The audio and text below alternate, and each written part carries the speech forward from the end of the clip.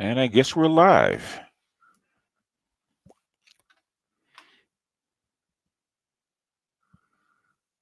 There's three waiting. Hit the like button on your way in. Hit the like button on your way in.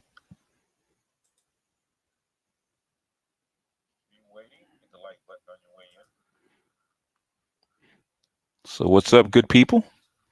Yo, Adrian. It's been a busy week. Kendrick, what's going on, babe?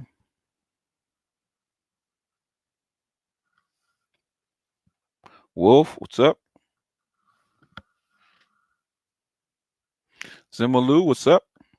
E, what's happening? Wayne, what's going on? Lay, Perry,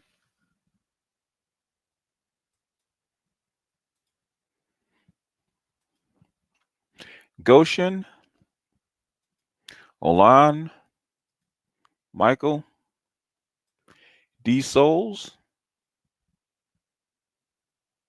Logic Needed, what's going on?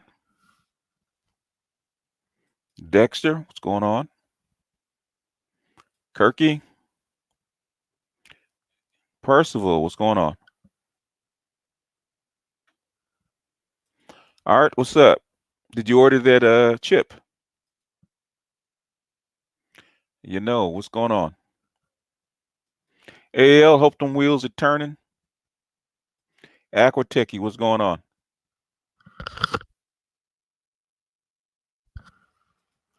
Captain Cisco, what's up? Ed Moore, 76, what's going on? I don't know what the lesson is for today, Blue Marvel. We have to wait and see. Artisan, what's going on?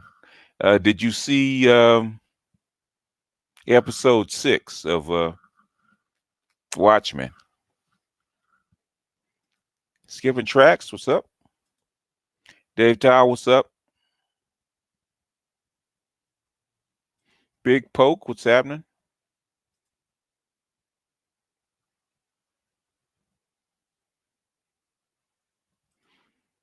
Nikki Love, what's going on?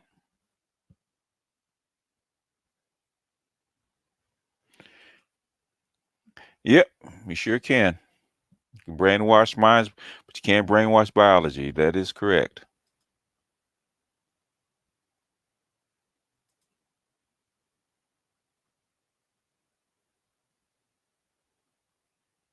Okay. Yeah, you better. Yeah, you had to get it while it's on sale because I heard they're going to have a shortage. They're selling all those chiplets to the actually going into the server chips, into the Epic chips. Plus, they have to make chiplets for the Chinese too. That's why there's a shortage.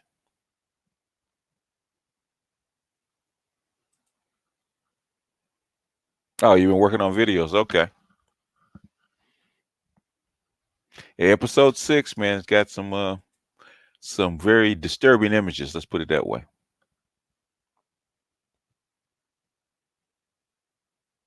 Well, you're a working man, artist, and I get it. JJ, what's going on? Joe Franklin, what's going on? TD Hip Hop, what's going on? All right. So, what do you guys want to talk about? Since we're here, we got a number of things. You guys want to talk about what we talked about this week? Evidently, Miss April Mason is taking us seriously. She's finally discovered the Manosphere, and not in a good way. Because evidently, sometimes if Black women find out if you push the Manosphere does push back.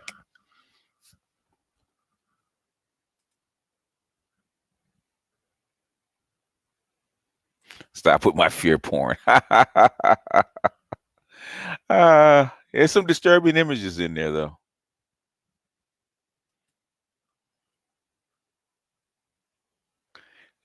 Failing upwards is a bad precedent for. If you can fail upwards, and if you can go upwards, whether it's fail or succeeding, it's a bad precedent. But the thing is, if that's the environment that you're in, and that's what you do, then you have to do what works. It might be a bad precedent, but you got to do what you got to do at the time.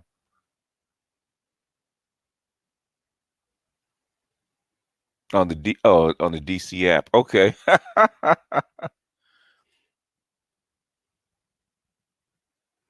Let's talk about the stock market. I haven't looked at the stock market in quite a while. Why would I talk about the stock market? Um, I haven't looked at it. What about it? I don't follow it every day, so I can't speak on it. What is it about the stock market that you want to talk about? Uh, I haven't looked at it. What's up, fitness mom?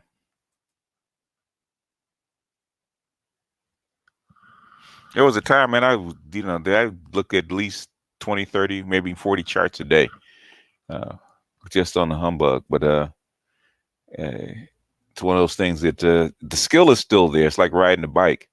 The skill is still there, but the mind is willing, the body is weak.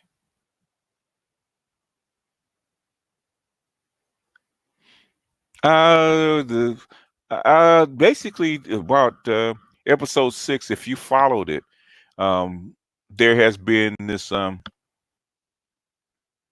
with the earlier before the Watchmen, there was the Minutemen, the forerunners of the Watchmen, and there was the hero they called the first Minuteman was called Hooded Justice. Now, Hooded Justice was created. Uh, well, the theme was is that Hooded Justice was thought to be white.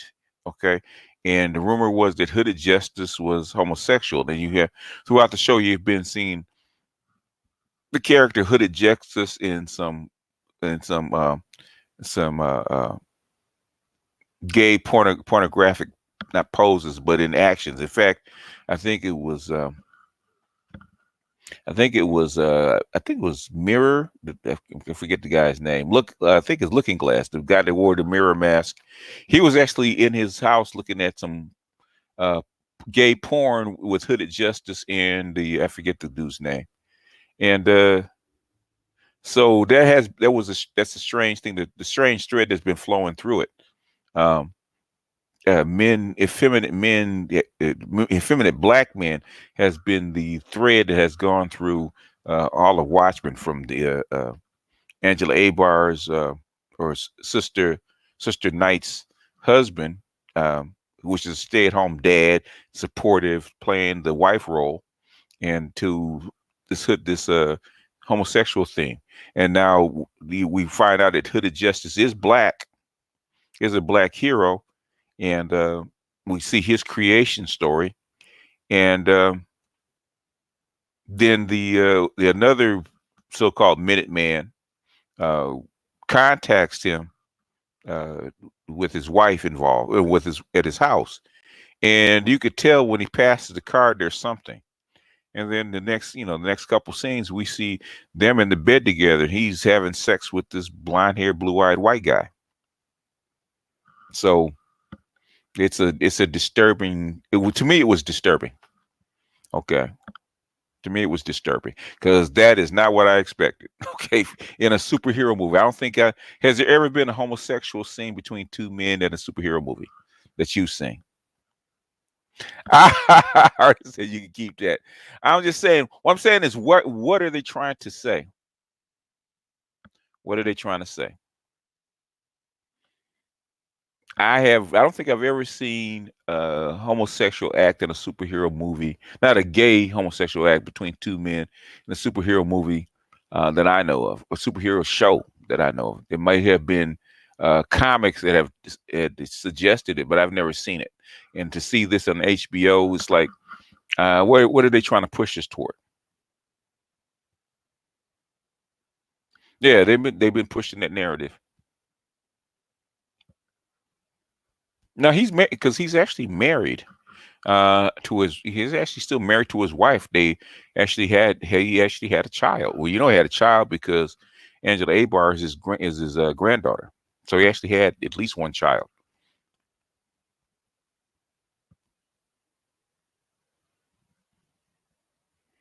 So I thought that was yeah. But have you ever seen it? Have you ever seen it on an actual superhero type show? I don't think I've ever seen it. And even though Watchmen is a little bit more avant-garde, I wasn't really ready for that personally. So, but this Watchmen series is about pushing narratives and showing images.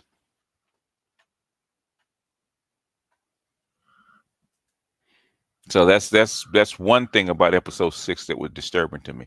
Um, they're pushing anti, I don't know if they're pushing anti-Klan rhetoric, which I don't mind, but the thing is they're making the Klan look like the Nazis, and they have this Klan plot, like how the Nazis had this plot to take over the world. Now it's the Klan plot to get rid of Negroes, and they had this device that could actually control the minds of people, and they were using these particular devices to get rid of people. So, but the thing is that they had a lot of disturbing plots in throughout the whole series, not just here, but throughout the whole series, and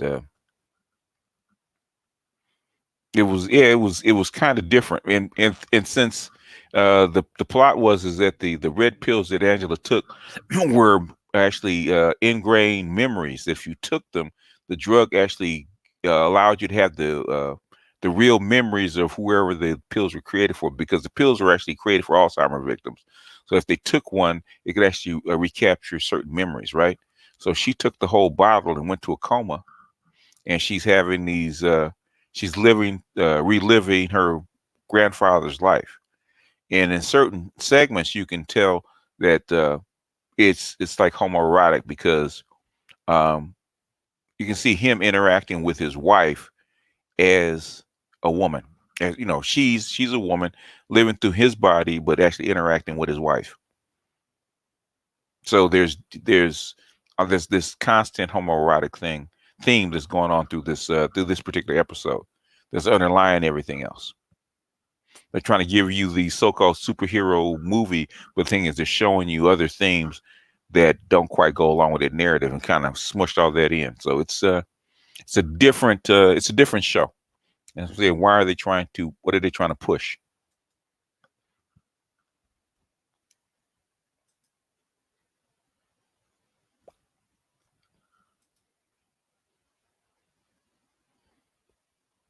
Yeah, okay, yeah.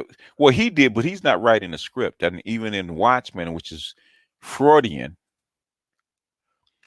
it's not. He didn't put this kind of thing into his particular Watchmen book.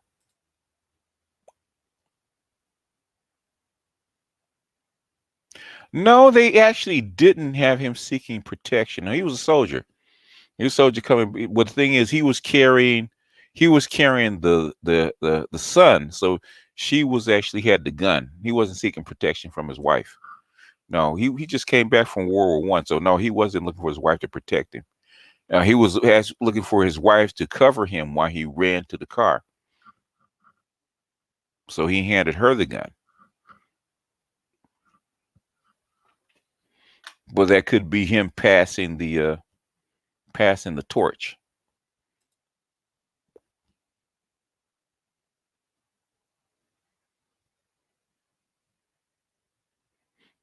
Yeah, yeah, they're pushing a homosexual narrative, but they had been pushing it uh uh for like the last 2 or 3 episodes.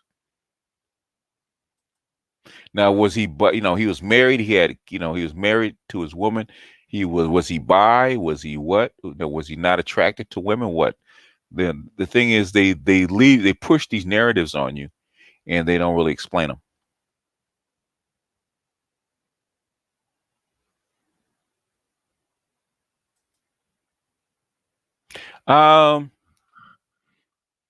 Because basically the Asians haven't got as far in Western culture as we have.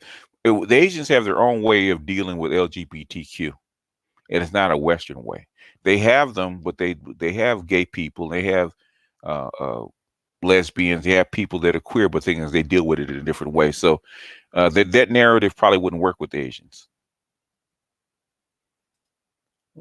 Hey, Smiley, what's going on?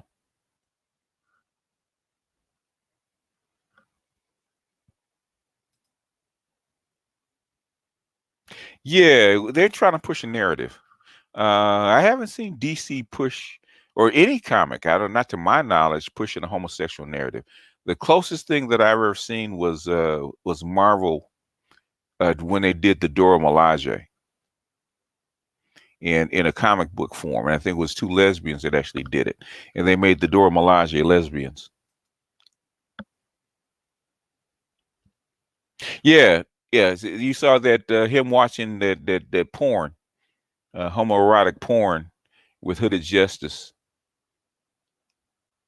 and the other superhero. I thought it was just okay. I thought they weren't going to go further with this. I thought they were going to say, well, that's just how people's perversion of the Minuteman thing. But it evidently, according to this narrative, it wasn't.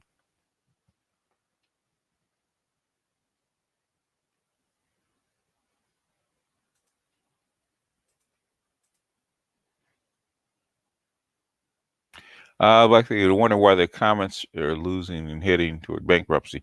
I don't think this is the comics. I think this is HBO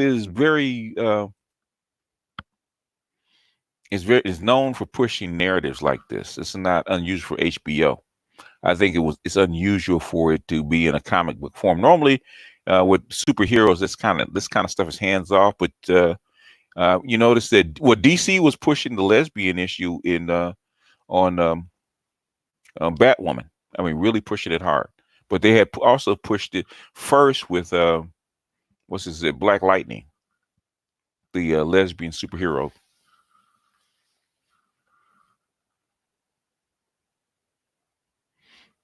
It wasn't porn. It was an American Hero story, but they're doing gay porn. Uh, yeah, it is. But the thing is that the reason I watch it is because it's a case study. Basically, they're showing people images in a superhero format. The thing is why? Because people are more willing to suspend belief, and accept things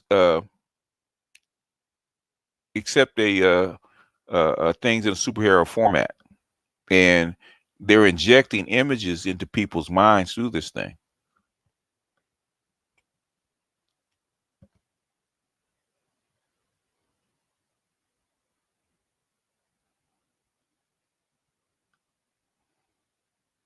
Yeah, well, yeah.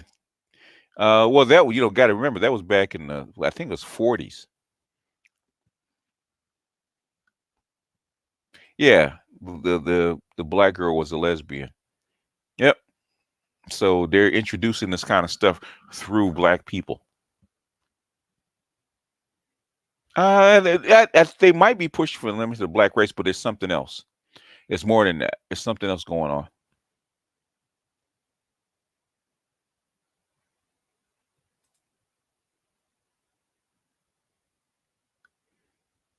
It goes far back as Supergirl and Legends of Tomorrow. Okay.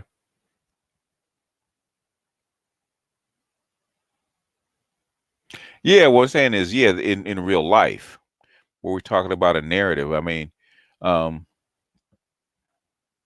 I don't know if I've ever seen two obviously gay superheroes in an act,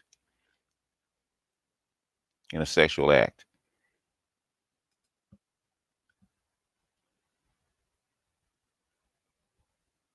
You have to watch it with a grain of salt. You got to watch it with a different eye.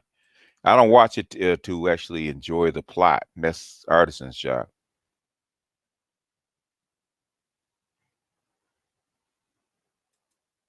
I've seen the first two episodes of The Mandalorian,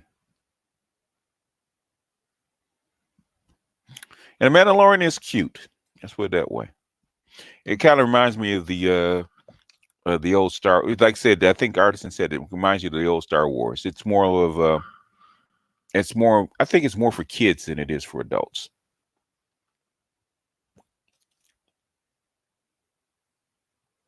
Yeah, but I'm saying is he might have been gay. He could have been gay. But the thing is, there was no homosexual acts in the comics where you have a guy bent over as you're doing him.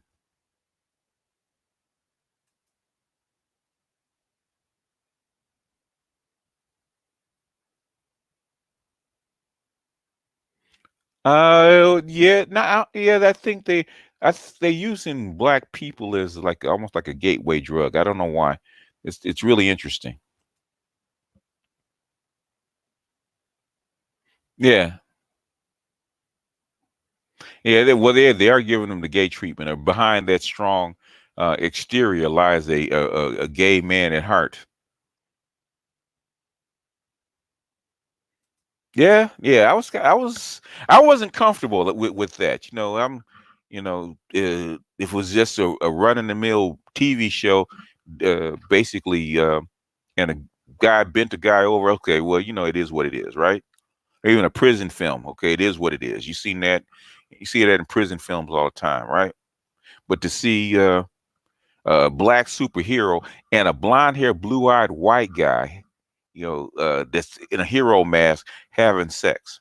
It's just, I don't know. I wasn't comfortable with the image.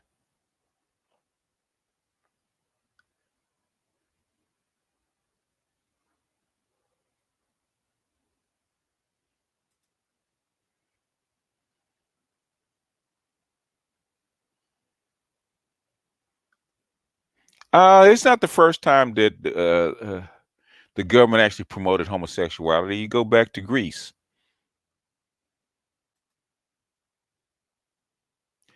Yeah, I think the anti-hero. I mean, the cop killer films have been around for a long time. You go back to the '60s, the late '60s, with Bonnie and Clyde, Gone in 60 Seconds, a whole bunch of other things where they had anti-heroes, and I think the anti-heroes are coming back.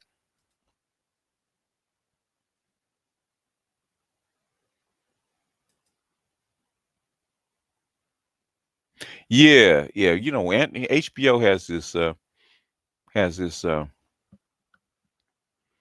like this cutting edge stuff where they're willing to take chances.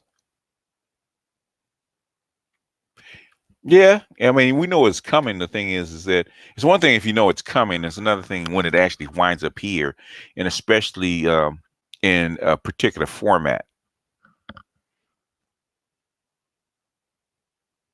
Yeah, man, not did say that about white homoerotic feelings toward black men. That's just or black men as objects, basically have been impressed upon it. So it's not just uh, uh, erotic objects. Not only, but white women see us that way, black women see us that way, and but white men see us that way as erotic objects.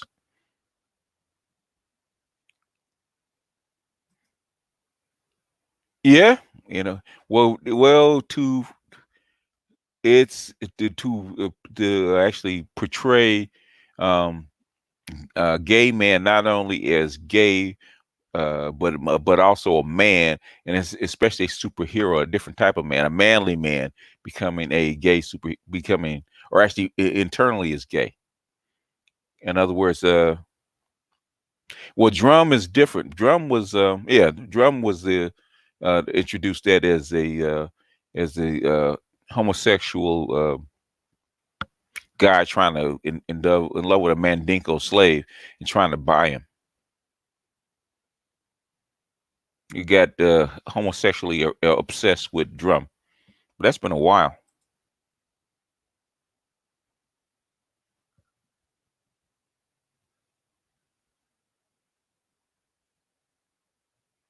Yeah, I'm not surprised. It's just a lot of them into the way who thinks watch the cuckold videos. It's white women that actually do that because that's a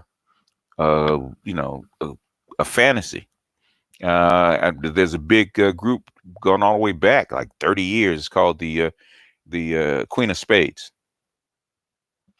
And Queen of Spades always have that black spade on their on a tattoo on their like their arm or on their ankle or someplace, or even sometimes on their butt that they're Queen of Spades. That means they're into being cuckolded cuckolding their husbands with black men.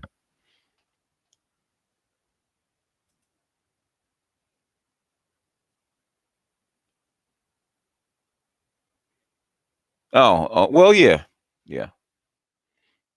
I think they're gonna head that way. Yeah. If you look at, well, DC's gonna head that way. It's curious that the two um, the two comics actually pushing this agenda come from DC. I don't think Disney has the balls to do something like this.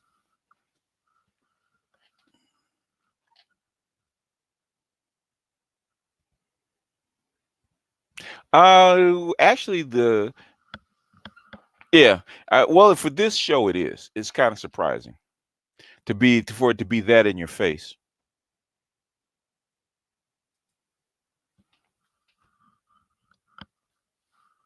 And because in this show, the husband, uh, what's her name, Sister Knight's husband, has been called hot, been called attractive, all this kind of stuff. So he has been the sexual object for not only Sister Knight, but also the lady FBI agent.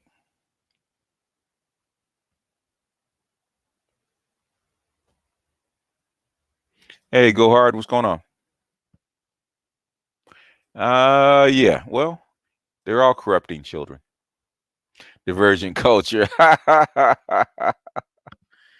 Yeah.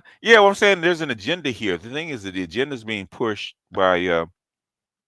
Now, is it DC or is it just DC or is just um HBO? But there's something going on.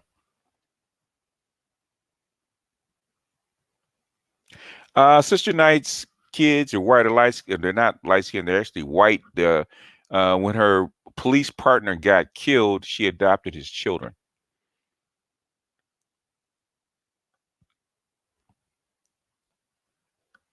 Yeah, we are. So when we knew when they started off the series with the attack on Black Wall Street or Tulsa, Oklahoma, then we knew there was going to be some stuff going on. That's why Doctor Johnson actually alerted us to it, and they haven't failed us. Uh, Gender fluidity, homosexuality, cloning. Uh, Cloning is heavy, in this series. Dominant females is very heavy in this series. Um, anti Klan is very heavy in this series. Um, Mind control is heavy in this series. There's all kinds of stuff. It's actually the images you can't keep up with it so fast because they're just throwing them at you.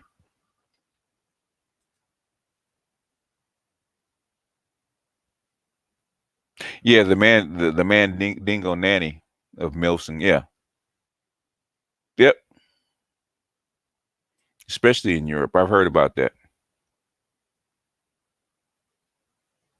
Yeah, yeah. I mean, there's so many. It's like why I have a feeling why they're pushing gender fluidity and cloning because that's getting ready to happen in the next 10 years. So I understand that. The anti I don't know if it's anti-white or anti-Klan. I don't know which one it is,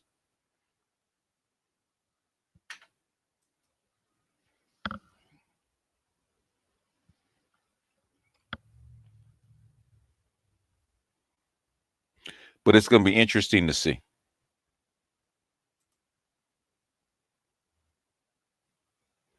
Yeah, the thing is, they're pushing an agenda that's obvious. Okay, HBO is owned by Warner Brothers. Well, that makes sense. Well, that makes sense. The thing is, who's paying for it and why?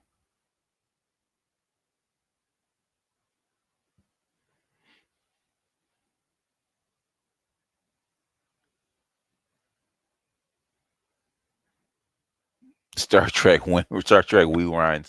The thing is that they're pushing the agenda. The thing is, why are they pushing the agenda, and where are they pushing us? Anti-Klan, yeah, very much anti-Klan. They showed the second episode where the police chief was discovered with a Klan robe.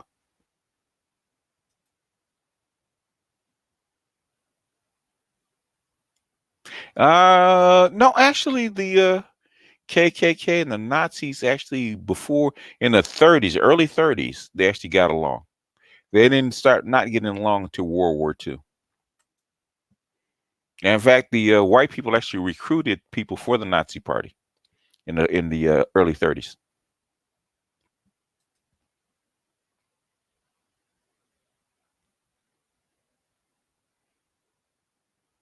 Well, Tinder's going to get worse. If you thought Tinder was bad now, or Clean Fish was bad now, just wait. Wait till this economy takes another dive. It's going to get worse. It won't be drugs this time. Um, the thing is to push them in a certain direction. You already have feminine black males. Yeah, well, yeah, we're surmising that may be the case. The thing is that the case? Yeah, there were Nazi groups in the 30s. And there are actually people recruiting for Nazis in the 30s.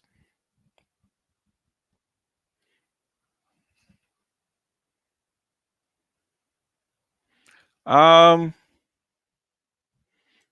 they're masking a lot of stuff. Tariq Nasheed is working on another hit song. He always wanted to sing. He always wanted to rap. That was his. He wanted that to be his claim to fame.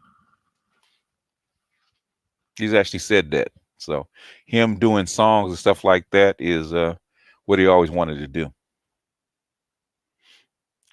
Yeah, well, he was making money off the Nazis. He sold product to the Nazis.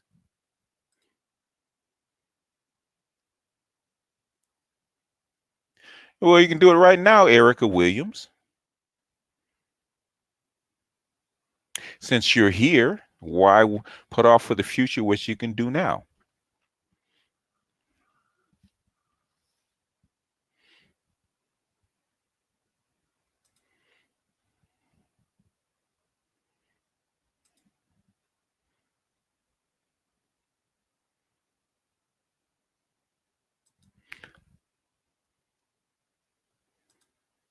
Tell him to keep on trying. Hey, he got a fan base though, so he can sell his stuff. It's easy when you got a fan base. Apple been dumping bad products into the market for years because they have a fan base.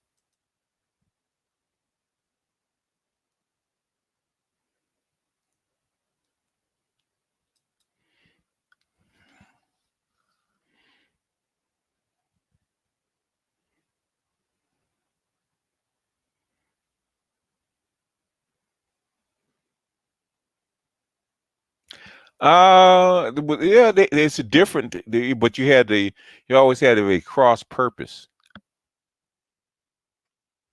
Uh, yeah, but the thing is, they still recruited in the 30s. The KKK was in league because they both professed white purity, and they didn't diverge until the late 30s.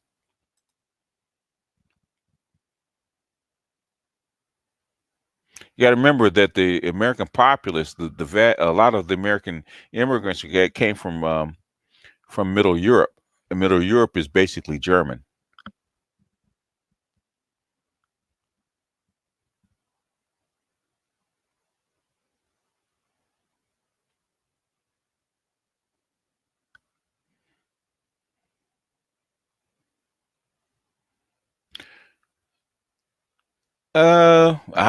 Yeah, who knows? No, you could tell they're two different personalities. Black, Jason Black, Professor Black Truth. They're actually two different personalities. You can tell the different personalities. I don't know if Billy D. Williams actually came out. I don't know. I haven't heard that one. How did Nazis get Russia? What are you talking about?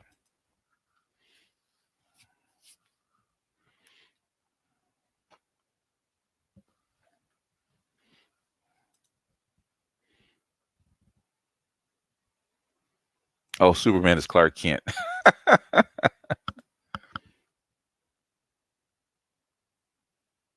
the Laker haters getting a little bit more quiet. I didn't know there were that many Laker haters out there. Well, they basically sold their souls to to LeBron James and LeBron James camp. So if they don't win a championship from this, then basically there's going to be hell to pay. So they pushed all their chips into the middle. What do I think of Shazam? Which one?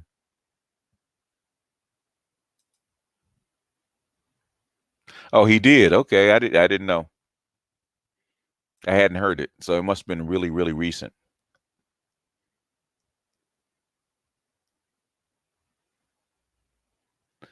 Yeah, we watch it. You watch. I watch our teams if I can. I don't get time. YouTube takes up a lot of time, so I don't get as much time to actually watch it.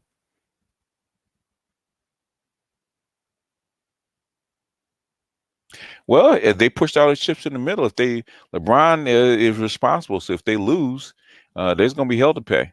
Especially, the Lakers gave up like 5 years, 6 years of draft picks to get this show on the road. So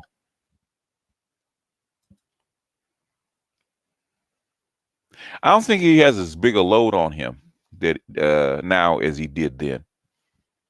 So,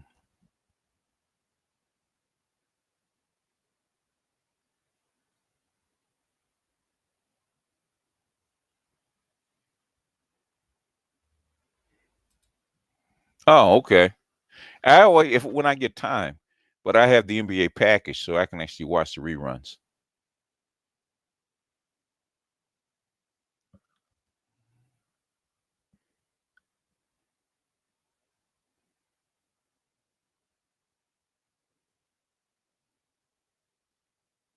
What are my thoughts on you joining the military? Depends on the reason that you're joining. If you need a job or you need a skill or you need a place to go and you don't have better options, join the military for 4 years until you get better options and so you can get a skill.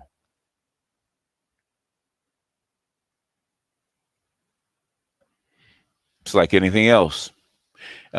People do have resistance to joining the military because they're afraid of being brainwashed. Most of your brainwashing, 90% of your brainwashing is actually done in grade school. So the military can't do to you what isn't already there. I think it's like 70% for Donald Trump to be reelected. Reelected. No, I don't think they're trying to impeach him. I think they're just trying to make him look bad for the elections. But the thing is, they're so bad, it's not going to work, in my opinion. They're actually wasting their time. Yeah, 6 years of draft picks. You have to get um, AD and LeBron. So actually more than that. So they pushed all their chips in.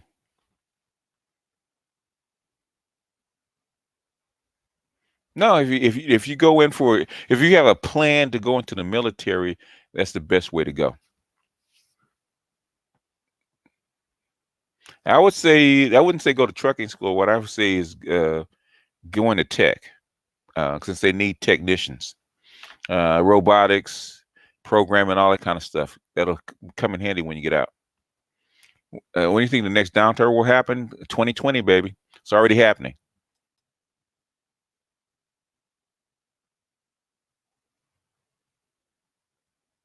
Oh, okay. Well, everybody, then people know who he is.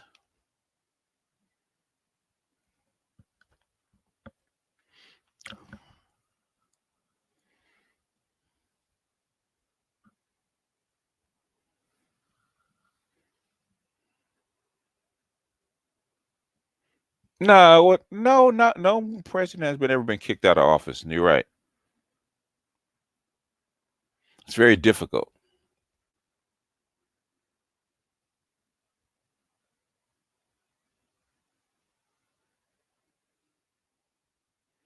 Yeah, and dividends. I heard that. You're on your way, Soul Shader. I should have taken AMD at $3 because I had bought AMD 3 or 4 times over the years, but I kind of lost interest. I should have bought them at $3 just to buy them before it wasn't after they did their dead cat bounce.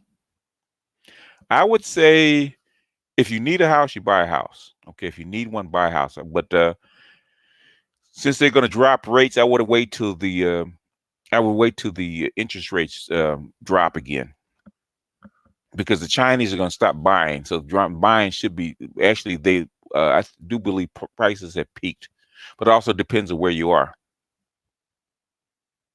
Nixon resigned, but he wasn't impeached.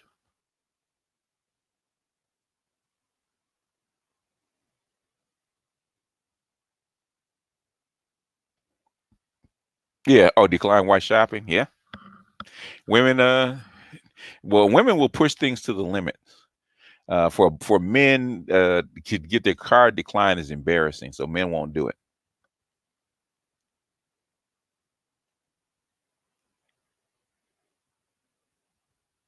Yeah, it's 39 now, but I'm saying is if I should have the one time I should have really bought AMD, and I was trying to get the old lady to go into it with me, is when AMD was like $9, and this is before they came. I forget what chip they came out with. I think this was like the early '90s, no, mid '90s, and AMD was sitting at like $9, and it jumped up to 50 because they came out with a new chip.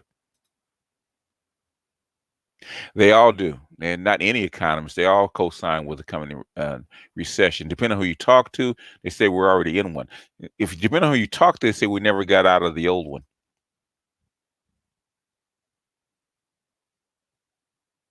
It is a foundation skill, but the thing is, it's also a dead end skill,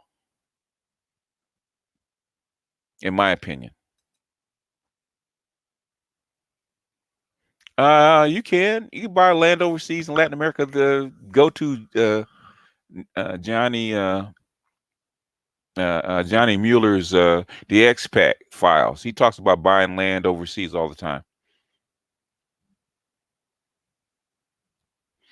But the thing is, if you're going to move there, I would say buy land overseas.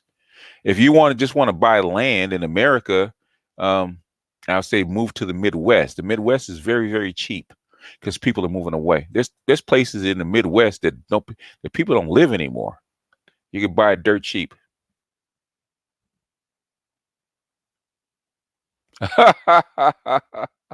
If everybody has it, if pretty soon everybody's gonna have it. So and say which one is worse, April Mason or Nicole Michelle? I I would say I say I don't know. That's a good question. I say April Mason's probably a little worse. I think Nicole Michelle's a little bit more upfront about how she feels, about what she thinks.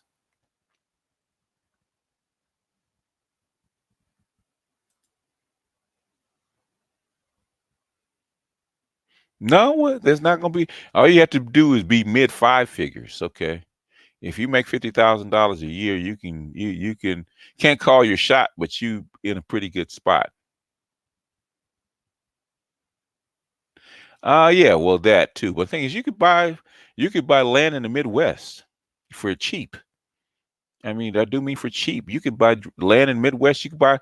I don't know if it's still go on, but the thing is, this is like 3, 4 years ago. I was thinking about buying a house. I think it was Kansas City, Kansas, right, where Google Fiber was, and I think you could buy a 3 bedroom house with a basement for like $23,000. Not for another 15 years. Nah, nah, bro. Ain't no not for another 15 years. It's already happening.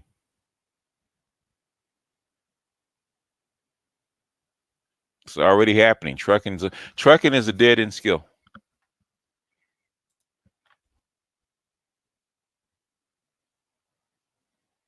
I don't, I've been saying that for a while. Even my truckers say trucking is a dead end skill.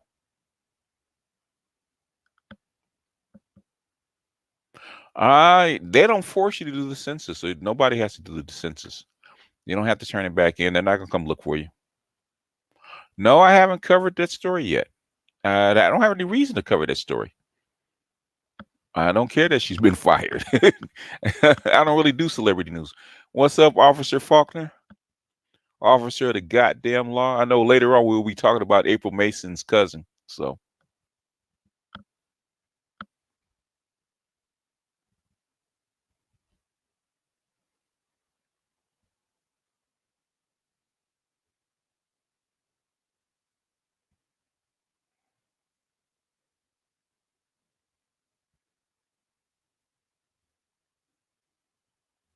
yeah,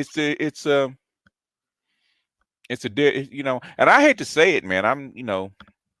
I got one of my guys, man. One of my guys that's been in trucking 27 years, man. He's getting out.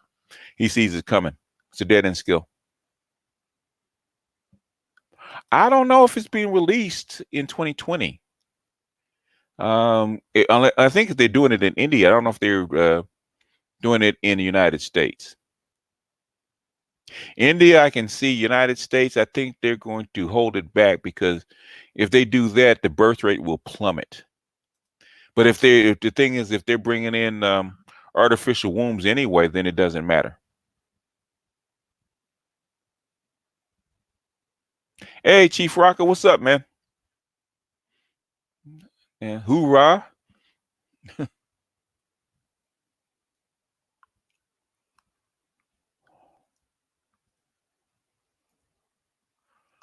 Oh, her attorney has seen the whole video and the cops are lying. Well, I don't think so. Why would the cops lie about somebody being snatched? The thing is, um, and Officer Charles can tell you, if they didn't say anything to you and they didn't touch you or they didn't grab you, then you don't have a case. You can't arrest people if they didn't do anything. You have to do something for them to arrest you.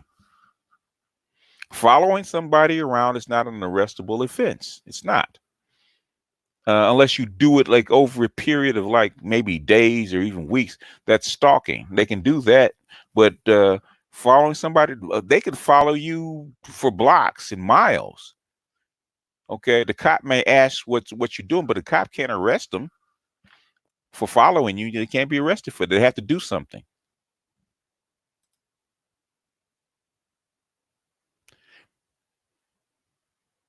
You talking about yellow vest or yellow jacket? You talking about yellow vest?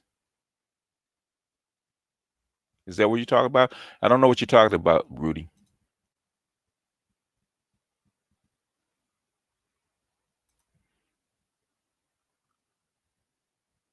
Yellow jacket. Yellow jacket. What is yellow jacket?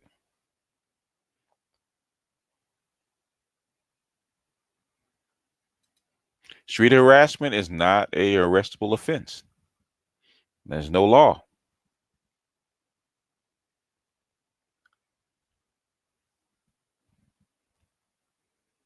If there have been people, the women that have been kidnapped and have been kidnapped for sex. Younger women have been kidnapped for sex trafficking. And there have been women kidnapped to actually use their ATM. But and if they had been approached, he brandished a weapon, something like that. That's an arrestable offense. But following somebody is not. Yeah, they've been conducting tests for a while. Yeah, Erica could tell you. Self-driving trucks are coming. Self-driving trucks are already here. They're just waiting for the laws to pass so they can do it. So I would the trucking, if you're just doing you already got skills, you want to get into trucking for a short-term job, I say by all means go ahead. But it's not gonna be a career. Yeah, you can come up and yeah, I'm gonna drop it in about 2 minutes, Charles. Yellow vest. Yeah, yellow. Talking about a yellow vest in France. Is that what you're talking about, Rowdy?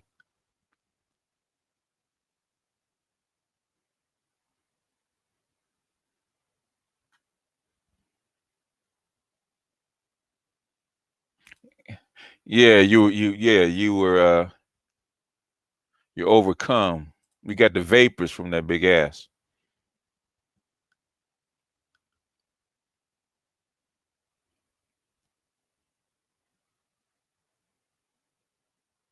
Yeah, they need an operator there for safety reasons because they're not legally allowed to operate without a monitor. But that's good. The truck drives itself.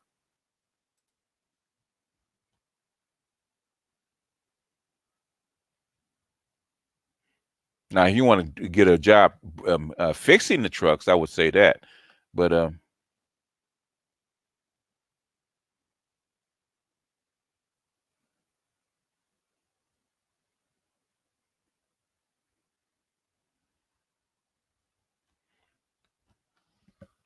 well, April Mason has to prove her case. I don't know why she's still doing this. Okay, she's gonna. I know it's her cousin. The thing is, you're gonna make yourself a target, sweetie. Leave it alone. Leave it alone.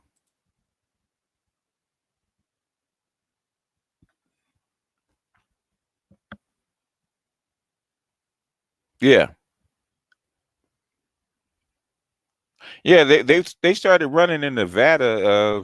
Hell, in 2016. Best Buy is hiring. Best Buy is hiring for now. They're actually the New York City was going after FedEx because they had drones delivering packages in New York City as we speak. The little wheel drones.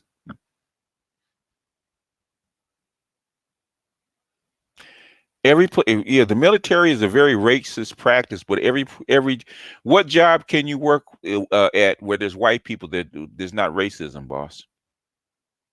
There's racism when you go to public school. This is a racist country. What's the difference? You live here. You ain't gonna escape racism. Racism was actually what is it? Civil rights actually started in the military first on both causes, Civil War and the World War II.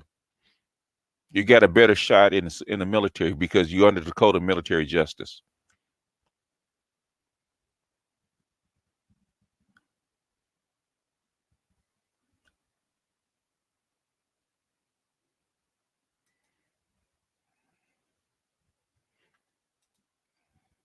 Yeah, they want a unified society, but they don't want to do the work to get one.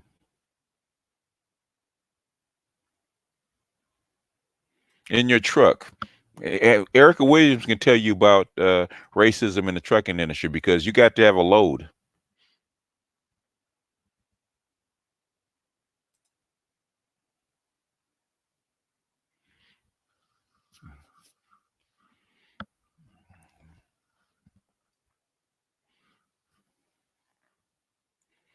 You're arguing with us, man. Stop. I hate that. You know what I hate? You know what I hate? And that's a female trait. You argue with somebody, go back and forth and debate with somebody. I'm not arguing, I'm just saying. Bullshit. Call a spade, man. I don't like that. If you're arguing, you're arguing. Okay? I'm not arguing, I'm just saying. No, you're not just saying. You're arguing.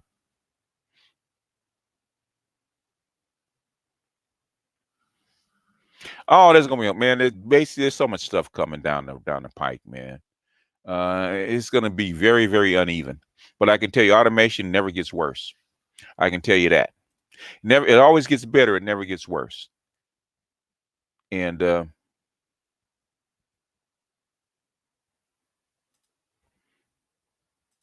I've been warning everybody. I mean, I've been warning everybody since 2015 that this stuff is coming down the pike.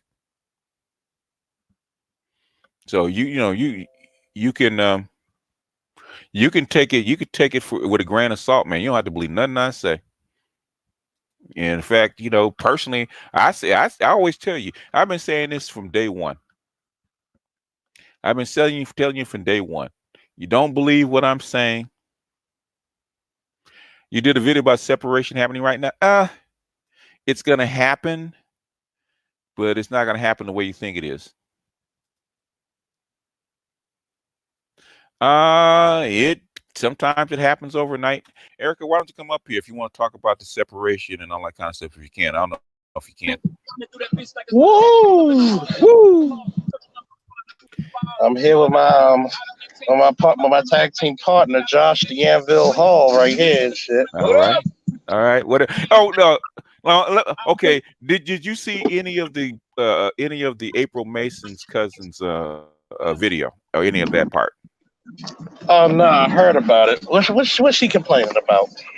Okay, her cousin, who's 42 years old, said that 3 guys in a Dodge Charger of all things followed her and they were trying to kidnap her. Okay. So I'm gonna take a. Okay. Let me. You don't mind if I break it down for a minute, right? Go ahead. Okay. You got 2 cops in the car right now, about to go make a liquor cigar run, right? Yeah. Who's more valuable, Josh? A 42-year-old woman or 18-year-old woman? 18. 18. So why would I want you out of all things? See, that sounds more like you were involved with some shit that you're not telling your peoples. Who want human traffic an old chick? Yeah. With some shit that you. So here's my shit. Here's my shit. Okay. You involved in some shit that most people are not kidnapping old women, and even then, most times when you get robberies, they're not trying to kidnap you unless you worth some shit to ransom. Rob you.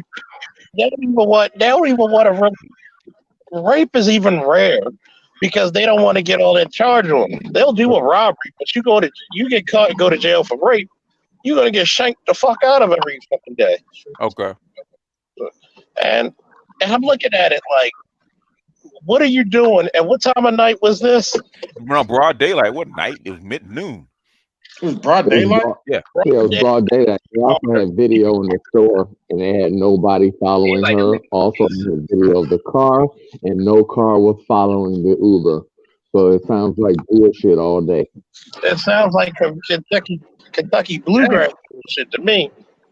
No, but I'll tell you, one of the things I noticed is this is the time of year you should expect a lot of, let me say it in a nice way. A lot of women with low self-esteem. This time of year, we usually. But a lot of women with burglaries because you keep a lot more shit. Okay. The thing is, she was followed. Okay, I don't know whether she's followed or not. Okay, so when she said she went into the Circle K. Well, you know, the Circle K is like a gas station, a little mini mart, right? And I said number one, I said it didn't sound right because say if somebody is following you, they're not gonna follow you into the Circle K because there's cameras. Okay, so she goes into the Circle K to call an Uber instead of the cops. Okay, and she said a guy, yeah, I said a guy in a black shirt was following her around the aisle. Yeah, I said the guy was following her in the aisles, right? Wow. And so she's there for like maybe 30 minutes. She calls the Uber. Uber comes to get her, right? And she says the guy and the 3 guys in the Dodge Charger actually followed the Uber. So right, so they had video of the car, and there was no car behind them. There was no car behind them. There was basically but the guys never approached her, brandished a gun, made contact with her, never said anything to her. Okay. I'm saying even if the guys followed her, the cops cannot make arrests because they didn't do anything. No. If he didn't even take out a gun, nobody's gonna arrest him for hurting their feelings. One at a time. And then drive off. That's not happening. It's not possible. No, like number one, you telling me, and even in 2019, soon to be 2020, used to be one of my favorite shows back in the day. Yeah, you telling me she can't scream and and you call an Uber instead of the cops. Let me say something. Yeah. If a chick is snatched in broad daylight, they're gonna be screaming like a white bitch in a scary movie. Ah! Yeah. I'm gonna get, since Erica doesn't have that much time, I'm gonna let Erica jump in. Okay. I know her time's limited. Busy woman, so we're gonna get her in first. I'm training my VAs in the Philippines. That's the only reason I'm up so late. Okay. So I was saying how earlier I was talking about the trucking industry. And the little insight, I'm over 15 trucks now. So 4 are just mine, the rest are in the investment group. And the people I work with are Ukrainian. Okay, really? Okay. They're Ukrainian. They're guys who get our loads are overseas in Ukraine. All my drivers, 13 of them are from Africa. Okay. 2 are American. One's a black female military retired veteran and a black male retired veteran. Now, what ended up happening originally, what I was saying about the trucking industry is they did a thing this past 2 years. Instead of giving people the PIS test or urinalysis test, they gave people the hair test. Yeah. Now, I mean, I don't know if you guys understand what the difference is, but a pink test you can pass, you can trick, you can do all kind of things. Yeah. A hair test is pulling 6 months back. Yeah. And so you just had thousands of black men and white men go, oh, they're unfair this year. And all of a sudden they're putting all of us out. And it's like, no, you couldn't pass the hair test. And so if you refuse, it goes on your record. But if you just say you can't find a job this year, you still have a good record. And so you have a lot of that happening. I don't know if you've seen the stuff in Dallas where you have Congolese. They have 300 guys, 300 trucking company. All their guys are from the Congo. None of them are American. And they even say very openly, well, yeah, we had to hire some Americans because, it's America and they make us do what they say. So, what's happening is the prices are going lower. So if you're an American male and you're used to high income in trucking, the prices are going lower because now they can get all these visas to pull people from other countries. And it pulls away from the power the trucking industry has, which is their drivers should be well paid, make a lot of money, could buy a house, take care of your wife, whatever. And that's kind of like the wagon is circling. Like even when I went to go buy my trucks this year, every time I would go, I would see either Middle Eastern, Eastern European, just outside Americans, not American, if you want to say it that way, buying trucks because they could get a visa easier from their country. So you had a lot of that where people just couldn't pass a hair test. I think I passed up on 40 veterans where I offered them the job and told them it was going to be a hair test.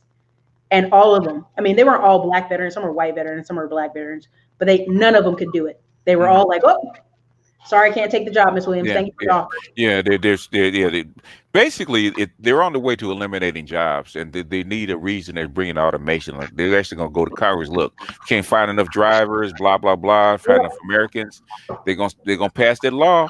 Well, the Indian community is, and I mean Indian with a dot, not a feather. Excuse me for the tactics I'm saying. But they are one of the biggest lobbyists for the trucking industry because the last 2017 and 2018, they got 15,000 per year of Indian drivers over here directly on a visa. So I just wanted, if you just know anything about the Indian community, they're 48% of the hotel industry. Yeah. Now, if you put them Sikh Indians who have turban and the long beard, it's hard for them to get in regular jobs. Yeah. If you think about 30,000 Indians entering to the field, now what if each one of those guys buy 1 truck? That's 30,000 trucks. If each one of those guys buy 2 trucks, that's 60,000 trucks.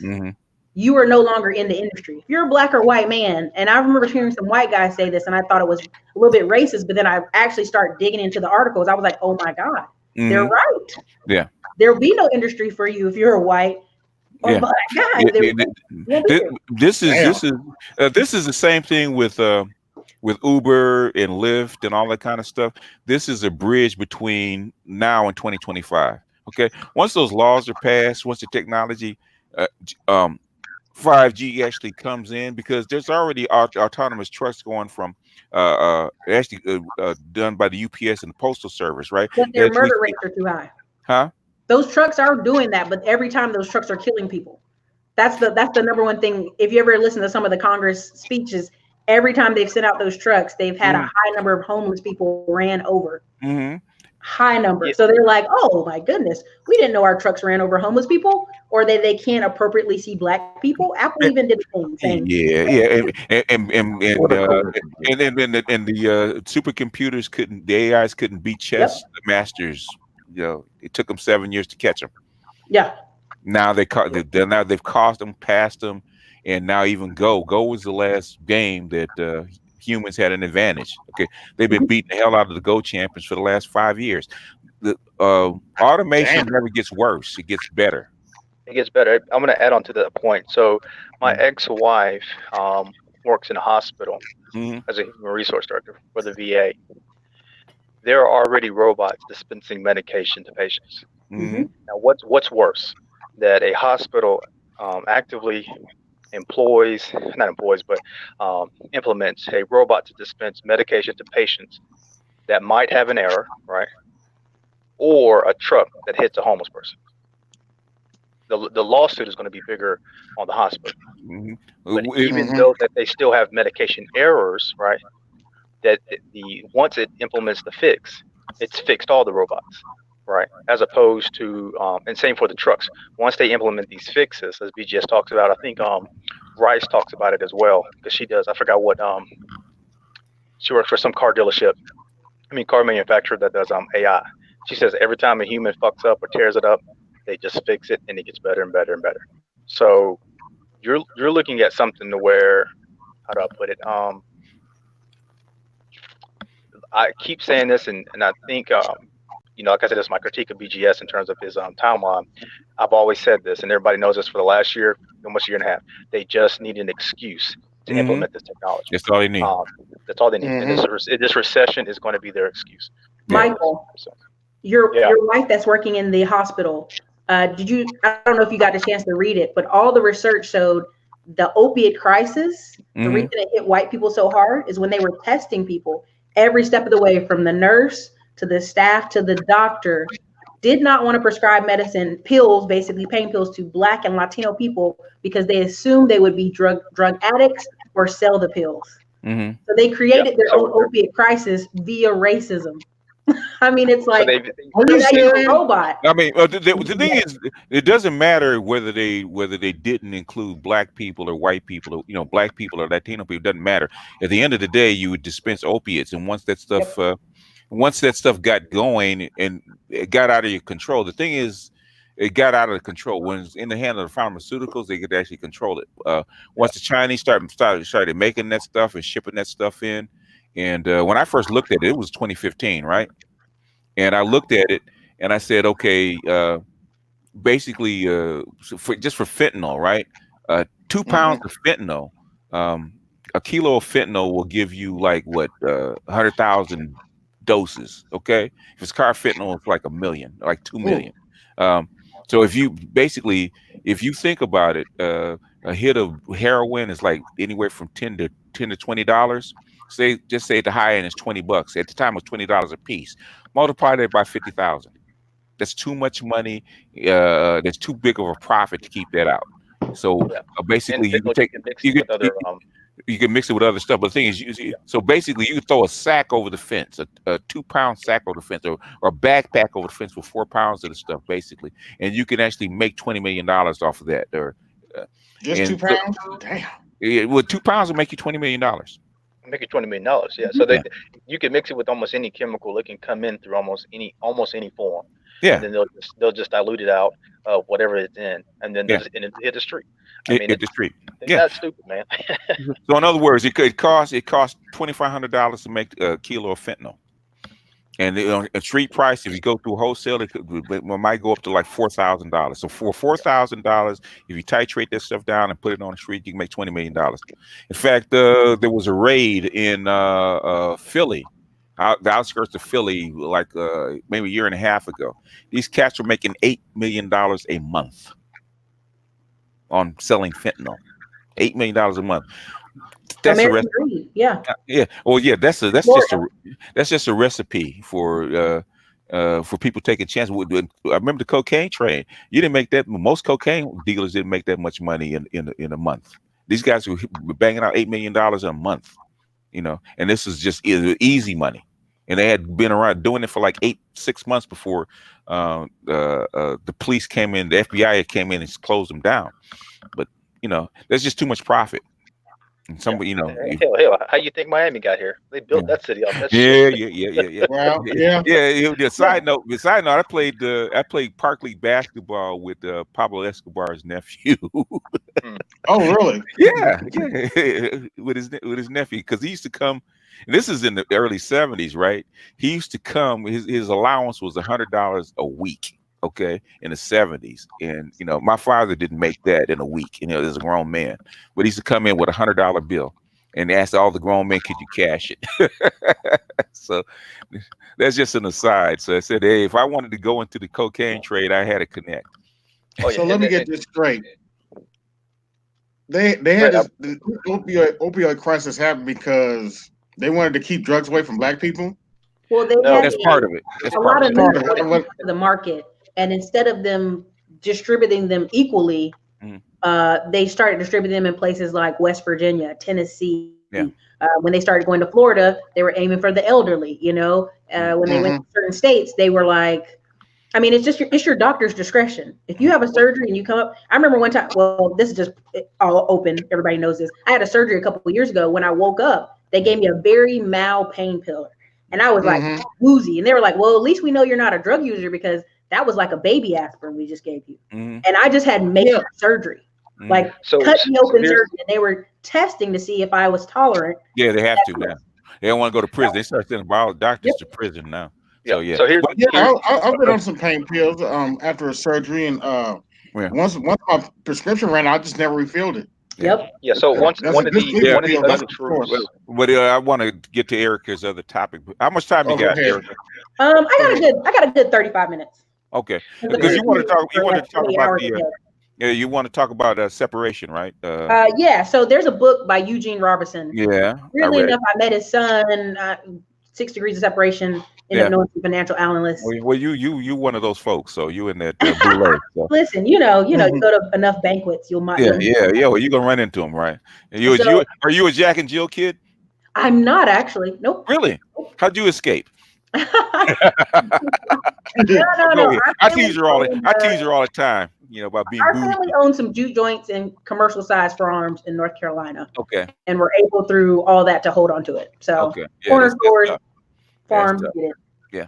But you want to talk about Eugene Robinson? Okay, go ahead. So it's the best book you guys can get this year. It's called Disintegration. For conversation pieces. How about that? Go ahead. I read the book.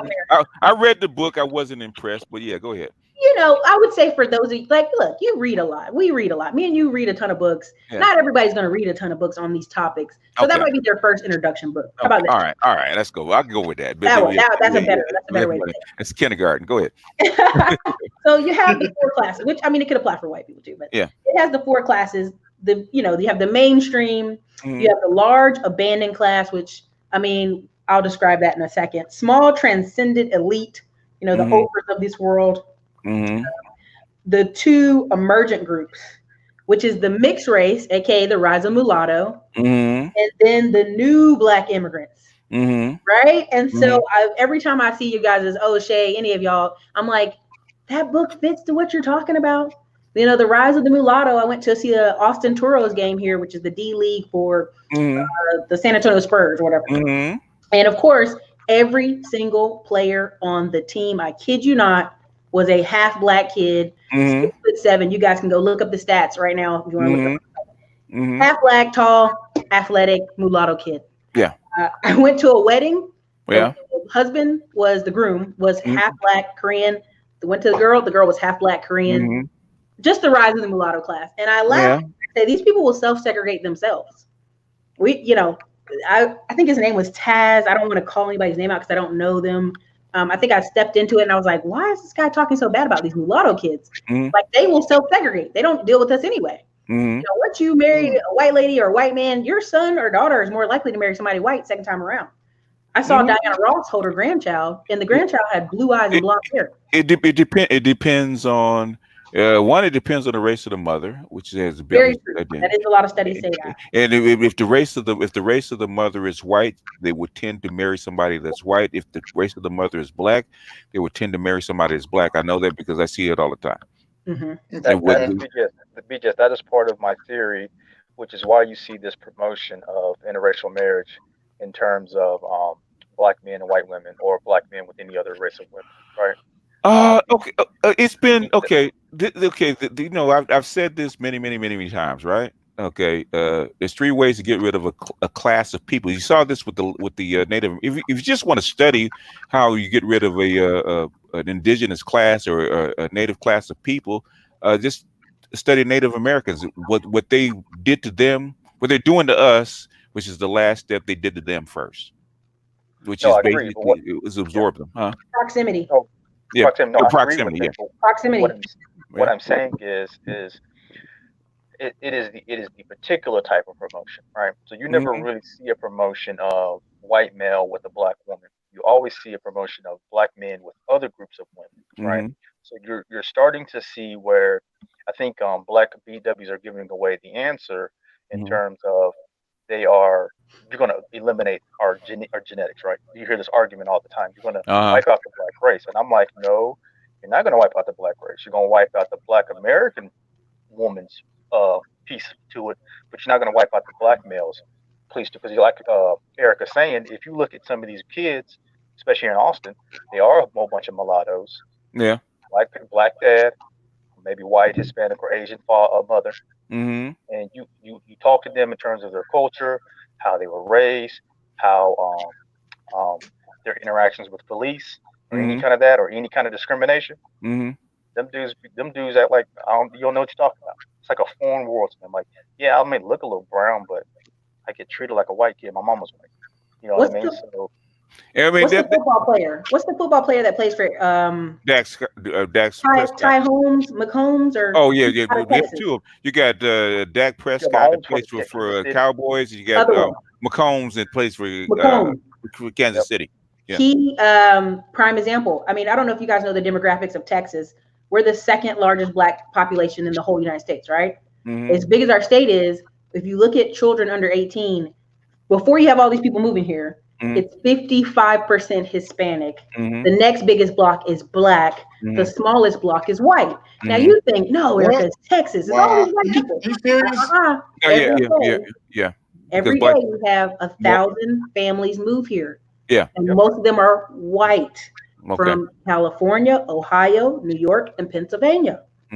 So we're importing white people to Texas. Yeah. You go to San Antonio, even if you look at the school stats, the school stats here in Austin, Texas, if you go to Cedar Park is 75% Asian, and I don't mean it covers Asian and also Indian American. Yeah, but the thing is, what you're doing is you hollowing out the Midwest, because the Midwest is getting hollowed out because they're moving to the coast. They're moving to emerald cities because there's no work in the Midwest. So they're borrowing white people from. They're actually borrowing white people from the Midwest and bringing them into places like Dallas and Austin and places like that, California, which is Los Angeles, San Francisco, because they were talking about all the white homeless you see now on the streets of Los Angeles come from someplace else. They come from the Midwest, but that's happening. But the thing is about and anybody that's listened to me, I always say that the future of America is going to be based on class and not race. Yes. And so it doesn't. So the separation of Black America, there won't be a Black America. And I would say for sure. The disintegration. Disintegration means absorption by something else. Yeah. So the emergent immigrant class doesn't mean anything. Nigerians. That doesn't. That's a very small portion. But I don't know if you looked up Houston. They are like it's still a small portion. Just flying up everything. Yeah. And even the top Black YouTubers you see, they're actually Nigerian. There was a video where they went on a trip. Someone got married. It was the top 8 Black YouTubers. They were all in Nigerian clothing at a wedding. And people said, "Oh, that's so nice, y'all dressed up." They're like, "No, we're Nigerian." If you send the elite from any country to another country, they will do well. And the people that come here from the continent, I can tell you, if you ever stood out in front of a consulate and see that 1,000 people out in front of the consulate trying to get visas, you can't get here without no money. Yep. True, and the only thing the only area that's different is where they did in California, where they pulled in Stockton in those areas. All those Asians, the immigrants that were escaping, I would say Cambodians, Laotian, they're having problems with them now, though, because you didn't pull the best of the best. No. So now you have those gang problems and the shootings. I think you had 5 Asian kids shot in gang violence last week in Stockton or something. Yeah. So we have to be careful. And if you look at California, look at the rise of the Asians and Koreans, and you wonder how they made their money. I've said this many times. They shipped all the chip manufacturing, the silicon wafer manufacturing to Asia. That's how they got bootstrapped into making all that money, and all that money came back to California.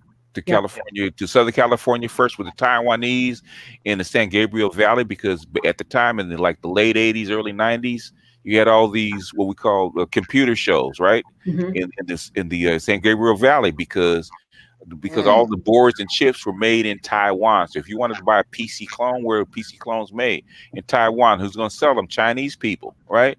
So that's how come Southern California is like 40% owned by Chinese folks, by Chinese money. Same things with the Koreans. Hyundai, Carrollton and Houston, and also Dallas. Hyundai, Kia, basically Samsung. All those chip manufacturers, all those big manufacturers got bootstrapped by making silicon wafers and chips. The biggest chip manufacturers in the world are in Asia. That's where the money comes from. So where did the way the finance work, where does the money have to come back to? Into the United States to buy real estate, to buy companies. All that Asian money does not come out of nowhere. So these people are not a better race by any means. The money comes from someplace else. When Africa gets bootstrapped, they're being bootstrapped now. In 20 years, you can see Africans come over and doing the same thing. And you see that already with Nigeria. Nigeria has a lot of oil money. Okay, and all the money, all that oil money goes to the top, right? So these kids come over educated. They come. Wait. Nigerians are the healthcare, the #1 imported doctors and nurses right now. I know what I'm saying is where they get their money from to educate these people and send them over is coming from oil money. Nigeria is what is the 4th biggest oil producer on the planet.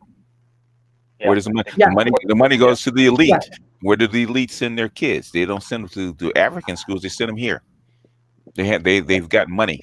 So that these are not poor. These are not the average person. So I always see Nigerians say blah blah blah. Let me go to your country and see and walk outside of Lagos and see the average Nigerian. See how educated they are. How amazing they are.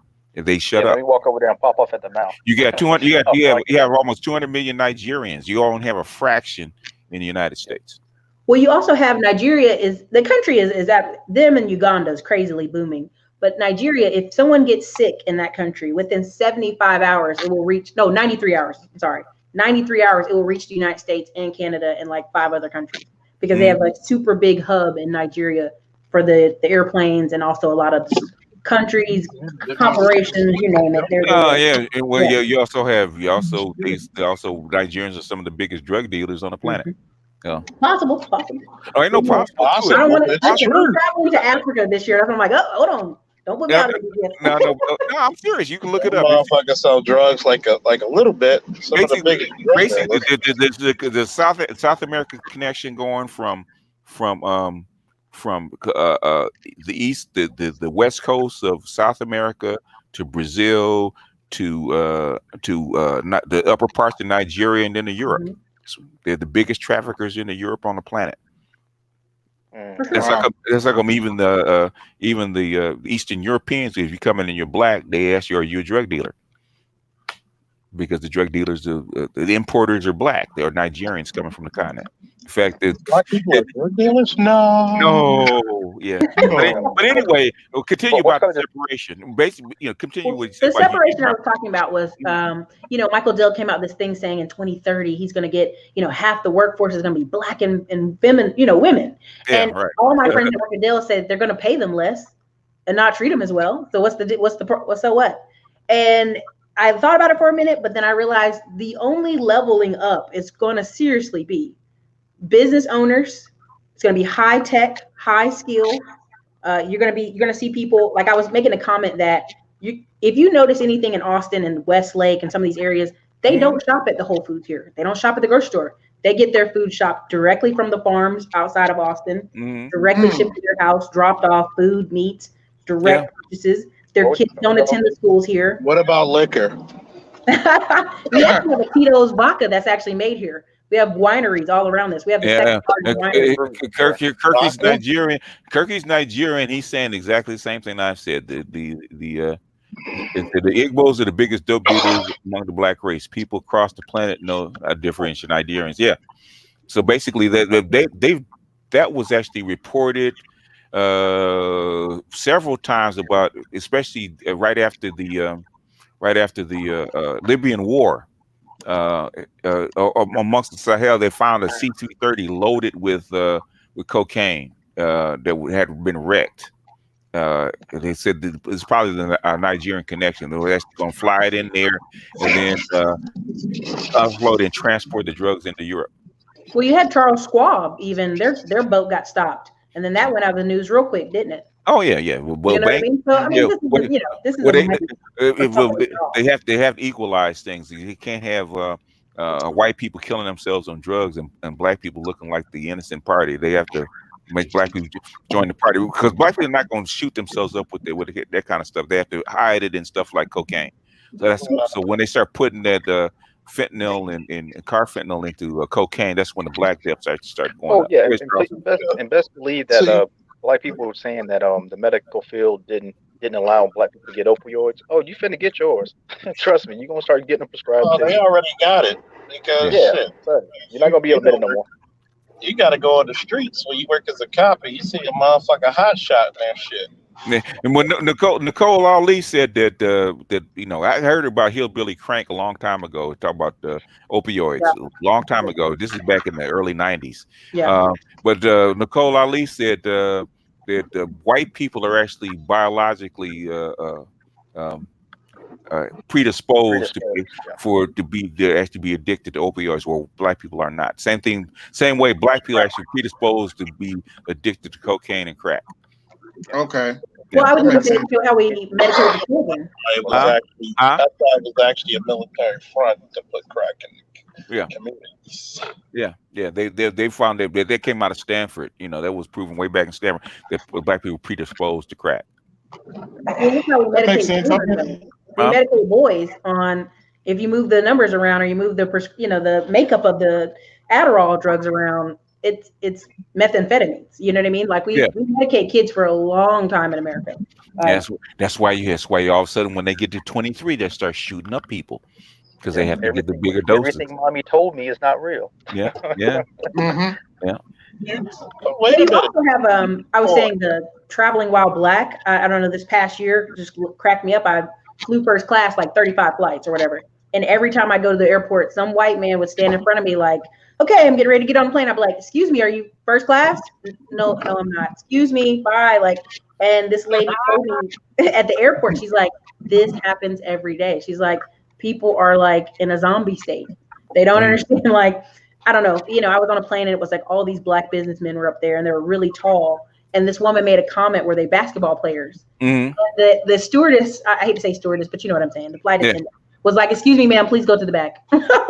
like, I mean, none of them were. They were all businessmen. And so you just have a shaking coming out of America where the separation is now in their face. This whole Trump thing was like the backlash of Obama. Like, Obama, where is this? Oh, he must be a conspiracy because, there can't be upper class black people who went to Columbia and got married and have families. There's just no way. And that's all it is. We're seeing the backlash of that. We're waking up and realizing there's a lot of wealthy black people. My response to that is, I don't give a shit what some hillbilly think of me. But here's the question. It affects you. The biggest the death and despair of white America. And what they're talking about in the article and in the research, what they're finding out is that even though other demographics of people are doing well, it's not affecting white mentality the same. But the fact that black people are doing well and are catching up, it's affecting their mindset. So now when they look around, they go, oh, we're dying everywhere. We have this opioid crisis. This is not even considering suicide rates. This is not even considering opioids. These people are dying from despair, right? That just they're losing grip. Suicide rates. They're losing their. The layman's term for that one is, Mike. It's called. Again? You know what the layman's terms is that for that called, Mike? What's that? It's called white people serious, white people normal. Yeah. Like, oh, you see a dead body? Oh, okay. Oh, you're broke? Okay. Oh, okay. Yeah, well, I think black people a little bit. We've been kind of inoculated because we had to go through this already. So that's what they showed in the study. They said when black people. So what they showed was when black people hit a very low bottom, the numbers started to trend different, which is we started to come up, right?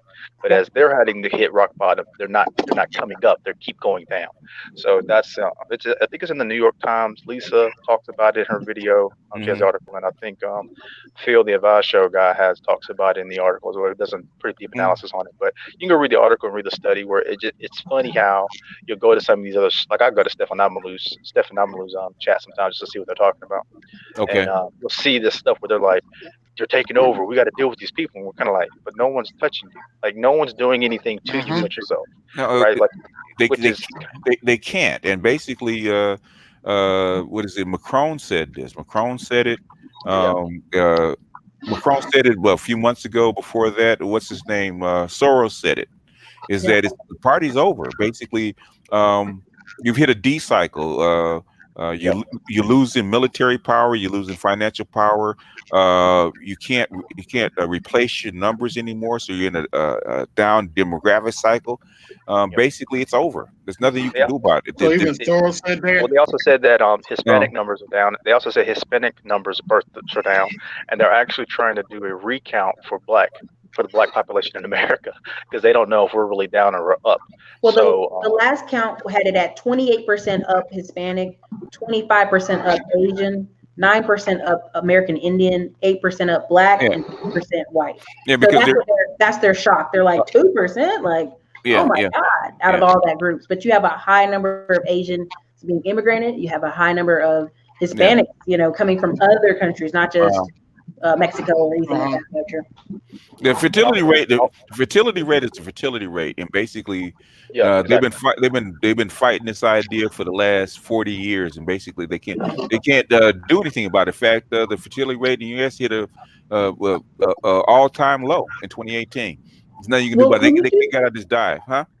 I was going to say, well, I mean, the basic number of all of this is out of all white Americans, 20% of all white people in America are over the age of 65. So when people say, well, how did Trump get in and how do these people keep having these problems? I'm like, when you have 20% of a population that is over 65, that's like, that's very troublesome. You know what I mean? Like it's not even just fertility rates. You have a high number of people that are going to just die for the next 20 years. Just straight up. Like 20% of a population. Yeah, but the thing is, if your birth rate is down, when you hit a D cycle, that means you have a high death rate at the top.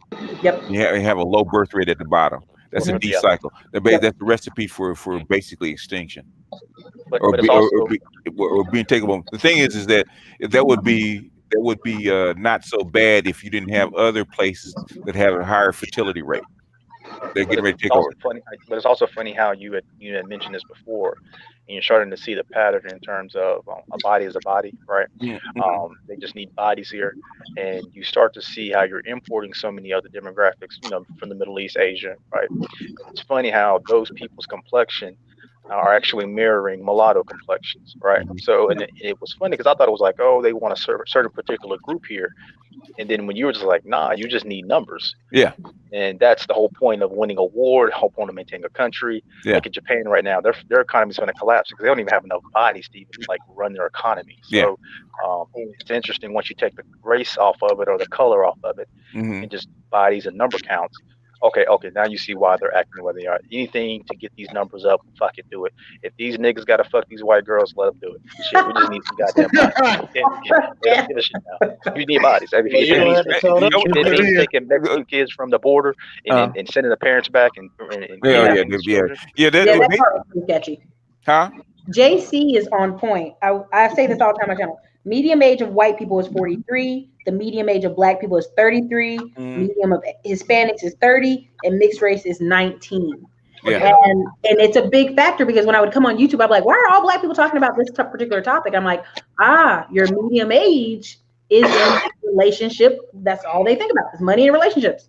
That's the conversation that's going to be. What are these relationships? Please tell me about this. No. I mean, the conversation and channels. If you look at TMZ or the gossip channel. Yeah. In other words, the demographic that drives the conversation and the demographic. But basically, I said this. Basically, if you it takes 7 generations to actually have a cultural change, right? If you go back and you look at assimilation started in 1945 with the World War II generation, right? Yeah. The first generation 1 is basically boomers. Those are the kids being born into it, right? That's 1. Xers are 2. Millennials are 3. The Z's are 4. The Z's will determine whether there's going to be a black community or not. And if the Z's are marrying out and they're marrying mixed race people and all that kind of stuff, basically the black community is over in another 2 generations. It's done. Well, I was going to say that from my friend who's a cop, and he was saying they did a kind of they come in and give you these speeches about sensitivity training. And he was saying, I don't, talking to the black officers there, he's like, I don't want you to be angry, but you're going to see an increase of young black and Hispanic men shot, period. Not because our laws are unfair, but because the demographics show this. The demographics show that there's going to be so many more, Jeromes and Jesuses under age 16. So when you see these incidents on the news, that's what you're seeing. And of course, they were like, that still isn't appropriate, but that's just one view. But I'm saying the road to assimilation is going to be rocky. Go ahead, Charles. You got to understand the rule of that. What makes that rule kind of like bullshit? It deals with your populace. If you're a mainly black, if you're in a 70% black city, you're borging out, Charles. But Charles, your mic is getting too much of your alcohol. Man. Close all your other windows. We need some bars, Charles. Hold it out. Charles, you need to give your mic a shot at that gentleman jack. What he need to do is just change that, point that wire hanger in a different direction. Right, yeah. He got that Baltimore alcohol over there. That Baltimore. Oh, he's working. He's not drinking. He's working right now. He's making a run for home, but he's working right now. Oh, I was about to say that. I saw the gentleman jack. I understand something. Judge. He had his little pager on and it blocked my signal because the shit's made out of lead. Like. That's straight from Flint, Michigan and shit. Nah, he really been drinking already on the job. We saw him pick up the gentleman jack already. He just sounded like he's bored when he's drunk. That's all that is. That's in Baltimore. No. Let me bust your noodle for a second, Erica. Sure. The artificial wombs are already here. Sorry, I can't hear you. I said artificial wombs are already here, right?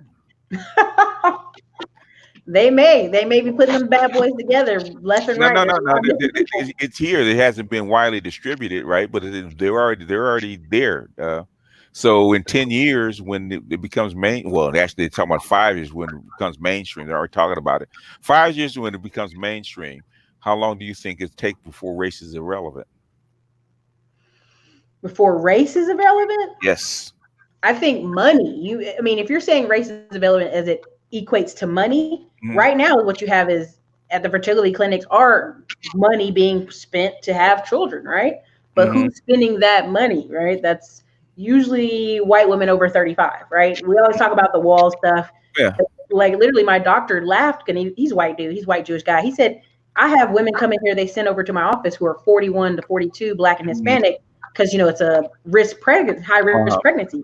And he just said kind of blatantly, like, if they come see him, he's like, you're fine. Go on about your day. He's like, but if you're a white woman over 34 coming to his office, he's worried about you. What I'm saying is, how tech works is close you get to the singularity, right? Yeah. It's expensive when it first starts. Yep. It gets less expensive as it goes along to where the average consumer can actually do it. know, I would say they say the same thing about sex change surgery, but I don't think they perfected that either yet. So, I mean, it just depends. Different. Sex change is different from saying if I lose my arm, I get a bionic arm.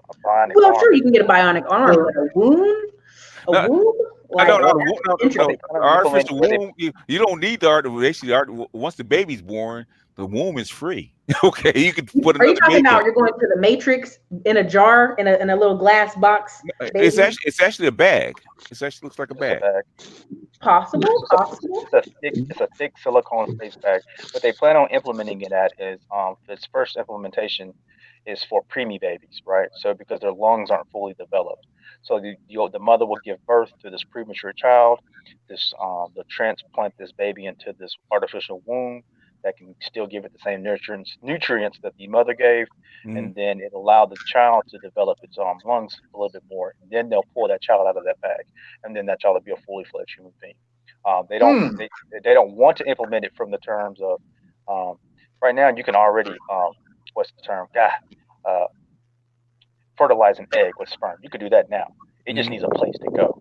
Yeah. Which they can do that with this artificial womb. They're just trying not to let people know that you can do that. But the first implementation is for these premature babies who have underdeveloped lungs, who die at a very high rate. Because that's a big industry in terms of Black women have a high immortality rate for children. Hispanic women do as well, right? So you'll implement this womb for these children that come out. Maybe they're nutrient deficient. Maybe they're vitamin C, vitamin deficient. We'll put them in this artificial womb. We'll give them the vitamins that they need, and then this baby will come out as a normal human being. X amount of months until the sperm comes out. I like my babies, given the nutrients of menthol and potato chips. You won't always be Black, nigga. That brings a new term to what they mean, a brown bagging, huh? Yeah, basically, in 30 years it will be irrelevant because the state's going to take over the production of babies. I foresee. There's a movie that I was going to say is spot on what you're talking about, but I cannot remember. I Mother. No, she's talking about I Mother on Netflix. Remember the guy had to put his finger on. Gattaca. I think that's the name of it. Yeah, that sounds right. Yeah. Ethan Hawke, right? Yeah. Yeah. Okay. There you go. It's Gattaca. I feel like again that's happening. Even if you take the artificial womb out of the equation, that's happening now. Your kids won't interact with certain levels of kids. They won't go to the same daycares. They won't go to the same schools. They won't eat the same food. They won't even have the same quality of doctors. That's happening right now. Typing that up like 10x. No. Well, yeah, you're going to basically you still have humans 1.0. When you have humans 2.0, it's going to be a whole different story, sweetie. You're talking about Aryan race. No. Different class of humans. Twice the brain size, twice the intelligence. Neural implants are ready. Nanites are ready to go. So basically, connected to the internet. Twice the intelligence, twice the memory. Basically, with nanites in its bloodstream and in its nervous system, can run faster than any human being on the planet. Right. Live longer, all that kind of stuff. So basically, that's humans 2.0. No, Charles. He's not talking about you. No, Charles, he's not. I mean, everybody talks about me. I mean, that's natural. You had to cheat to get what I am. See, I'm sorry, Judge. It's not fair for you. I understand. Okay. What are you saying there? I said you see the Terminator movie where she was an enhanced human. Yeah. That was an androgynous boy. That's what the whole thing was. I was like, yeah, that's an enhanced human. Yeah. She wasn't an enhanced human. She was a boy. Yeah, well, that's still an enhanced human, boy or girl. Actually, an enhanced human would probably be genderless. Yes, and that's that. So she was genderless. Yeah, it'd be genderless. Kind of was genderless, honestly. Yeah, basically, what do you need a gender for?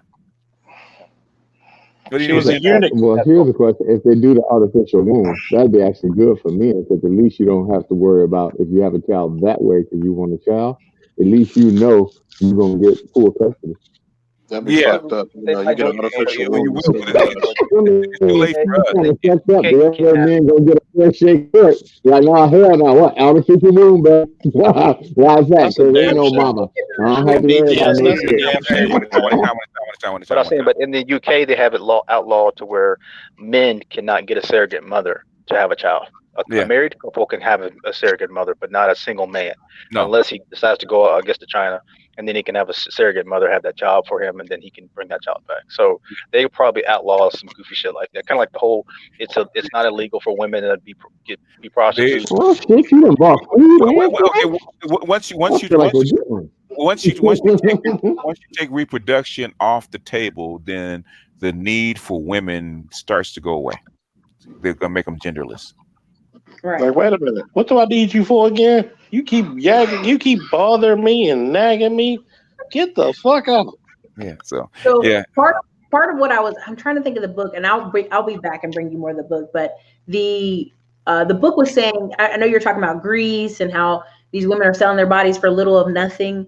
I literally watched this whole documentary of these two girls who were porn stars, went off and got married to one to a lawyer, one to a doctor. And I started laughing because I was saying, at the end of the day, if a woman is very, very attractive and can move and shake in a certain way, somebody will scoop her up, right? And a certain women underneath that woman who know they're underneath that woman physically will eventually pair off. Not necessarily, I mean, I think marriage is going to go up just because I'm thinking of 2009 where marriage licenses went up 25% just for that 1 year in 2009.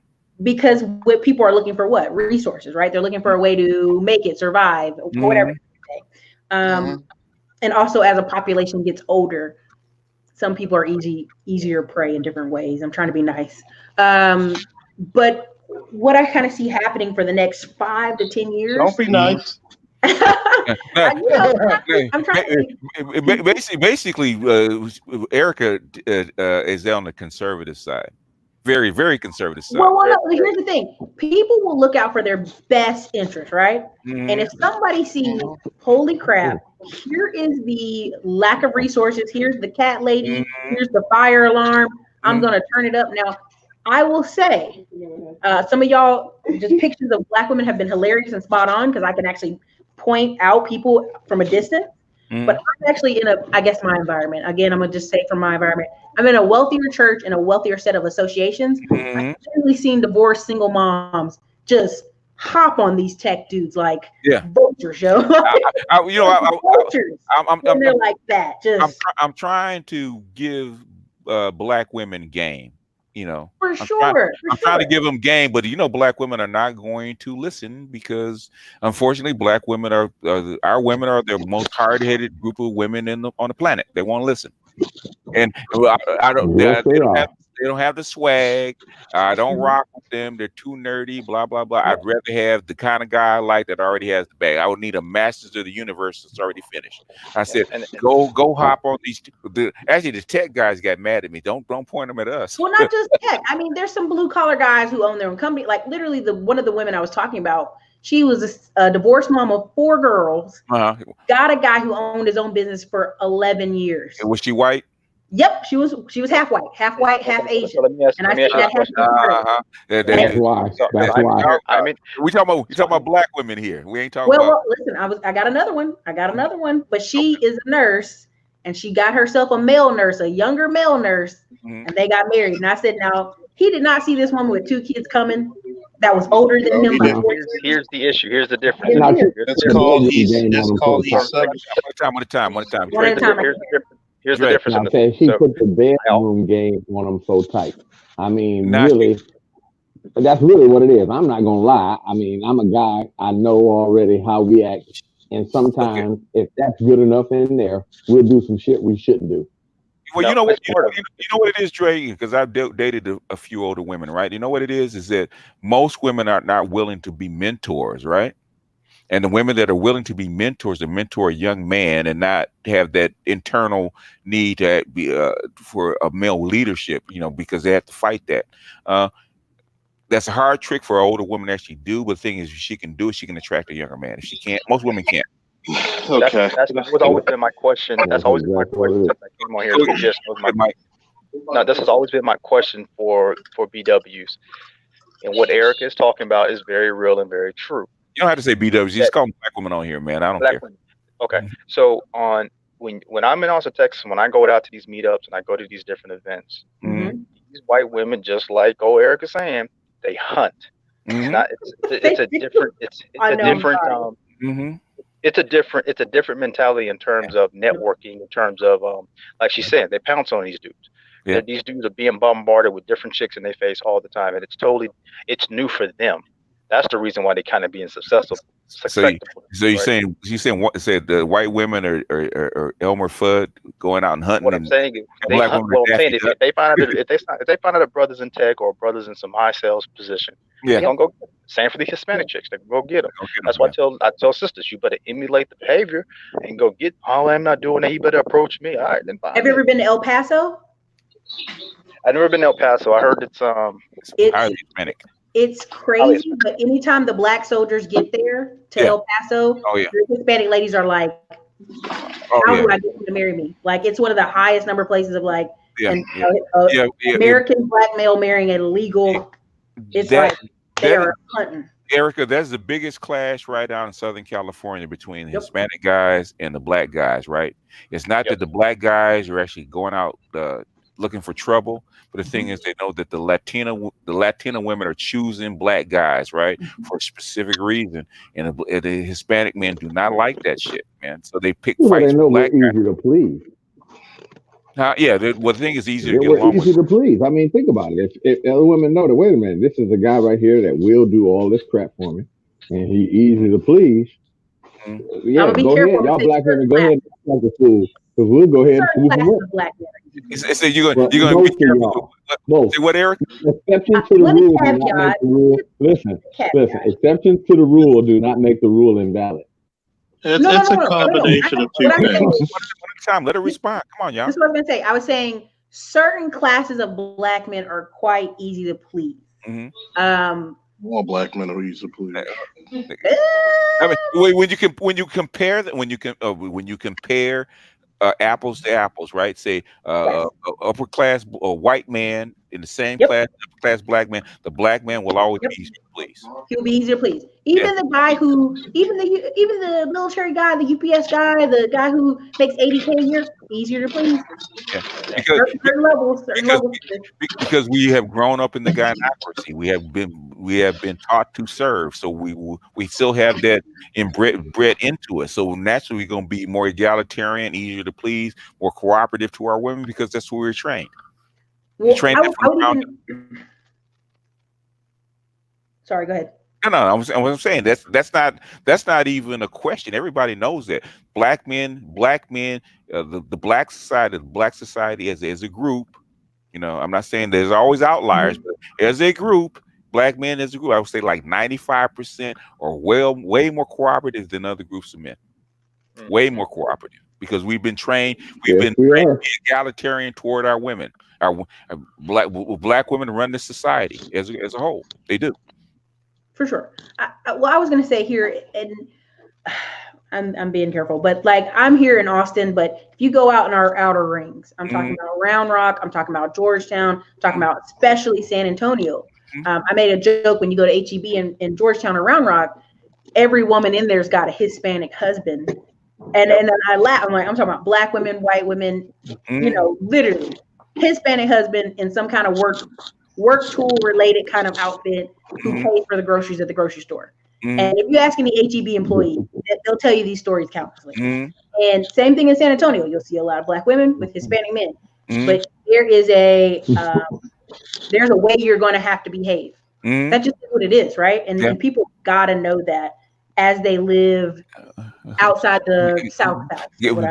Basically, if you just like here in Los Angeles, because this is a heavily Hispanic area, because LA is Los Angeles is basically 45% Hispanic, right? Yep. So, and I think the black population is only 8%. Okay, when your demographic is going over the fence, and you're left by yourself. What choice do you have? Yeah, it's pretty much the other way around over here. You know, like if you go to Redondo and all these other places, black male, Hispanic woman. If you go up to Santa Monica, same thing. You know, same thing in Florida. Same thing in Florida. You go to the taco trucks and see all these Hispanic guys that have black women. Oh yeah. Well, I'll give it a combination. It's a combination of two things. Okay. One, black women don't think they need to compete for their men. Black women don't think they need to compete for their men. They think their men are always going to be there. And two, black men are the garbage men of the dating world. Oh. That's true. Yeah, we admit it. That's true. We admit it. Everybody knows. Everybody knows that, but that's not a new. Why do black women have a problem with me saying that? The only people. I feel bad if you call yourself the garbage men. No. I'm gonna break this down, right? The Rock. No, hell no, we ain't nice here. God, you should know that by now. We ain't nice. We are not nice here. No. If you repeat it in a group of men, they all will nod their heads. That is let me ask you this. Let me ask you this question, Erica. Mm-hmm. Will black men date skinny black women? Yeah. Will they date fat, obese black women? Mm-hmm. Will they date ones with nice attitudes? Sure. Horrible attitudes? They love the horrible attitudes. They love it. Will they date the ones with the multiple kids? Yeah, I've seen that. Will they date the ones with the no kids? Date is a strong word, but yes. To stop bullshit me now. Will they date the ones with I mean, are they married? Will they date the ones with no kids or multiple kids? They married to date. Yeah, a strong word. He said the garbage men of the dating world, not the marriage world. I know, but it just so. And the reason why black men don't get married is why? Where does it benefit us? Well, when you have multiple choices, why? Where does it benefit us?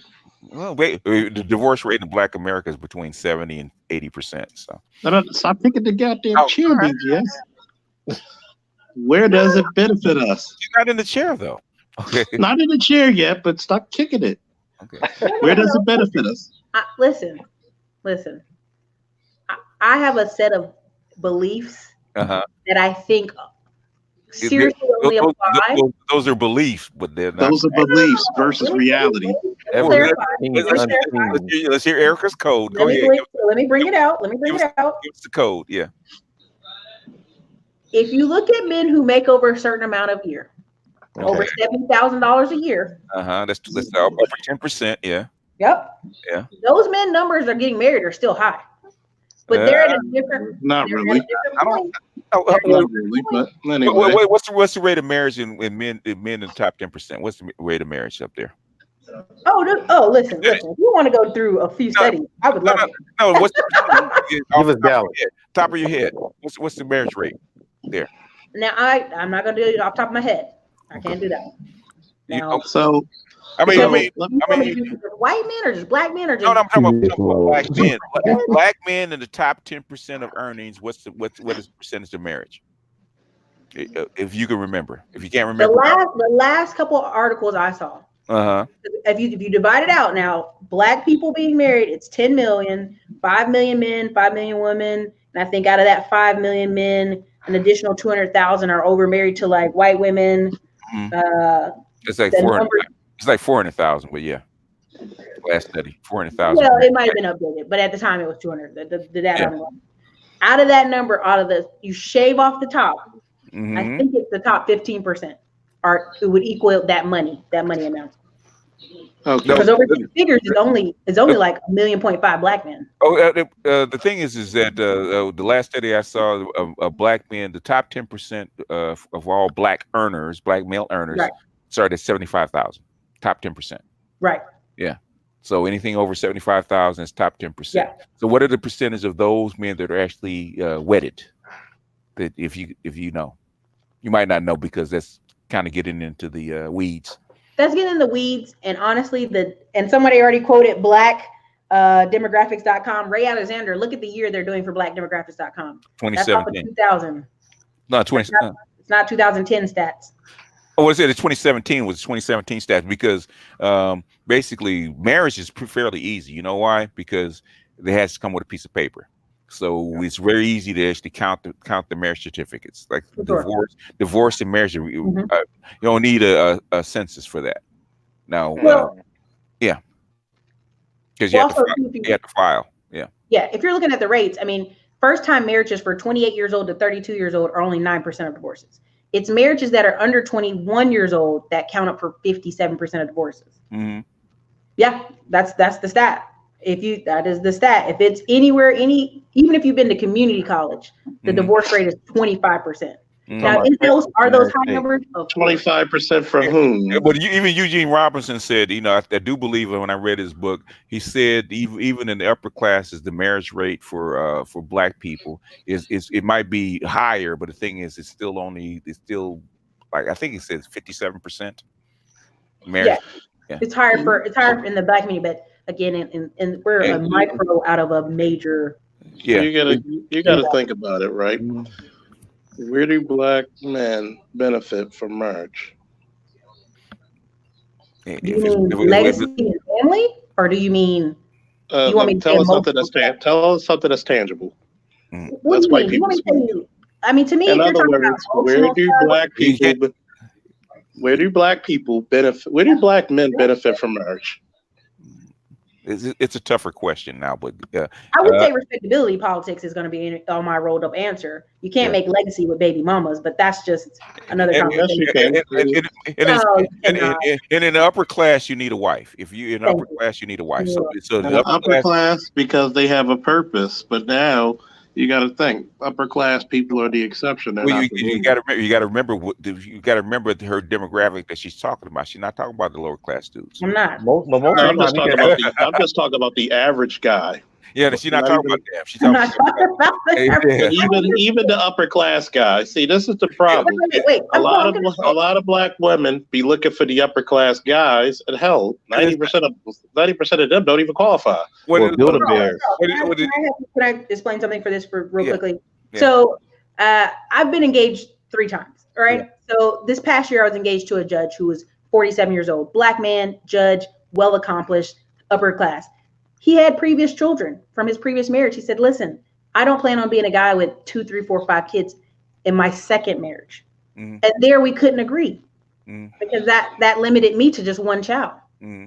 That's not my problem, right? Mm-hmm. Now, the other 2 previous, to me, they weren't as serious because my family said these people are not qualified. Yeah. That's the best way to say it. Mm-hmm. The other 2 previous men were not qualified. Why were they not qualified? Because one guy had a debt that was undisclosed, and we found out later it was like $300,000 in credit card debt. So you mean engaged in terms of they got on one, they bought you a ring, got on one knee, asked my family, asked my mother, and my father's now passed. The first one was in college. He asked my father before he passed, and the second one he came and asked my family and my stepdad, and literally they were like, something about him's not right. We're just going to do a quick check. Again, I come from a family of cops. Quick check, quick ask. My pastor started asking him questions. Completely disclosed $300,000 in debt. How many times were you married? Said him? How many times were you married? I have not got married. Yeah, I have not got married.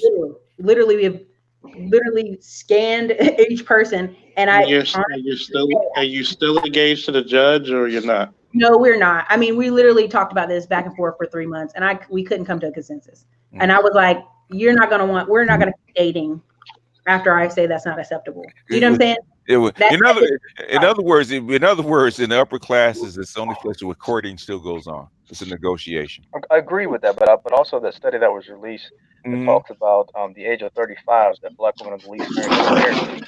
I think what Charles is trying to say is at the end of the day, sooner or later you're going to pull the trigger because everything's not going to be optimal. Oh, for sure.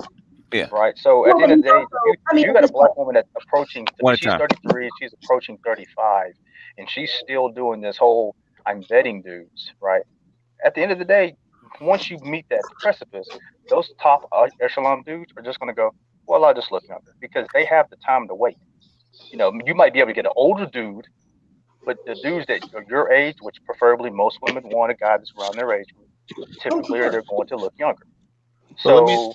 I think it's this whole delayed pulling of the trigger or waiting for the optimal suitor to come along. Yeah.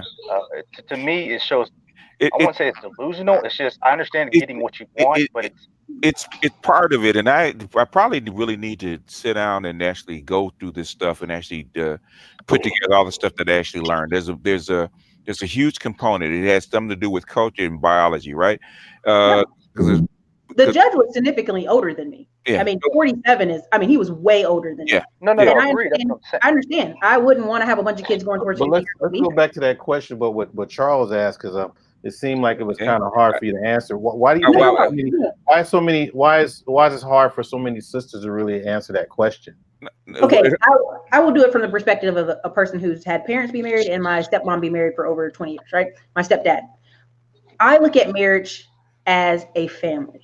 When I see people who have children out of wedlock, I see chaos. When I see families who are married, I see a union between two people. I see a wife that respects, loves, and honors her husband and uplifts him to the world.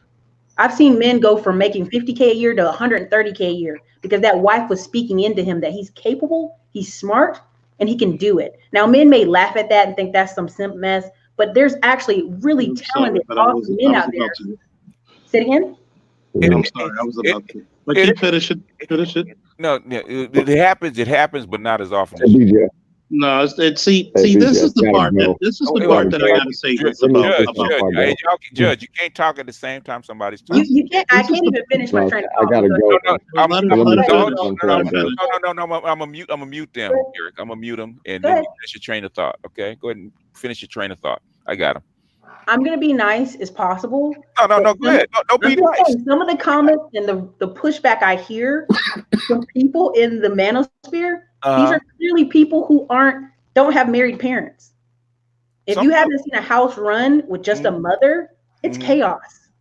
It's chaos. I'm sorry. I've seen single parents raise kids. It's not. It doesn't go well. I've just seen enough of it. Even with we had neighbors who had wealthy moms who were single moms. There is not enough care gone into the children or into the person. Again, what is in it for Black men? I am telling you, love, honor, respect, legacy, actually being able to speak into children's lives, actually health-related benefits. Yeah. If you think society runs better with men being in their 50s and 60s and just having a dog, like I Am Legend, go for it. That is society. Okay, the thing is that what people are not looking into is that the reason that marriage is breaking down is because the need for children is going away. Okay, the need for children is going away as a society. The need for companionship going away? The need for children. Well, let me ask you: do you need to be for companionship? Do you have to be married to have companionship? That this temporary booty companionship. No. Do you have?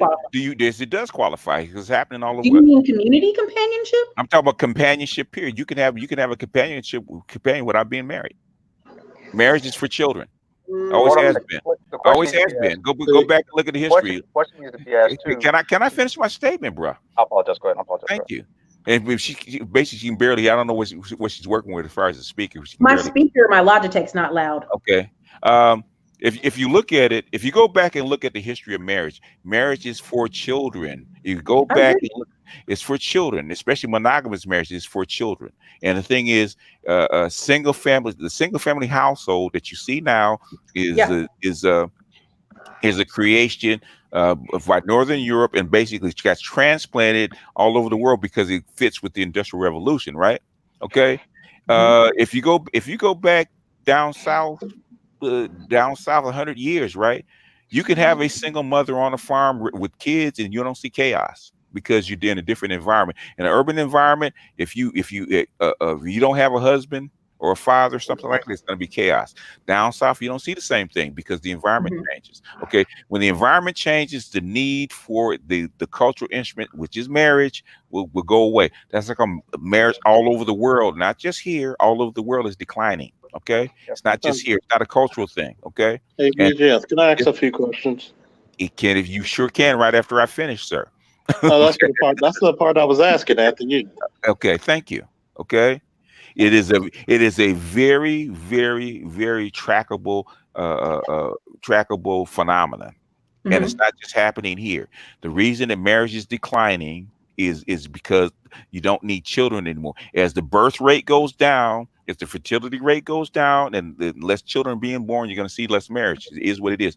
Now, the people that in the upper classes, they have a reason to get married because they're combining incomes, they're combining wealth from two families. Okay, that is still what originally what marriage was for, especially for the upper classes. Okay. Yeah.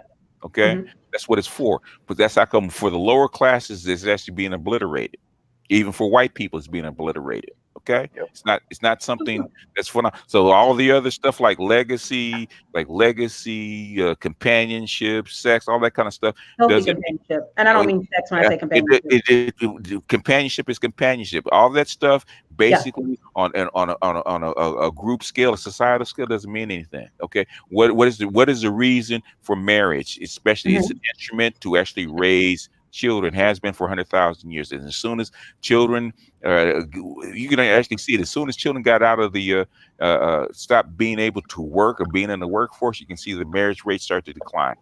It's not a phenomenon. It's very very trackable. I can actually show you data in charts from going back hundreds of years. You can see it. It's not something that's not observable. You see the same thing going on. Look at what's going on in Korea. In Korea, in South Korea, the birth rate in 1970 was 6, right? Now the birth rate is 1. Guess what happened to marriage? Well, Korea also did the China one-child thing for a while. So now they have more men than women in South Korea as well. Same thing with China too, right? Yeah, they did the one-child thing. When in other words, the birth rate was high, right? You can see the descent of marriage according to the birth rate. Okay. Well, they're short 30 million women in China, and then they're short 7 million women in South Korea. So they'll never get their marriage numbers back up unless they bring women from. Which they can. Yeah. But they're expanding. But the thing is that even though they eliminated the one-child policy, how come the birth rate and the marriage rate's not going back up, even though they eliminated? Well, they eliminated, but they still highly taxed them all the way to now. They taxed them. They're trying to encourage marriage. They're trying to incentivize having kids because your birth rate is at 1. And they're sneaking abortion. Basically, if you look at that, you can look at Japan, the same thing. You look at what China did it, South Korea, Singapore. You can look at Mexico is going through this right now. You can look at places like Colombia, the exact same phenomenon. You can look at a place that didn't have a one-child policy like Norway or Sweden. It's happening in South America right now. The longer you educate your women, the lower the birth rates are anyway, though. The longer you keep your women in education, the lower your birth rates will be. And the lower your marriage rate too. In other words, you don't need. Why do you need a man if you're so educated? See, this is the part that I was gonna say. Go ahead. Like approximately, give me the approximate age of how old are you, if you want to tell the exact age. I'm in my early 30s. Early 30s, right? Yeah. I was that once. I mean, many moons ago. Way, right? Every time I bring a woman on, it's like fresh meat. Okay, you guys got to calm down. It's not even fresh meat. It's just being cordial. Okay. Believe it or not. Let me put it to you this way. If I'm a person, even though I know y'all don't believe these plump women are out here having lots of dates, I attend many galas, many socials, many functions, many associations. I'm constantly having people refer people to me as far as dating and companionship type things, where serious, you have that person that comes refer you from your friends and your friends in marriage.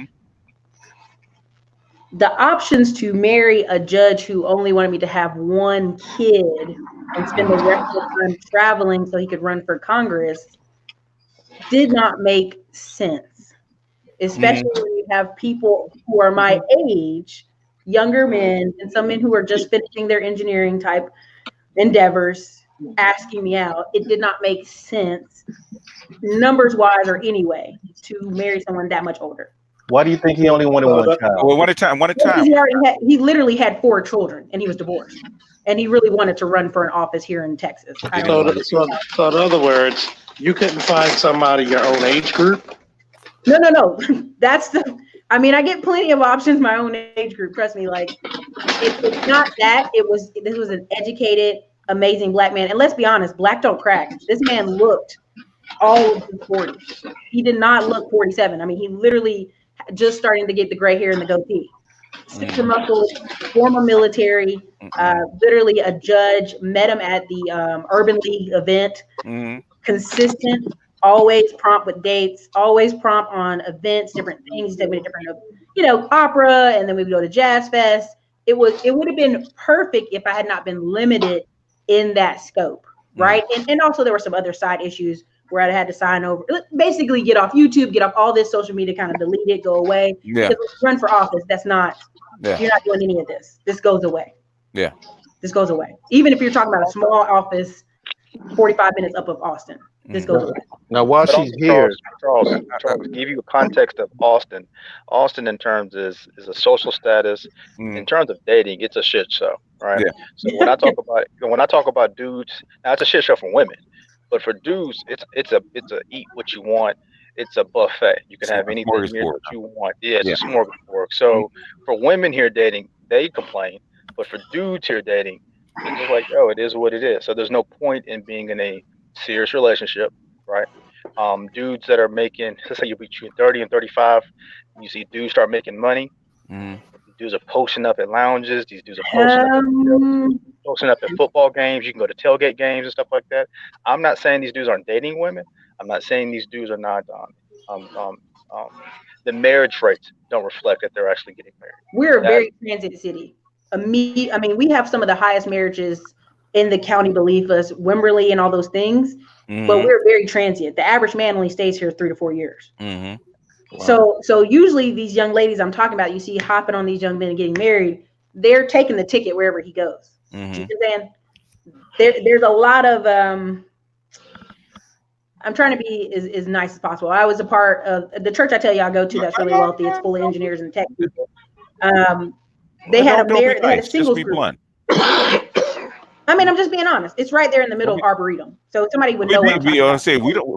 On my panel, we don't have to be nice. Be blunt. Yeah, they could Google it. Be blunt. I mean, out of a single group of 320 people, 120 got married. Not all to each other, not to each other per se, but got married in that range. If you're a man making 75 to 90K a year, there is some woman who's looking at you in a serious manner. Now, over 6'3" or over 6'1" that are in tech, they play the game very long. But if you can go look at any of the bars on 6th Street or any of the events, you have a lot of 40, 50-year-old men who are starting to turn it back down, right? Now, what do I mean turn it back down? Just pick someone younger and go sit down.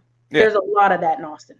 Yeah. What he's saying is demographic that's doing that is what I keep saying to Black women, is because these young white women and young Hispanic women are actually going to these locations, these spots, these theaters, like Kevin Samuels talks about, social events, and they're hunting for these dudes and going, okay, cool.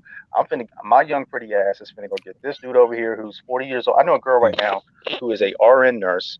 She makes, she's her boyfriend just graduated from law school earlier this year, and she picked his ass up while he was in law school. And I said, for real? And she's like, yeah, he's 20 years older than me. I said, yeah, I figured as much. So that the demographic that's doing that is just not Black women that's doing that. That's the problem. That's the only problem. I'm not saying that this doesn't happen. I'm just saying in large numbers in Austin, Texas, when I go out, especially to the Domain, you see brothers with different groups of women. You see, but you do see sisters. They may some may be with the white guy, some may be, but it's not in the numbers.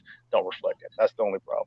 So the last 4 weddings I went to, Michael, were all engineer Black ladies who weren't super deep in certifications. They were like got enough to get in there and get that job, and they were marrying a white coworker in another department or in the fab or in a different section or in a association event. Like the one girl that married, she's an accountant. It's a little bit different. They're an accountant side of a tech company.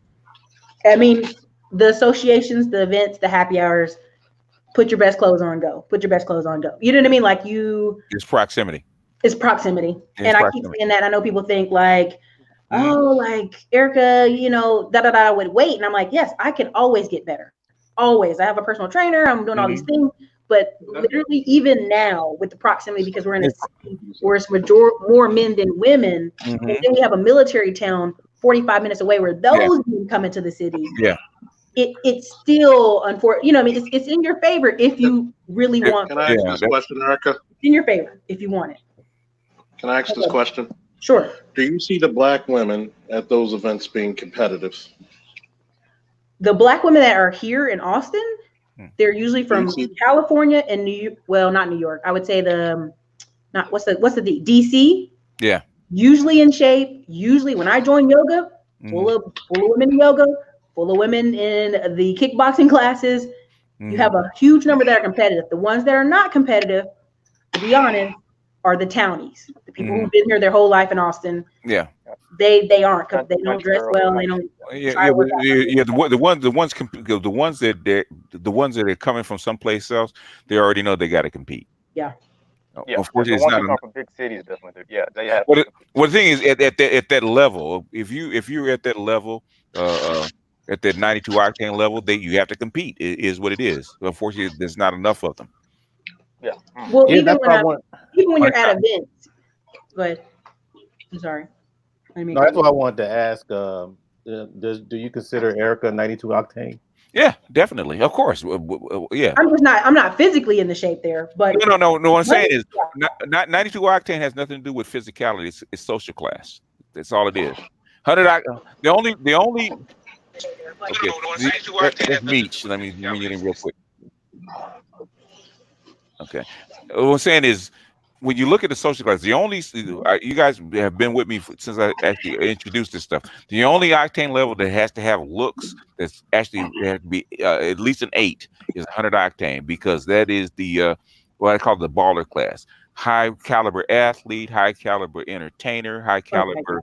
You know, you have to have some looks. Okay, you cannot come in as a 5, 6, or 7 and compete in that class. It's not even possible. K. Michelle's suffering from that. She's a 92 octane. Okay, she's around these guys that are what I call ballers, athletes, singers, entertainers. Okay, who has the speaker on? Who has the speaker on? Meech. Okay, Meech, you got your speaker on, man. What I'm saying is, she's around these guys, and she dated these guys. She even slept with these guys, right? The thing is, none of those guys chose her. Why? Because she doesn't qualify as 100 octane. She don't have the look. She's got the social class. She's got the skills. She's in the environment, but she doesn't have the looks to actually compete at the 100 octane level. She was very hurt. I heard her interview. Very hurt. Of course, she's hurt. The thing is. She gonna have to get over it. Well, here's the thing. She got married. A dentist did marry her. A dentist out of Nashville or Memphis or whatever. Yeah, of course. I mean, that's her level. I mean, at the end of the day, people have to really make serious assessments. And everybody knows I've been doing the countdown on my channel till December 31st, right? So December 31st, I take off for from January to a 6-month period, because I've already booked myself for galas and golf classics and volunteering and all this other stuff. Right. I won't have time. And honestly, I'm like, peace out. I want to go get married and have kids. This has been fun.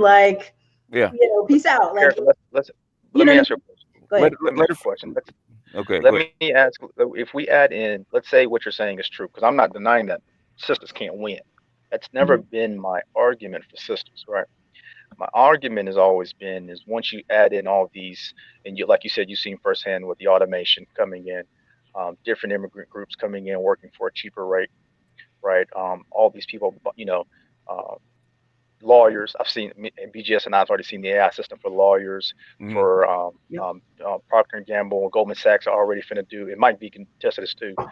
They're finna launch a program to do automation for their fintech programs. They're eliminating a lot of top executive jobs. Yeah. Once these things start rolling out in the next 2 to 3 years, the question then becomes, how much harder is the environment going to be for dudes to even want to get married, right? The top echelon, of course, I agree with that. But these guys who are, was it black men, 10%? Yeah. 75,000? Yeah. If you're not really truly competing, that number limits itself even more. So that's my issue with sisters is you need to get on the ball now. And if you're not doing that now, Yeah, it's already too late. It'll change, but it'll change. Nobody knows what it will change into because the environment was something we have never seen before. Go ahead, Erica.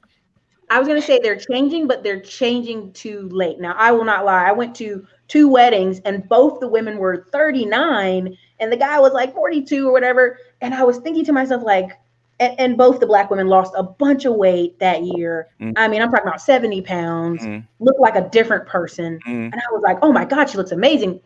Boom, getting married. But literally one of my white girlfriends said to me, like, why'd they wait so late to lose all that weight? And I want to say, oh, like I really want to say, it's just when black women. That's what you had to say. Yeah. I want to say that's a. They think they have more time than they do, and in the window of all this automation talk, I don't know if you ever see my channel, but I always bring on these tech girls or these tech people. There's a thing called tech writing, where you have all these engineer men, right, and they don't have time to even write this stuff down. Yeah. So they give it. They made a whole job called tech writing. Yeah, it's been around a while. So they don't even have to be bothered. There's a woman going around writing, right? Yeah.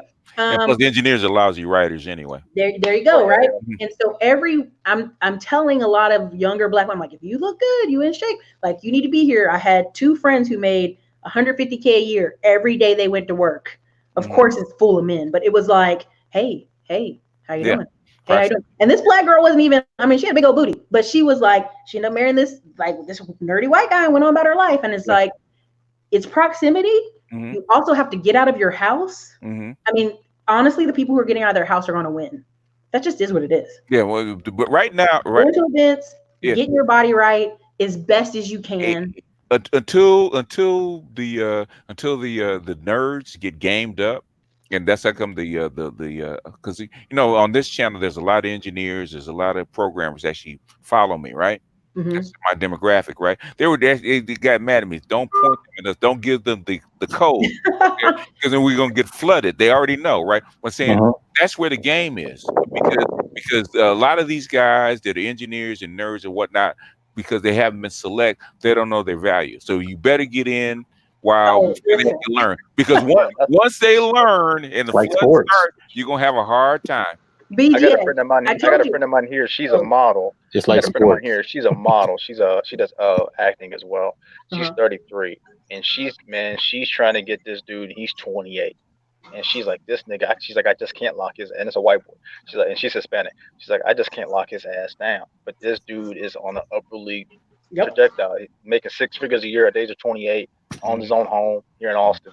I'm like, girl, I was like, I said, to me personally, you need to just let it go. But she's like, I love it. I can show you a picture of my friend who's 34 and just got married to a 27-year-old dude. But like, but she's like size 2, amazing. And I'm like, she did it right at the right time. And I'll say this, BGS, I did a test where I went out in the domain and I went out in Austin, and I just set it to my mind, Black tech engineer guy for a week. Wherever I see him, I'm gonna say hi and speak just to be nice. Because people kept saying, Black women are never nice, right? So I go out. Every time I saw a Black tech guy, I would speak, and they would be like, "Hello, like, oh my God, you're being nice to me." And I was like, "It can't be that bad out here." It is. Oh yeah. Oh my God. Every guy was just like what? You're a Black woman speaking to me, and I'm this guy, right? Yeah. It's interesting that Black women, no matter what walk of life, always say it's not that bad out here. I got 2 words that BGS stole from me, and I'm looking for royalties, nigga. Yeah. Oh shit. BGS, I was at the grocery store. I was trying to get some Hawaiian sweet rolls, right? And so this Black lady turns around and asks me, I pick up these buns, and she goes, "Oh, do you like those?" And I'm literally going, "Yeah, these are pretty good. I like them with like fish patties or fish burgers, salmon burgers, something like that." And the brother literally walked in between both of us and goes, "Hey man, there's Hawaiian sweet rolls are right over here." It was almost as if he didn't even see her acknowledge my question or talking to this lady. It was so weird that it was just like I'm talking to her, but he's like, "Hey man, the Hawaiian sweet rolls are over in the bakery, man." And it was just funny, like Erica said, these dudes are not being approached, these dudes are not being treated nice, and they don't even acknowledge sisters. And that's why I keep telling sisters, you can win. if you're doing the things that Eric is talking about, which is get your ass out there, do the things that Kevin Samuels was talking about, which is sign up for his class and go to these events and learn how to be a socialite. They got to do the 30-day challenge, compliment challenge. So there was a book I read that said men don't, on average, they only get complimented 3 times a year, and it's based on work performance. It's not even based on themselves, just like something related to work. So I went out, and every day, all I would say is like, "Oh, nice shirt, nice shoes, nice," something random. And every man was like, "Oh my God, thank you so much." Like I was like, "Oh my God, this really works." So it just was super funny because, I mean, it just it's sad that people are not being nice. That shows you how little it takes. And how lazy and entitled black women are. Yeah, and that's actually should be good. That actually should. I don't mean to jump in here, but that actually should be good. We're gonna jump in anywhere, Ed. We'll go ahead. Yeah, but that actually should be positive news for folks that actually don't have like really internal bitter issues when it comes to black men, because it's kind of, if you look at it like real estate, it's kind of like you, Erica, you talk about like the tax market and how, for a while nobody was paying attention to that, like the tax lien stuff. And it's like for you're like, it's wide open. How long is it going to be wide open? How a lot of dudes used to be about Bitcoin when it was first going up. It's just like, this is wide open, nobody's paying attention to. This is actually how it is in a relationship market. And I know enough women that are out of the norm of what people will assume. Like, I could believe if you say you got proposals, like I know somebody said that in the chat, I could believe that, because there are a lot of dudes that personality goes a lot more further than what a lot of black women really believe. But it's also going back to what Charles said one time, when Charles had said he gave an advice. I was on a panel with Charles, and they said, well, a sister asked him, well, what should we do? And Charles said, well, it would be cool if you just smile and say hi. And they bit his fucking head off for just recommending that they should smile. Even though I came back with a flaming sword. Well, even though Charles is a 6-foot black dude, big as hell, and looks intimidating to everybody, approximately. But if he's the one recommending that he should smile to make people feel at ease, you should probably have to do the exact same thing. Yeah, I remember I did this last year. I did this experiment with Neon, right? Because Neon lives in Austin, and Leon said, "I don't have a boyfriend." I said, "Okay," and I said, "I don't know how the hell she wasn't getting a boyfriend." Okay, this lack of trying. I said, "Okay, I said, you want a boyfriend that's of high caliber, right?" I said, she said, "Yeah." South by Southwest is actually going on right now. All you have to do is show up, and all you do is ask for business cards. Say hello, smile, be cute, ask for business cards. She did that. She came back with a whole stack of business cards, right, with potential candidates. That was within a week. It's not that hard. It's called proximity. Yeah, as far as networking and stuff, that stuff is so. I'm not saying that men can do it, but this stuff is just so much easier for women because of how the society has been programmed. Very few people honestly want to be assholes to a woman that's putting like a nice foot forward. Another thing too, and it's another positive thing, and then I'll back off for a little bit, is the fact that, and Ruby brought this up, and she brought it up twice, is the thing about blue collar workers. You got folks, like if you tell a lot of black women that a guy's a plumber, other race, I'll say white women in particular, they know plumber equals money. That may be blue collar, but that equals money. Like if you hear that, a lot of black women don't know that. They see blue collar and they're looking at lack of social status, which is actually ironic because a lot of the blue collar black men, number one, that's where the majority of black male wealth and income potential is usually at as a group, and number two, that's where you can get that edge or that. Wealth and social statuses are actually two different things. Yeah, okay? but they confuse that. So that's also another completely wide open market. For a lot of, so these are things they don't think about. And when you actually look at like the female groups, like they never talk about this. Yeah, well, I never suggested for a blue collar guy. I never suggested 92 women. But the thing too, I always mention every now and then is fraternity and sororities. When you're in these groups, there's a whole range of different looks and personalities that are always winning. So I pledged in 95, so I've seen it all, and I don't think too many people trip and say, well, how did she get with him? We already know what's going on. Yeah, we already know that the professions and everything, the discussion, the whole atmosphere it all helps rather than just trying to take somebody's dating tips and all that. I mean, the best thing to do, like I think I'm hearing that people got to learn how to network and be in a group. Yeah. Fitness mom's saying what I'm saying. If you want to be in a certain social class status, you can't date a blue collar man. That's true. Well, let's keep this all the way real. Most women, they don't even have a fucking understanding. They just want to know they can be at the highest that they can get, but they don't really. Most people don't know themselves, so they talk about. Are you qualified? Are you qualified? Well, the thing is okay. Qualify yourself. I mean, as a woman. What I'm saying is $1 million plumber is still $1 million. He's still a plumber. Okay. His worldview is still the same, even though he's making money. Okay. And you mix him with a 92, say an AKA 92 woman. Okay. That is a bad mix. Okay. It's because Edward, hold on a second, man. I know what you're saying. You cannot. Social status and social class is different from making money. Okay. Yeah. It's a difference. You take a Snoop Dogg. Snoop Dogg is not going to marry a woman that likes to go to cotillions and basically the governor's balls and stuff like that. Can't lead a wine mixer. They're a different. Could you imagine that though? I'm saying you can imagine it, but the thing is, you can imagine. The thing is, when they get home, their worldview, the way they see the world, their upbringing is gonna clash like a motherfucker. The thing is, that's why Erica knows about my Octane series. She says it's spot on because a woman in different social classes is going to have a different attitude, a different worldview, a different outlook.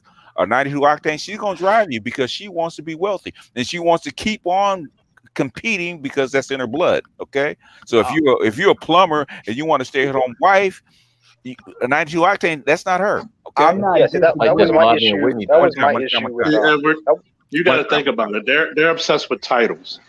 Yep. Yeah, they're obsessed with titles and status. It's not just titles and status. Okay, it's what do you what does a plumber who's a blue collar guy like to do for fun? Okay, it's not the same thing. Go bowling and play pool. I'm not disagreeing. Go bowling and play pool. A sports bar, maybe. What do you like to do for fun? Well, baby, I want to go to the to the art opening because I have a friend that's an artist and I graduated from college. Blah blah blah. I don't want to go to that. Man, that's boring. I'm not disagreeing with nothing you said. What I'm saying though is the fact that if I say a guy, let's say if I'm talking to a 92, okay, and I say a guy is a square, I describe somebody they may want, and I say, okay, that guy is a square. They're instantly a black woman is instantly going to be turned off by that. Now, if you're dealing with so all the stuff that you just described that they actually will be compatible with are usually going to be square. This idea of the corporate thug or the dude that's like that with that shit is bullshit. And the problem is you got a whole. I'm not saying there's nobody like that. Obviously, people can change because the plumber can turn around and be an investor. But what I'm saying is this idea of this edge and stuff like that they talk about, for the most part, that because let's take the ballers off the table as far as like athletes and all of that. Let's that's like the top 5, 6, 7,000 people. Outside it was more. There's more than that, but yeah. Oh, what 10,000? Okay, give me a number. 100,000. Well, about 100,000 people, I would say. Yeah. You saying 100,000 black men? As far as black men, yeah, I'd say about that. Okay, so we talk about athletes. What all are we talking about? Like, look, give me. Okay, no, I hear that. I'm not gonna argue with that. Give me like a bottom floor as far as the like the money, how much they got. That 100,000. Okay, to be a baller baller means money. Okay, baller means money and status. So I say the bottom would be mid 6 figures because you can still have status and be okay. I understand where you got that number though, and then it's like you're connected like 1 to 2 degrees situation. Okay, I get that. Okay, now I get that. Yeah. Okay, you talk about so the point is that might as well be removed from the table from like as far as I'm concerned.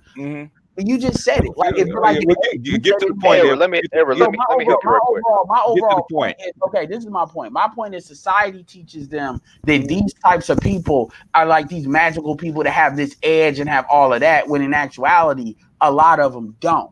So they don't even really know what they want. Yeah, they know they don't want the blue collar social status, but a lot of times they want the masculinity that usually comes with that. Like somebody like a Charles or somebody that's like, work with their hands and stuff like that. So it's like this kind of moron that never. Basically, Ron would tell you, everybody else would tell you that a lot of the 92 octanes, especially engineers and programmers aside, because they're actually in a slightly different framework because they think differently. But corporate guys that making the six figures, they get married to 92 octane black women all the time. That's not unusual. The fact that that's their natural partner. Now, engineers and programmers, because they're a little bit more nerdy and they're a little bit more socially awkward, I would say, and that's the biggest thing. They're socially awkward. Now, those are the guys that are actually what I call outliers. They're actually not as likely to get married, especially in their 20s. Last question, sir. How many 92 octanes do you think black women do you think there are? That's the rough estimate. Rough estimate, 92 octane, the last count, I would say that actually qualify, I would say between 4 and 5 million. Okay, so 500,000. Eric, that's the wrong question, because the question you should have asked is how many black women think and believe that they are 92 octane. That was my contention with Erica a little bit, right? My contention with Erica was she comes from this social class. She was raised in this environment. She's seen this work. She knows what to do in terms of being a wife to this type of dude and what he's going to need and so forth. Yeah. The only problem is that 90% of the women that prescribe to Erica, they ain't from that. And they are not 92s. So they're believing that, I just got to look the part. Because I have a degree. No, it's not just looking the part. It's a whole culture, whole environment, whole behavior that comes with it. If you took Erica to a fine social event for a governor's ball, she's going to know how to do etiquette, what right fork to use, how to speak, all this other kind of shit, the lingo, what to talk about, what not. Most sisters ain't doing that shit, but they all think that just because they look like Erica, they are 92. All because they got a college degree and they're 92 octane, and that's not true. And there's successful ones and unsuccessful ones. The ones that don't comply to those kind of wishes, they go by the way. Those are the ones that complain all the time. Michael, I was going to say one time I was getting ready to go to a ball and I had hurt my pinky toe, so I had on flats. The guy taking me told me to go back in the house and get on heels. Yeah, literally. It's a different level, and that's why I don't stress myself out trying to explain it, because some guys are like, oh, you're not this hot, or you're not this, and they don't understand it's a class thing. It's a class thing. It's always about hot. When I go to events where there's business owners, the average wife in there's a 7. I'm sorry, I know you guys think everybody's guys. No. The average is wives and the average. Hey, Erica, the wife is a 7, the mistress is a 9. Hey, and that's another thing that these. I was going to ask Charles real quick before I go. I was going to say, Charles asked me, what do I do for fun? I do a lot of kayaking. I do a lot of golf. I do a lot of tennis. I have friends who have horses. And so, just go out there because they really, honestly, these people are just holding horses. I go out there and go out with the horses. But other than that, any music outdoor event, I'm out there. So basically, white people shit. No nigga shit for Erica, y'all. Just there was a jazz event this past weekend. I was like, she does. Nigga shit. She just don't talk white about people, wasn't you, Erica, in that jazz event, weren't you? Huh? You sitting next to the white people in the jazz I was event. No, Sheila E was there this weekend. Okay, I ain't seen her in a while. Yeah, she comes every year to Austin. A few years ago. Yeah, a few years ago, she was out with her father, because he was retiring. Coke was actually retiring. Was it Pete or Coke? Pete. Yeah, Coke is her uncle. Yeah, Pete was retiring, so she was actually on tour with him. That's the last time I saw her. But thank you guys for letting me grace your presence. You guys are wonderful. Have a great night. Thanks for the discussion. Huh? Jared, you finna go away for 6 months. You're gonna be the exception. Go have your fun. Go have your life. But the rest of these, stop telling these sisters out here they can be like you. They can't. Stop. I don't lie to them. I never lie to them. That's how most of your clients are men, right? And 80% of my clients have been men for the past 6 years. Yeah, that's why. Because you don't 6,000 paid phone consultations. Because you don't lie. Sorry. If you were like April, talk to April. April will tell you how to get more women. All right. All right. Thank you. All right. All right, Erica. And I like to say this: Erica does nigga shit. She just doesn't talk about it as much. No, I believe it. She's raised in a different class, so I can understand. It's a different class, and a lot of people don't understand. You can tell with somebody that's not in that class really brushes up in a situation against that class. Cause I'm like a hybrid type of dude, so I've seen both sides, and I'm not gonna act like I'm like stay in that class because I'm not, but I know enough to know the difference. And a lot of people don't even think there's a real difference.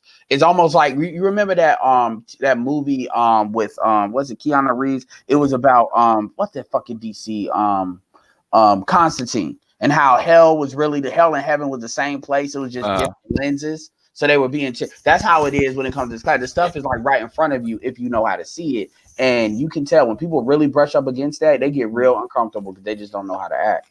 No, I mean that's what I was telling BGS when he dropped his Octane series about 1.5 years ago, 2 years ago.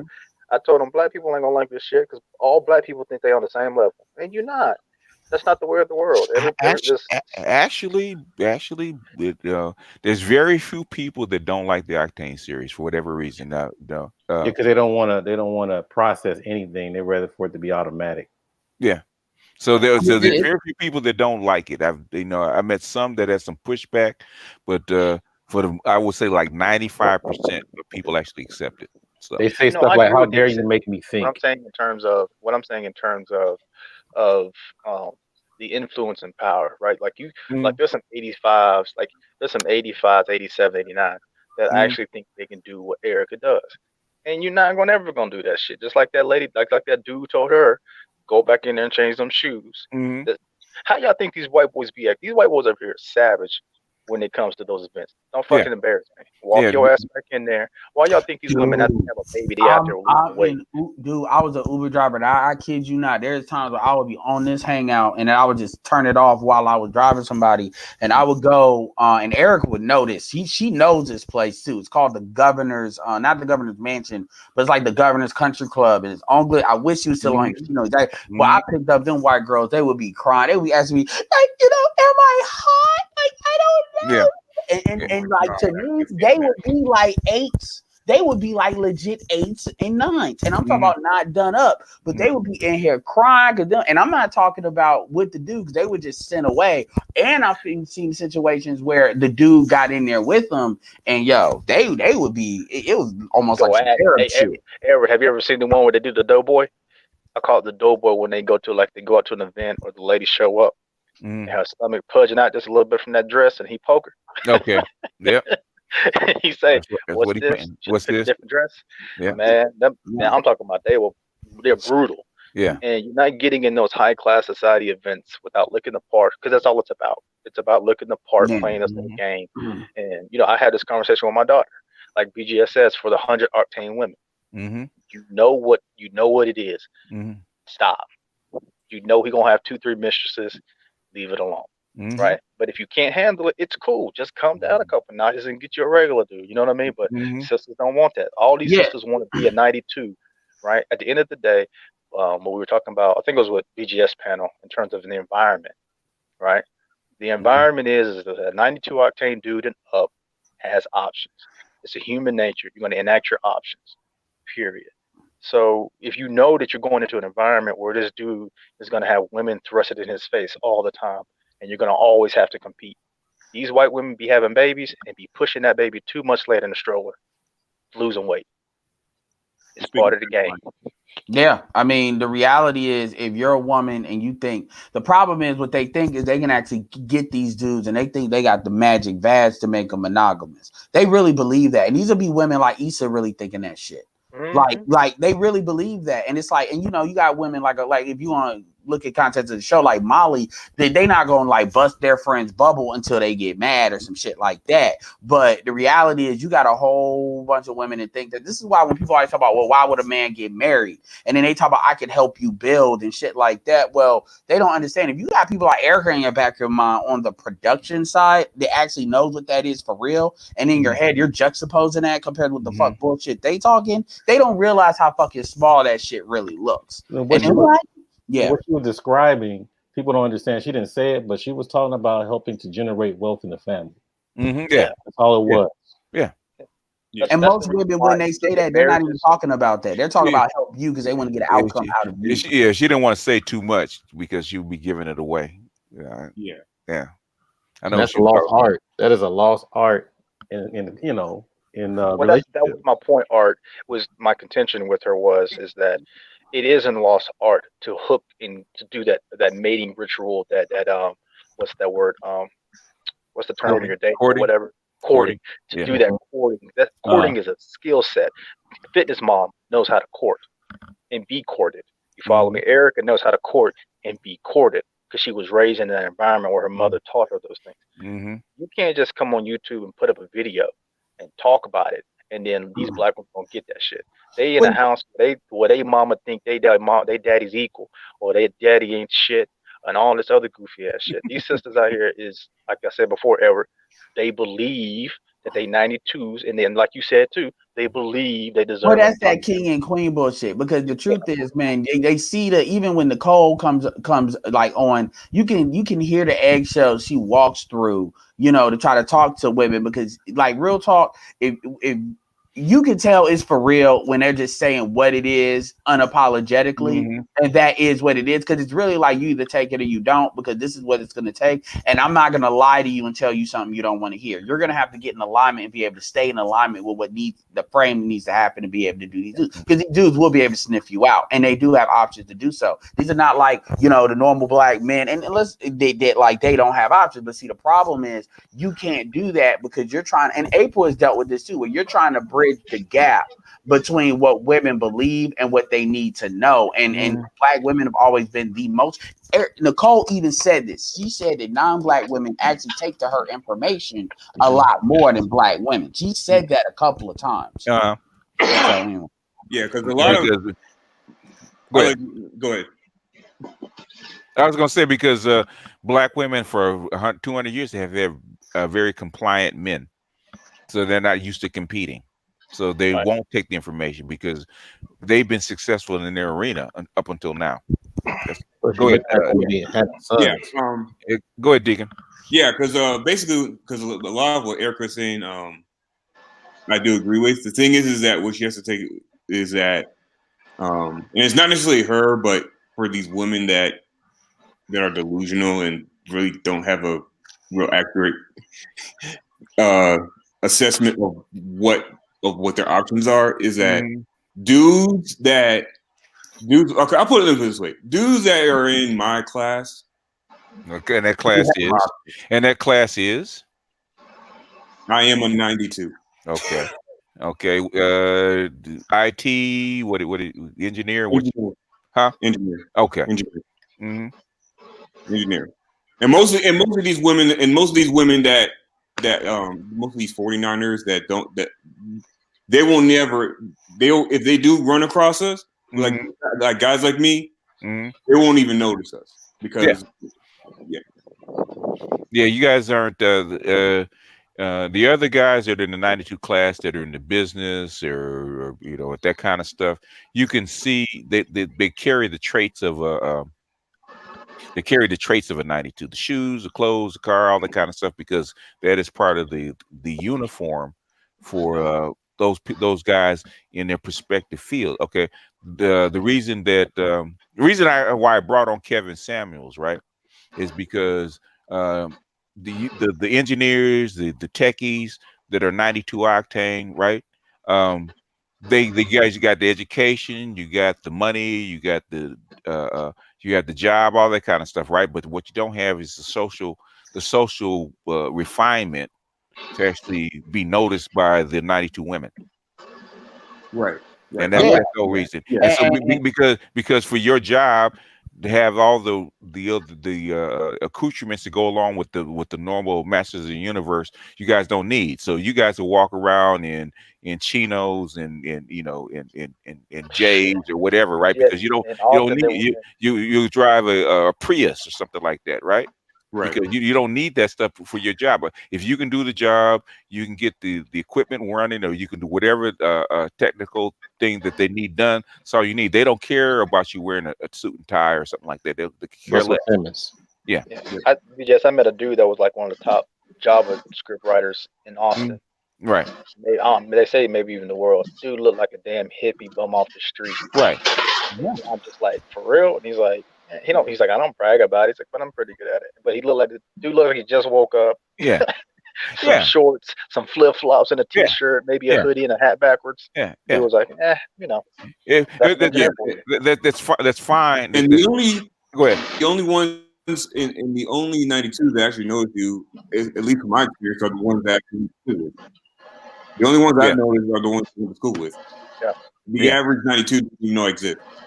Yeah, they don't. And the only way they'll find you guys out is if, like, let's say Deacon starts a company, a startup, and starts to like get out in front of people and be in public. Then they'll know it's a Deacon going, oh, you got an engineering background, oh, you're an entrepreneur. As far as that's why I said for Erica. Erica agreed with me. The engineers and the STEM guys, STEM class guys, are a different animal than the other. Say the majority of 92s, right? Like the judges and the politicians and the business people, all that kind of stuff, because they have to have a specific uniform. They go to specific places, right? The STEM guys, that's not necessary. They don't have to go to the governor's ball or go network at that kind of stuff. They're not going to show up at art museums and that kind of stuff, right? So you're not going to. So the places they actually meet, that where they're actually looking for you guys at, you aren't there, right? Correct. So the thing is, now it's optional if you guys want to look for these women or attract these women or not. It's optional because you may not. You may want a chick that's like Lawrence got an 89 that's not pushy, or an 87 that's just a regular housewife. The thing is, if you want a 92, then you're gonna have to, just like the women have to do. They have to look a certain way. They have to go to certain places. They have to network and be in proximity with those people. And that takes a different training. And like you said, most of those dudes, and Deacon probably can attest from him and his coworkers, and the engineers that I've worked with, most of them dudes look like minimalistic dudes. They don't have all big ass shit. So when you tell them dudes, absolutely right, chicks like, oh, I don't want no minimalistic guy. He looks like a dusty. I'm like, that dusty ass nigga probably worth damn near almost $6 figures. That's true. Probably $500,000 in the bank account. But you would never know that because you wouldn't approach them. But what are women looking for? They're not okay. When men think money, right? Agreed. Women think lifestyle. Money for women. Jason Black says that. Money is just a means to have a certain lifestyle. So you could take a rapper that's making like half of what $1 million plumber is, right? Okay. Yeah. Why would a woman choose over a plumber that making twice as much? Because he's got connection. He goes to places where famous people go. She's going to places that get into places where the plumber can't get into. If he travels, he's taking her with him, so he knows people. He's in a certain jet set group that the plumber can't get into. It's a different class altogether. Yeah. So basically what you're saying is since I'm a father and I know probably how to spot a deacon if my daughter wanted to ever get married. Right. My best bet is just to shut the fuck up and just not tell sisters at all. So, yeah, you know what I'm saying? Because at the end of the day, they're not going to spot a dude like that. Deacon was one of the dudes that got mad at me. He said, "Don't point them chicks at us." Yeah, that means you got to dress down, huh? He wanted Deacon said, "Don't tell them the secret. Don't give them that game. We don't want them." No. And this stuff is very important because you got what? So you got economic currency, which I would call security. Then you got social currency. Then you got, the genetic currency, right? Yeah. And so clearly our women want the social currency and genetic currency. And they really, if they got to pick between the three, the actual real money is something. If it ain't helping them with lifestyle, they could do without it. And this is how, a lot of these women ain't really out here to build.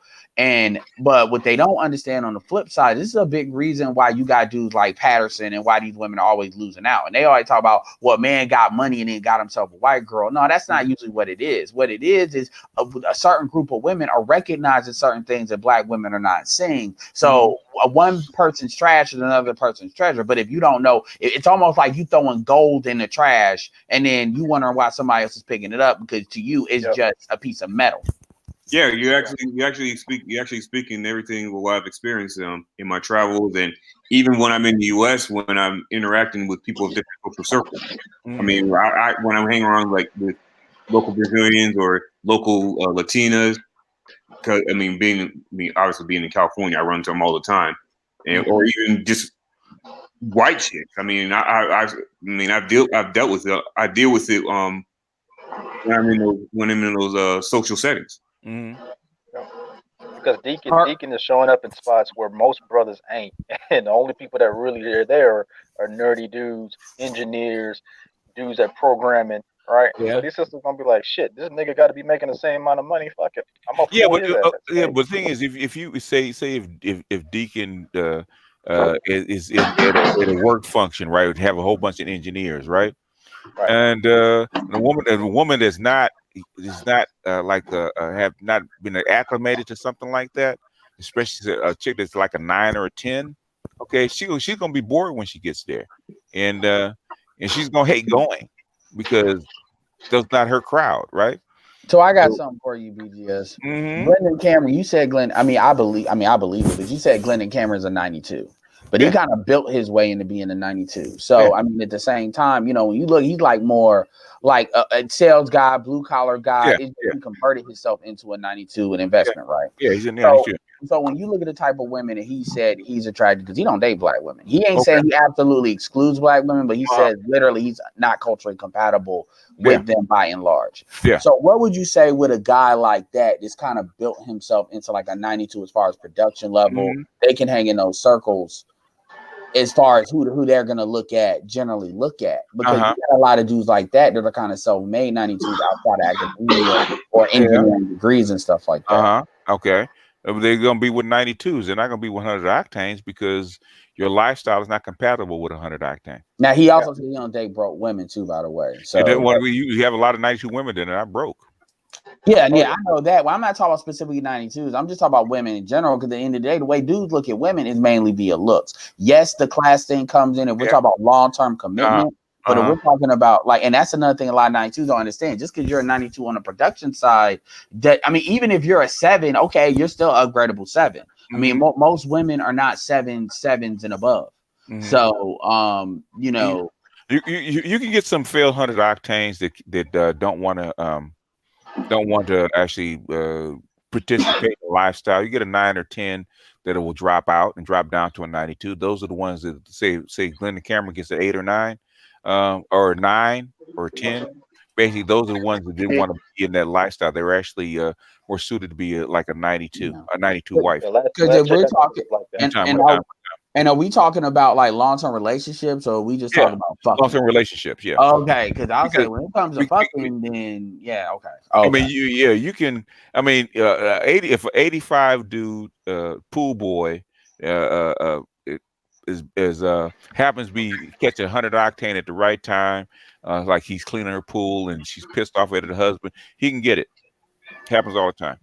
Okay.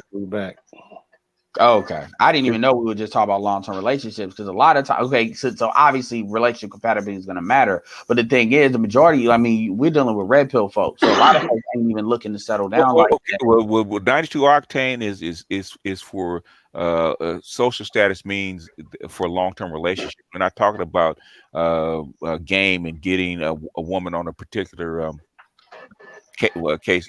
particular sex escapade. That can happen to anybody.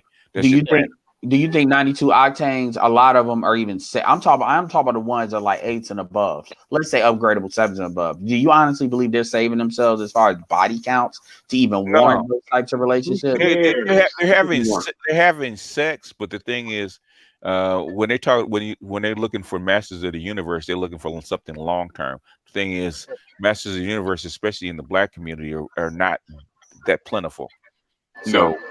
So basically, if they want one of those dudes, then they're gonna have to wait in line and wait till he falls out of falls out of the or like be just, or they're going to date older.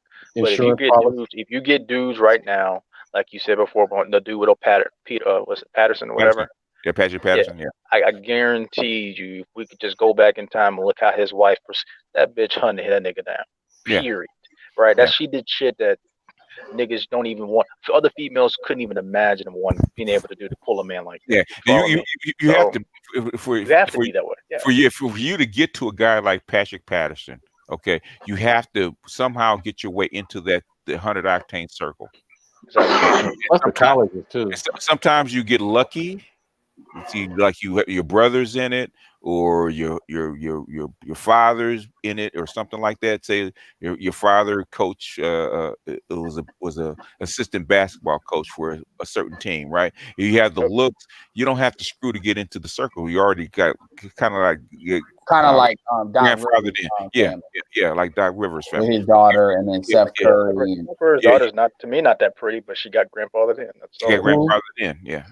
Doc Rivers' daughter. Oh yeah, and that's another thing when it comes to like the thought market, as well. When they're really good at getting up in there, a lot of these NBA players are starting to get tired of that shit and starting to trade notes. So you're starting to hear more and more like athletes really start to shut that down, because they're getting tired. If they do get in the DM, these females are taking like cheap, empty calories and calling them out. And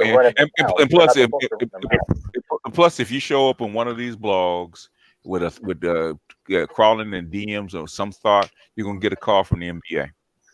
I didn't think about that. Yeah, you're gonna get a call. What you doing, man? That's what I was saying. In terms of a lot of these females, they're not supposed to be talking, man.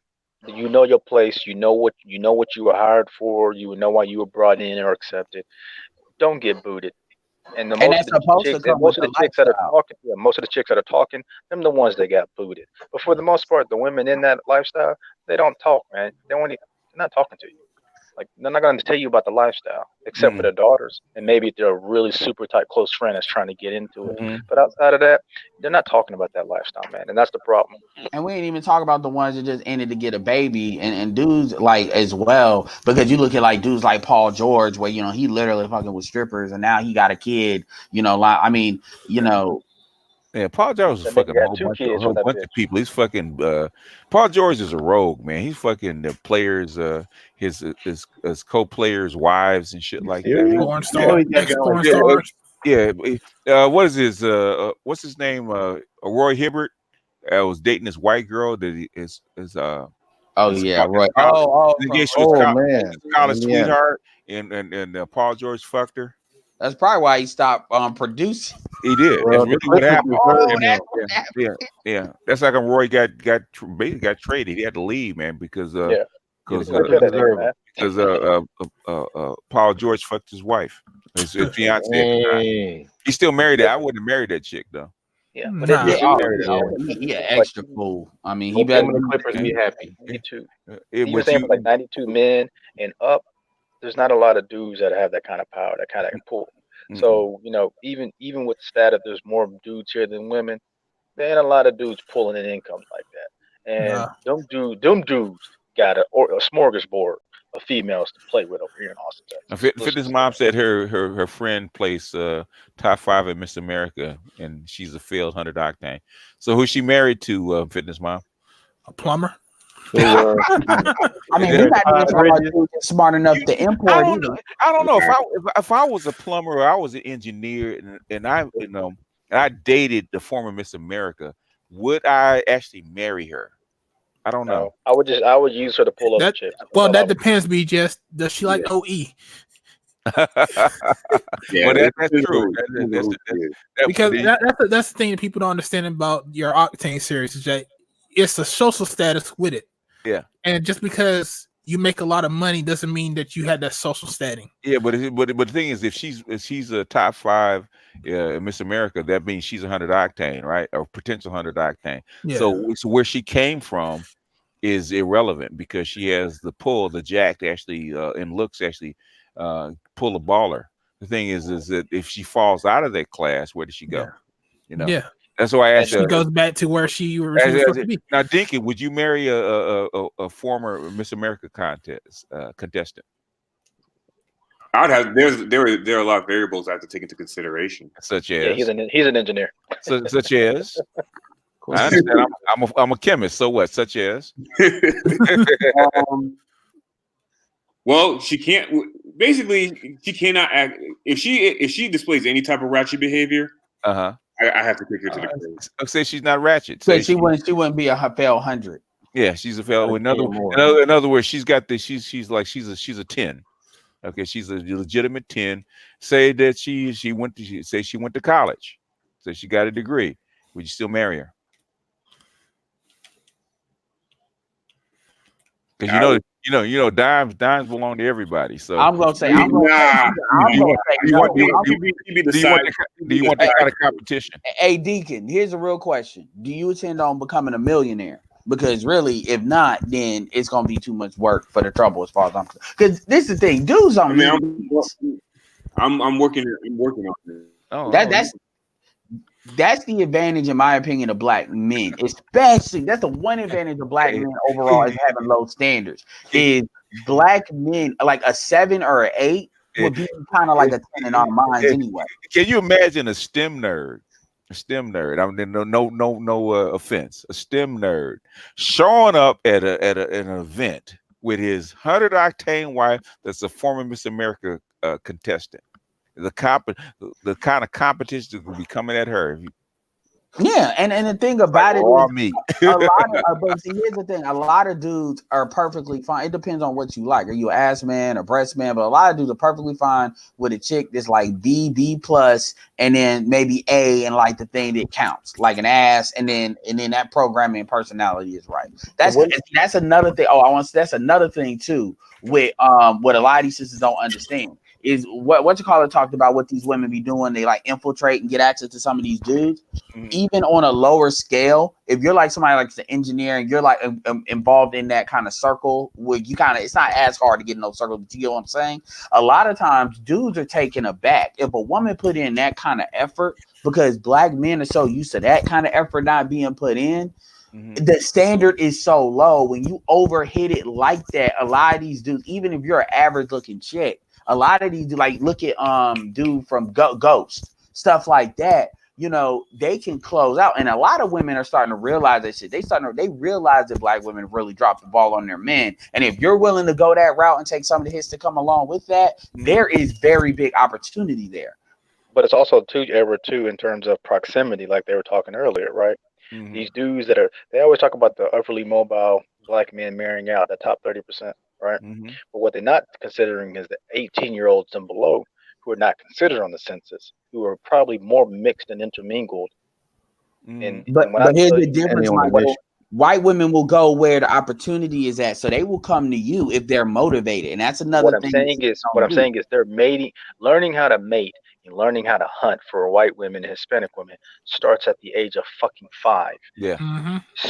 How to serve, how to make a home, and all that other kind of shit. So when your boyfriend comes over, you make him a meal and you sit him down and he chit-chatting up with the give him a beer, serving him, take his shoes off.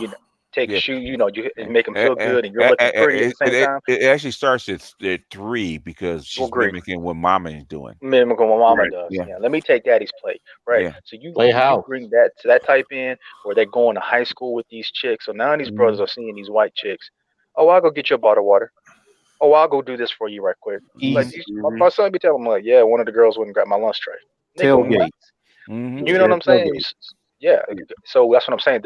Those young men who are 18 and below, like Rodney talks about his son, their standards are higher. Yeah, and so those dudes' standards are on par with every other dude out in society. So. I mean, even when I'm talking to dudes that are in the early 20s, their standards of women are fairly high. They're not. We're talking about. Hold on, Edward. Let homeboy finish his statement, okay? Yeah, but they're not gonna. They're not going to be checked. They're not going to put up with some of the nasty attitudes that that's been displayed for the last centuries. I mean, look at Soul Shader. He knows. I could just looking at his comments and just interacting with it in the chat for these past couple months. I'm not gonna put up with the nonsense that a lot of these B-dubs be putting out. And I didn't mean to call them out, but just interacting with them and listening, watching his content. They're not gonna put up with that stuff. They're gonna, you know what? I got options. Bye. Get out of here. I'm mainly talking about black men that grew up with black women, but jump into that 92 octane range. So they put themselves into that. So they're not necessarily used to it coming from those higher standards. They're more used to it from and that will make them even more taken aback by it. Like remember, when with black men are this is the thing that black women understand. They've set I don't care why, because it doesn't matter as far as their outcomes. They have set the bar so low when it comes to femininity, and now the environment is changing. Not only the fact that a lot of interracial mixing is getting even more and more normalized, because like BTS says, that's where they're trying to go anyway. They prefer to have a white man and a black woman because that's what they project on TV. But when it comes to with Latins and doing stuff like that, they don't really care like that. So the environment is making it easier to do. Black men are getting more and more tired because social media is interconnecting a lot of fuckery, and also these women are now in an environment where there's less and less overall dudes that can produce whatever lifestyle and stuff like that needs to be done. So they're going down to where they can get what they can get. That just creates a perfect storm. And the answer that Erica gave in terms of how does marriage benefit her, that is an answer I've heard because I went to private school. That's an answer I've heard many white women and many Hispanic women give that answer in terms of in their status. That's what they view it as. The vast majority of BWs do not see marriage that way.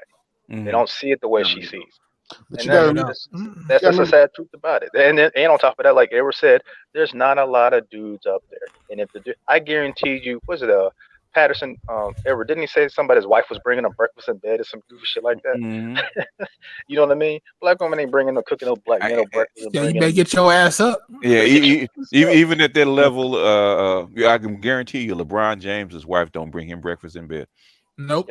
Somebody else. Well, he cheats. So I'm very guarantee you people he cheating on. See, her thing is seriously, at the end of the day, she does her role. She's there, she's cool, she don't question the cheating. So really only thing he gotta worry about is his damn mama. And Chris Bosh. That's another thing. Shawnee's a good since we're gonna talk about 92's relationship. The story is Shawnee, and Shawnee should be really kind of a tale that people should look at, because at the end of the day, man, she probably would have had a lot more money.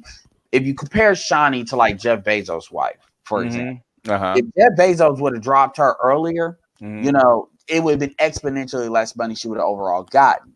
Versus Shawnee, Shaq probably would have had more money than if she would have. I'm not saying you should ever get divorced, but if she would have just stuck with it, she would have more money. But she put herself in a position where she had to try to put something together on her own, and this is where a lot of these women keep thinking they can do bad all about themselves. But Shawnee's mother and Shawnee wasn't raised that way.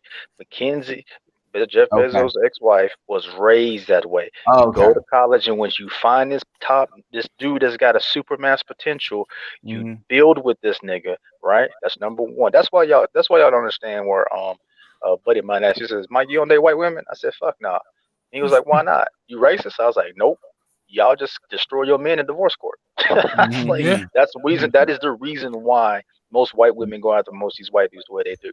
It's because they actually help these niggas build. They actually help this nigga be smooth his ass out and be normal in public and shit like that. Like, she built this nigga.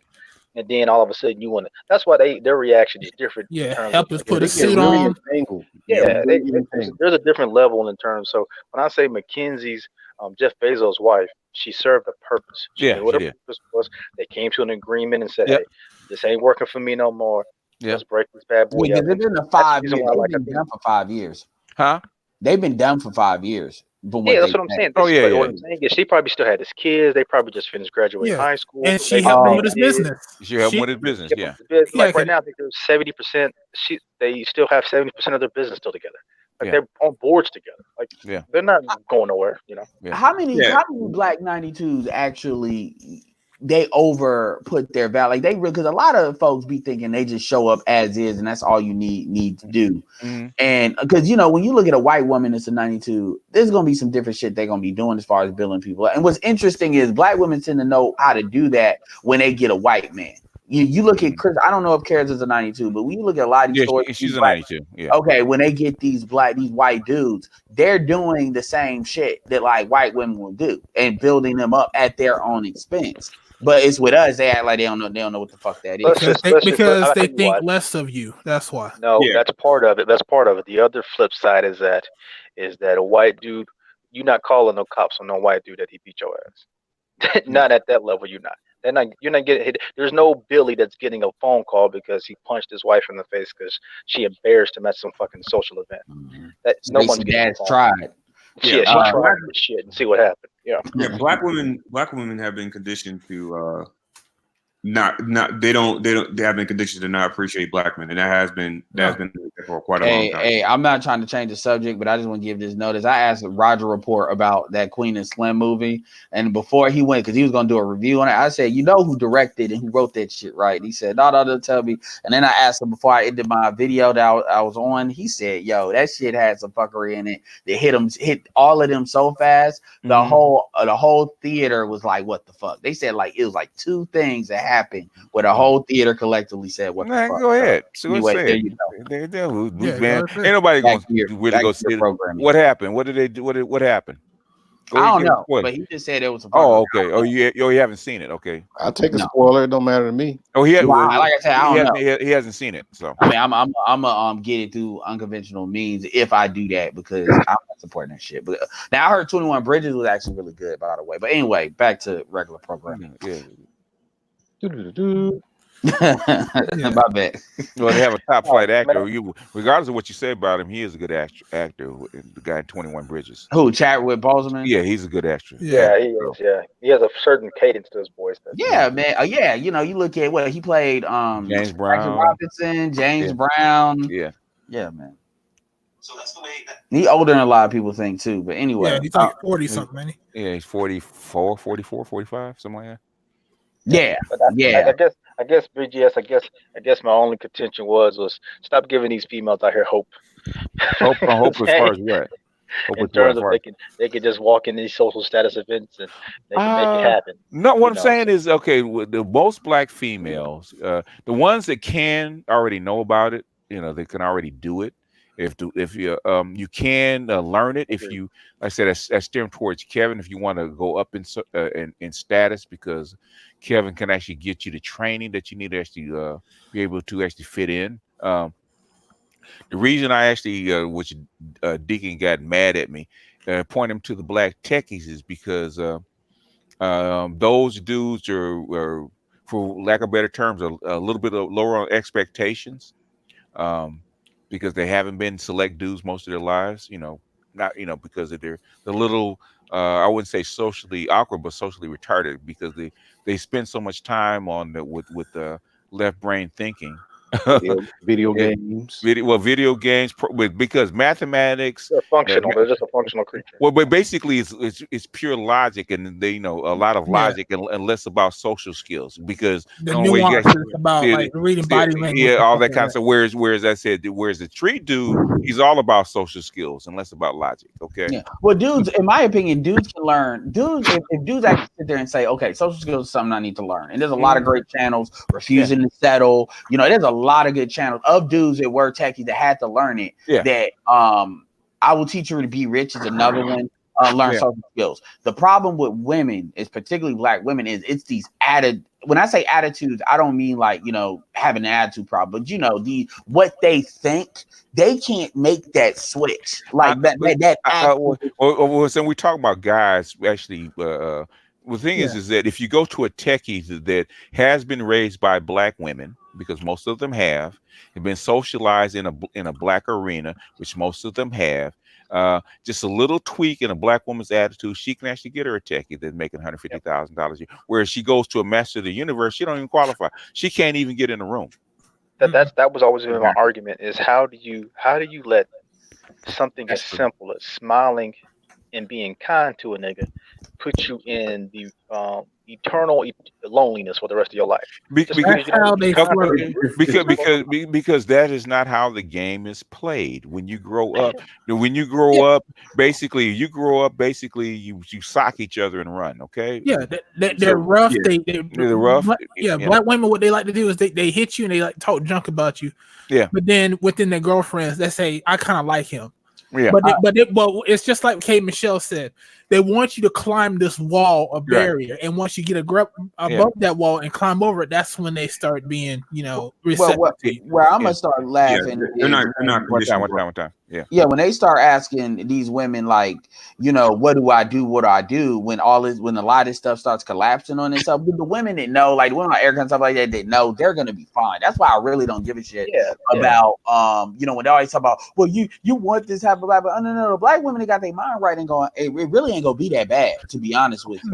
Because they're either already married or they know what they need to do to switch up. But when they ask these other women, like, I'm waiting for them to start really asking, why didn't you teach me what y'all are telling me now? Because what's going to happen, in my opinion, is they're going to start telling them the real game as far as what they really should have been doing. And then they're going to be like, so why didn't you say this the whole time? That was my contention with Erica, was in terms of she's going to be all right. And when they hear her story, which is I was proposed to 3 times, right?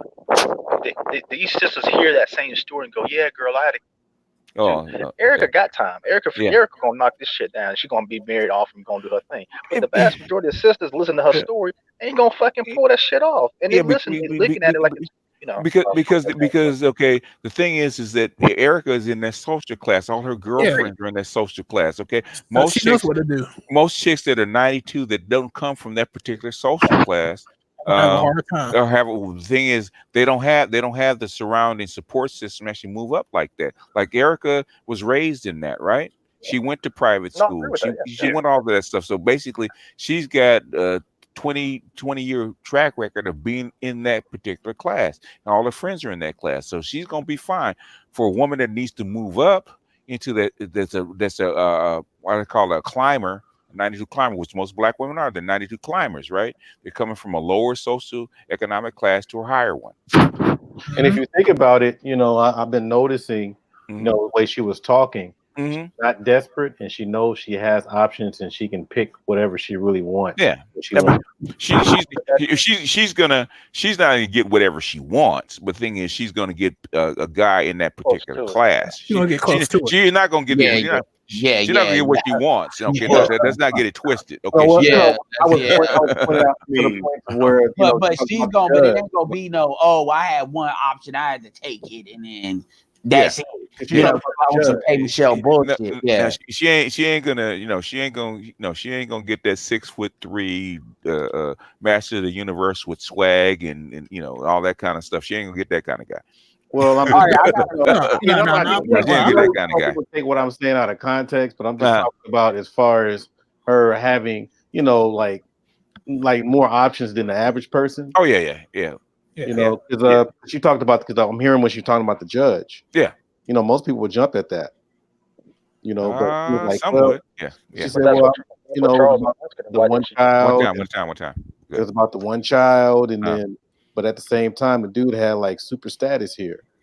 So it was like, I think I'll take my chances somewhere else. Yeah, because for what she brings, okay, you got to remember for 92 for high class 92s like that, it's not just about looks. It's also about her Rolodex, her network, her social status. So in other words, she can put him in a room with because maybe her girlfriend is dating a politician or somebody high up that's white or whatever, right? So because she's in that particular stratosphere as far as class is concerned, that's where class makes a difference. Like the reason 100 Octane, if she's been 100 Octane, is actually a good friend to know, because say Mike is showing off something in particular, right? And he's got either a girlfriend or a friend that's 100 Octane that said, I would really like to talk to this guy, and says, I have a friend of a friend that knows this guy, and let me make a couple calls and then we get back to you. and she'll call back like at the end of the week. Hey, Mike, you still want to meet that guy? Yeah. He said, well, he's going to be in town, and he says he's willing to meet you with you for an hour at his hotel. Is that good for you? That's what 100 Octane can do for you. Because they have a network, they have a role. That's the reason why. What's April? That's what April. That's what that April Mason chick. That's the reason why she's coming off as, to me, is a fake 92.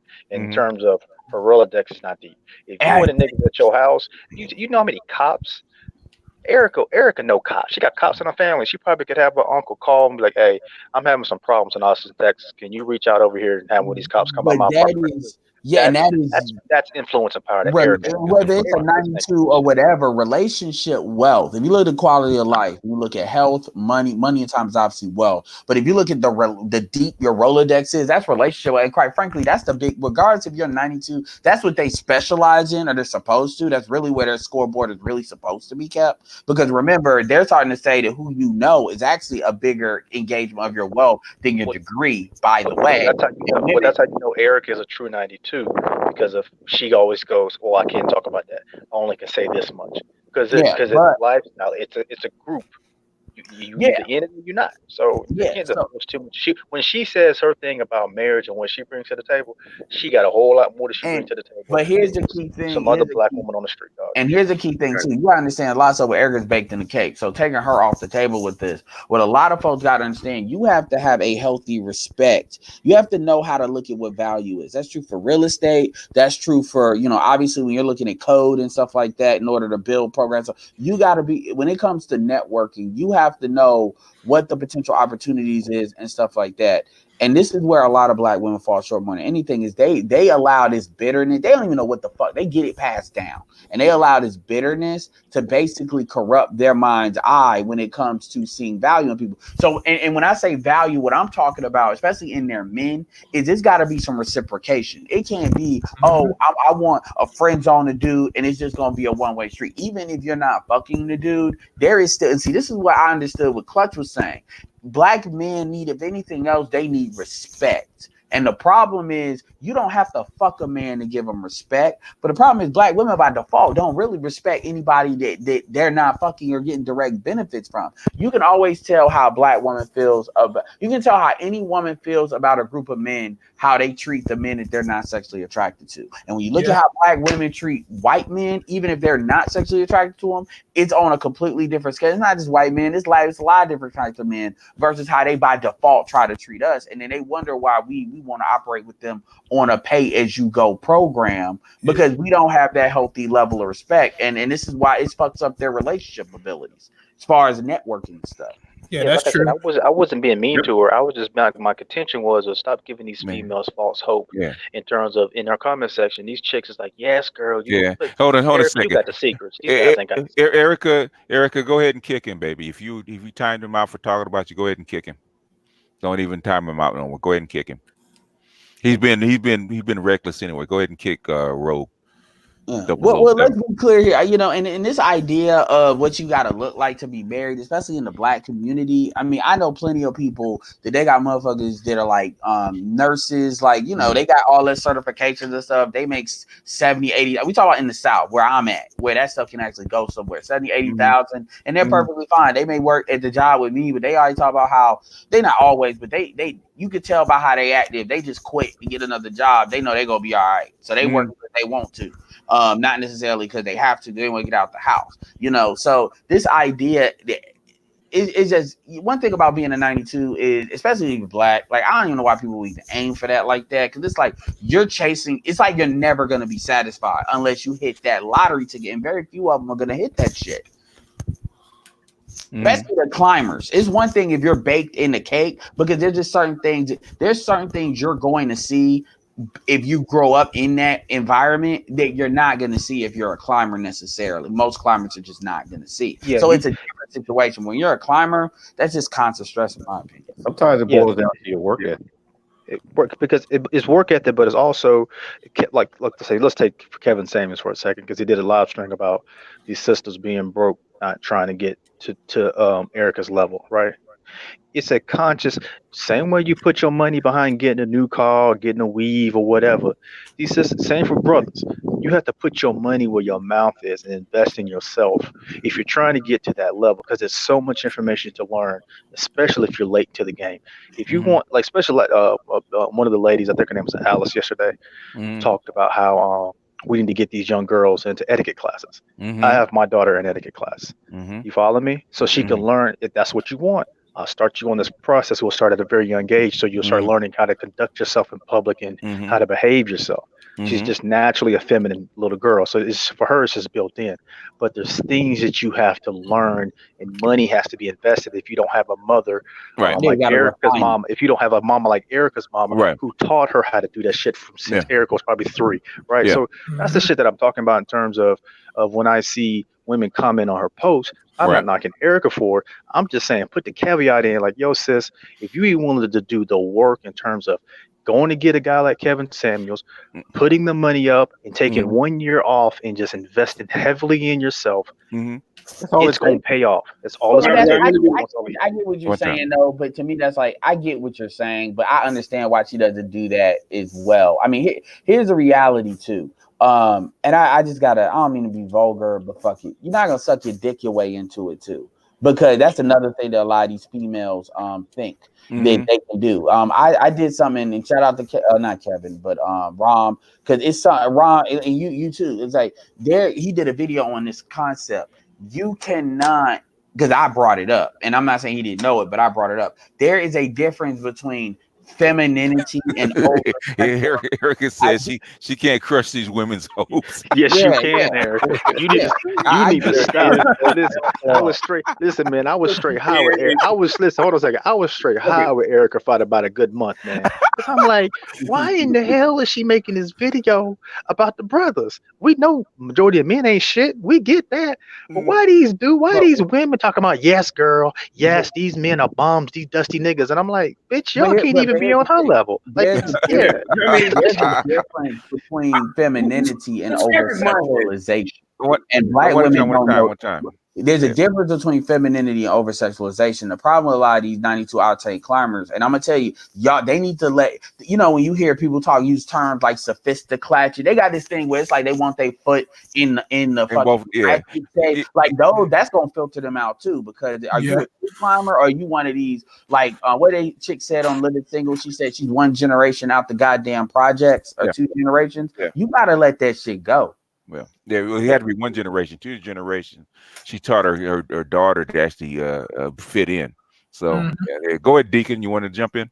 Yeah, I mean, really, the problem is that a lot of these women do not have realistic expectations of who they are and what they want to do. They've been conditioned to this fantasy where they think that they can get,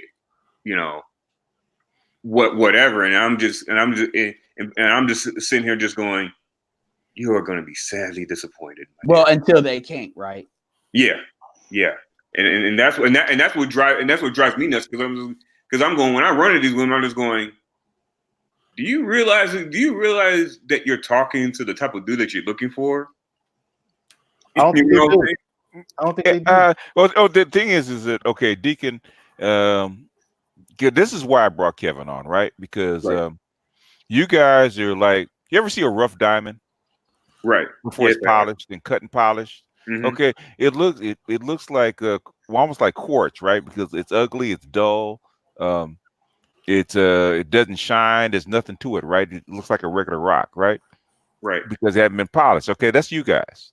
So when they look at you, it's like, okay, I'm a 92. You don't look like a 92. You don't dress like a 92. You don't talk like a 92. Okay, because you haven't been polished. You haven't been polished. And Kevin can tell you, once he take them through the polishing process, it's like a transformation, because you have all the ingredients. Okay, most of you guys have all the ingredients. You're educated, you're smart, you make money, you have a career, all that kind of stuff. You have all the ingredients. The thing is, you're a rough diamond. You have to be polished. Right. Say if you got a chick that's like she's been an ugly duckling, right? Say you got a chick that's an upgradable 7, or maybe even the chick that might be an 8, right? But she's she doesn't know how to do her hair. She's doesn't know how to dress. She can't use makeup. I mean, she might even be a little bit overweight, right? She's got the basics for it. The thing is, she hasn't been polished. So you take a chick that's maybe 5'7", 5'8", right? Got long legs, but she's a little frumpy, and her skin might not be. She might have pimples, but the thing is, she got all the other accoutrements. She just needs to be polished, right? You put her in the gym, she loses weight, she trims down, get her change her diet, her skin clears up, and all of a sudden you got yourself an 8, maybe even an 8+, right? She now she's polished. And now before, when nobody noticed her, okay, or very few people noticed her because she wasn't polished. Now everybody does.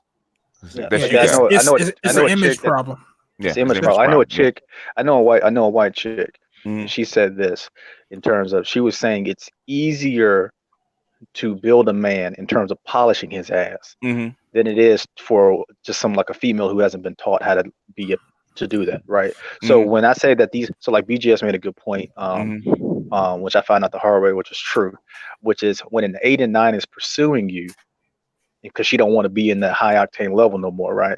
She's actually proven herself like, yo, I really want to be with you. That's the type of chick will take your ass shopping and dress your ass up, make you look a certain type of way so you can fit in, so she can bring you to a social event. But you her man. You get what I'm saying? Yeah, So but that's not black women. See, a lot of the issues with it's not. It depends on the black woman. They say Deacon found a 92 chick that's a natural 92, right? That has all the etiquette and all the training, and she picks him, right? She's gonna polish him. Yeah, that's why you pick a 92 at that level. She's gonna polish him. She's gonna make sure that she changes his look, changes his hair, changes his clothes, how he smells, all the different things.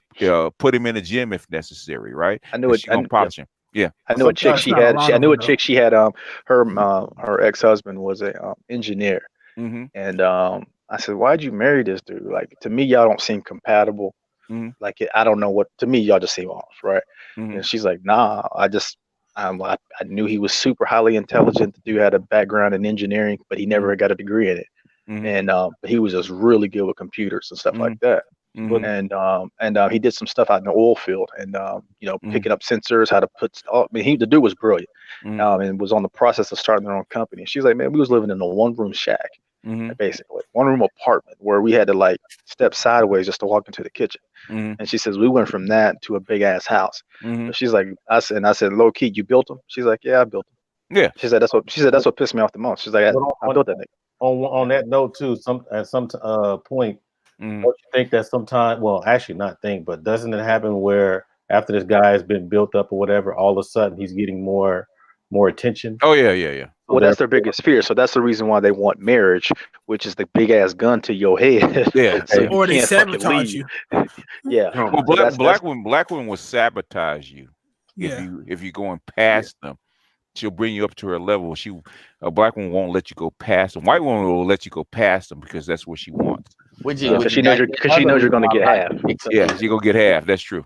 Yeah, which is another reason why a lot of these chicks are losing. Like, it's a lot of stuff. Like, again, when you understand, like, the biggest thing as far as, that's what I was going to say with Glenn and Cameron, too, was the fact that, all right, what was I going to say? I lost my fucking train of thought. Okay. Postmodern Gent says dealing with a first-gen rough diamond is a risk for someone who has family with a pedigree background. That's true. That's true. You can see that on the world stage. Yeah, a lot of these chicks are if she picks that dude, then she's vetted him. So what do you BJS, I'm gonna miss a question. Here, hold on a second. BJS, on that note, what do you think Queen Elizabeth said to Meghan Markle when she had that outburst? She's a first generation. She slapped the shit out of that woman and said, "Get yourself together. This is not a fucking party here. You're here to do a job." When them palace doors close, whoo. Yeah, I want to see what you thought on that. Yeah, I want to see. She slapped the shit out of her. I would have. So what do you think about folks that, like, they always say don't lead with your money? Because you're saying on the one hand you need to look like a certain part, but on the other hand, like, if you look like a certain part, you're attracting people for a certain type of reason. That's where I was saying that Glenn and Ken. So a lot of dudes that hide their wealth because they're trying to vet these females. Now, Yeah. The thing is that when I said don't lead with your wealth, even wealthy people don't lead with it. Okay, you have to. If they drive a certain car, they're dressed a certain way because they're doing it because that's required for the role that they have to play in. Say if you're a banker, you just can't show up in a short Toyota. There's a certain standard that you have to meet to be that. Okay. When I say don't lead with your money, what I mean is these dudes that say I'm going to pay your bills, I'm going to do this, that, or the other. You can't do that, right? Yeah. And most of the times, say if you're a banker or you're your investment banker, say if you're entertainer or something like that, right? Basically, those women have to weasel their way through all these barriers to get to you. They just can't walk up to you. Now, those guys you just can't walk up to. Look at Marcus Brownlee's girlfriend. Mm-hmm. That woman is not, and she's probably what, a 5, maybe a 6. She's a 6, yeah. She's a 6, maybe. Mm-hmm. That chick is probably connected like a motherfucker. She probably is. They probably groomed her to go, you gonna go get him. Yeah. You're gonna go get him. You know what I'm saying? So it's when at the top there is still matchmaking, and there's some picking and choosing that they give the women the flexibility to do, but there's not that much picking and choosing. They're grooming. They see dudes coming up going, that's Marcus Brownlee, a middle-class black kid who has started the YouTube channel. Okay, he's nothing. Oh shit, he's got some more followers. Oh shit, he's gaining a mass following. Okay, we need to groom a female to pick his ass up before he fucking falls off. That's what they did. Yeah. So his family was a part of that. Yeah. So you talking the 8 million tech dude that these females were up his ass because of he was a non-black woman. Yeah, basically. Yeah. Mm-hmm. Yeah. No, they don't want his ass. But they weren't checking for his ass. They weren't checking for him, man. He was they want him now. Yeah. They want him now because he has the money. Yeah. I mean, he's basically if you look at the techies, they scrawny dudes, right? And for him to fit in, he's a scrawny dude too. So basically, he really doesn't fit in with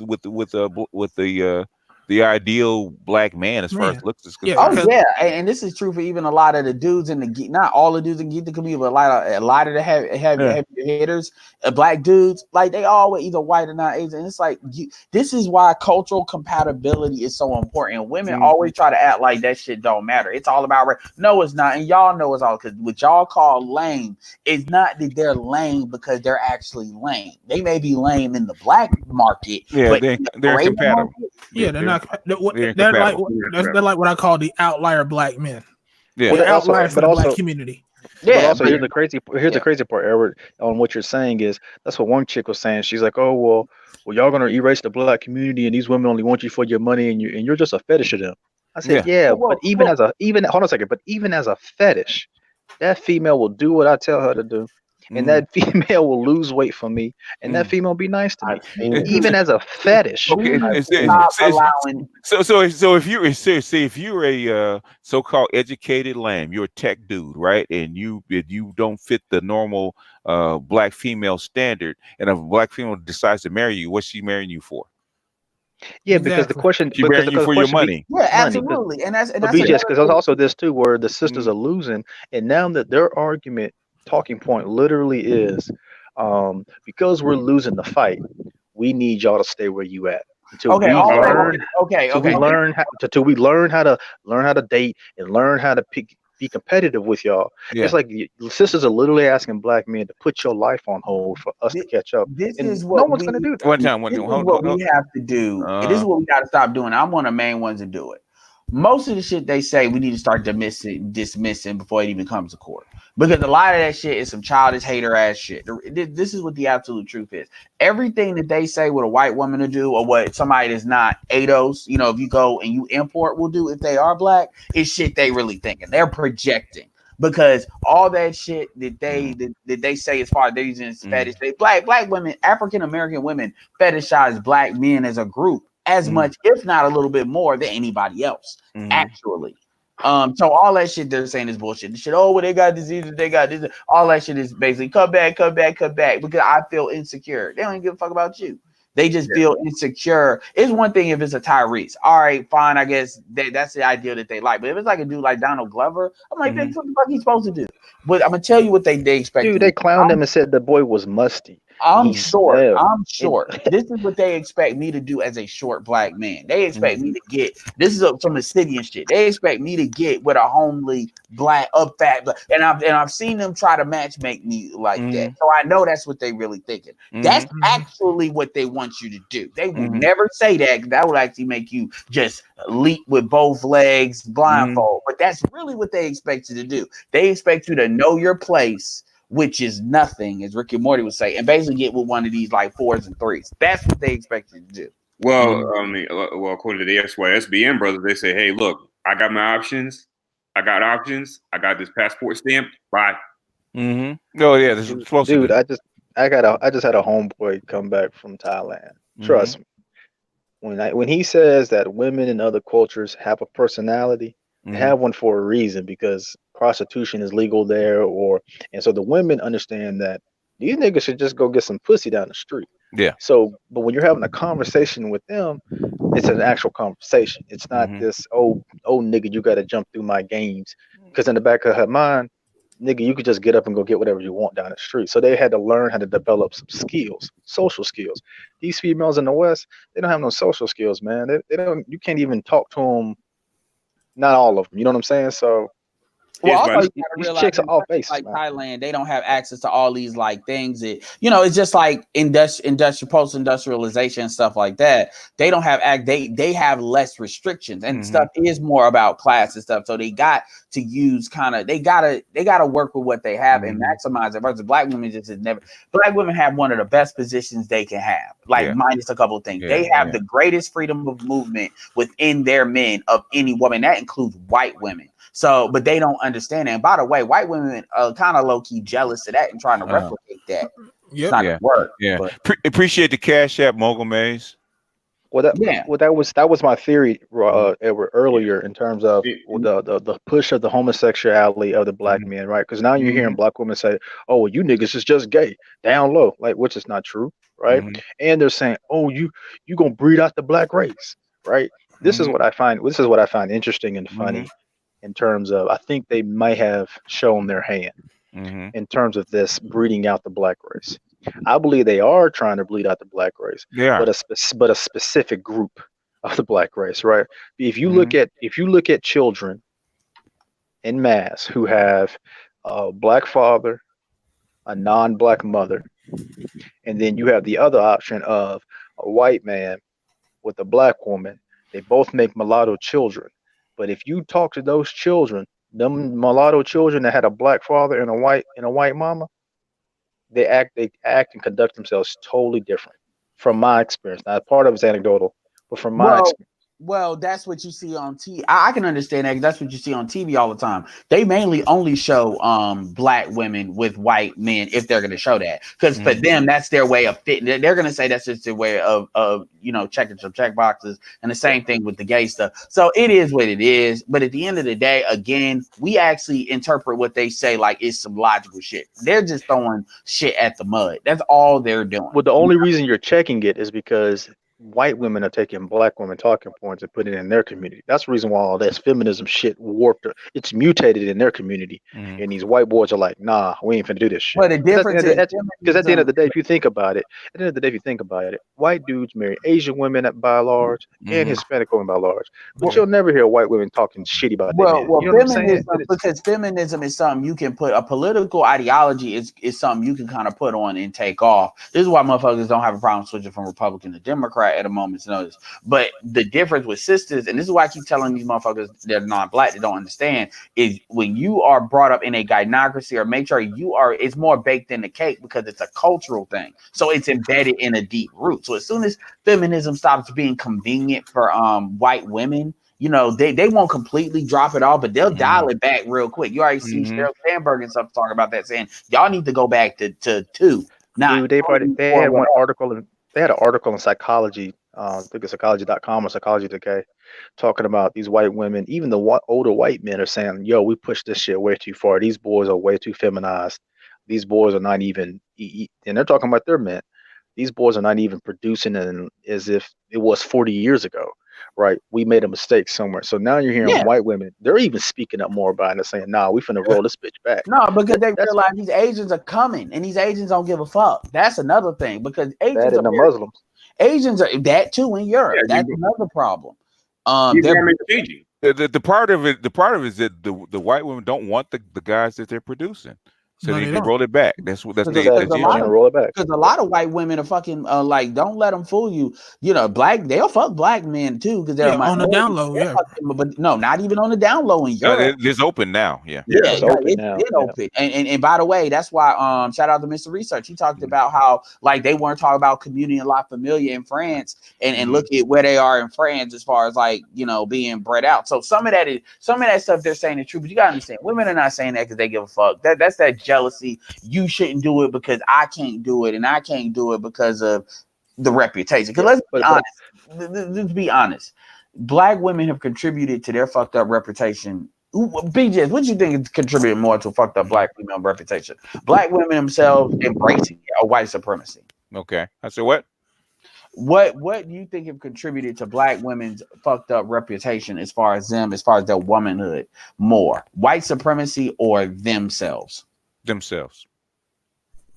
Even if y'all don't believe it, go listen to even though white supremacy is how they were actually developed, but it's mostly themselves. Go ahead. Okay. Right. No, I was gonna say if you go listen to Thinking Man's Templar, he just did a video about sisters traveling while he was traveling. And go listen to his story, how dude ain't nobody checking for them worldwide. Not no ABWs, man. They have a bad they have a bad reputation, man. Yeah. They have a very bad reputation. And that's the reason why and if a women that want to disagree with that, if you're an 8, 9, or 10, and even maybe like an upgradable 7, that might be different. But but 8, 9, or 10, that doesn't count because that's a different pool. But the normal motherfuckers doing that, you know, like shout out to Nibby Speaks because she's more like an 8, you know. That's what we're talking about. So don't try to act like that's funny. The thing is that the thing is even the foreign whores have more class than most black women. That's sad. That's sad. That's sad. I'm gonna hop off. Yeah, let somebody else get up here. I'm on my phone. I need to charge it. Okay, guys. I can show you women in the Philippines that snatched a white dude, like a blue collar white dude, and I've literally, it's 3, and I remember the first one. I was like, wow, she's actually in the United States, and that was like a year later, and so don't be fooled. Some of these women, they doing what they got to do what they got to do, but they may. Folks be not thinking about that, and again, women, they can believe what they want to believe, but reality. The laws of nature, laws of Darwinism does not give a fuck about what the fuck they think. And the truth is, most black men don't travel. That's the thing. You have so much growth in a lot of stuff. Only 5% of black men have passports. So if that jumps, remember when you did that video on the diesel shit in Greece? If that jumps up 5%. Just because remember, the 5% is probably going to jump at are the people who's going to have the economics to do it, which will be in those critical areas like a lot of them 92s. Because you know, they have proximity with these white boys that already have been doing it. These motherfuckers going to be fucked. Like for real, like it's just too many things that can move up. Like it's like a death by 1,000 cuts. Yeah. People, because I was laughing at the women's panel because I was saying, well, how many women do you think is going to go diesel? They said, 50%, 90%. I said, right now you're at less than 1%. So I mean, so if 50% of women start selling their pussy, basically, society is going to be in a world of hurt. I mean, would it be easy to say that would be a wholesale? it would be a fucking fire sale. That's what it would be. And it's crazy because with them, and that's another thing too. You go over there with like them Mediterranean females and how they like a lot of times a lot of these Mediterranean women are some of the most beautiful women. Like Erica, why you still up? I thought you went to sleep, girl. On the planet. So you gotta realize, because remember, you got a lot of women that are beautiful, they just don't have access to the right places, right? So don't think that when these dudes come over there and stuff like that, maybe not Greece, but in other areas, if they're not in a great situation and they got the looks, especially the way the internet is interconnecting stuff, like I said, it's just like trade. You know how America has all these trade deals and people don't understand our electronics. a hell of a lot cheaper than like if you go to Latin America and buy some electronics, or like Asia, it's a lot cheaper. Yeah. You know, if you connect that trade and shit when it comes to the flow of females, y'all are. Yeah, it's gonna be. It's the world's gonna change as far as this is concerned, because the competition for females, or competition against females, and all the different devices coming in. That's the reason white women and black women are now starting to go up against the transsexuals, the what they call trans women. Okay. Oh my gosh. I said we support your right to be different, right? But you can't start taking our men like this. That's so wait a minute. It's the Transformers versus the real women. Yep, Decepticons. It sure is. Malik, like robots in disguise. So first you got Malik Yoba. I like the female aesthetic. Then you got out there telling you Tyler Creator. It's not that I don't like women. It's just how you see women. I'm like, these niggas are out. Like, even if you think about black women, ain't even say they be the main ones caping for this shit. I'm like, what the fuck are you caping for? Like, do you even know what the fuck you're doing? They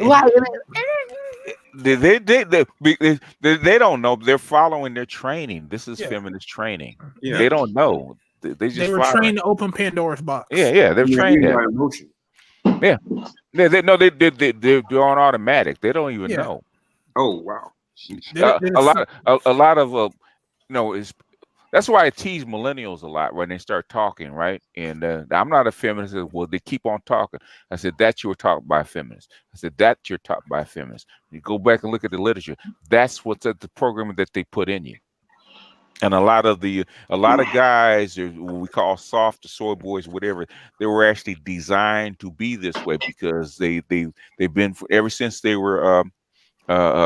They started school in kindergarten. They've been repressed. Okay. I mean, I'm gonna keep it real, BGS. Yeah, most of them aren't feminists now. Like, I'm gonna keep it real with you. Outside of like feminism 2.0, as far as I'm concerned, they're feminist supremacists.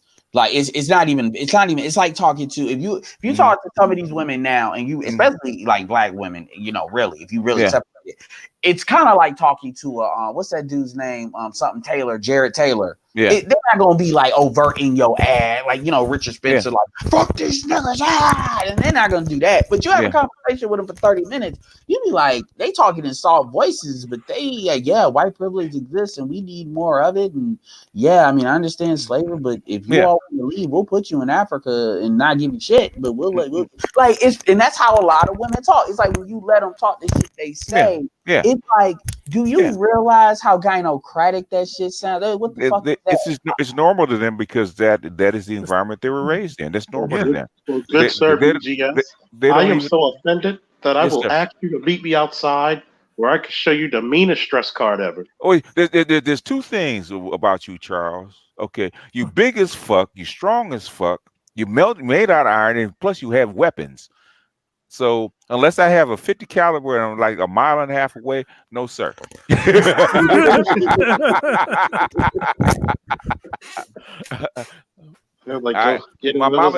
Mama didn't raise no fool, all right?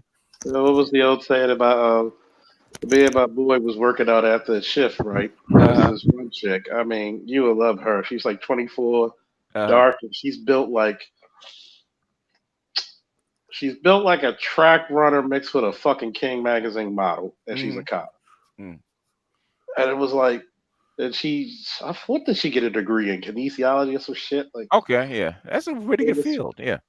Yeah, and it was funny. Like, what the fuck you doing as a cop? But her mother's a major, so that's why. So it was funny, my homeboy, he's trying to flex for her.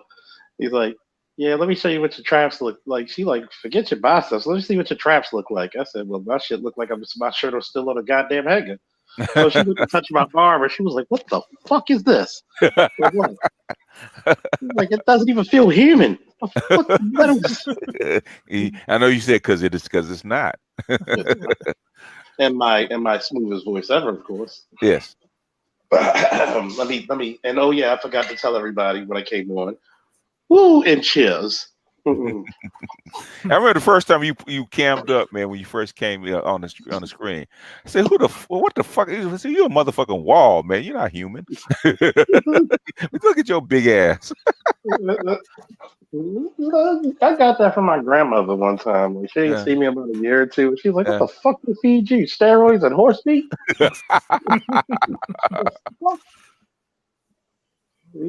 Like it's a running gag now. Niggas. Anyway, where were we? We talk about what about the soy boys and the softness. Oh of them. yeah. They're trained. I mean, this is just embedded. If you go back and look at the literature, everything that they said they wanted to design men and women to be, they actually succeeded. You actually socialize all these people to believe that this is the natural order, and it's not. So when I hear it, I said, go back and read this. Go back and look at it. If you go back and look at it, oh my God, they actually did want us to be more supportive and think that women are more dominant or want more equity and that kind of stuff. You actually taught to be that way. That's not the natural order of life. Yeah. Basically, if you look at the first episode of Watchmen and look at the relationship between Sister Knight and her husband, that's what they want. That's what feminists want. That is a feminist wet dream right there. Probably was a couple of them. Yeah. Especially black feminists, because they got them white kids too. Hold on, you mean I never seen the show? You mean tell me that you got two black parents with a white kid? She adopted her partner's kids, so yes, they got 3 white kids. Not even, and look what you call not husband, but partner. Yeah. Or what? Not husband, but what? A partner. They don't like the term husband. Oh, no, you're my partner. Oh. Because I hear a lot of that now. That's my partner. That's my partner. Partner. Yeah. Because that's the way they're taught. My daughter says that she doesn't want a husband; she wants a partner. That's what they're taught. Yeah. She who not be named said that one time. Yeah. I don't want a husband; I want a partner. Yeah. I was like, well, it couldn't be me. Like who? Like a partner? What are you, Jim Neidhart, and I'm Bret Hart? You know, we can focus on our foundation. That's about it. Yeah. What I was told that I was like, well, why are you with me for?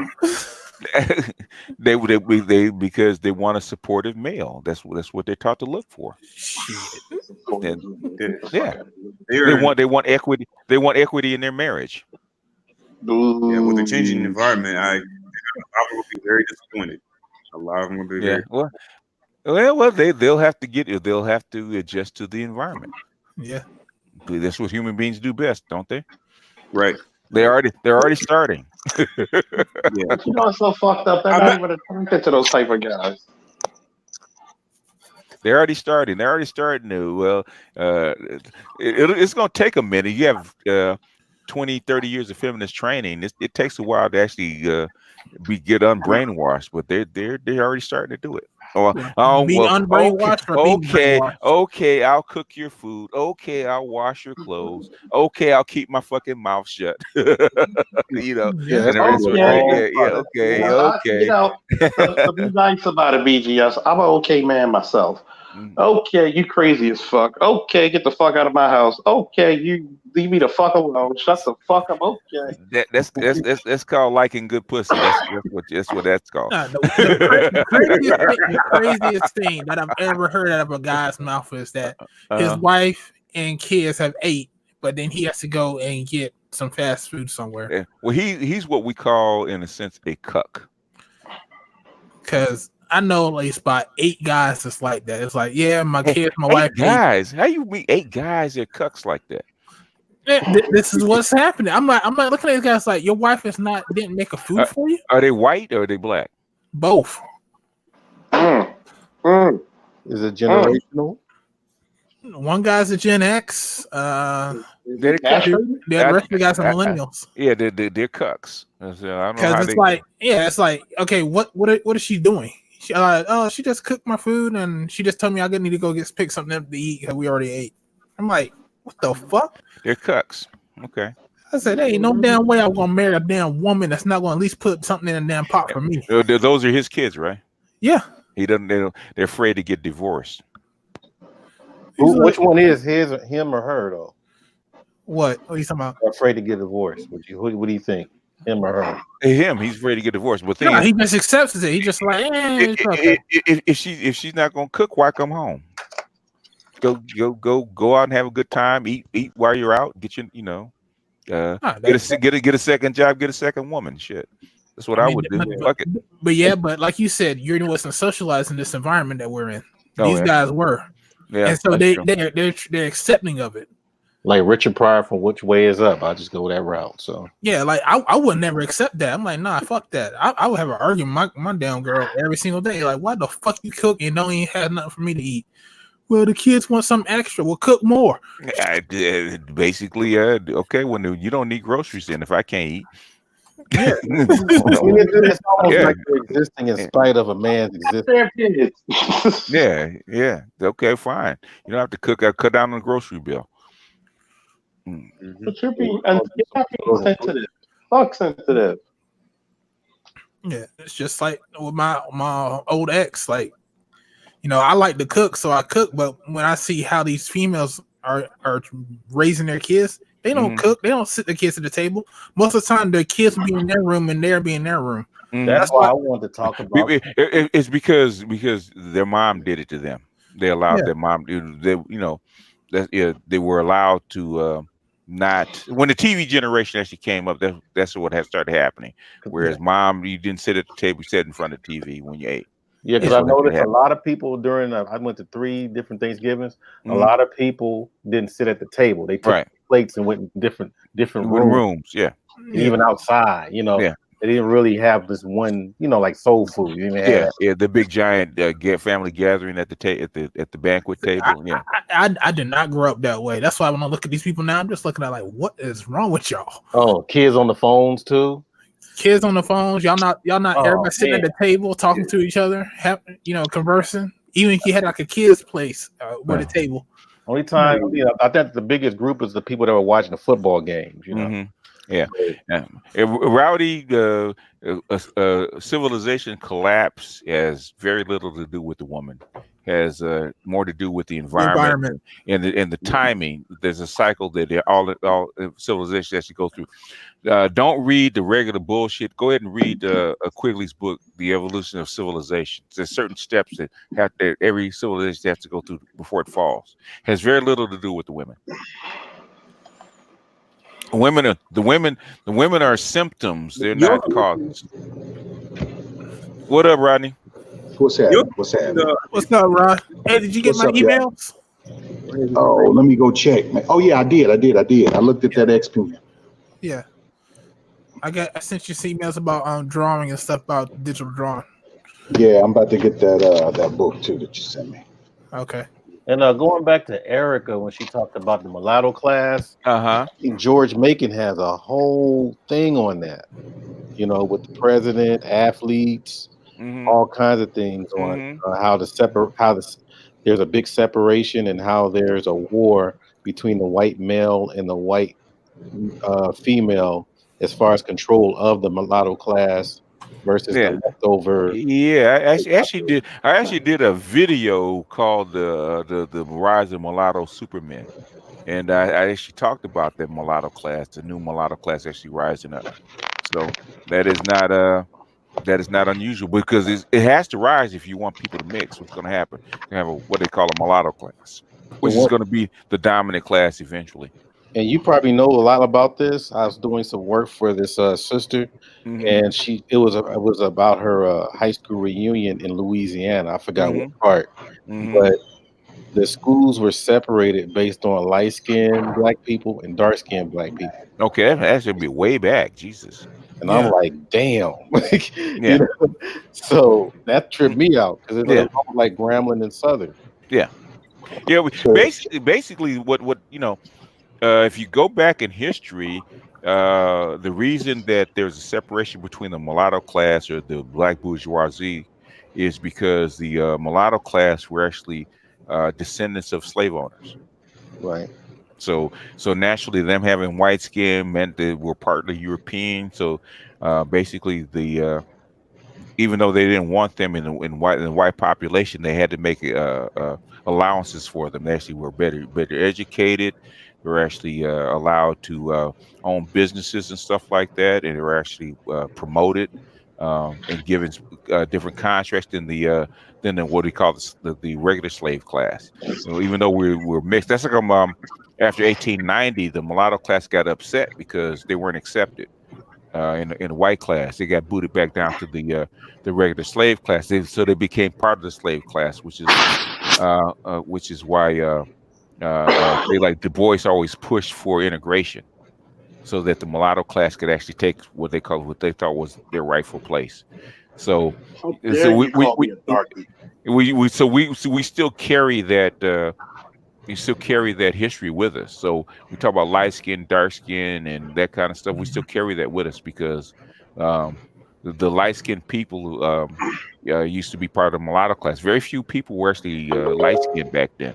As far as the black people, they were. Truth as I know it, he put a question mark about Grambling and Southern. He doesn't know the history. Oh yeah, yeah. It was broken in half between dark skin and light skin. Yeah, yeah. Have y'all ever noticed? Go ahead. Have y'all ever noticed that? Like my son was he was actually going with a girl for a little bit. She was mixed in. She was talking about I'm gonna have a party for my white side of my family. I'm gonna have a party for my black side of my family. And he had another friend that was like he had this huge identity crisis about sometimes he would be black, sometimes he would be white, and it just to me, I'm gonna tell you, man, light skinned people kind of crazy, man. I mean, mixed people are. Yeah, mixed people are. Yeah, mixed people are crazy as hell, man. The light-skinned people are not necessarily crazy because they have they actually had two black parents. Right. Well, I'll say mixed people. But when I see that, it's like they really do have some real identity crisis. And some real kind of psychological issues. It would be because historically, they were a buffer class, and they weren't. They were resented by the lower class blacks because they were bourgeois, and they wanted to be white, and the white people didn't want them, so they actually kicked back down. So they had really no place to go. Yeah. So they had to start integrating into the what they call the aforementioned slave class. So when they start mixing them in, you have a lot more. I say the darker people actually in the minority now than the light skinned people. So you have very few dark skinned people now because most of them have been mixed in. That classic scene of Queen, Holly Berry when she came at you. That's what I was thinking too. Yeah, in fact, you see when she was running and she tried to go and eat with the dark skinned people, and they threw her food on the ground and stuff because they hated her ass because she had privilege. Privilege. Yeah. She's mixed. She's tainted. Yeah. Right. Yeah. That's the same reason why Eartha Kitt, she had to leave from South Carolina to go. Oh yeah. Yeah. Because she had so much backlash with just her being mulatto. Well, basically, not only backlash. No, she actually said what it was. Her white father. Basically, her mother got pregnant by a white man. Yeah. And then when the white man left, she had to marry a black man, and basically, she said he told her, "I don't want that white looking baby. You got to get rid of it if you want to marry me." So she gave the baby to somebody else, to another family. Yeah. Well, it's fucked up. That's the way it was in the 20s. That's the way it was. You're absolutely right. That's the way it was. Because like I told you about my grandmother, basically she got with a white guy, and he had money, so basically he made her just exclusive to him while he had another family out of town. That's why I figured it out, because they were trying to tell me they were married. No, they were never married. He just had another family out of town, because when he died, they was talking about the funeral, how it was black on one side and white on the other. Okay, Humphrey, I can give you 5 minutes on the Dark Night of the Soul, because we're actually talking about something else. All right. Okay. The Dark Night of the Soul is basically I would say a psychological and spiritual crisis. It could be a number of things that actually bring it on. How do you manage it? Okay, how you manage it, the Dark Night of the Soul, is basically I would say you have to basically give into it. You have to accept it. Whatever the crisis is, you have to accept it, because the Dark Night of the Soul is actually psychological and emotional pain, and you have to accept it and be still with it. If you have to meditate on it, you meditate on it. If you have to cry, you got to cry. But the thing is, you have to let it be. And once you get used to the pain and stuff like that, if you don't decide not to kill yourself, you don't do that. But if once you get over the pain, after a couple days, and you dwell on it, then what'll happen? You start seeing different avenues how you can work your way out of it. So that's how you handle the dark night of the soul. Well, if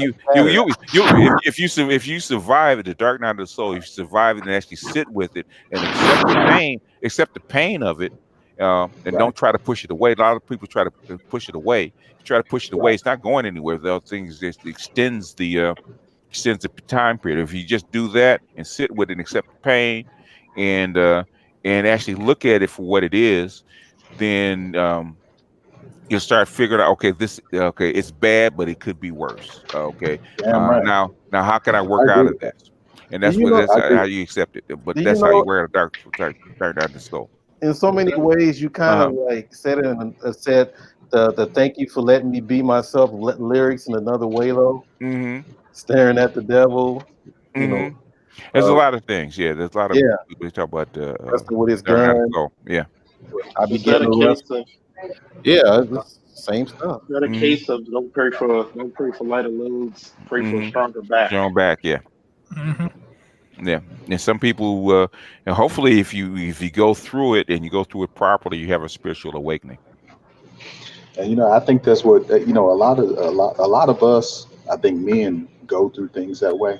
But I found, especially with my wife, man, my wife will avoid that physical, that psychological pain, even the physical pain of working out and all that kind of stuff. It's like they avoid that shit, and it's like you are basically denying yourself spiritual and physical growth.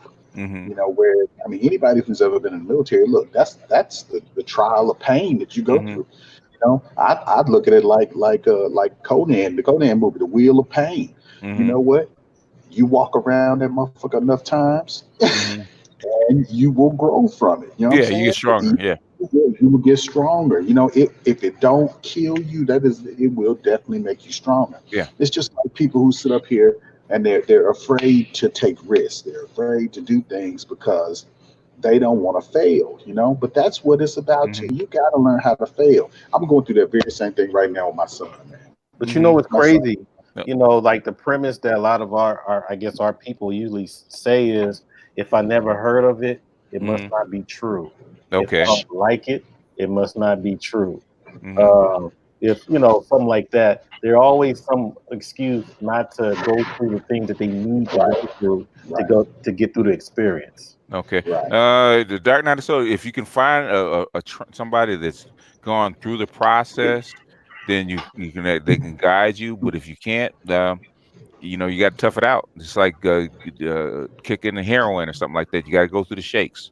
Gotta find a bottle. And then something else that a lot of people are doing too is they're doing psychedelics, man. They're going through the same damn process, like ayahuasca and things like that. People with PTSD, they're going through these things to find themselves because they tried to run from this shit all their lives, and then when they get to the point where they can't run anymore, then they go to that fucking plant, man. They go to that spirit molecule, But the whole thing is being still, being stable until the answers come.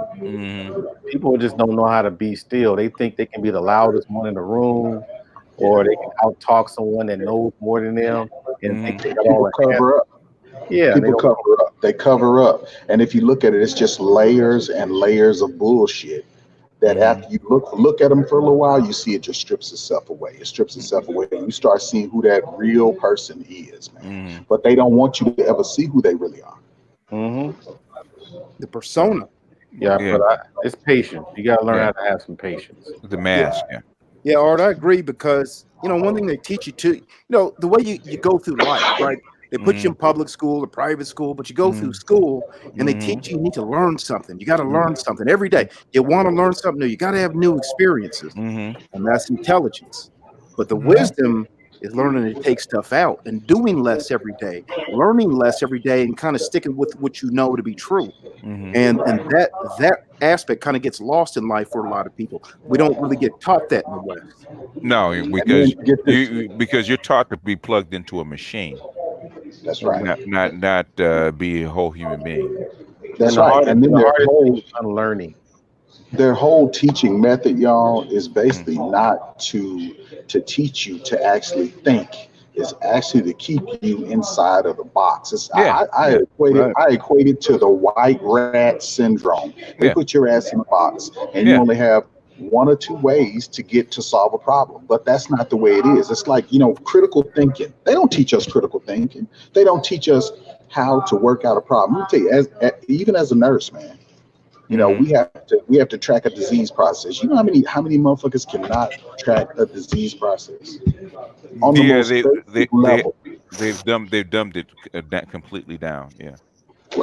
Right. And if you can track a disease process, you can move on to the next level. You can be a doctor. You can be a fucking research scientist, whatever the fuck you want to be. But if you can't track, something from point A to point B, you're a fucking idiot. Can you break that down for us? Kind of what that looks like in layman's terms, the difference between tracking a disease process and what that looks like, and then not being able to do that, or vice versa. Okay, so say you have a person who is like, let me see, get something that I can really kind of lay out here.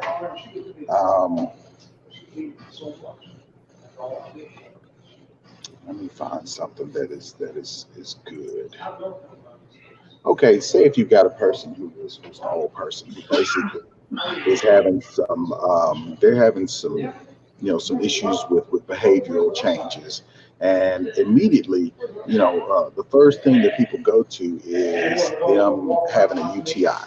Yeah, and a UTI can cause problems as far as mental disturbances and things like that.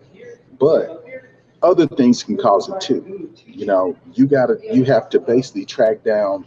You have to isolate what is the most likely thing that may take place. Okay, they could have a UTI, or they could have a history of, say, dementia. And you can't throw out the dementia and just say it's a UTI every time this person is having something when they may be, moving from different stages of that dementia. So, say there, 4 stages of dementia that they may be going through, and they've had some behavioral disturbances, and then say that they're having these behavioral disturbances at nighttime, which is what we call sundowners. Okay, but then instead of doing that, you have this fucking person on the other side that says, we got to test them for a fucking UTI every week. That is fucking crazy. That is crazy. They're on medication for this dementia. They are obviously having some issues with sundowners, but you're calling the doctor and excluding certain information, and you're asking for fucking UTI shit every week, which is invasive, So if you're going in with an in and out catheter every week trying to fucking find a UTI, and then the shit's coming back negative, eventually it's going to come back positive because you introduce shit into the patient via their fucking their urethra that you're constantly going in. Oh yeah, Which is bullshit, but that's what you get going. And you got people who if I come and I say, okay, well, it's probably not that. I'm with this person every fucking day, and it's probably not that. Then they think you're a fucking know-it-all, and then they start attacking you rather than trying to attack the problem, which is plaguing this patient. You see what I'm saying? Yeah. And a lot of times, I'm the male, who is talking to a bunch of females who, just don't want to listen and don't want to do. It's like if a bunch of men got at a fucking round table and we were all trying to problem solve, to brainstorm an issue.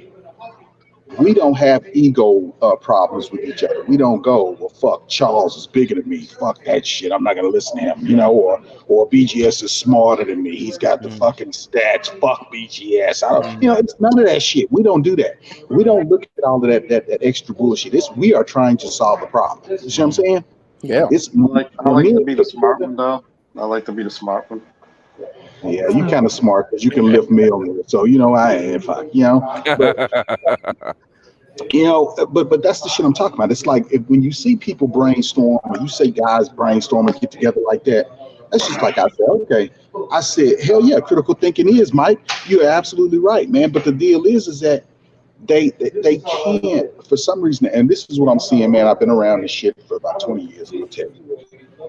I see these fucking people and they get together and they may be doing this shit, but it's like what we're talking about earlier. Everybody's trying to be a status whore. Everybody's trying to be the top dog instead of trying to solve the fucking problem. You know what I'm saying? I've been in a room full of nurses and doctors and shit, and nobody is in there measuring dicks, you know, trying to say, oh, well, that's Dr. So-and-so, blah, blah, blah. And I'm like, you know, I don't give a fuck about you being Dr. So-and-so. Let's get this. I'll give you this information.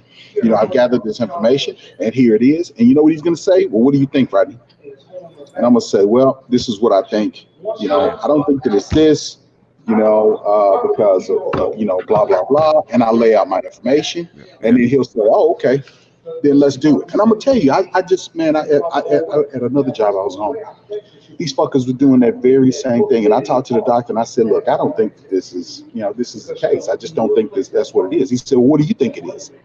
I said, well, look, the person's had behavioral changes even before they came here.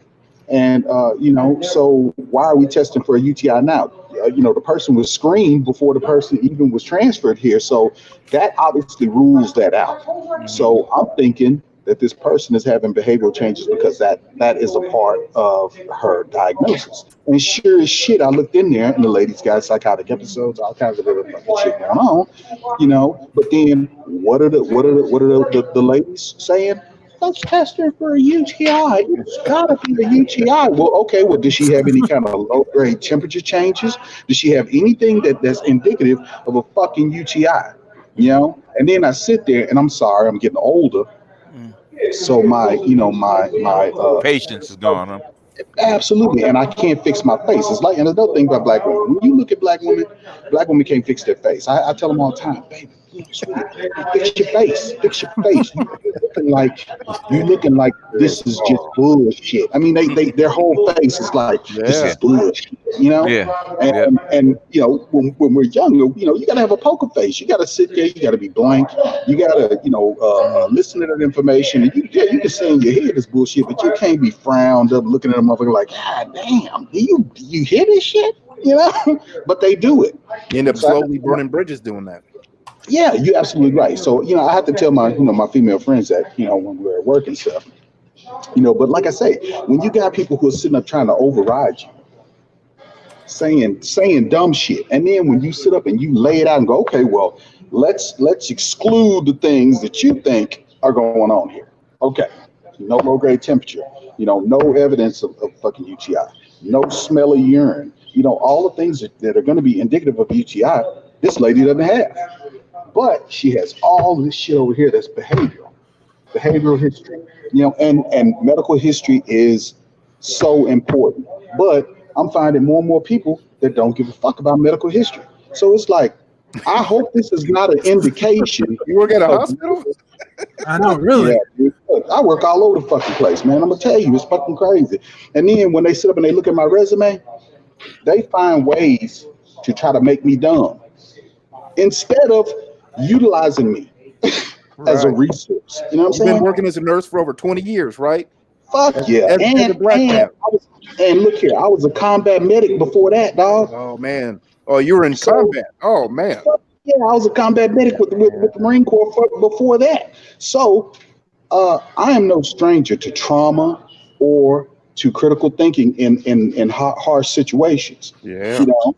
Got high processing speed in that mind. And then these fuckers try to sit up and make me look like I'm stupid. And then, you know, they try to intimidate you and shit and talk to you all crazy. But see, I'm an intimidation king. If you come at me with that bullshit, I'm gonna come back twofold.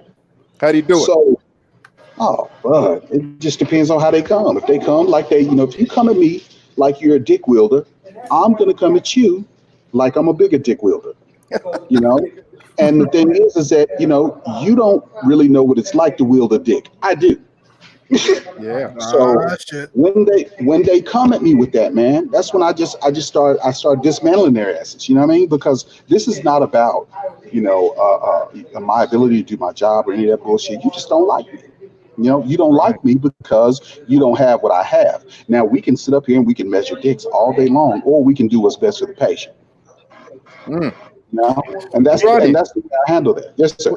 So here's the thing is that like your experience is a very black male experience, and pretty much, I think all of us go to that some degree or another. And you're an older brother. I see that gray hair and your goatee, right? And you're a wise man. You've accomplished, you've got a nice career.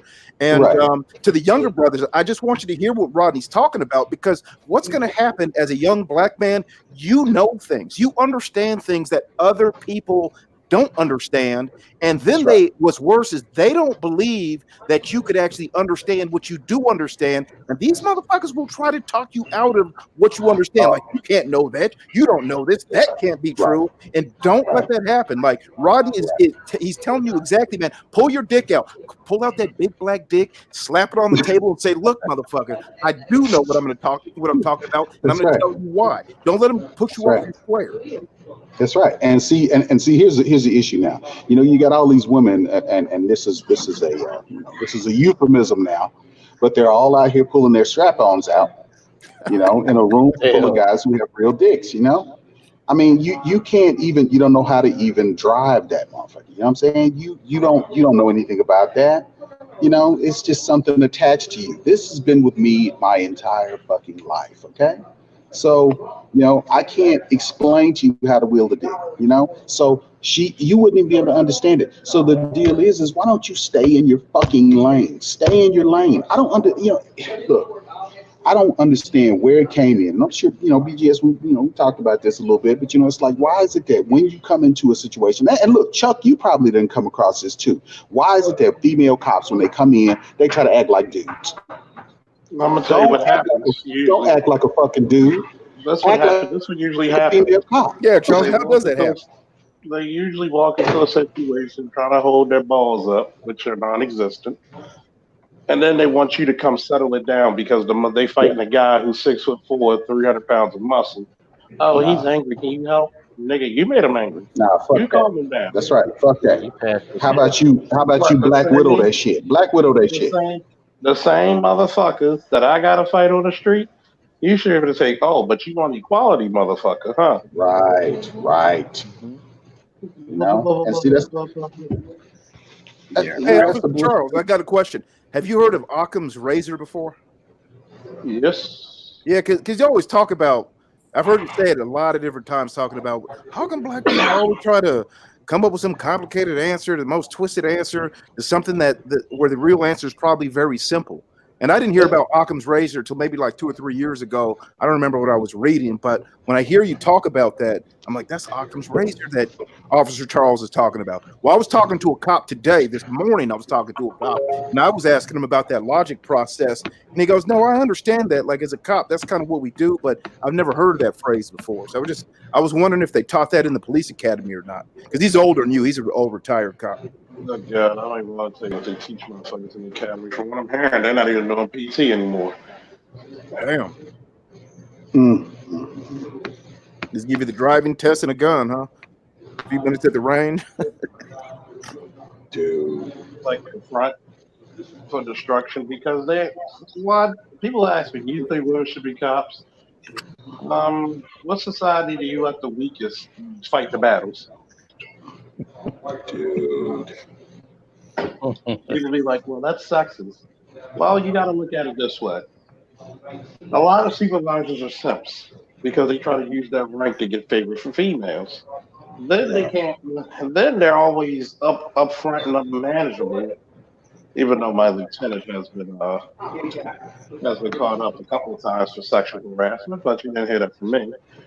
But And I'm just saying, why do you let these motherfuckers have so much power over you? When I get promoted, I'm not gonna speak to a female by myself in an office. Fuck all that. I'm gonna be making 6 figures, and you want me to get in trouble for this motherfucker? Fuck you. Dapper. Fuck that shit. Yeah, man, that's some bullshit. You know, and they know it's bullshit. And I'm gonna tell you, you sit up. I mean, look at me. Most of the time, I am the only guy in a fucking crowd of like, you know, a dozen women.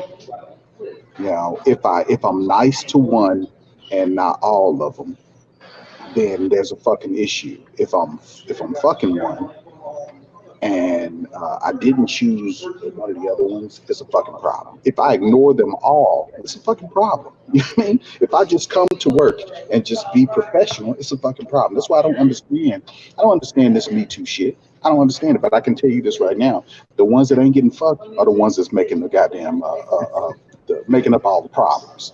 Because they're ugly. Yeah, exactly. And they want to gain rank. They want to get. You work with mostly black women. It's like a black hospital.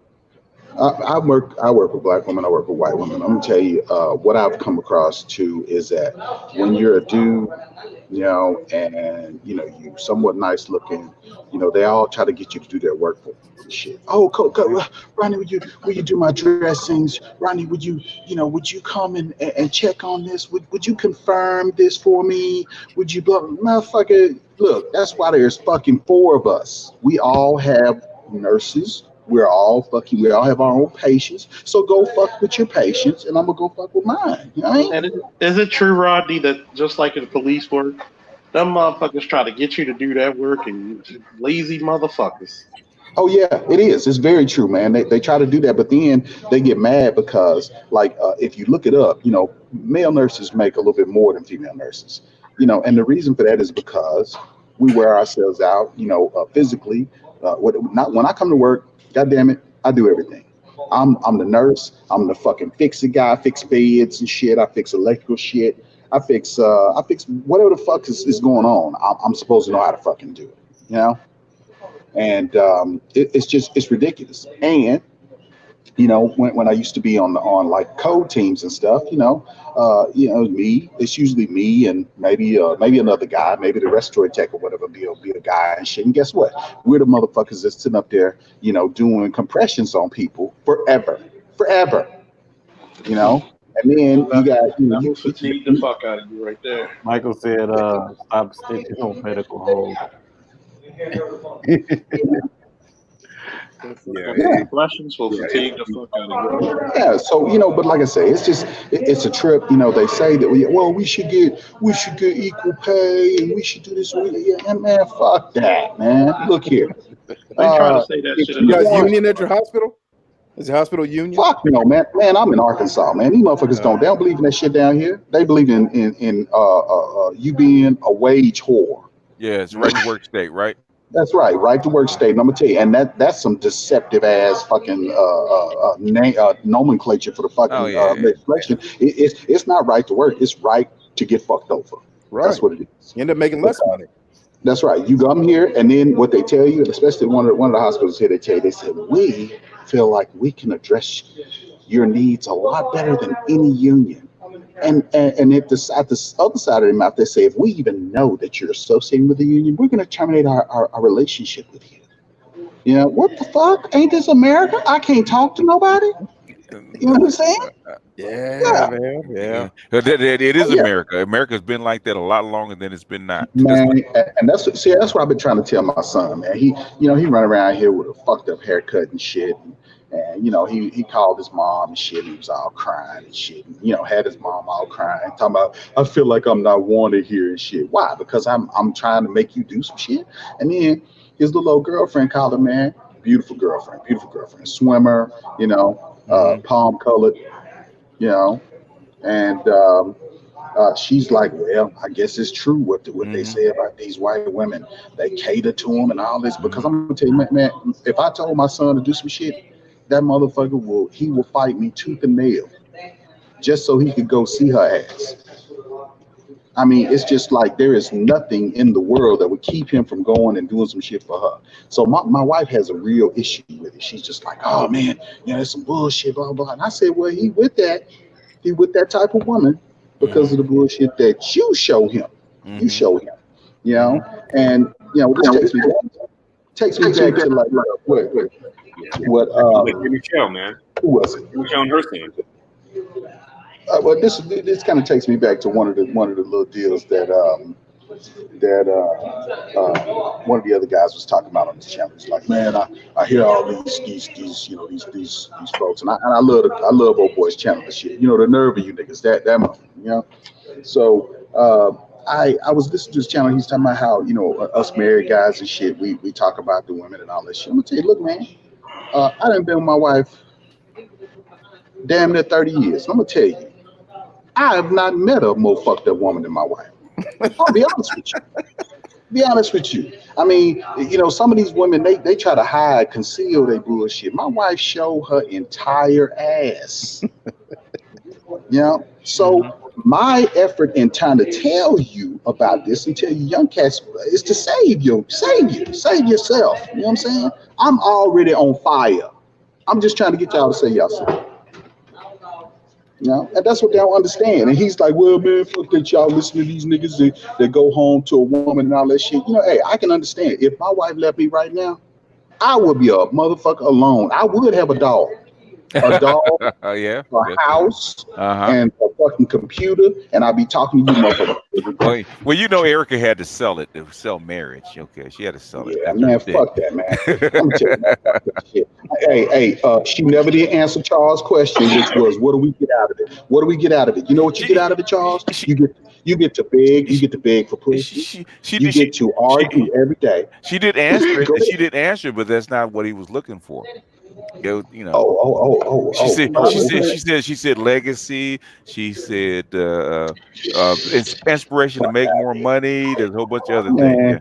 We don't get inspired to make more money. That's what she said. So she just said that might not be worth it to you, but she did give an answer. Yeah. Look, I'm gonna tell you that same shit she was talking about. I'm glad you said that, Rodney. Go ahead, Chuck. Because the way she was acting, like she gets like, okay, I'm gonna say it. Go ahead, I'm gonna fucking say it, and because everybody thinks I'm an asshole let it anyway. out. Yeah, you are, but go ahead and say it anyway. I thought she was when she said I'm in my early 30s, which I still think she's lying. I thought she was in her 40s. No, she's in her early 30s. I could tell. Yeah, she's in her early 30s. Yeah. I'm like, first and foremost, see, this is the arrogance of black women. It's just sin. Excuse me. Fight this damn cold. Nothing but a hot toddy will help. But anyway, or a hot titty. But anyway, I'm looking at her just from a physical standpoint. You act like you got judges knocking down your door every day compared to that 20-year-old girl who just graduated Morgan and Coppin State. And I'm like, you may be a great person with a great personality, but looks could kill, man. You talking about a 50 cal bullet. And women keep thinking that we look at them the same way. Oh, we want legacy and all this. Yeah, I don't even want that shit. Get the fuck out of here. I saw that. And then I was asking her for a reason, but she didn't pick up on it. How many times were you married? Oh, you weren't? Okay. You know why? Because you think that you have these undeniable qualities that everybody's looking for. Yeah, so you're talking about you got a guy who she described is 47, who's in better shape than you and all this other shit. Go to her. Not my words, her words. What do you bring to him? Her Rolodex, dog. Her Rolodex, yeah. You asked for that in the conversation. Yeah. Hey, BGS told you, man, her Rolodex. That's what she brings to the table. But I can tell you this. Look, and he was running for office. Yeah. So if he's running for office, he wants a good girl in public. Yeah. He wants a nasty, grimy motherfucker in private. Yeah, she did not say that. No, she didn't. No, that's what he wants. But the thing is, you can't get them all in the same place. Yeah, but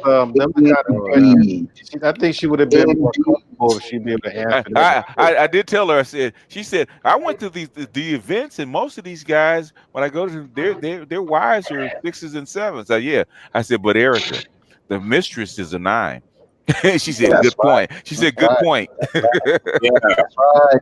And he told her straight up. And she couldn't dispute that shit because that's what's up. See, and that's what, man, let me tell you, man. And then I tell my wife this shit all the time. Well, she has this view of what marriage is and blah, blah, blah, blah. And she a country girl and shit with no country girl properties, or attributes, all that shit she fights against, you know what I mean? Because she saw that shit as servitude. You see what I'm saying?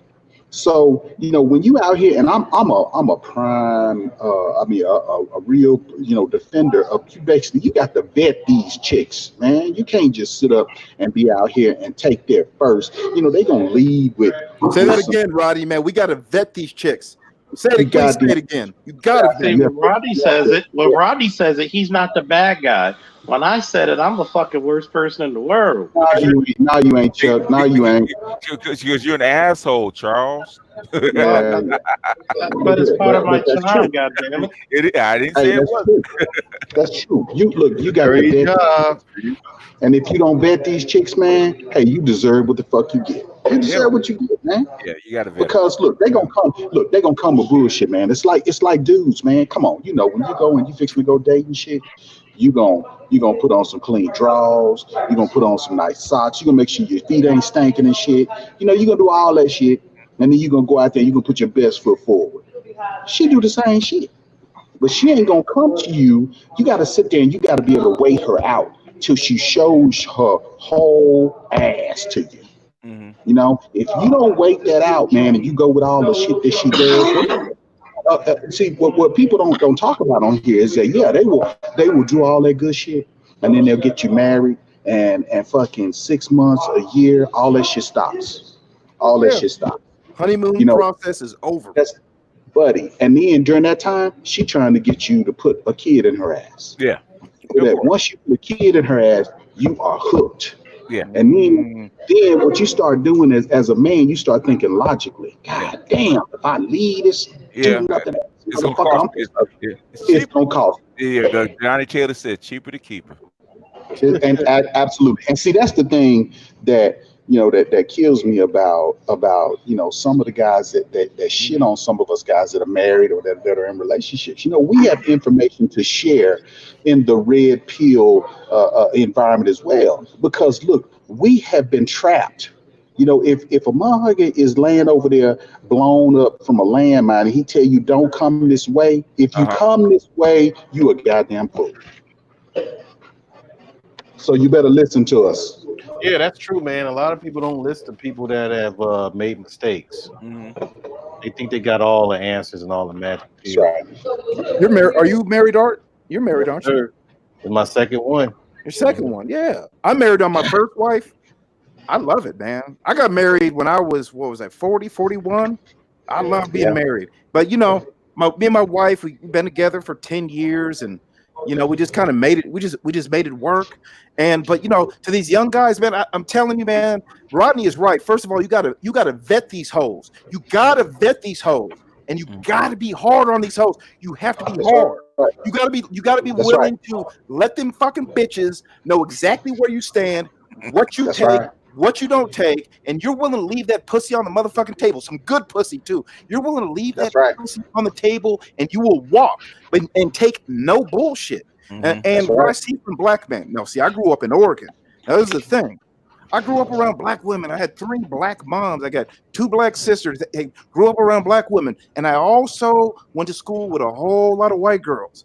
And so I saw a big difference every fucking day. And every black man I was around saw the same thing. And it was like, what the fuck is going on? This is like night and day. And black men need to know, like, if you accept that bullshit, they will run you over. I can't scream that loud enough, man. I can't scream that loud. It's because it's and I would say that black women don't really know what they're doing or even mean to do it.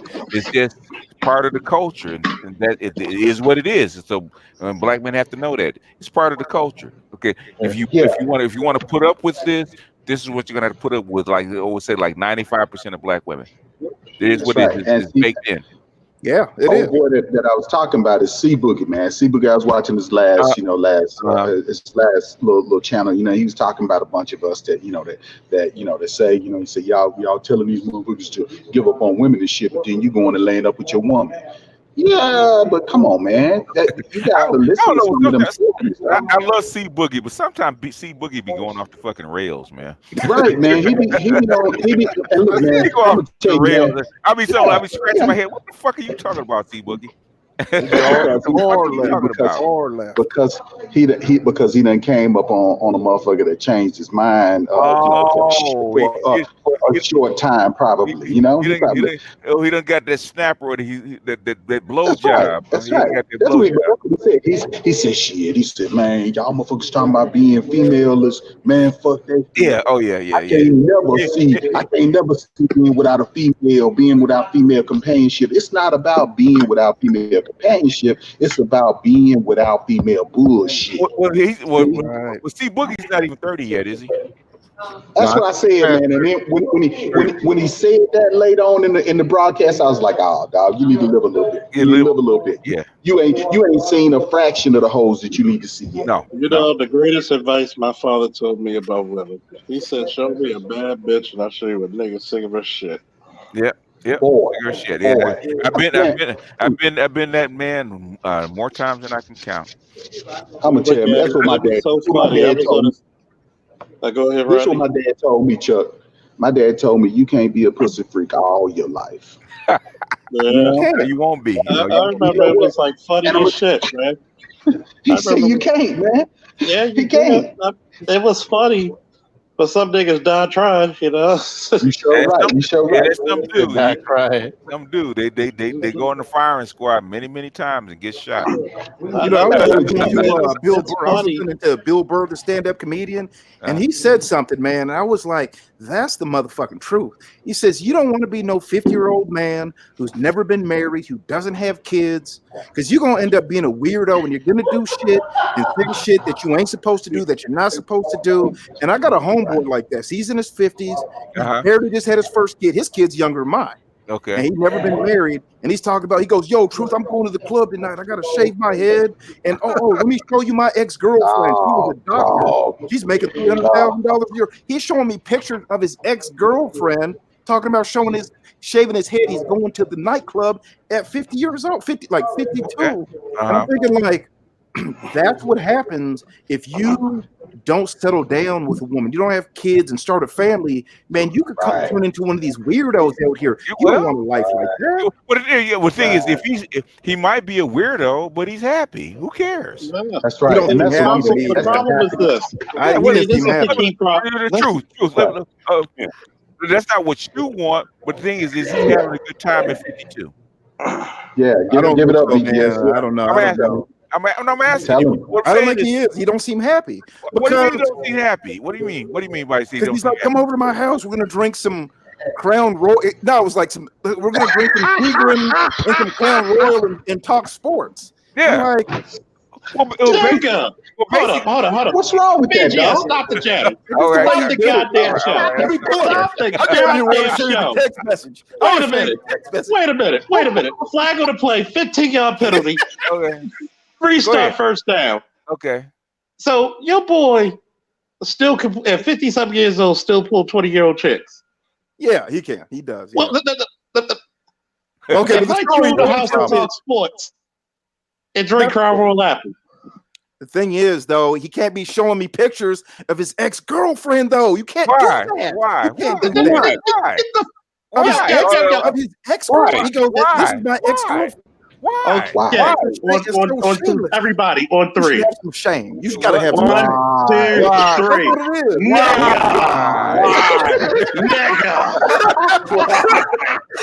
Nigga. Of his ex-girlfriend? Nigga. Nigga. What's wrong? Okay, because then you showed me the picture, right? And you see, nigga, I gotta tell you what nigga mean. It's a person, place, a thing, or idea. So wait a minute. Why does it bother you, True? Why does it bother you? Because if he's not hurt, why should you? Because it's like he's simping. It's like he's simping. It's like, what are you No, running? Look, hold on. Let me get him, y'all. Let me get him. All right. Go ahead, right. Let me get him. I'm gonna tell you, look, it's not that he's simping, man. He's happy, man. He's at a place in his life where, look, he's trying to commune with you on a man level, but he's still out here doing what he's doing with the type of woman that he wants to be with. You see what I'm saying? So now he is at a point in his life where he is happy, man. And you know what you should have done? You should have took your ass over there, drank you some Crown Royal, and talked some shit with him. And then bounce. Like, and the next thing you would have said to him, and then look at your woman, and then look at your watch. Say, I got to get home to my woman. You know. And then when he shows you the pictures, I feel you. You just be like, you congratulate him because those are some pretty areolas. Yeah. And then he's having okay. Then why is he having babies with randoms and shit? You having babies with randoms? I agree with you. That's what he want to do. At any age, you shouldn't be having babies with randoms. Yeah. It's not smart. It's not smart, but that's where he is. Look, his days are numbered, dog. His days are numbered. 25-year-old, 50-year-old. That's what it's like. He's like a 25-year-old, 50-year-old. So I mean, if he's happy, so what? That's right. That's right. Okay. Never noticed that black men can never be happy. Let me ask you this, True. Let me ask you this. Does he look like he's gonna put a gun to his mouth? No, not that at all. He is happy. He is happy. Is he complaining about his hoes and his wife and his kids? It sounded weird for him to be showing me pictures of his ex-girlfriend. No, that's not the question I asked you, Truth. You dodging again. Am I ducking? Wonder Woman. No, he ain't bad. No, he's not. Is he complaining? Not complaining. No. He's happy, right? He going out to the club and give me some new pussy, right? He's shaving his head, yeah. And give me some new pussy because I'm back on the track. That's what he does, right? And then he tells me these stories how he was like, yeah, sometimes these girls, they tell me I used to date their mom and I don't remember. Yeah. Hey,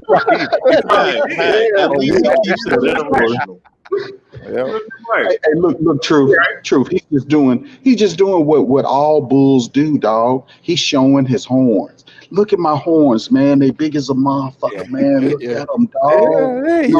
When you show off your. Go ahead, BJ. I was in a liquor store, right, like buying a lotto ticket, right, and the dude that's about my age, man, he was saying, oh, Mac, right? He said, damn, I ain't been home in 3 days. He said, I said, goddamn, goddamn, when you get home, you better duck. He said, no, that bitch better duck because guess what? I'm the owner of this goddamn house, and I put it out to see where I got it from.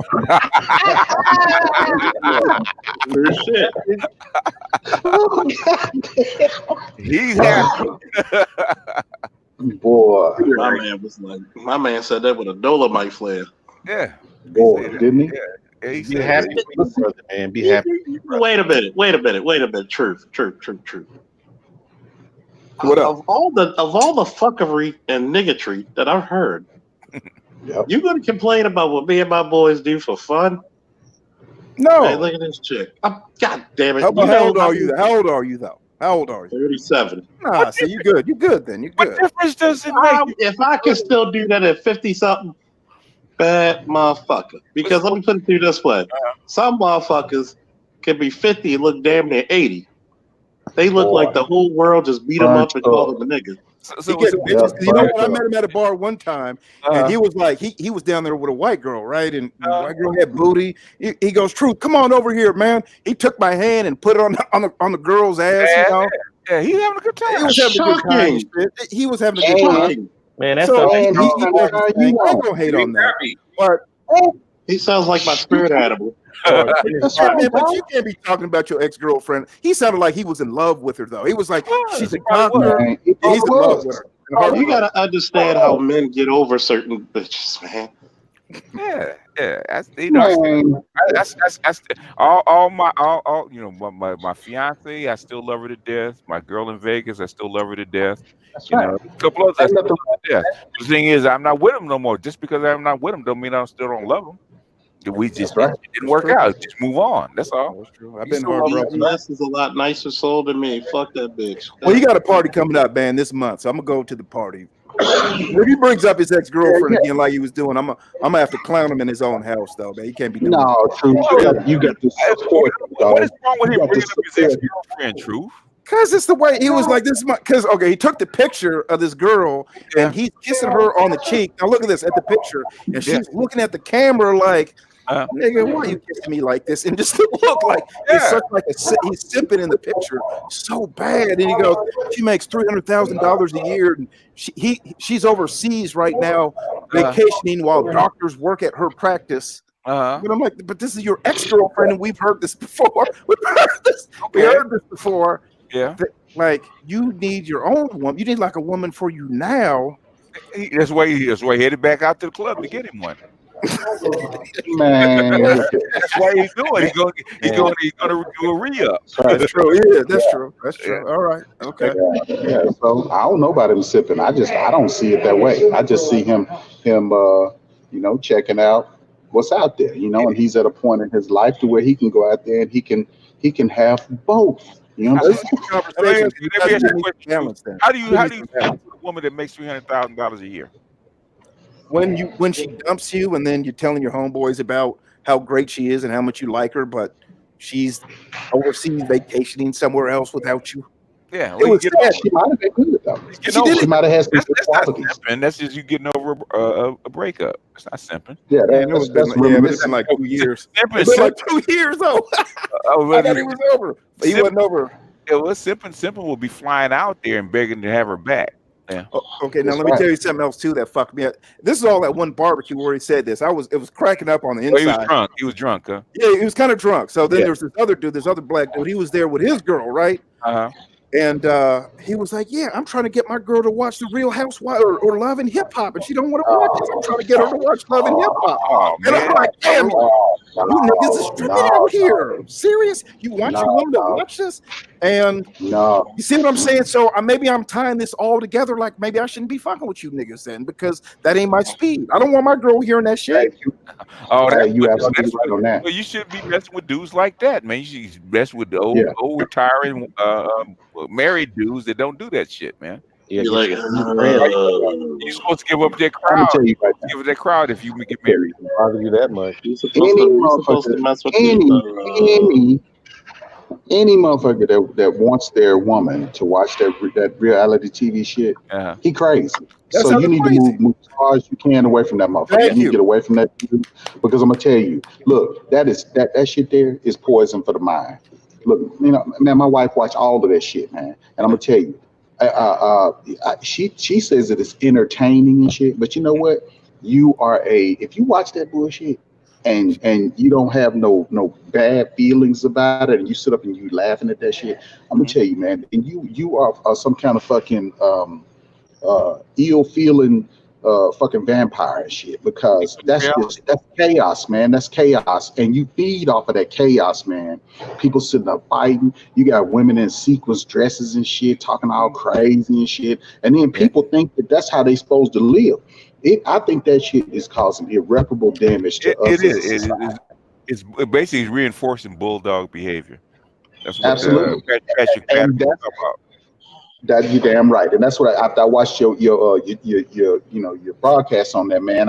That's exactly what I was saying. You sit up and you got these women who think that shit is cool to be out here fighting people and shit. It's like I think we talked about this, or we were talking about it in one of the other deals, or it might have been in BGS for Women, where the woman went and these women beat the shit out of a woman and killed her, beat her to fucking death. Yeah. So then it's like the dude was saying there's no off switch to him, and see, that's what I'm talking about, man. When I talk about I even talked to my wife about femininity. What is femininity to you? And it's like, she just basically, she will not listen to any of that bullshit. She just thinks that somebody's trying to brainwash her and shit, But the problem is that I see with a lot of black women is they don't know how to be feminine, man. They don't know how to be feminine. They don't know what that is.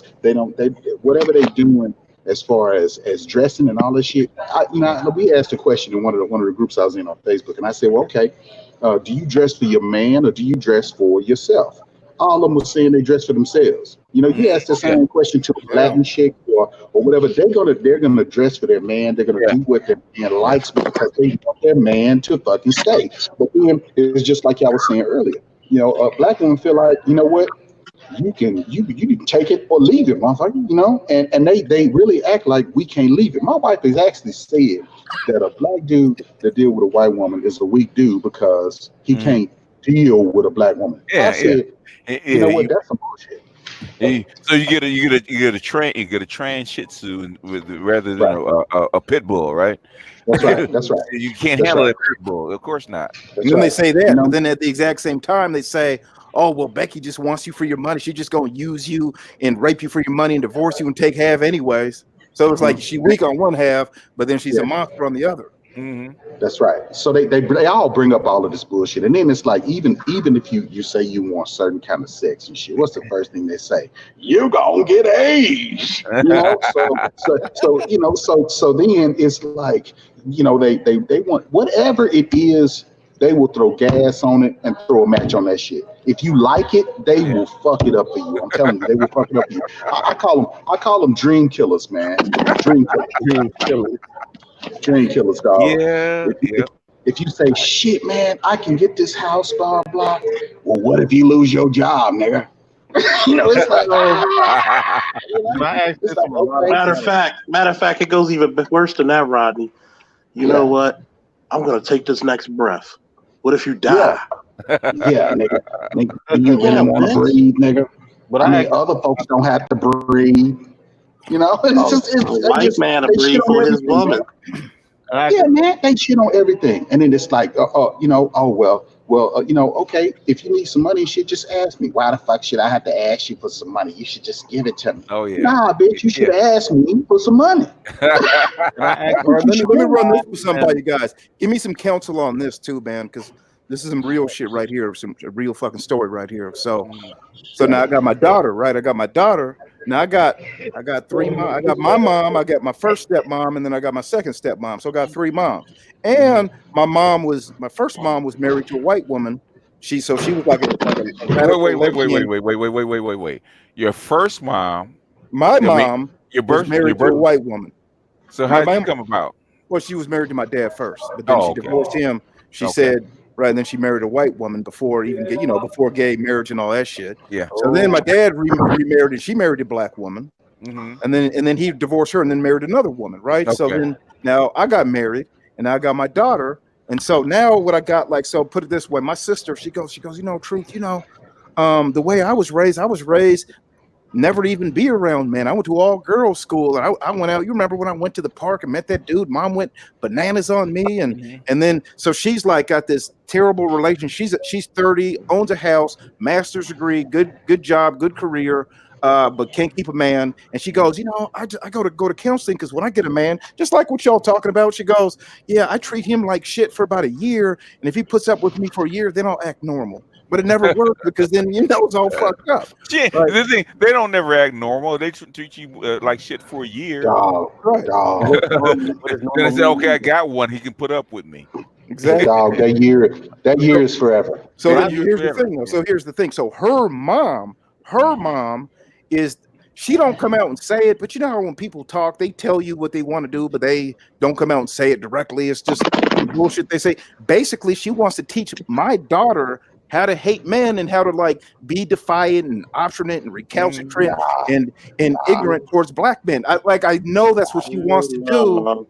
And like she was like, oh, I'm gonna buy you tickets to the NBA game, buying me $400 tickets to an NBA game so she can watch my daughter. And I'm like, nah. You know, I'm like, but she's only 1 year old, but I know what she wants to give my daughter. She wants to impart the matriarchy into my daughter's mind. That's real shit. Yeah, that's right. That's right. She wants to. Yeah. Dark side. Yeah, man. Yeah, but I had to ask you a question. Go ahead. I'm like, you know, and I asked this quite a bit.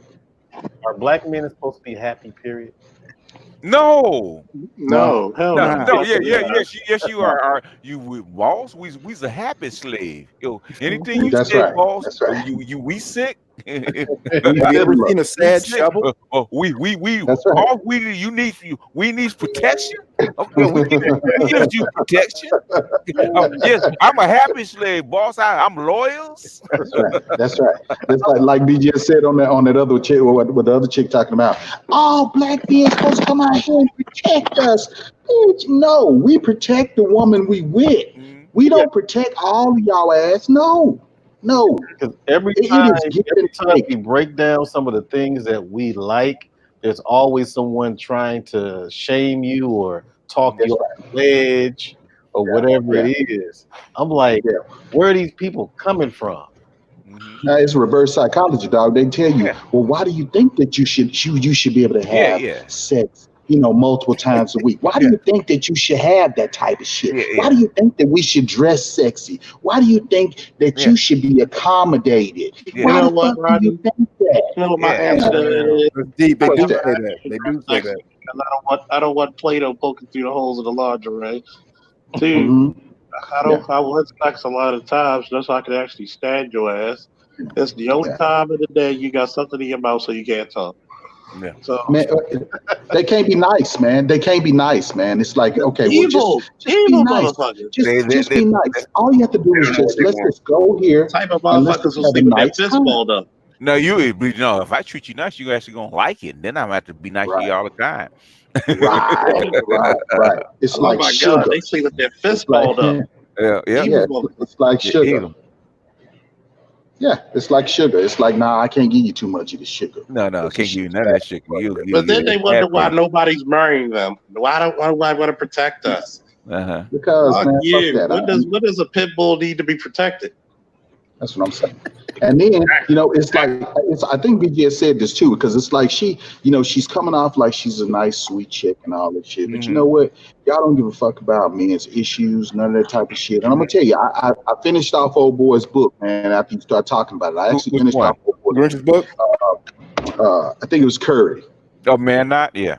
Oh, hell yeah, man. I'm going to tell you, man, after I read that shit, man, I was so sick, man, because it's just been, it's been orchestrated for years, hundreds of fucking years. We have just been dumbed down. It's like, he said a black man it's been taught that a black man deserves no respect, not even from the black woman, right? Not from the white woman. And I'm gonna tell you something. Hey, that same thing, man. Look here, I have been at plenty of jobs where, just the mutual respect that you're supposed to get as a person. These white women will look at you with such disgust in their eyes, and they will not even. It's like you got to bow down to them. It's like you are on a lower level, and it's like, hell no, you're not fixing to treat me like that. That pussy of a man you got at the house, you treat him like that, but you're not gonna treat me like that. Yeah. And needless to say, I've gone through a few jobs, but it is what it is, dog. It is what it is. And I'm gonna tell you, they will make up shit. They'll make up shit. They'll try to treat you all wrong and shit. They come into the job. It's like this Me Too shit. You come into the job, and you got huge titties and shit. Okay, you come into the job, and you have all that shit on, and it's like, I'm the only dude in here, but every time you come around me, you trying to cover that shit up. Why you wear it in the first place? Right. You see what I'm saying? Why you wear it in the first place? Because you know that you're going to get looked at. You know that what you have on is overly revealing and shit. And when she covers it up, she's drawing attention to it. Thank you. It's look at me. It's look at me. Look at me. I'm looking at you with this stank face, like, motherfucker, please. You know what I mean? If you got something to say, say it. You got something to say it, but don't be trying to trap me up in no bullshit. If you up in here in that shit, it's because really what it is it's saying that, hey, I don't have very much esteem left. I'm married, I've had kids and shit. I think I still look good. Let me throw this shit on to see. That's what it comes down to, man. It's always a bunch of bullshit, man. You have to be able to, wade through the bullshit, so that you can get to the core of the fucking situation, man. I'm gonna tell you, people don't really say this, but look, women tell half truths, man. They don't tell the whole fucking truth. They tell half truths, and you have to learn how to discern what the fuck is relevant and what is not relevant. And if you're not able to do that, and unfortunately, you have to have some degree of wisdom, so that you can get through that bullshit, man. Because if you don't, when you're young, you being led by your dick, man, and your dick is a dumb motherfucker. Yeah, it is. Yeah. You know, and once you get older, you be like, nah, fuck that. Now I talk to your dick. Hey, now you don't not gonna get me in any more trouble. Yeah. I've been in enough trouble behind you. Tell me about it. And it's like that thing that we talked about when you talked about the testosterone shot. I told my wife that, man, and she was like, I don't need to know shit. Blah, blah, blah, what do you mean about the testosterone shot? What do you mean? In other words, we dared. Was it Ruby? Ruby. Yeah, It was Ruby. Ruby to take a testosterone shot. And if you want to know how men actually feel about sex and what it's like to walk around with the sexual appetite of a man. Oh yeah. Right. Yeah. Well, I don't think What'd she say?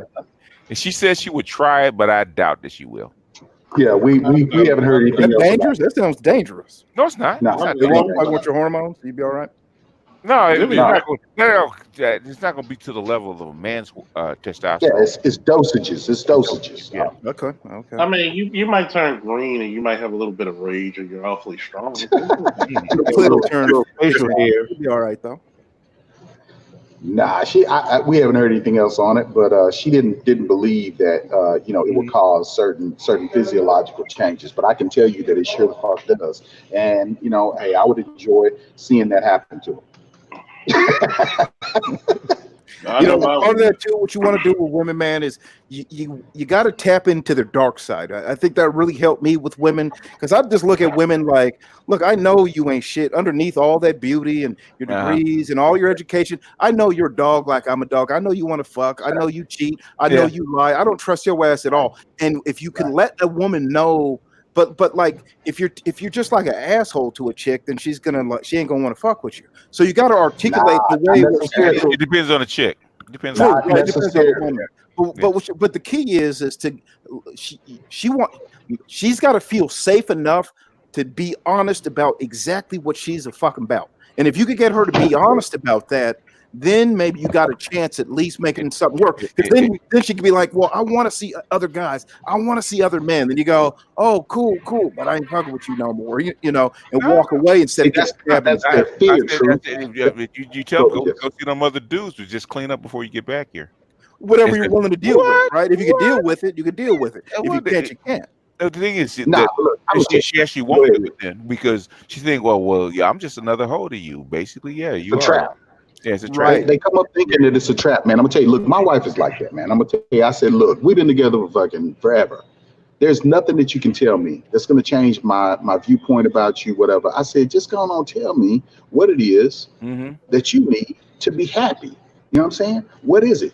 Do you need that male attention? Do you need other people to look at you? Do you need to just, do you need something else? And really, I already know the fucking answer. Yeah, the motherfucker like being looked at. She likes, wearing skimpy shit so that people will look at her and shit, because she feels like, okay, if I tell her that she's beautiful, you have to tell me that. I don't have to tell you shit. And let me ask you this, Rodney. Go. When you first met her, did your wife have a strong inner whore? Fuck yeah. That's what you got, man. Yeah. But at the time, that's what you liked. Absolutely. And I'm gonna tell you, do you think it's gonna? We talked about this before. Yeah. We talked about this before. I said, look, I don't want no fucking. I don't want no virgin. Okay. I need a woman that's got some fucking. She off her training wheels. You know what I'm saying? Because I don't. I have had that before, and that was fun.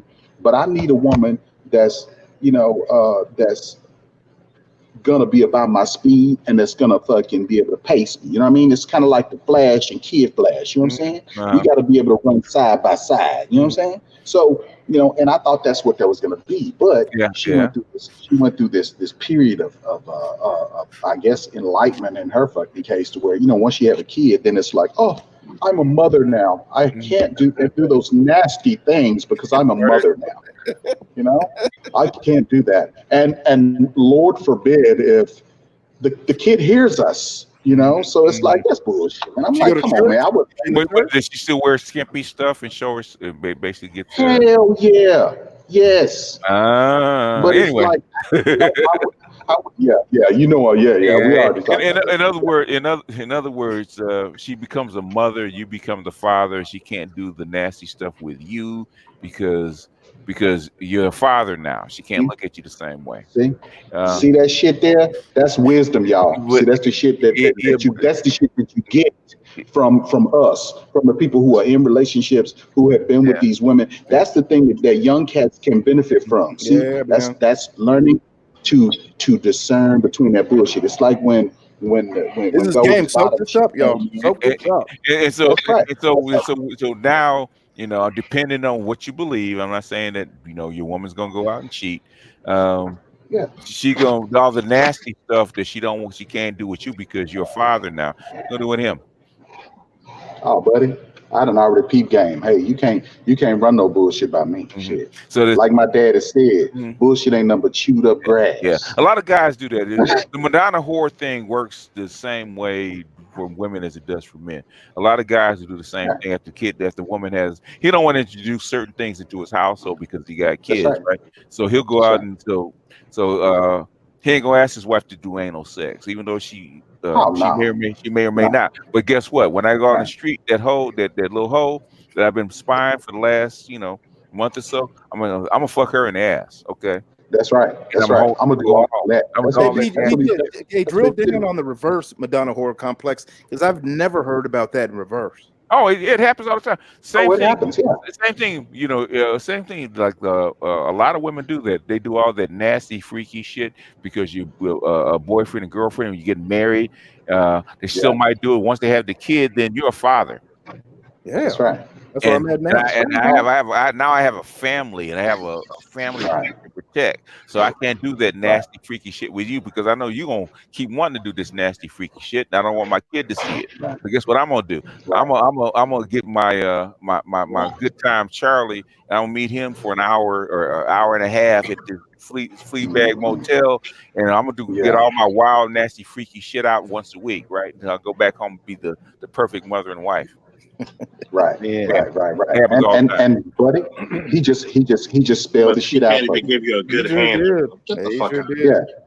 He just spelled the shit out for you. Because I'm gonna tell you, man, if you come up in there and you say, okay, hey, goddamn, you know, you used to do this shit right here, man. Why come we don't do that no more? You know what I mean? You need to go on. You need to go on somewhere. You know, when they start giving you excuses as to why they don't want to do shit that they used to do.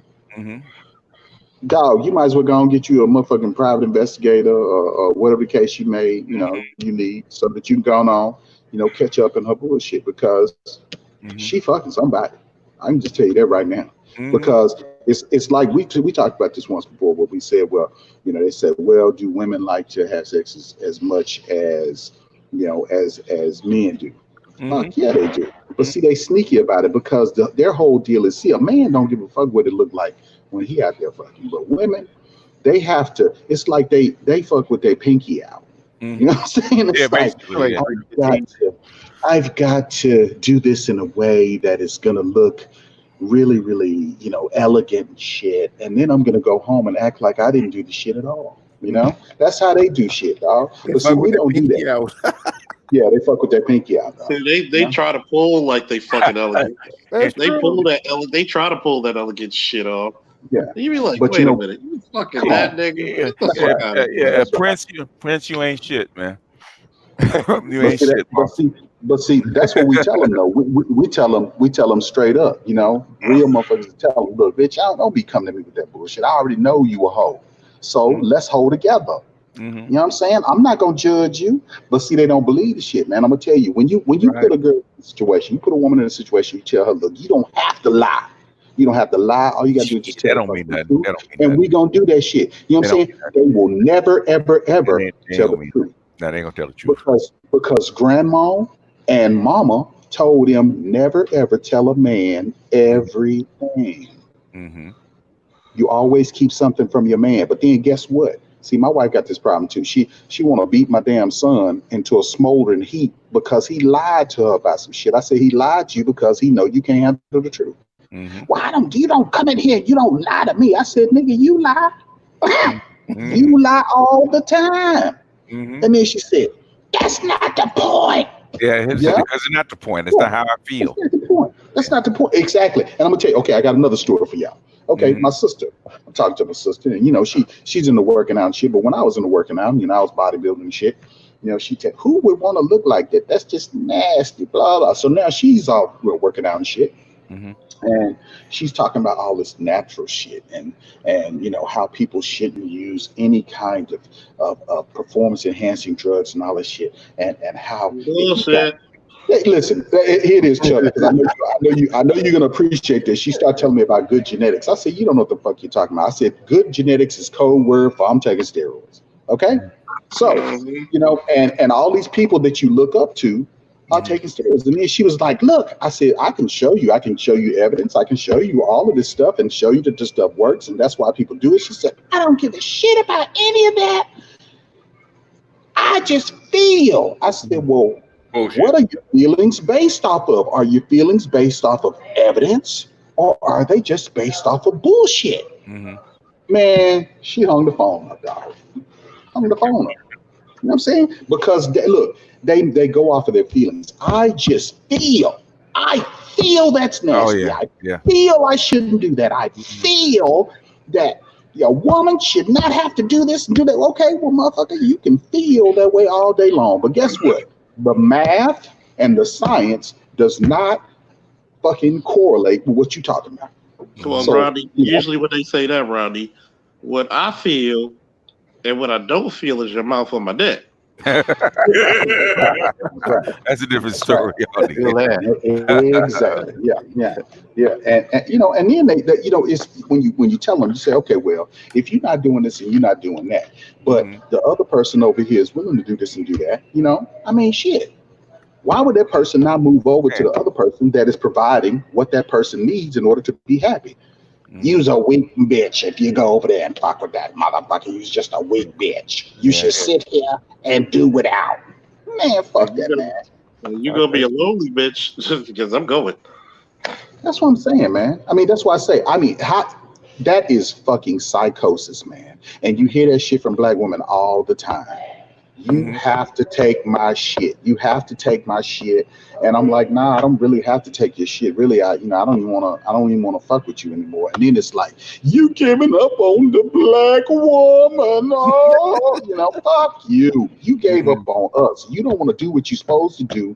If you want to act like a fucking unicorn instead of a goddamn woman, then guess what? You need to go find you another unicorn to fuck with.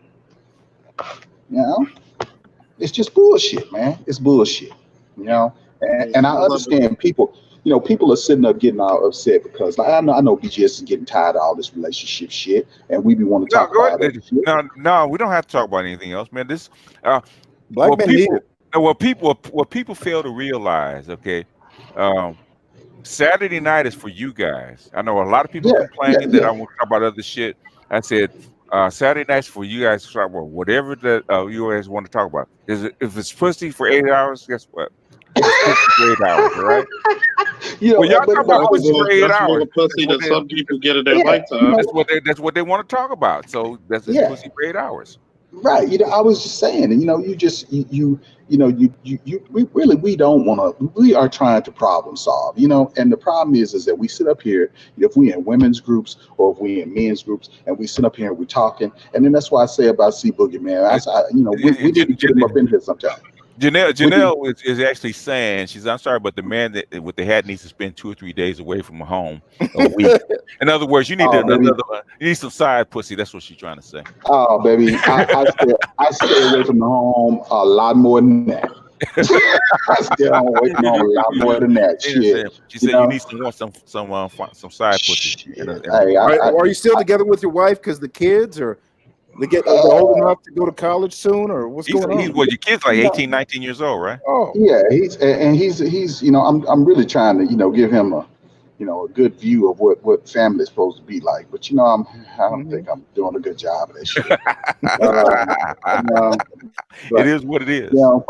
Yeah, he'll be gone in about a year and shit. I'm just doing what I would do as if I was alone, man. So it's like eventually, I guess she'll take her ass on, or either she'll act right.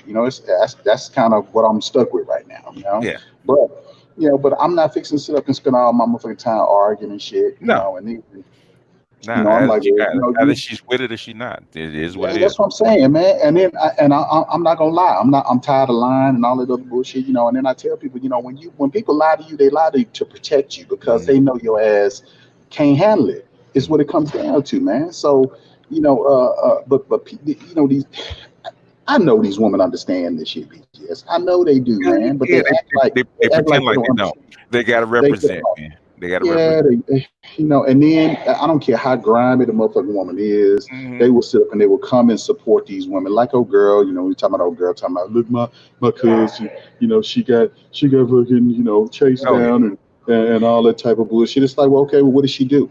And then they get mad at us when we say, well, what the fuck she do? What she do?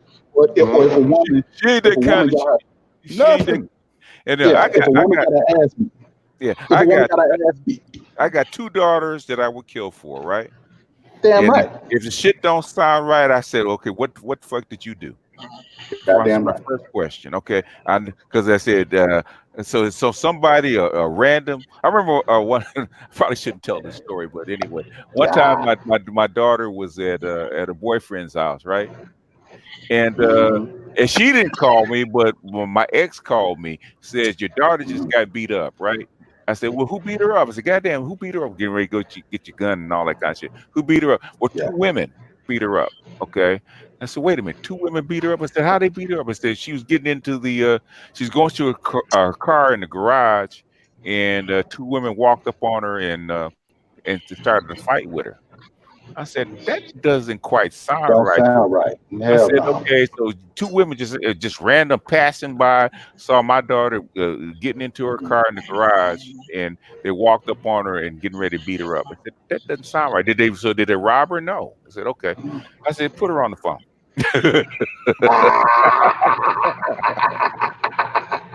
Put her on the phone. So I said, okay, who are those 2 women? Did you know those 2 women? She said, yeah. I said, who? I said, one of them was her boyfriend's ex-girlfriend. I said, okay, so does that boyfriend live around the corner from his ex-girlfriend? She said, no. So how did they get there? They drove. I said, so how did the ex-girlfriend know that you were there? Right. I said, well, now where is he? I said, he's gone. Oh, so I said, so let me get.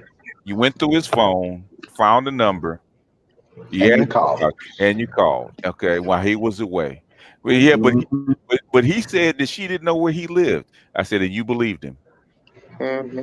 So you basically. So let me get this. So you challenged this girl to a fight, thinking that she wasn't going to be able to find you. Wow. And she did. And basically, you know, they double teamed her. But basically, they didn't really hurt her badly. You know, they knocked her down. She got knocked out. So basically, we had to go get a CAT scan to make sure that she didn't have no damage. I said, I'm glad they didn't hurt you worse, because I said, let that be a lesson. Don't do this shit again. Hell no. If you call for an ass whooping, I told everybody else, back down. Don't go after these little girls. She called for that ass whooping. She got one. Okay. It is what it is, and, you know. It's that old saying, BGS? Yeah. When you wish a motherfucker good and God said that one motherfucker? Yeah. Yeah, she ain't never, well, I can't say she ain't never done that again. So, but she takes after her mama and her grandma. They like to scrap, okay? That's what you learn. See, that's some crazy shit. Yeah.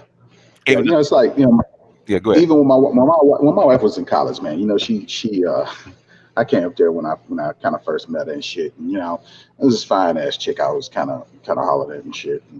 And I was just kind of talking to kind of everybody, you know, and this chick just did not like, you know, my wife during that time, you know, which was not my wife yet. But anyway, so I was like, why the chick don't like you and shit? And, you know, blah, blah. Well, you know, you know, she just fucking hated her guts, so she just gave me some bullshit story. I said, all right, well, you know, fucking, you know, come on, just tell me what the fuck, what'd you do?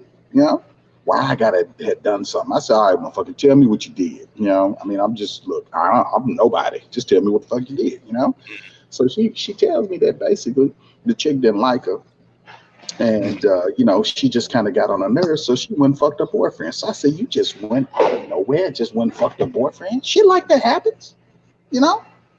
So you know what?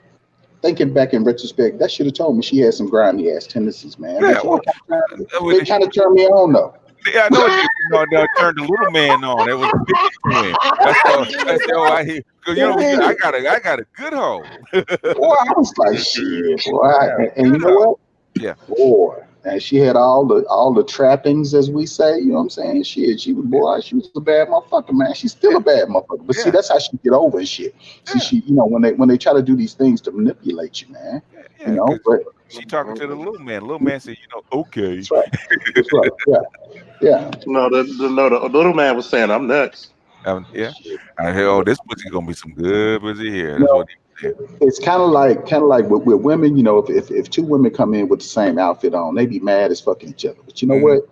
With us, we come in and we might have the same thing, you know. But look, you know, my dick ain't gonna be quite like his dick because it's my dick. You know what I'm saying? So I'm not worried about it. You know what happened when two niggas going to the party with the same shit? So then some nigga got good taste. Look at it. Yeah, you know, they'll be like, nigga, you caught that sale too? Hell yeah. That's right. That's right. And guess what? He don't look the same as me in that shit, so it don't make none to me. You know, you guys, it is what it is. You know, but I don't know, man. We all just trying to figure out what the fuck is going on. And I guess my thing with, you know, I'm going back to C Boogie's deal. Man, look here. We men are coming here to be consoled by other men and to strategize and to move forward as men. And I hope he appreciates it, you know, like that, because, you know, look, hey, I listen to his channel, man. He has some good shit on there. Sometimes, like I said, he do go off the rails and shit. Well, C Boogie, yeah. He sometimes goes off the rails. Yeah, but at the same time, you know, it's like this. Look, you know, if a cat come to you, man, he been married for a long motherfucking time, man. It's like back in the old days. You sit down with your uncle and you listen to your uncle about the bullshit that he done been through and the shit that he dodged and the shit he didn't dodge. And the reason why you do that is because you live and you fucking learn, man. You gotta learn from old cats, man. I mean, look. Sometimes C Boogie be saying stuff and telling a story that I be laughing like, yeah, that's about right. I can predict the next move. Yeah, that's about right. I said, okay. I said, talk about the dominance game, right? The Dom game, the Dom game, right? And I said, okay, you probably learned that from a older woman that taught you the game. And it's sure enough, that's what happened. You learned it from an old woman that taught him the game. Yeah, he told it. I mean, he was like, look, I was raised by women and stuff. And you know what? I'm gonna tell you something. When you've been raised by women, man, I got a partner of mine, man, right now, man. Good friend of mine, man. He was raised by women. You know, his mama, and he watched his mom and all these other women, you know, they were doing hair and shit. And he said, man, when he came up, man, he hated bitches, man. Hated them. Yeah. Because he heard all the dark side, yeah. And he used to tell us, man, he said, man, y'all think them motherfuckers are nice and sweet and shit. Them some of the scandalousest, lyingest motherfuckers I've ever heard, man. And he would be in there too. And they would just, you know how it is, like we in the barbershop. We talk shit in the barbershop, man, and we lay it all out there. You know, he said, well, they did the same thing when they were getting their hair done and shit. Talked about their men like dogs and shit. And you know what? He had some of the finest women I have ever seen, but he treated them all like shit. Yeah, he know the game. He knows the like game. Shit. And I'm gonna tell you, his wife right now is beautiful as fuck, and she is as feminine and is meek and just fucking the vision of perfection. I'm gonna tell you, dog, because he came at it real. Because he's like, I know your true nature. You're not gonna bullshit me. Yeah, you know. And you know how to well, you have to know how to select them too, because you hear it. You can hear it. Vetting, and I'm gonna tell you, he went through a few of them, man. He had one that was bad as hell, man. Used to try to whoop his ass every time he was out someplace. We was out looking at some magazines one night, man. He came to the house, man. He said, look, man, Carl Rodney, man. Him and his wife was at the same place where I was at. She was like, you a lying motherfucker, man. He came. I went to his job the next day, man. His face was all scratched up and shit. His arms were scratched up. He said, the bitch tried to kill me, man. And I was telling the truth. I wasn't doing nothing, you know. Yeah, but you got that reputation. You got to remember, he ain't had the best reputation. Of course, she ain't gonna believe it. I can't confirm or deny any activities that I may have heard with regard to his activities. And let's put it this way: if he came up as a young man, knowing the game because you ain't nothing but a walking dick from 15 to 25. No way. You come up on the game, you're gonna actually use those superpowers. Let me tell you, dog. He's like a black hole. You know how you have that superheated matter that just circles the black hole and shit. Yeah. That's all the holes, man. That's all the holes that was around. Yeah, all the superheated holes just waiting to go into the hole. You know what I'm saying? He's gonna partake. He's gonna partake. Oh my God, man. Yeah. Oh. Yeah, he's gonna partake, so I already know. So she beat his ass because she done heard about him long before she got to him. Huh? Yeah, she thought he was out of pocket, but he wasn't out of pocket that one time. Yeah, that one time. Yeah, exactly. Oh man. Hey, Rodney. Yeah. The nigga has been around, okay? Oh yeah, I know it. I know it. Yeah.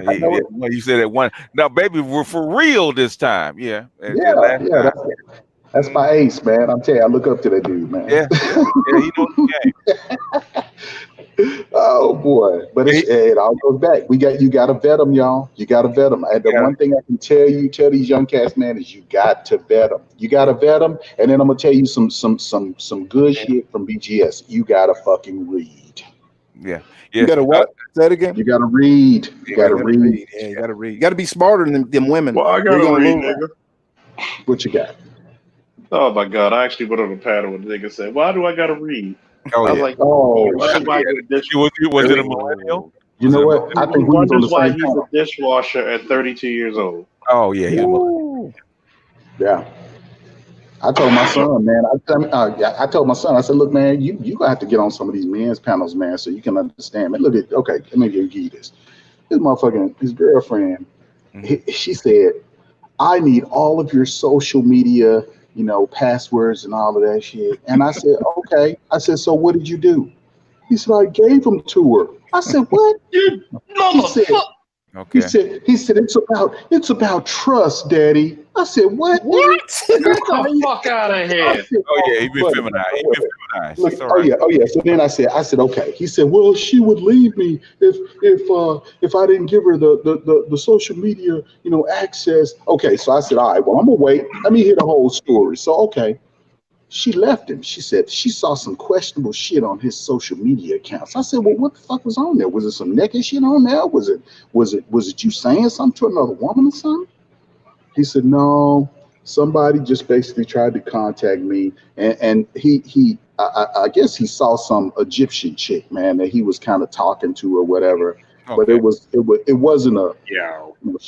wasn't a him moving on type of thing. It was like she was fine and shit. She was trying to get access to him and shit. But I told him, I said, dog, I can tell you right now, if she fine as hell, I don't even know why you even gave her access to you. You had to give her your contact information and all of that. Why would you be talking to an Egyptian chick knowing that your girl has access to your social media? Thank you. Thank you. That means you can't even talk to chicks that they're not relevant. Right. Yeah. So this is the second time this has happened, Okay. So he said she calls his mom and says, it's been nice knowing you, Miss Coleman, and blah blah, and me and Kirk are no longer together. And is that the white girl? Yeah, this the girlfriend. Yeah, so she's the last person you need to talk to is mom, because mom's celebrating right now.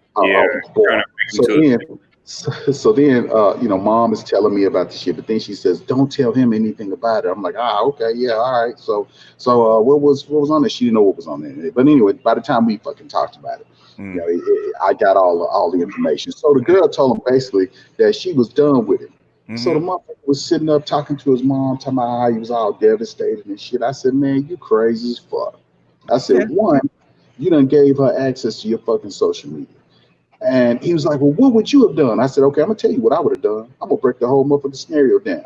She asked me for my social media access. I'll be like, nah, I'm not fixing to give you that shit. Plain and simple. Well, I'm leaving you. Bye, motherfucker. Yeah. You know? So then, she ain't leaving, so she still would have been there. So, I said, first of all, you supposed to be leading that situation. Hell no. I'm not. I don't need, you're not going to get my social media shit, but I'm going to get yours. You're going to give me yours. So did he get hers? I don't think so, dog. I really don't. I don't think so because, it just seemed like it was a one-sided thing. And then, hey.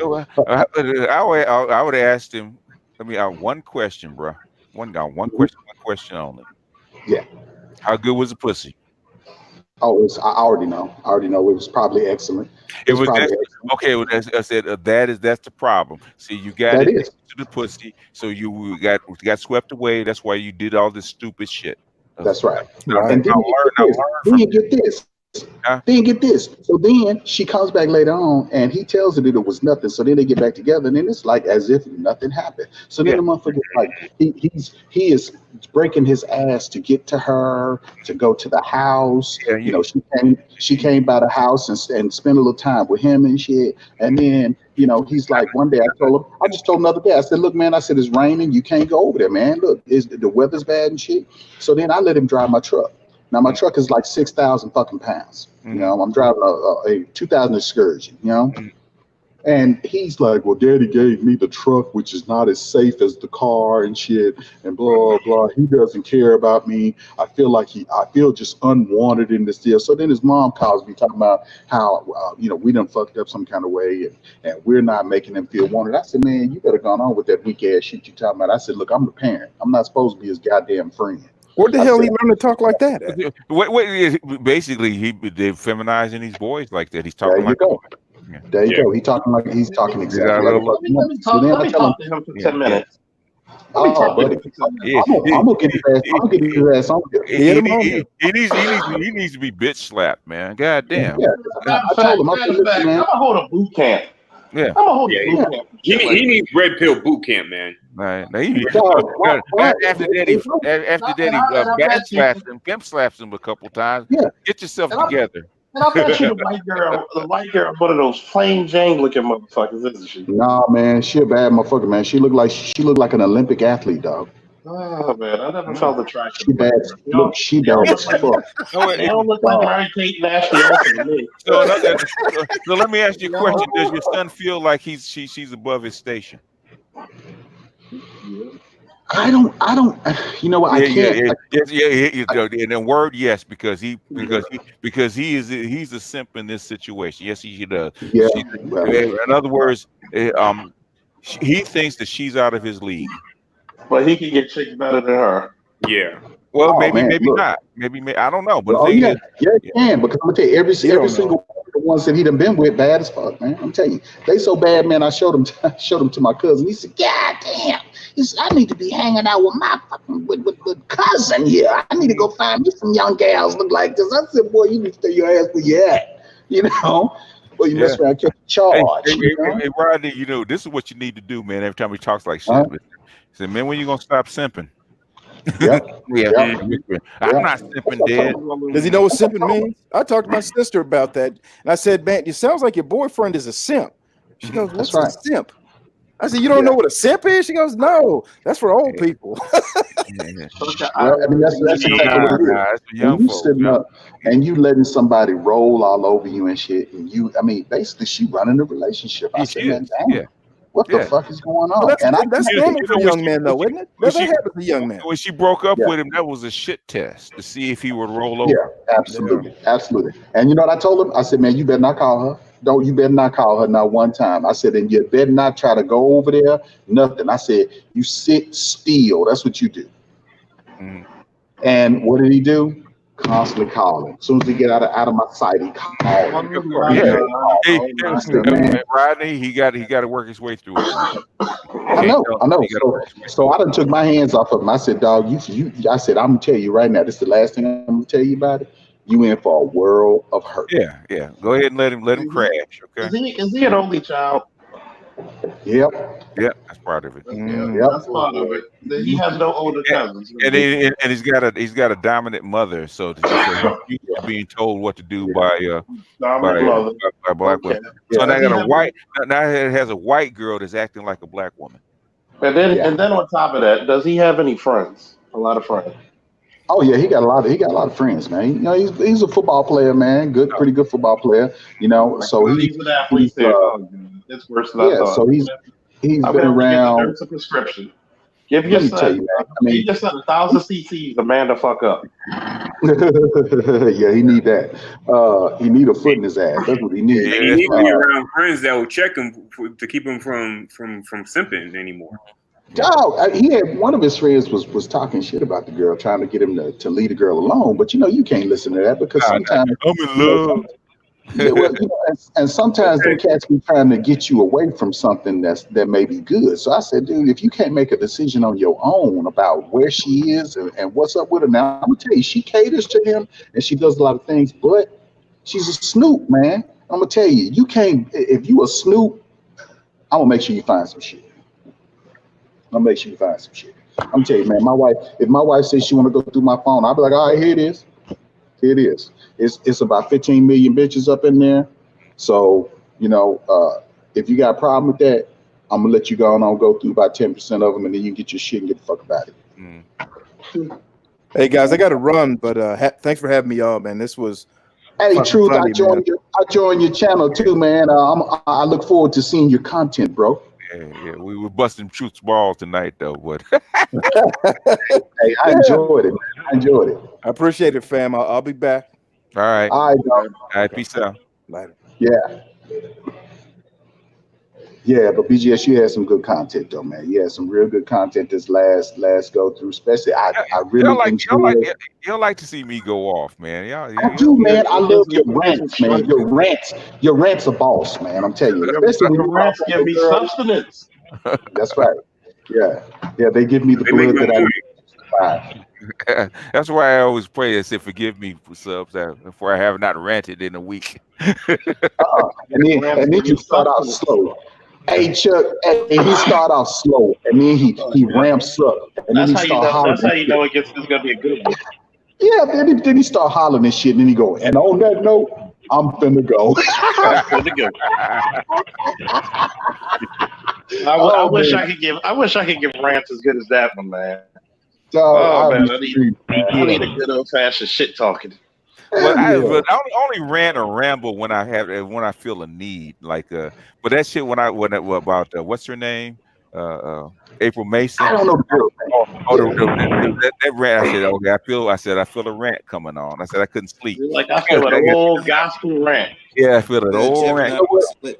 You were spot on with that shit, though. You were spot on. Everything you said, I was thinking. I was like, man, that girl did something, man. I'm telling you. Yeah, that girl did something. He's in with that fact. It sounds funny because I said that's not normal. Now, if a dude's gonna snatch you, they're gonna snatch you right away. They're not gonna wait before you get to the Circle K. They're just gonna roll up, jump out. Three guys. That's right. And ain't nothing gonna stop them either. All that about being visible and all that. Hey, they still would have got her. Yeah. It just didn't sound right to me, man. No.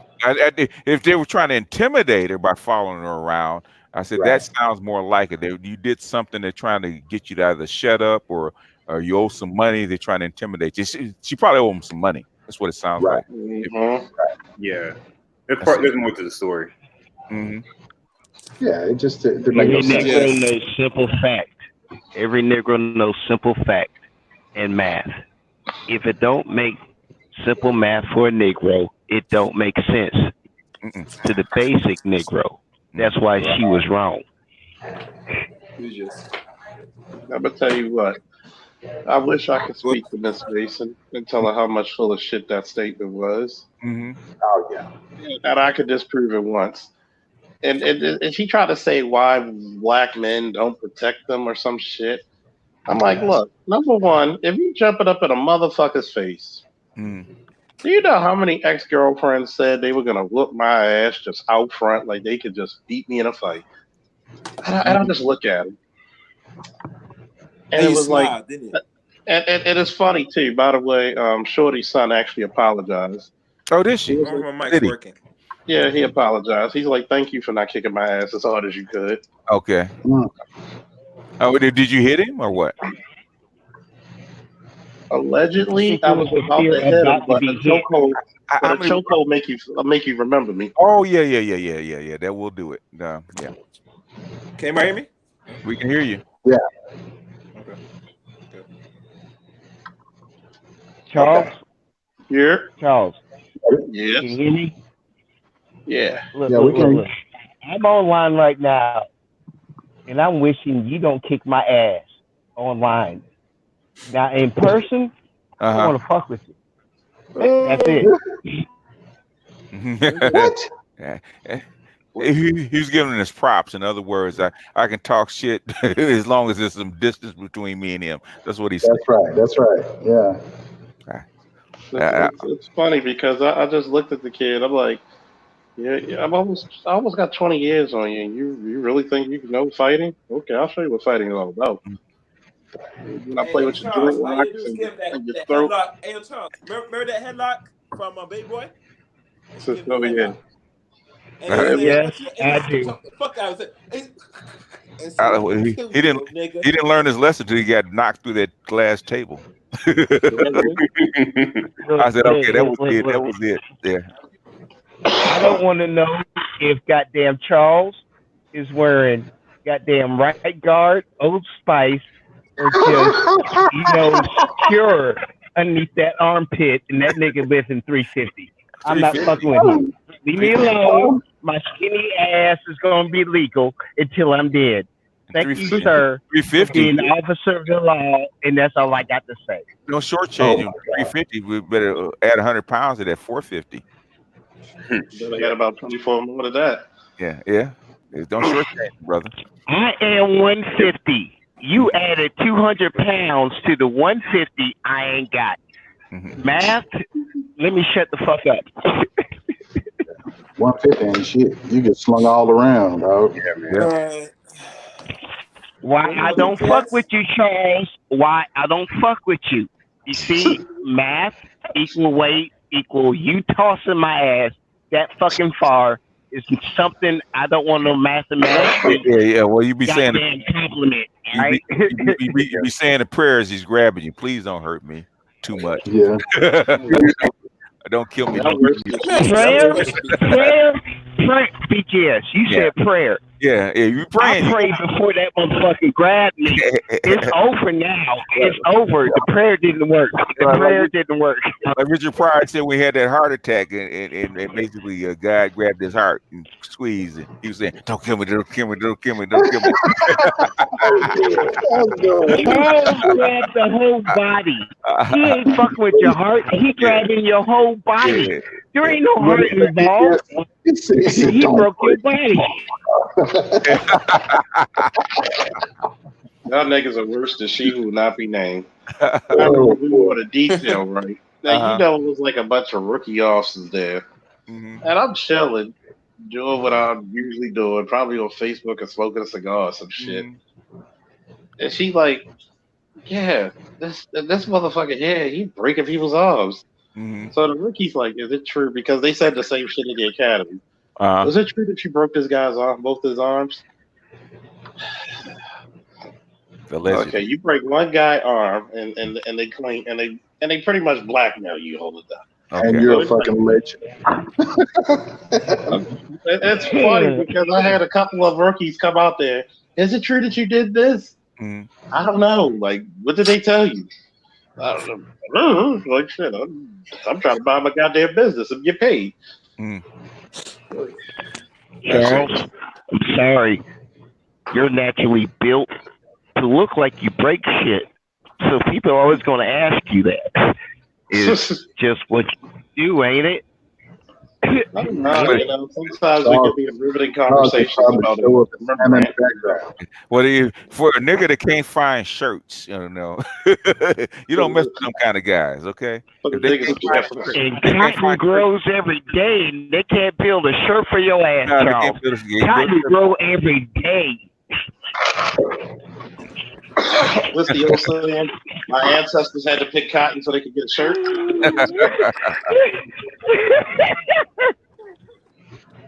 God damn, niggas. I mean, shit. Oh my goodness. Oh my goodness. I tell you one thing. Working out and lifting weights is a very good stress reliever. Especially when you don't feel like drinking that day. And it's like so amazing when people be like, "Do you work out?" Nah, don't do shit. No, It's like, wait a minute, there's you beer still got bellies abs? Fuck mad you. at you because you drink, all right, and you built that way. There's beer bellies mad at you because you built and your shit build muscles, but they look pregnant. Belly. I actually got abs. I know. He said beer belly That's why guys. the beer belly's mad at you. The beer belly's mad at you because it just builds muscles for your ass while it just looks like they pregnant with their beer bellies. That's your problem. That's your only fault. That's it. That's it. Well, I do pray to the patron saint of liquor, Saint Eyes and shit, you know. So, you know. And Saint Cognac. Yeah. Saint Cognac. VSOP. Hallowed be thy name. Oh, shit. I'm playing Madden right now. Weekend So league. BS, This nigga's not You liquor and you blaming them because they drink beer. And they just mad because they built like a God. Like Art said what? Art said you gave the sticks to your kid while he wasn't looking. No. Art just got spanked like a kid. That's what he meant. Shit, I thought my defense is impregnable. He did it like he did better this time. He completed more passes to my team than his own. One day I told Art that I hold classes on Wednesdays, Thursdays, and Fridays for extra credit. Can I note the only reason anybody's whooping Charles Faulkner ass is in Madden? That's the only way you can whoop Charles Faulkner's ass is in Madden.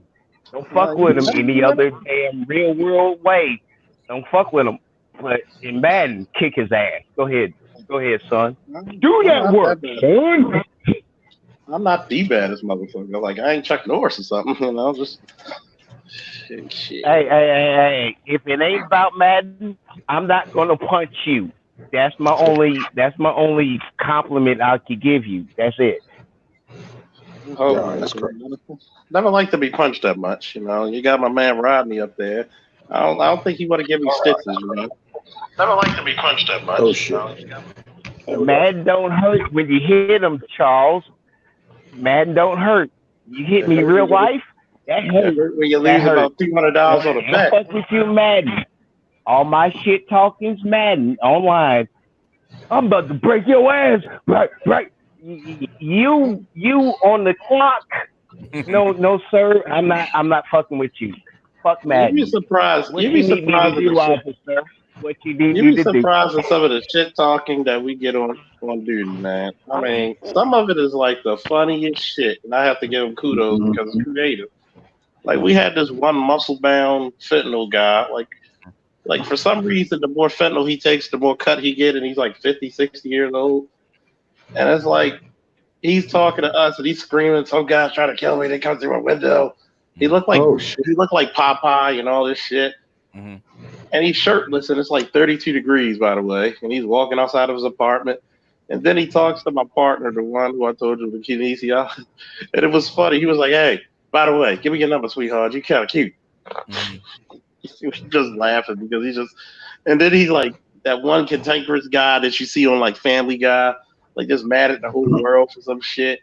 And his neighbor's like, "He's going crazy. I called the police on him. Tell that bitch eat a pussy." I'm like, oh god. I'm just like laughing my ass off. I'm like, make sure we get this on body cam. I need some jokes today. Shit. I wish I could legally show y'all some of that shit, man. On the body cam. I bet it'd be funny. Yeah, that shit is like too funny. And then we had a car accident, and for some reason we had this one transgender lady. I guess that's the proper way to say it. who was like 6'3" and had a Super Bowl ring and shit. And she said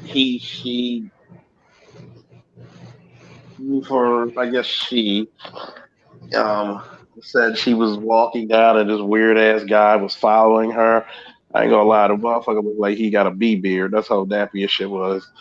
And it was like he was just this weird ass looking guy. Like, what the fuck you doing chasing her or him? I'm like, you know that wasn't born a girl, right?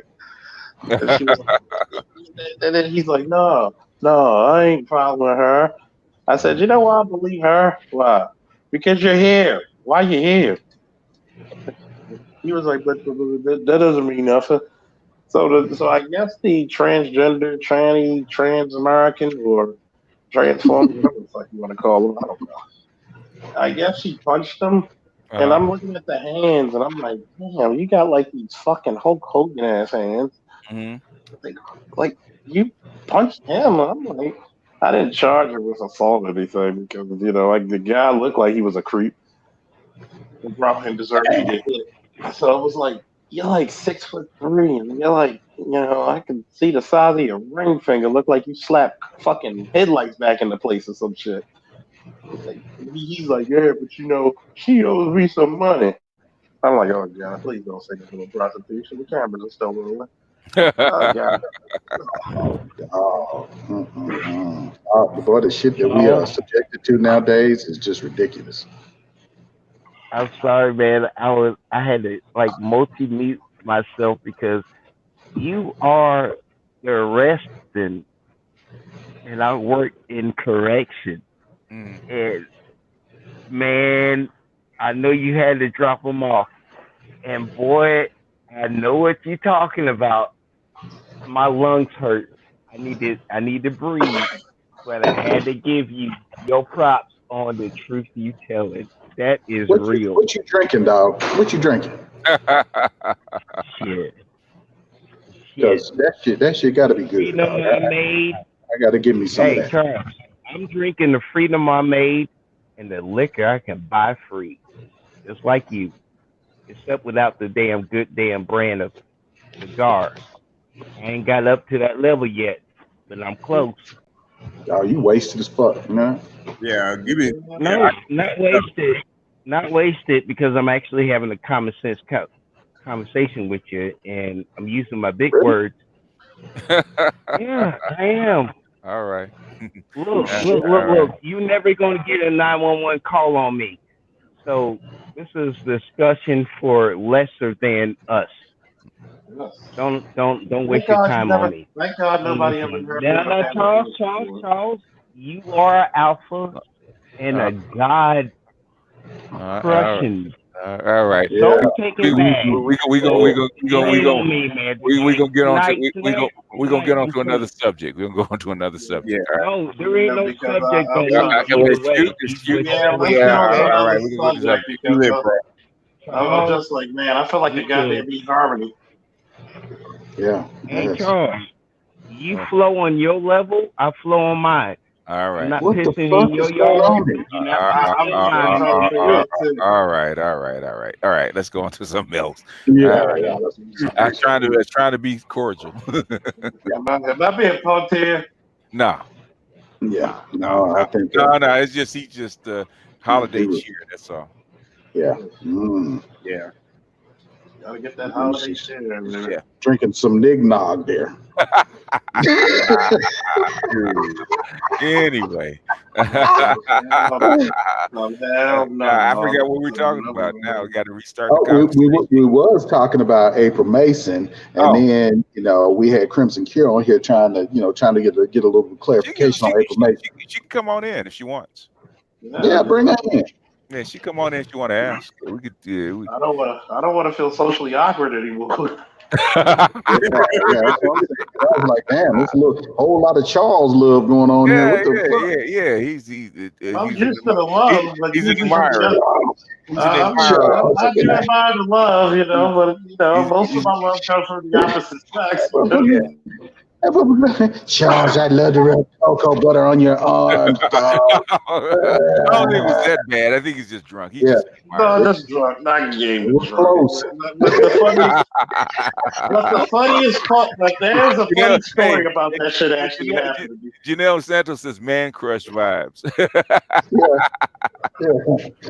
Oh my God, Charles, you're so big. Oh God. Your arms are too short. Oh my goodness. Like, oh my goodness. Next thing you know, what? I thought he was gonna ask me. Oh, you got a woman out there clowning you, yeah. Oh man, it's weird because I was like thinking he was gonna ask me my zodiac and everything. Oh God. He's the Aries sun with a Cancer moon. Yeah, that's called pick a struggle. It is called pick a struggle. You know whose chart I want you to do? I want you to do a few people's charts for me. Okay. Oh goddamn Sagittarius. I want to find out why the fuck I can't get rid of them. I told you why. They're in your chart. Did you take them back? No. Shit. But they're fire signs, fire signs, like signs that are grouped attracted you, like Leos and Sagittarius and Aries, because they're all fire signs. You guys have Leo's things. Fire sign? Oh jeez. Yeah, like your son's a fire sign. Oh jeez. What everybody keeping up under me? Yeah, okay, so check me out. So I'm a Capricorn and my wife is an Aquarius. Ooh. Oh God, a Capricorn. Oh, sorry.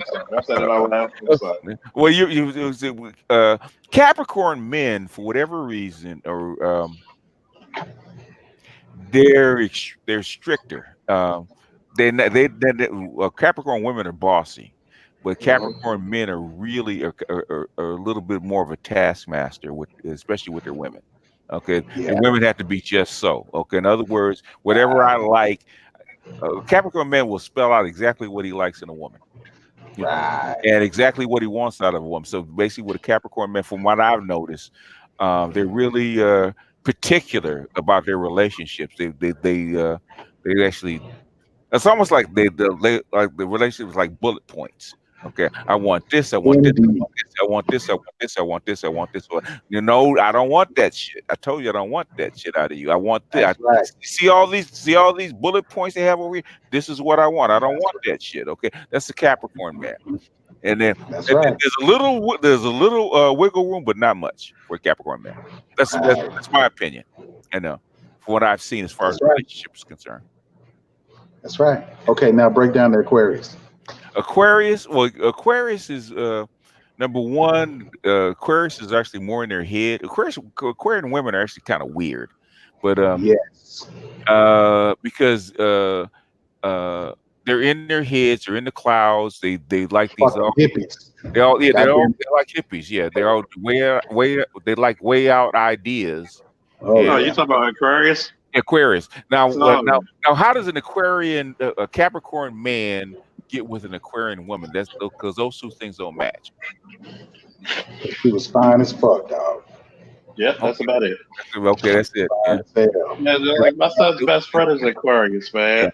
No fucking common sense. Smart as hell, but no common sense. Yeah, because common sense to them means rules, and Aquarius people do not like rules. They don't.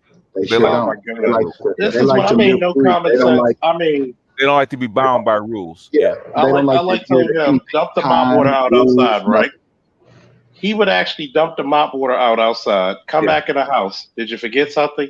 And he's like, "Oh yeah, left the damn bucket out there for 5 minutes." Yeah, because it doesn't occur to him because he's thinking about something else. His brain has already gone to something else because he wasn't thinking about anything when he was dumping the water out with the bucket. He didn't think about it. Well, Mike, we actually talked about that. Cancers are sensitive. You know that because even last night we were talking about that with Regina.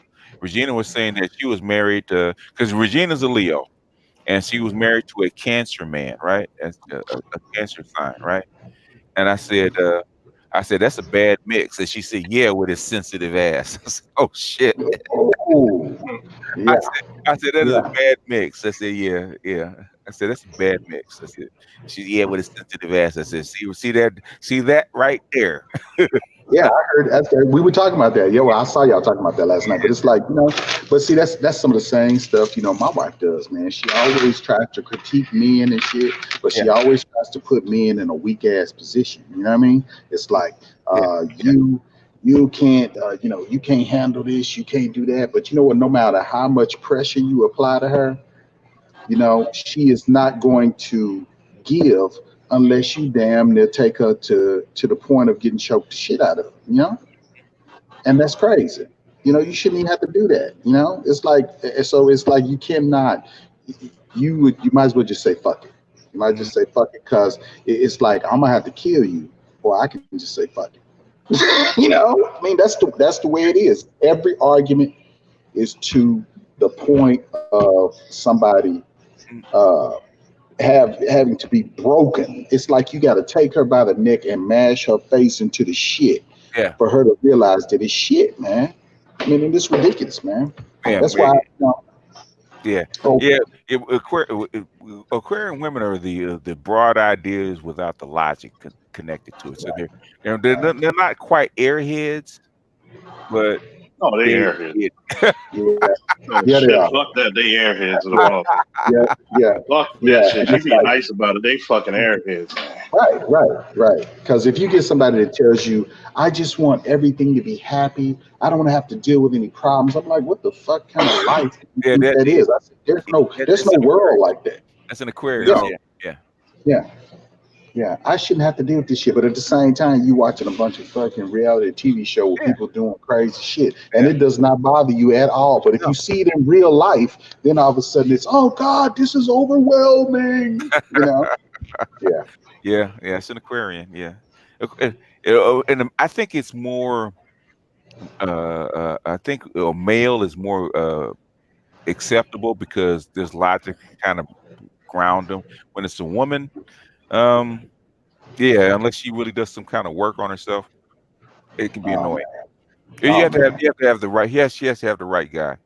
But basically, it's probably why she picked you, because you are grounded, because you are a Capricorn. You're more grounded than her. She's not. So opposites attract, I guess. She said that she says that it's because I don't try to put boundaries on her. You don't try to put boundaries on her? I don't put boundaries on her. That's what she says. But that's bullshit. I don't know. Is it true? Is it true that you don't? No, she just does whatever the fuck she wants to do because I'm not home to fucking stop her. Oh, okay.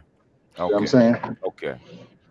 And like when I was in the military, I was deployed all the time, so and she pretty much could do whatever the fuck. And she's Aquarius, and she gets bored because you're not there. You're not there to entertain her, so she's gonna have to find something. Let me tell you, I can be there, and she still gets bored. Okay. It's just like it's like her mind is constantly to different shit. You know? Even some shit that's not even realistic. Yeah, that's an Aquarius. Yeah, they're way out there. Yeah. I mean, if you have a need for that kind of woman that's out there and has different ideas, it's expansive like that, it's fine. But that's not normally a Capricorn. Capricorns are more business-like, detailed, and that kind of stuff. Yeah. We have, like, she has none of the drive that I have. So that's true. But that's the other thing about a Capricorn with drive. Yeah, and I work my ass off, and it's like with her, it's like, she has aspirations, but no work. No work yet. She has ideas. Yeah, it's like, have you ever heard a woman say this shit? I should have been here, in my life, and then I say, what the fuck did you do to move yourself into a position where you could be there in life? And then that's when a motherfucker get mad, start throwing shit because you didn't do shit. But you can't progress. You made it aware of it. She held a mirror up. They wanted to break the mirror. That's right. I love that shit. Yeah, well, it is what it is. Fucking crazy, it was a good idea at the time. Yeah. That's why I tell y'all, man, look, hey, she might be fine as hell, man, but fuck that shit. You might need to get you a fat girl or something that, that's got a good Rolodex that, that's going to hook you up and that's going to, boost you up I'm and put you sorry. in. I have to say this right here, Rodney. I No know it. fats allowed. Well, the thing is, if you could take, if you take a chick like Erica, right? Erica said, I can get you to be a captain within 5 years if you stick with me. I can get her. Yep. Huh? I'm sorry. It's just I'll ask you. It's a yes or a it's no. so hard. It's like I don't find her attractive. Is it a yes or a no? Is it a yes or a no? You can pretty much beat up my goddamn self. In 5 years, become captain. Let's say I get promoted 2020. What? 2 more years for the sergeants. Captain, we got to be appointed. So basically, what's the order of rank? You go from what? Officer, detective are equal. Then you become a sergeant. Then you become a lieutenant. Then after that, you don't take any more tests. Those are appointed positions. Okay, so you got to be. So it's political, right? So you got to be captain. You need somebody like that. So you making a captain in 5 years without some political help would be difficult. No, niggas will.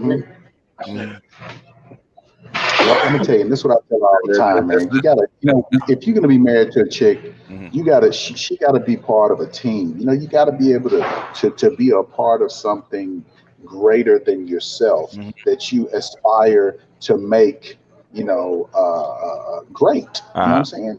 And that's your family unit or whatever the case may be. But it's not like that. If you sitting up competing with the motherfucker that you with, and you mad because your husband making a whole bunch of money, or you mad because your girl making money or whatever, and you're not putting your resources together to fucking move on to the next level, then that's bullshit.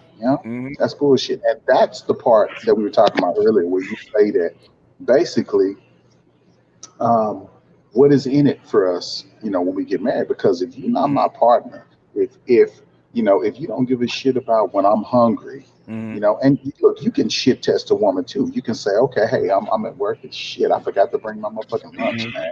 Just say some shit like that. If she don't fucking say, okay, well, let me run some up here for you to eat and shit, and you taking care of all of this shit, she's garbage. It's kind of like in that fucking movie where he said, if the girl don't, you open the door for her and she don't reach over and unlock the door for you, you pass that bitch by. That's true. That's true, dog. Because she doesn't have the kind of training that you're looking for. And she don't give a fuck about you. Well, sometimes that could be true, or she just hasn't been trained to do it. That's true. That's true. Like some chick that don't know how to keep a house or cook like that. So the thing is, basically, if you put her in the house and say if your house is messy, right, and you sit down with her, if she sits down and doesn't do anything or get up, straighten up something, then she's not the woman for you. That's right, dog. If you and I'm gonna tell you, it's like look, if you look up, you look at a bunch of pimp shit, and you see that, they say if a girl too slow, and she really don't pick up shit real quick, it's like she's gonna be a detriment to you and not an asset. Yeah. And it's the same thing with marriage and with like these women out here saying, I'm dating with a purpose. I'm dating, so motherfucker, you fixing to put me on a treadmill and see how fast I can run, so I can qualify to fucking be with you. That's what that sounds like. Let me bring up LaShawn for a minute so I can actually tell him something. Okay, LaShawn, we'll talk to you for a second, bro. Okay. Now, it's much as I try to make this stuff for you guys and try to give you guys an opportunity to actually come in and speak freely. And I think if I'm not mistaken, I'm probably one of the few people that actually do that shit. That actually come in without a pre-designed topic, anything that you want to say, you can roll with. As long as you flow and don't abuse the privilege, talk over people or interrupt with the flow, I'm fine with that. Okay. We gave you a chance to talk. You said a few things. You had the floor, and we said, okay, we're gonna move on to something else. Guess what? You didn't want to do that. But at the end of the day, I tell people this is still my channel. Okay. Yeah. And the floor, you get the floor when I give you the floor, right? You don't, you having Yes, the floor. sir, you will. The floor is the privilege. It's not a right. Okay. Now, I understand that. So the thing is that Sir? LaShawn, you're listening right now. I am, sir. Now, when we say we're going to move on, because we gave you plenty of chance to talk, you were talking, actually giving Charles compliments. That was fine. Once we time to move on, we said it's time to move on. You bucked. That's how come you got put down. All right, you got dropped down. Okay. Yes. Yes, sir. May I just say one thing? Yes, you sure can. Without the snap. Without When I who? got added, sir, I'm not disrespecting every damn thing you did to build what I'm about to speak on right now. This was before me. What I'm saying is, when I got added, that's when y'all were about to move on. And that's what I got, and I got cut. That was it. I literally just got on and got cut. No, you didn't. Because y'all moved on. No, you didn't. No, No, you did. No, you didn't. LaShawn, I'm not gonna argue with you about this, man. Yes, I've had a good. yes. May I ask you? No, I had a good weekend. Yes, I'm not. No. I just literally got 60 seconds. No, you didn't. And I got cut. No, you didn't. No, I that's just got on, and I'm not messing with all you right. because other people took your panel and your time. LaShawn. I just got 60 seconds, and I just got on. No, LaShawn. That's all I'm saying. No, you didn't. But it's okay. I didn't have a chance to speak. No, you. And I didn't have a chance to disrespect you either. LaShawn. All right. Okay. I don't know what he been drinking, but whatever it is. That was that moonshine. Yeah, that's moonshine. I mean, he literally has his face bent over on his phone, going, "Dude, I only had 60 seconds to talk." I said, "Dude, you had 30 minutes." Okay. It was getting awkward. Yeah, it's getting awkward. Yeah. Yeah, I thought he was gonna ask for a date or something. Like, what type of flowers I like? No, he's not a troll. He's been around. Yeah, he ain't no troll. He's a good dude. Just didn't need to. Yeah, I mean, you up, Charles. Yeah. Anyway, that's what the whole thing about the button is. Good thing about StreamYards, you don't have to kick a guy off the panel permanently. You just put him down where you can't hear him, which is it's a feature I like. Hey y'all, that movie was called A Bronx Tale. Bronx Tale. Okay, Bronx Tale. Okay. Yeah, he was schooling them on that one. Yeah, it's some good man shit on the Bronx Tale. Although the ironic thing is that in real life, him and his wife divorced twice. Really? Yes. Man, he didn't learn his lesson the first time. Now you sometimes if you think that it's a few things that went wrong in the marriage or the relationship, you say, okay, well, if we can just fix these couple of things, it'll actually be a good marriage. The thing is, sometimes you can't fix those couple of things. Can't be fixed. And I'm gonna tell you, man. Look, sometimes there's always in any relationship, there's one person that loves the other person more.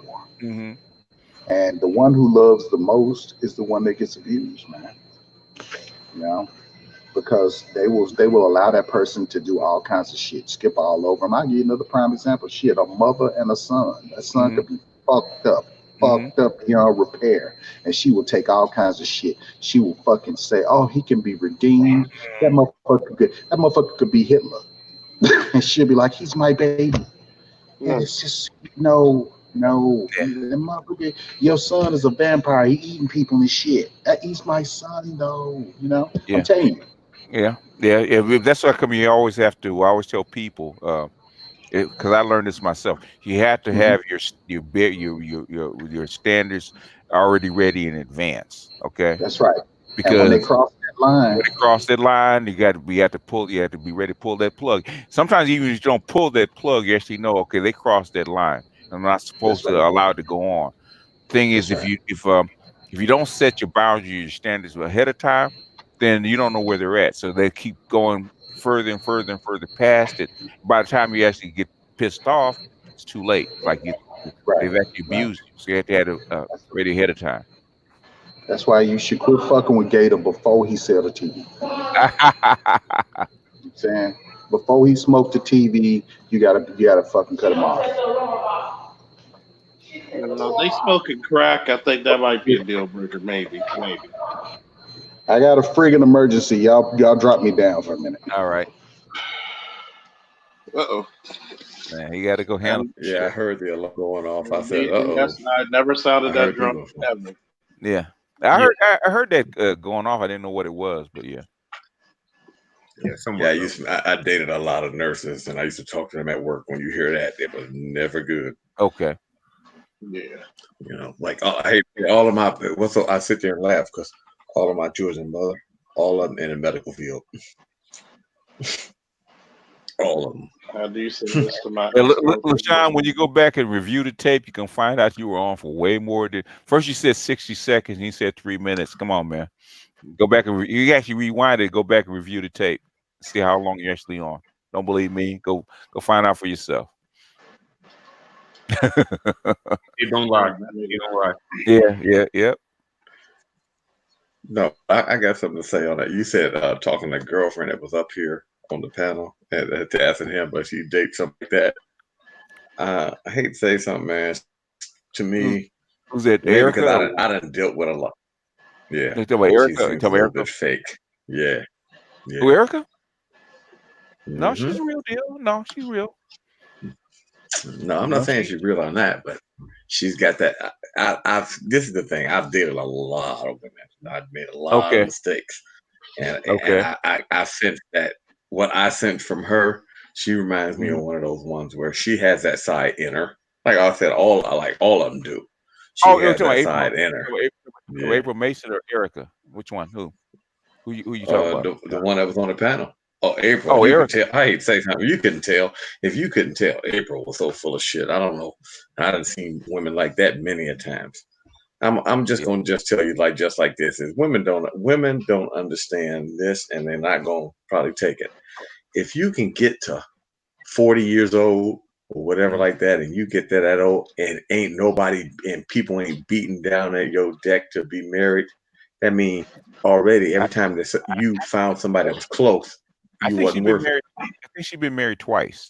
Talking about which one? Are you talking about? I was talking about April there. April there. April been married twice. Right. You're right. But yeah, April's been married twice. We got very low standards, and I mean, when you can't keep. That's why I sit up here and laugh when these women sit up here and talk about ain't no good men out here. All this other bullshit. No, you just can't keep a man. Mm-hmm. And when you can't keep a black dude, I mean, literally, there's hardly 2 or 3 things we want. Mm-hmm. That just goes to show how difficult you are to deal with. And I mean, I look at it, I can relate to all of my children's mothers. I can relate to them all in certain different aspects. Where I got one, like my daughter's mother, she's on that. She's one of 5 girls. So no boys in the family. I watch how, I thought her father was a stand-up dude who was always, in their life. But then I realized, as you start to get to know people, then you find out the family secrets. He messed around on his mother. And I hate to say something, exactly why. Mm-hmm. I mean, you in a house full of women, you can't, and then they got this, I'm too strong, you can't tell me shit. I mean, plain and simple, who wants to live in a relationship then?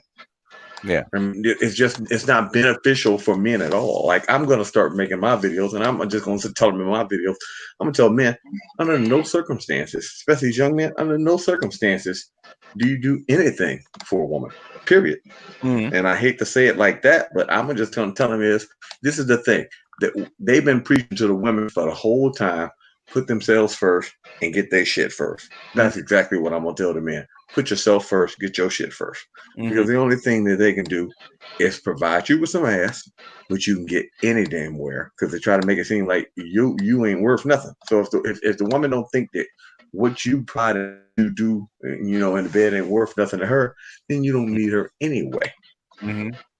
It's just not worth it. Society is set up to where, You know, these people in tech, your tech people need to get together. Y'all motherfuckers need to come up with a damn app. So now, when you go ahead and fuck with a broad, hey, go ahead right here. We need a visual confirmation. Yep, you saying you having sex with me tonight? Oh, you ain't signing the app on the paper? Get the kick rocks. Well, basically, it doesn't have to be a combination. All it needs is a thumbprint, basically. Right. But I mean, right. We need that. No, we need video and all like that. Well, you need fingerprint reader and basically you have a contract, fingerprint reader. Do you consent to have sex with me tonight? Boom, that's your fingerprint. That's all we need. And not even the fact that what men need to do too. No, what you know how you got your little sound recorder on your phone. Every time you go in there, especially if I was these young, especially if I know I'm about to be, as soon as I get out of college, I'm gonna be making buku money. Up the recession, my phone gonna be in my pocket recording, and that way she be talking about, yeah, baby, I love you. This all, oh yeah. She come back. Oh wait a minute, what date was that? I'm gonna go back. Here's the audio file. She said I raped her. Boom. Here's that file for that night. Listen to that. Does that sound like you see how she talking about cooking me and making me a sandwich afterwards? I mean, put it plain and simple. You have to protect yourself first. I sit here and laugh. It's just. To me, it's already meant anyway. So now you just have to go into it. Every woman is going to screw you. You have to go into it as that. I'll tell all these young men that you have to go into it that way. And for the women to get mad and sit up here and say, "Oh, you don't need to be telling young men." No. You don't. I don't need to be telling. I'm gonna keep telling young men that you need to be telling the women, "Hey, y'all need to get y'all attitude in check because you see all that y'all doing.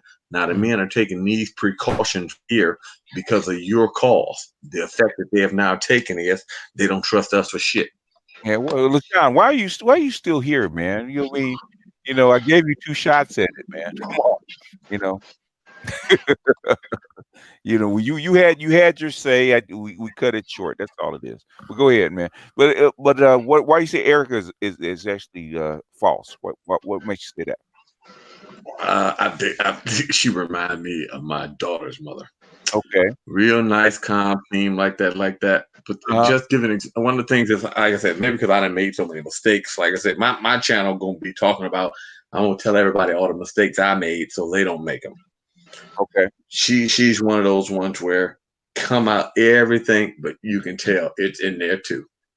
I just like when I sensed y'all like pushing back for what little I saw. Cause I do admit I had to go away. Girlfriend brought me something to eat, so we sat here and ate. I figured that. Yeah. But I figured that you can just tell. You can just tell she's one of those ones. And what's so bad is she's not one of those ones that's real mean. She's one of those ones that she just got it in her. Oh, when we say it, what is it? Up, and she'll never do it again. And I will say my daughter's mother was like that. She did that one incident at one time, and they never had a problem again. But it goes to show it's in it. You can be fucked. And that's one of the reasons why you don't give me no trouble. She realized she fucked up. Okay, well, in other words, there's a bulldog in it. She'll try you. That's what you're trying to say. I mean, she'll do the shit like she'll come out and do some shit like way offhanded. And she's one of those ones. If I had to bet one of those, she's one of those ones where, like I said, she got friends. She probably frequents. If I had to say, you had to say analyze her. She watches those type shows like Love and Housewives and all that. She watches those type of shows, and she has friends who have done dirty shit. You can just tell. You can just tell, and people that. What I'm saying is, all the people that know her, because you have people that are on here that vetted that actually know her, and she does come for money. She has, like I said, she has like 3 businesses. She runs a trucking firm, so she doesn't have time to watch Love and Hip Hop. She ain't one of those girls. So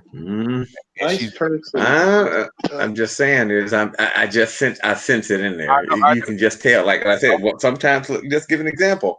All of my daughter's mother, all of her No, but I'm saying my daughter's mother's. Uh-huh. Remember, she's one of 5.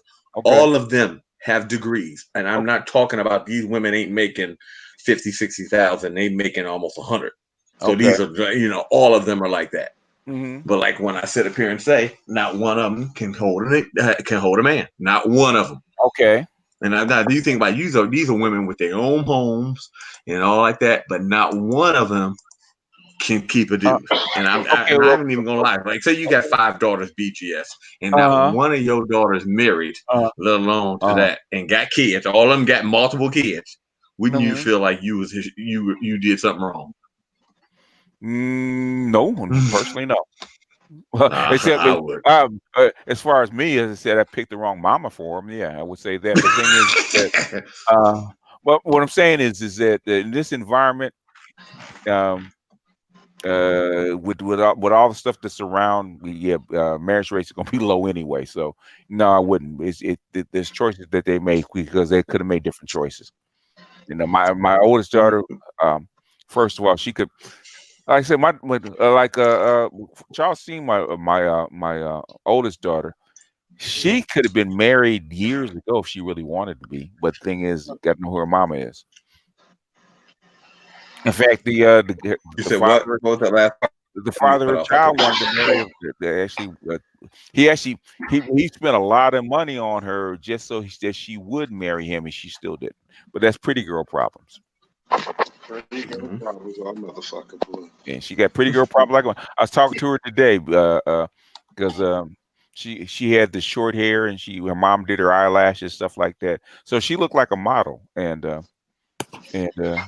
I almost didn't recognize her. I said, okay, yes, I said that's how come you have pretty girl problems. Okay, this shit right here. She looked at me funny. She's there, like I didn't know what I was talking about. Yeah, you know what I'm talking about. Too many men, too many choices. But the thing is, Erica. Now, Erica's thing is that she is not visually attractive to most guys. And the classic guy and the kind of guys that she's chasing, she don't want her. Right. Well, they don't want to marry her. And the 2 guys that she said that did get, the first 2 guys that she did say she was engaged to, basically her family told her no. No, these guys. Now, see that there you go, right there. Perfect example, right there. That's the reason why me and my daughter's mother aren't married. Okay, their family. Like, this is the problem. Is this? You cannot let other motherfuckers who ain't sleeping in your bed with you and your wife control your life.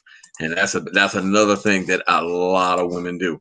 Plain and simple is you got to realize when you with a dude and you talk all like these women out here talking about they want protection and shit. No, when you with a dude and I'm with a woman, she come first and I come first. Everybody else is secondary. That's after you marry her. But the thing is that now after y'all moved in together, it should start that way. No. Judge, I'm gonna tell you, as a man that has kids and grandchildren, right? Okay. When you have a kid, when that woman has a kid by that guy, or that marries that guy's part of the fucking family. You have every right to have a say in that. Every right, because unless you guys gonna move far, far away and never be with the family again, but that man or that woman that marries your kid, they become part of the family. The family does have a big say. You're gonna learn. You're gonna learn. You're gonna see. You disagree with it because your sons are not of that age. Okay, when your sons are actually have a girlfriend, or getting ready to marry a woman that you don't particularly like or don't particularly care for, because you know that bitch is gonna be trouble. And their son marries that chick and has kids by that chick, and you got grandchildren and all that kind of stuff that you got to deal with. It becomes a family fucking mess.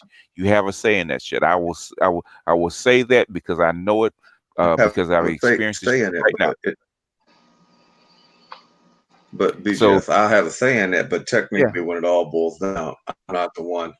This is the thing is one of the things, and it's one of the things I taught my boys. I said, I can give you as soon as you turn 18, only thing dad can do is really give you a strong opinion. You know, I've raised you since a young lad that as a real man, you have to make your own decisions and make your own consequences. And, you know, your decisions have consequences. As long as you can live with the consequences of your decision. Because I realized that's a lot of things I did at a young age where the reason why I was advanced so much in my life at a young age is because I went out there and did the things where my mom was like, no, don't do that. But I went out there and did it and was successful because somebody told me I couldn't do it.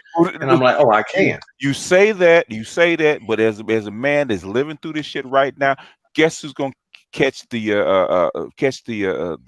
fallout if this shit blows up? What do you mean? Who's gonna catch the fallout? The family will always catch the fallout if the shit blows up.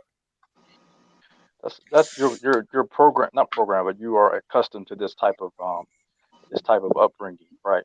Where the man is supposed to just be left off. That's the reason why back in the day you had elders that would solve these problems. Like you would take your problems as a couple to the elders and say, hey, we're having this dispute. And then they would sit around and talk and be like, oh, he's right. Listen to your husband, or hey, you need to consider what she might be saying. You know, that was always take it in there. consideration. No, agreed. But what I'm saying is if you take it in the wrong direction and it does blow up, guess who you gonna be coming back to for help? That family that you just went and got advice from, and they're gonna be like, no, you know, you eat this one because basically you picked him, so you got to eat this one. Okay, but I'm gonna let you know. Just give an example. Is this the worst thing I ever did in my life? Was actually advice from my mother. That actually the reason why I actually lost everything in the beginning was actually taking advice from my mother. Against, matter of fact, remember, like when I talk about it, all the women I did this one chick back when I was younger. Her name was Renee. I should have married this chick then. She was always supported me on no matter what venture I did. Okay. When I said this was the one who had access to all the bank accounts, never fucked me on no money, none of that shit. Literally, I remember like one of the things, the decision came down to this. Like when I made a decision, I'm gonna go this way. This is what I'm gonna do. And I remember, you know, my mother and her were sitting there, and my mom's like, "Well, you just need to do this," and she was just, and then so I looked at her and she said, "Well, baby, I'm just gonna let you know like this. You've always been that type of your own way, and which you need to do at a time, and getting you the best in life. You need to do what you want to do, and I'm going to support you whichever way you do it."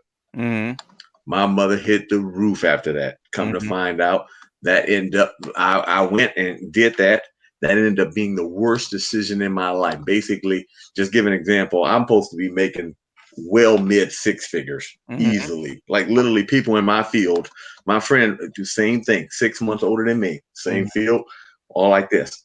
Bought his first $500,000 home 6 months after my event. So just go to show you, and what's so bad is I was supposed to be working at the same company as him. So just go to show you, like to show you the difference. And it was just like, you know, you sit up here, listen to your mother. She made a decision based on feelings. You made a decision. You make your decision. I've always made my decision based on what my capabilities are and knowing what I can do. And that actually turned out to be one of the worst things in my life that I ever did. And one of the things I've learned. But you made the decision, right? No, I let her make the decision, and I did it what she did because I let her pressure me into doing that. And she pulled the mom card, as I say. Like one of the things I told my son, I said, it's easy to live with a bad decision when you know that you made it. When you let someone else make a decision for you, and it's something that you don't want to do, and shit doesn't go the way you want it to go, that is the worst. I mean, literally, I went through 6-7 years of depression. Horrible. But Erica comes from a bougie family, right? That has a lot of money. And basically a lot of family wealth. Okay. A lot of business people, a lot of family wealth. They send her to private schools, elite colleges and shit like that. So basically she's at a different class. So when her family says these dudes don't check out because they looked into him, these dudes don't check out because that dude will have access to our money. You listen to your family unless you want to get disowned. Yeah, that's the point. Well, it all depends on. Just give an example. That's the point I was trying to make. That's the point I was trying to make when I was talking about Erica. I wasn't trying to put her down. I just kept trying to make the point. When these women, let's look at the way you look. Most black women look in the way you look. So that's how black women relate to each other. When most black women look at Erica, they look at themselves in the mirror and go, "Oh, she's operating in these circles. I should be able to operate in these circles." No, you don't. 92s are a very exclusive club. You don't just fucking get in because you want to get in. It's not how it operates and works, right? They're not going to pass off that information because they don't want it mainstream for a reason, right? My whole issue was that you're telling these other chicks that they have a chance, and she posted in the chat, I can't kill all of their hosts. Yeah, you can, unless they're actively doing the work that requires for you to be a 92. Same for cocaine. You don't see cocaine talking about the 100 octane club. You get what I'm saying? She's like, it is what it is. I'm not messing up what I got or what I did have. You know what I'm saying? Like, that's not the way it works. Yeah. So I mean, I understand, but the thing is that when you talk about Erica, I mean, I was actually trying to determine what exactly what you're talking about. I can understand why she didn't get married. If she was better looking, she probably have a lot more offers with her in her class and the stuff that she has going on financially. Probably have a lot more offers, but I can understand why she didn't get married or why. Yeah, but my point to that too is that okay, rich people back in the day when they got married, you're bringing in when a family got a husband when they were buying or they were molding two families together, they're trying to lock the dude down. That's what the fuck the money's for. That's the way you're exchanging all these goods, like 40 cattle and all this land and shit. So his ass don't fucking get up and leave, right? And so then you can merge these fucking family businesses together. That's the reason why Paris Hilton will never get married. Paris Hilton will never get married because no other billionaire is checking for her. She's a billionaire. No, she's gonna be stuck being by herself the rest of her life. Yeah, it is what it is. Yeah, because she's not trustworthy enough to actually doing all that wild shit when she was young. Actually ruined her reputation. Nobody's gonna touch her. Ruined her reputation. Yeah. So because she did that, now she was about to marry that one dude, but called it off last second. Yeah, but yeah. That's strong. That's strong and independent. I'm just like a man. Shit. When your money come up to being lost, black women act real funny. I mean, not black women, but all women act real funny about that money. Yeah, when it's their money that come up for. The thing that's wrong with maybe could be wrong with Erica. I don't know her well enough to actually say so. Is that she's bougie? Okay, she's real bougie. She hides bougie and she don't have to look for it. No, I'm gonna tell you right now. My personal belief with Erica, I think she's in the wrong city. If she maybe was in Houston, might be a different story. There's not a lot of black dudes here. There's not a lot of black dudes here. And the upperly mobile black dudes telling you when she talking about that lady with them 4 kids being on Vulture. That's how these females are out here, man. I'm not lying about this shit. These females figure out what you do for a living, show up at your house, cook and clean for you. Oh, I just want to stop by real quick. Like, how you gonna fucking tell a bitch no that she would cook and clean for you right quick? She would do your laundry. I would. I would. I don't trust you. I would. You get what I'm saying. But if you a black dude and been used to that. Oh yeah. What the fuck you think? You mean just someone being genuine? Oh, I'll stop what I'm doing and fucking go make you food and then bring all that shit to you. She's a mark. Yeah, it means to a black dude that means you're a mark. So you been too nice. That's what I'm saying. But just think, so my friend Sabrina, she got a pretty big social network. She knows some brothers out here that are doing very well. Yeah. Niggas on their own boats. Yeah. Their own company. I think they're worth about $1 million. Niggas always be out at the lake. Got bitches on their boat every fucking weekend. Yeah.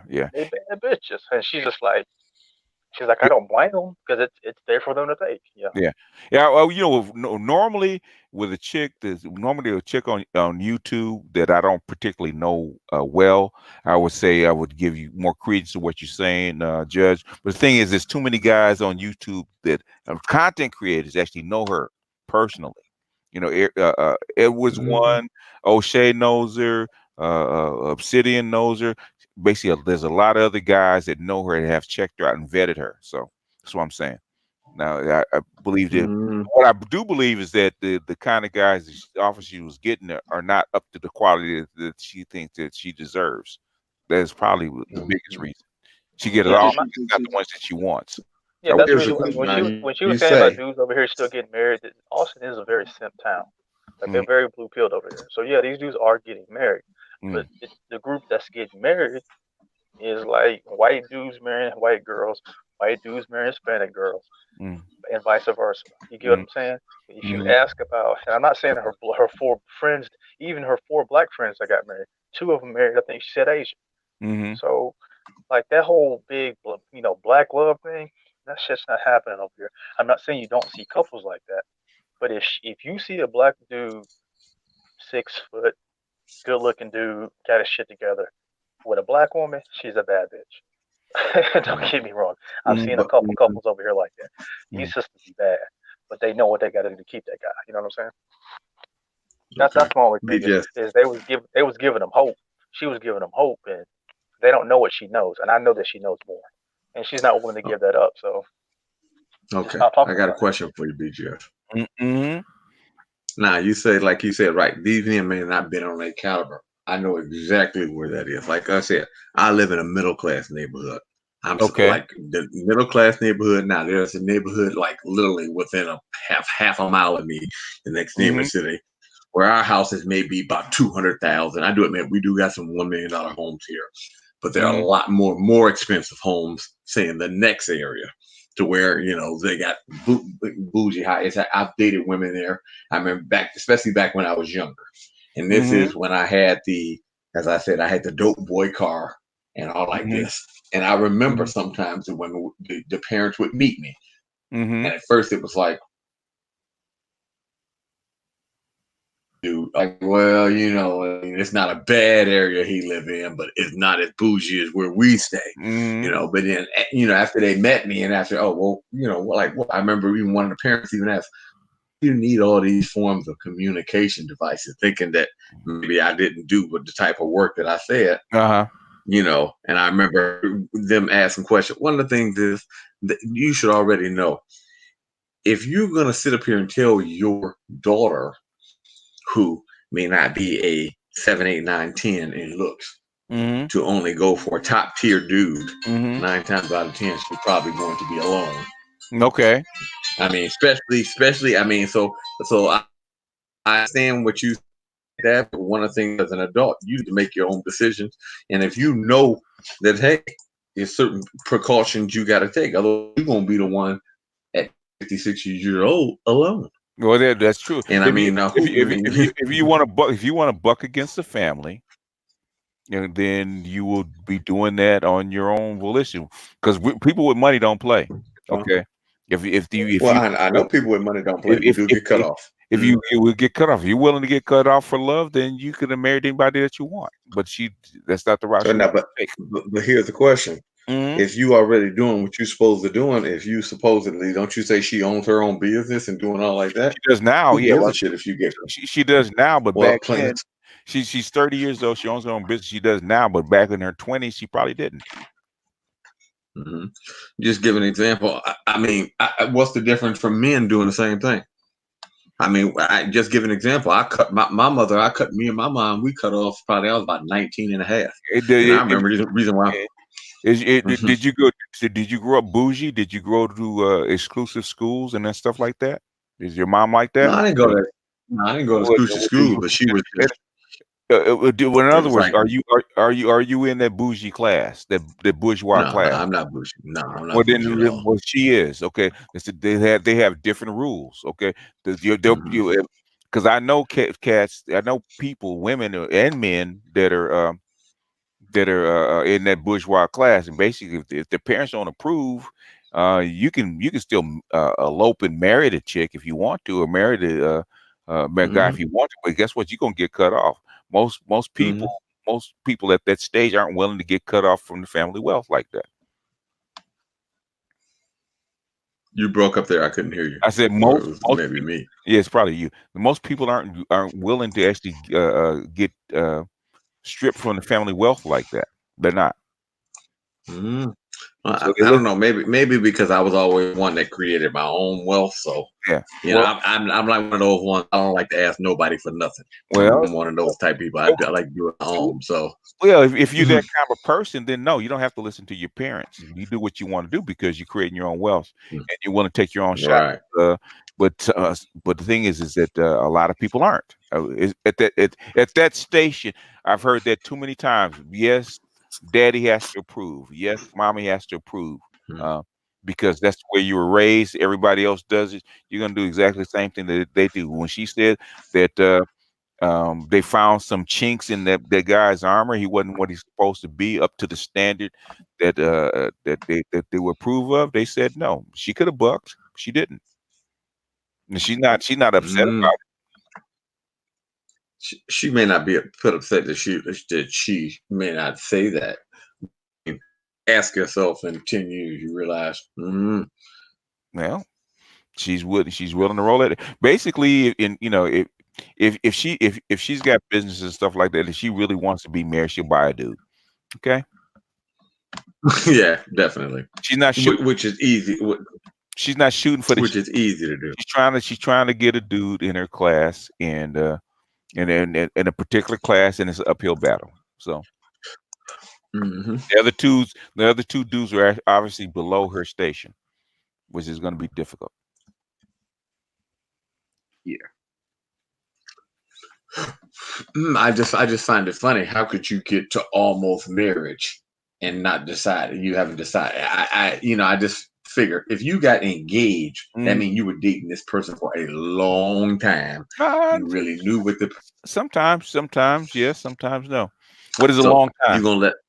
I mean, I'm pretty sure if you got engaged and y'all was supposed to get married, I mean, that's past the girlfriend and boyfriend stage. I know, but I asked you a time limit. Sir, time limit. How long do you think that was? I don't know, but I'm pretty sure at least almost 2 years. You think? No, when I got engaged the first time, I think we were together like 6 or 7 months. We're still talking about Erica. Yeah. Oh, he wanted to bring it back up. Yeah. We can move on to the next subject. No, that's not right. The thing is, I still don't understand what is it that you see in her that rang bells for you. She's not the typical black woman. I sense that. Like I said, I sense that she's not. Like I said, like that. This conversation further just even shows. You said, like I said, she wasn't.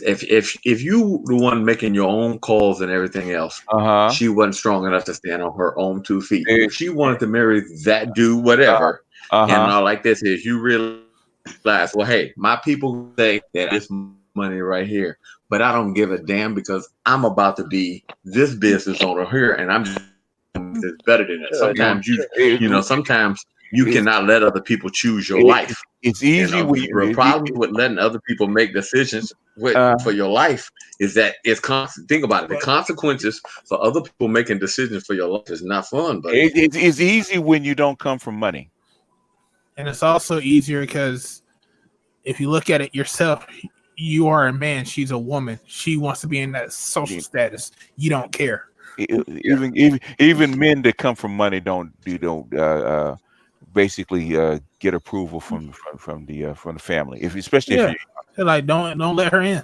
Yeah, I think didn't you have a woman that was like, or just as Char had one? She had like one of those where the woman got rid of her kid just for to get with the guy, and the family didn't approve her. Yeah, didn't approve her. Yeah. He would. Basically, he would. The family didn't approve of her. So yeah. Hey Judge, are you mad that she didn't take the Cinderella story and marry the poor guy? I'm just like this. This is one of the things. No, this one. Wait, I'll tell you why. Yeah, this is one of the things that I had. We're still not getting it because you're giving us a scenario. I'm just not getting it. This is how I live my life. Last time I checked, this is my life. I know what I'm saying. No, hold on a second. What bothers you about her? That's what we're trying to find out. Oh, I don't have nothing about it. I'm saying this. Women that take that advice is like this. It's plain and simple. You need to live your life for you. I understand not that. Other people. But you said that's what I'm saying. You saying there's something wrong with her. What wrong with her that bothers you? We're trying to find out. Yeah. I said nothing that bothers me. I'm saying is, well, I said when people make a decision, don't let other people make decisions in your life. Okay. Well, she doesn't want. She made a decision. She doesn't want to be cut off from the money. Yeah. No matter Right. how That's much her basically business what it was. goes, fails, or succeeds, Right. she doesn't want to. She doesn't want to lose her parachute. A parachute, and also the network that comes along with your family. If you get cut off from family, you get cut off from the network. Yeah. She can't move like she wants to. You can't move like you used to because you don't have the network of the family like you used to. When people that have old money like that don't just have old money; they have old friends that are actually networking. So you're moving in a certain station, a certain space. That if you get cut off from that network, say you marry that dude and you cut off from the family and possibly the friends that you actually network with. Because you married that dude. So the thing is, you totally have to weigh out all that. Yeah. No, I just say I totally understand what you're saying. I just hope that it does not bother her later on because she allowed another person to make a decision in her life. Okay. So you understand what I'm saying? In other words, it also works the flip way. The family says, look, this dude is this, that, and the other. You shouldn't marry him, blah, blah, blah. We're going to cut you off. So you marry the dude anyway, right? 6 years later, after 2 or 3 kids, you find out, guess what? What they said was correct. And now I'm cut off from the family. I'm going to live with the regrets of having now a couple kids by this dude at 40 years old. And we regret it. Either way. It's the no-win situation. You can't go back in time like that. So you gotta make the best decision. She had to make the best decision. Wait a minute. What if you made the decision and you went off, and the next minute you know you're making 10 times more money than the family, and now you happy? It could happen. It's called gambling. Right. It's called gambling. It's the gambler's choice. It doesn't matter. Either way, you could be succeed or fail. Either way. Whatever choice that you make, you have to stick with it. Yeah, that's the choice you make. Somebody said in the chat room, he had 300,000 in debt. Yeah, he did have lied about it. Oh, yeah. Well, I mean, then you can't marry the liar.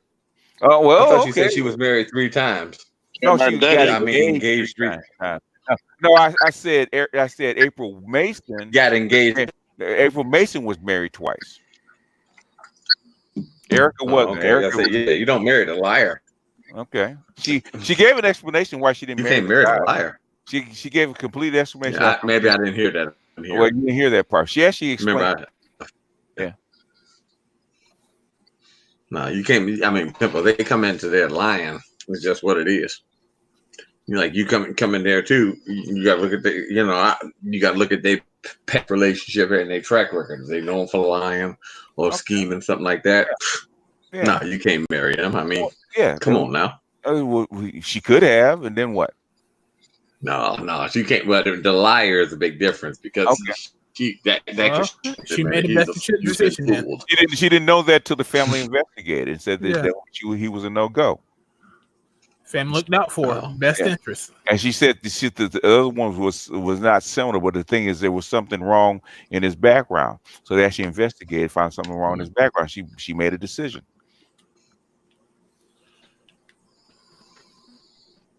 So the thing is, somebody said in the chat room she had an excuse for every guy she was getting to. The only one lying, I believe, is her. Oh man, these people there was something about the judge thing, the 47-year-old judge, and I'm like, so what was wrong with him? I mean, the thing is that at that particular level, these kind of people plan. The marriage is not just I love you, I'm gonna jump into bed with you, blah blah blah. There's a whole lot more that's involved with it. So you negotiate a contract basically, and basically if the contract is not to your liking, she said, okay, well, we can't do this. She wanted more kids. He only wanted no more than one because he's running for politics. And she says that's not acceptable for me. She moved on, no problem. I don't know why. There's nothing wrong with that. As long as you didn't draw nobody out. They're looking at it at the ground level instead of with the level that they're at. No, I'm not looking at it at the ground level. It's just that she has all these excuses. And it's I'm giving her the benefit of the doubt. I don't know the chick. Yeah. But it's like every guy you meet is not good enough for you. Right. Yeah. Well, or it's good enough for the family. In other words, every guy she meets is there's guys that meet that's good enough that's just not with her. Okay. Yeah. Yeah. Right. So the guys that are actually willing to enter into marriage are not up to her taste, and basically bougie chicks, bougie women at their level, they have a particular taste, and they're willing to sit on their hands. They will sit on their hands till 50. Hell, we have a lot of guys, man, that do the exact same thing. They can't get the kind of chick that they want, so they're willing to sit on their hands. I guess. Oh well, but the only I guess I can't say nothing against that because I do admit I told you that's this nothing against that right here don't work out. I'm done. At the same time, for her, if she wants to produce kids, she has a window. Yeah, a very small window. Yeah, it's not like the guy who sits with his hands; he can still produce. Yeah. Women at that level are far more strategic than us. Closer to the ground level. The thing is, if you had made that $500,000, you'd be a lot more strategic too. I'm not saying go marry any Tom, Dick, and Harry, but you want more kids, so guess what? It's kind of weird because part of it is like part of people don't tell the whole story too. Yeah, she's in her early 30s. She can sit on her hands. She sure can. She can say, "Okay, I'd rather go childless and manless than accept this," and that she's within her rights to do so. Yeah. Let's hope she's not one of the type. There's no good men. Kitty. Yeah, or kitty. There's no good men that I'm willing to accept at this level. Yeah, so that's fine. Or even worse, she encountered that dude, but for whatever reason she curbed him. I'm not talking about the dudes that she was engaged to, but like a dude that she probably could have hooked up with, but for whatever reason she didn't measure up, and then she just curbed him. You know what I'm saying? Yeah. What I'm saying is one thing. Okay, we can go on the discussion. The thing is, people that are number one content creators, and number two, people that have been on the panel.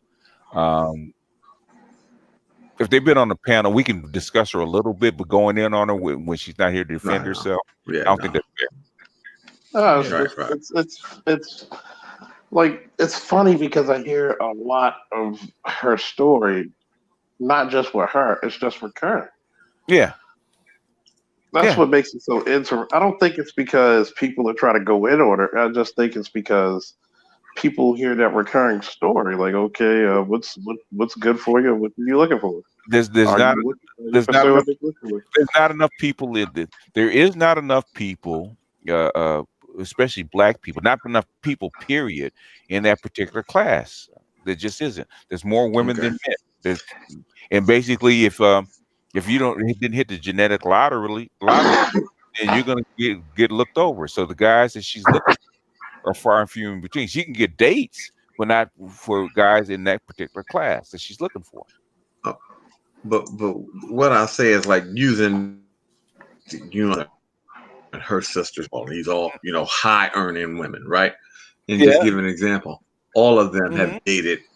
They've dated maybe one or two of them have had some men that were probably making 50, 60 at most, never as much as them. But I mean, literally, they couldn't even hold on to a $30,000 dude. I mean, just what I'm trying to say is like most men, especially if they know they're living within their means, they really don't give a damn about the money all like that. Materialistic, like I mean, you can get like a woman is. How come they couldn't hold on to him? What was the reason?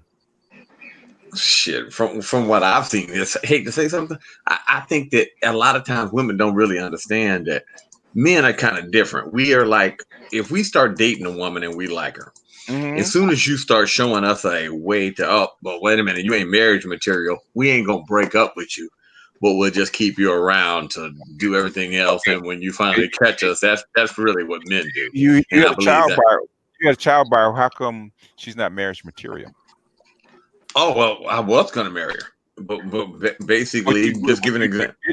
You didn't marry her. I didn't marry her because we had set a date. Just give an example. Remember, I told you with my daughter's mother, the date that we got married was that we set was the exact same date, and we just found out about a week after we had set the date that we chose. We had sat there in bed, laid in bed. We said this the date we gonna get married. We gonna spring out on that, and then like 3-4 days later, her cousin said pick the same date. But I kept getting into it with the fact is her family interferes too much in a relationship. And I told her, I said like that. This step to be married. Me and you come first. My family comes second, your family comes second. But me and you first, because we run in our household. It ain't gonna be nobody in a house trying to tell us what's going on in this one. You didn't know that, and that was the I noticed. You didn't notice that before you noticed that when you first started dating her?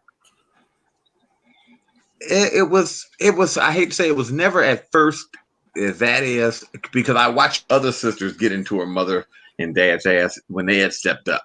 And I remember even her sister told me, she said I totally agree with, because it was a big family fight where I got into it with her mother first. Then her father came in, caught the last little bit of the conversation. And then he made one of my card rules is this: you make a threat towards me, it's like all bets are off.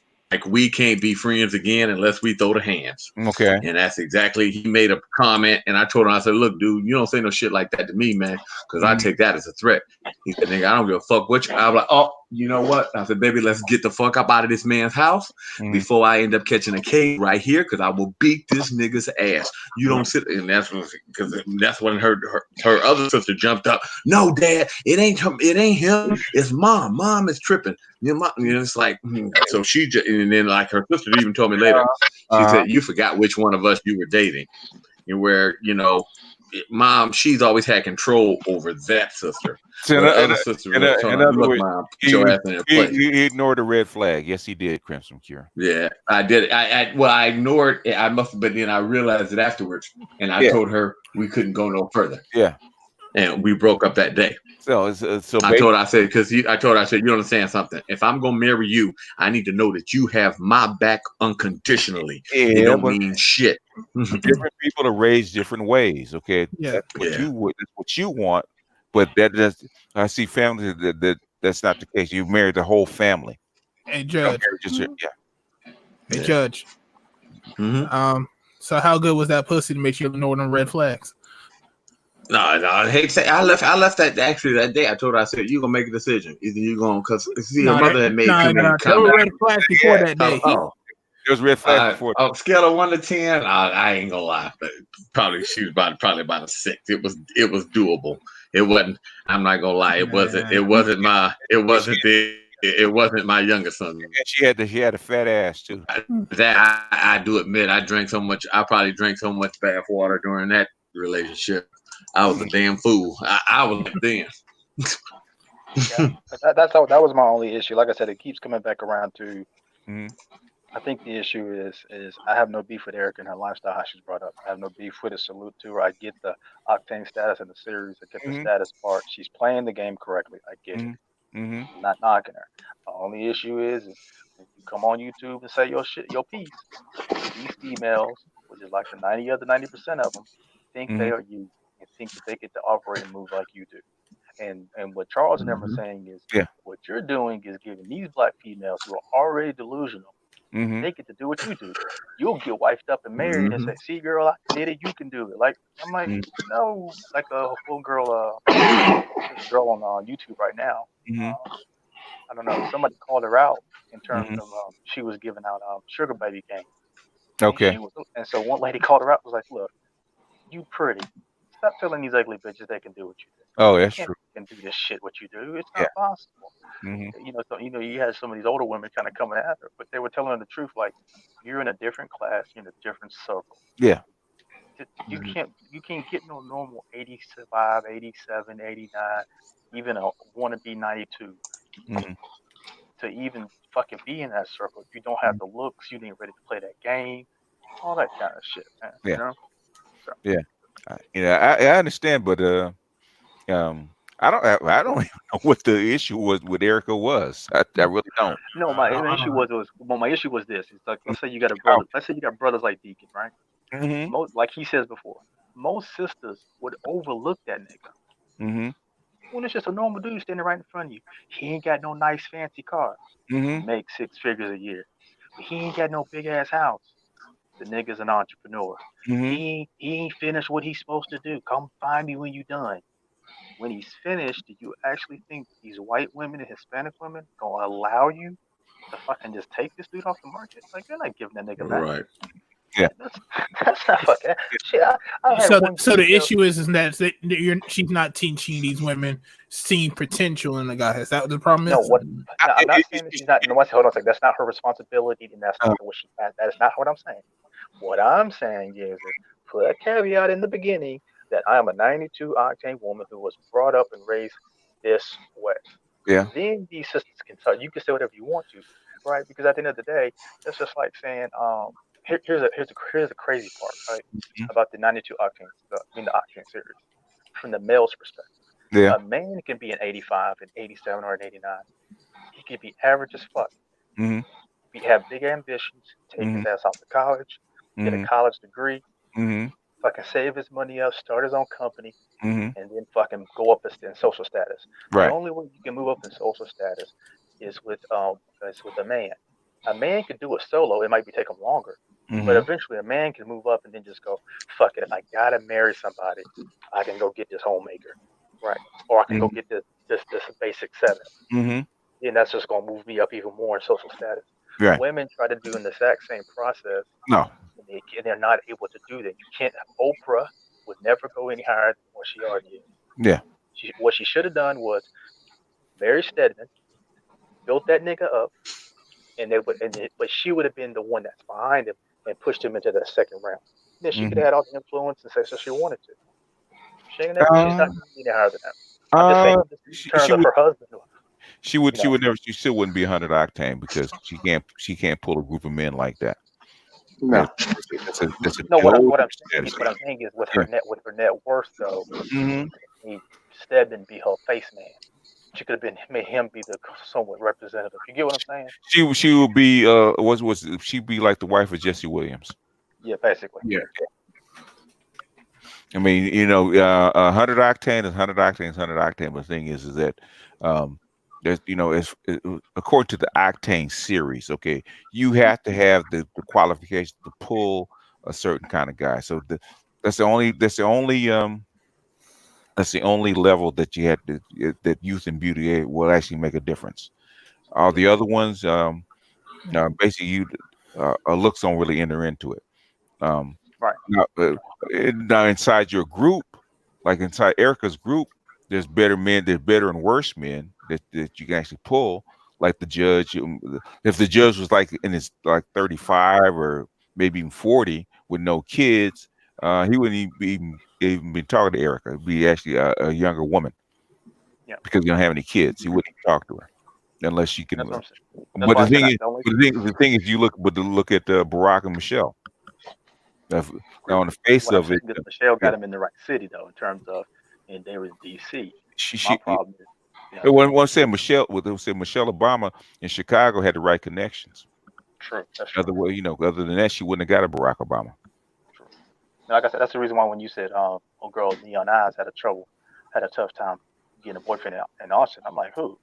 Like, I know plenty of white boys that have fucking snatched her ass. So, yeah, she did. She did get snatched. Looks, and she's dainty, and she's feminine. Yeah, so but she didn't put herself in proximity. That was her problem. Yeah. Sure. Because I've seen sisters here that, I mean, these dudes fall over, man. If they doing what they're supposed to do, but part of that social status. There's some sisters there that are bad now. I'm not gonna lie. Yeah, like a lot of those guys from DC, California, they don't play the game. Yeah, but the thing is, like if the better you look, you get more chips. The thing is, you have to be inside the game to actually play it. So proximity is the biggest key. If you ain't in the room, then you can't get chose. Yeah, no, I mean, these are hard conversations that I have with my daughter. Very pretty girl. You know what I'm saying? But I just told her, I was like, but I want to know what Charles still had the issue with Erica that he had. I still can't figure it out. I never had an issue. Mm-hmm. I was just like, okay, so what guy? But I basically asked her, what guy is good enough for you? Oh, okay. And she never answered. She danced around it. She just told us the guy she was engaged to. Just like I asked her, what does she do for fun tennis? I mean, okay. I know a lot of people who She does bougie shit. Yeah. tennis. I know a lot of people who do that shit. It's not. No. I don't know kayaking. No, kayaking, horse riding, tennis. That's bougie shit, right? Yeah. Bougie white people shit. Yeah. Yeah. Tennis. A lot of people play it, but the thing is, it's still a fucking bougie game. Mm-hmm.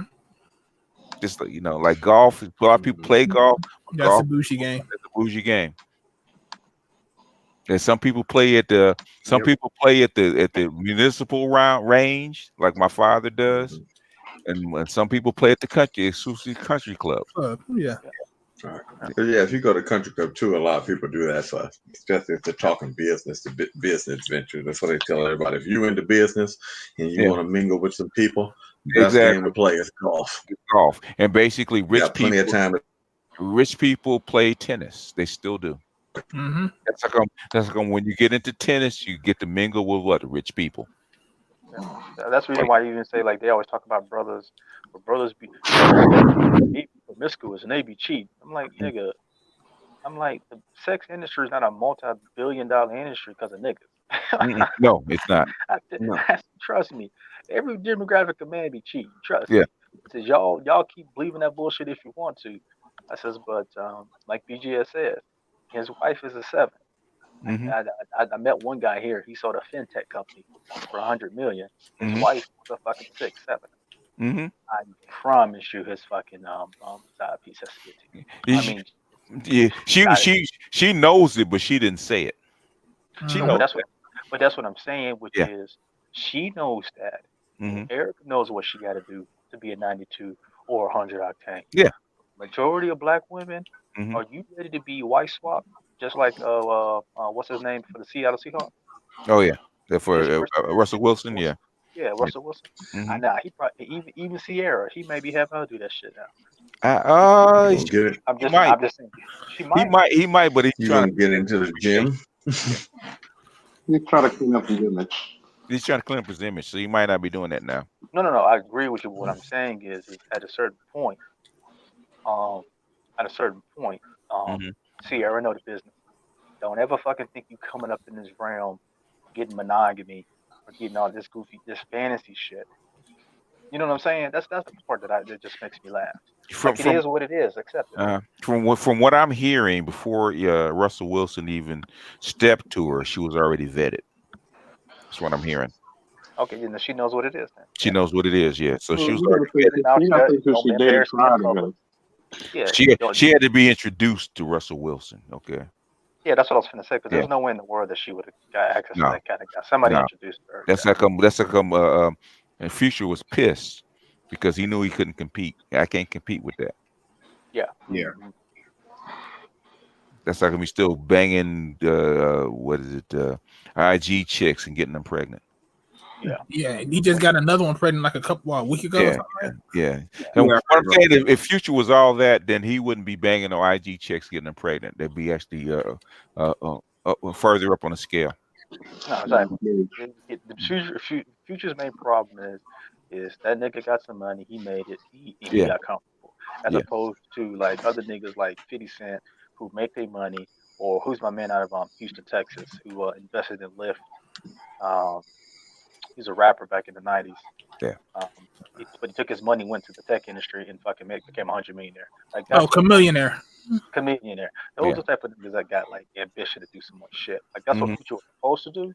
Mm-hmm. Like, even but for some reason the dude ain't got no business that sense to me. Like, he let his dick lead him. Brand is solid. Yeah. The brand is solid. Just some people gonna still be a hood rat. You know, that's Future still a hood rat. Yeah, I mean, you know, they say you can't take the hood out of some niggas. Like I ain't even gonna lie.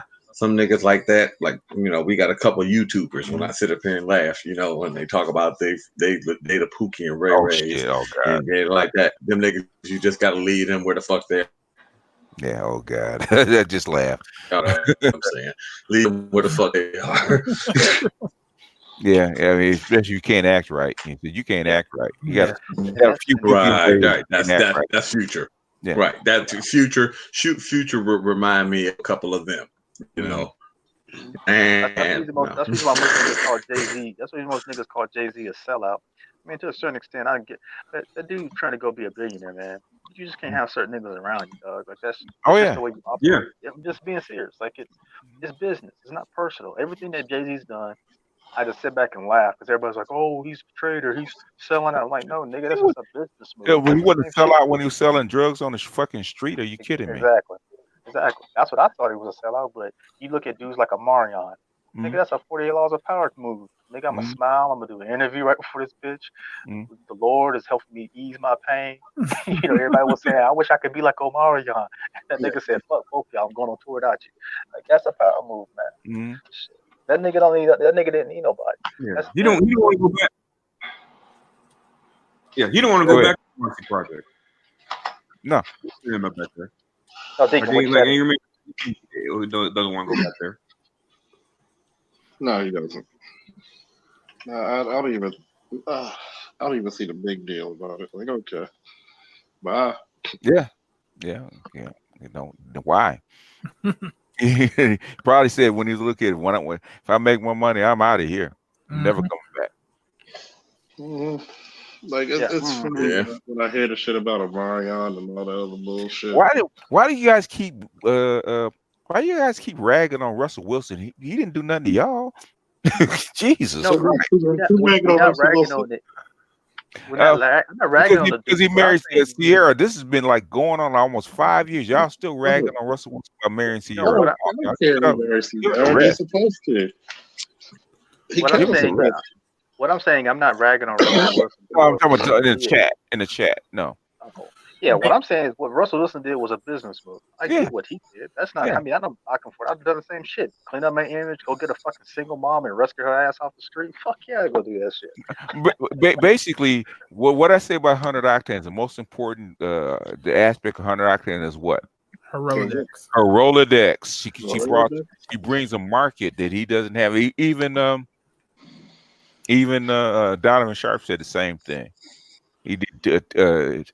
Cleaned up two things with one stone. He got he rescued it, like I say, rescued a hood rat, but basically and got street cred and brought in a whole new market. It was actually basically get rid of the stain of his wife supposedly cheating on him. I still don't believe that shit. I believe that they're wife swapping.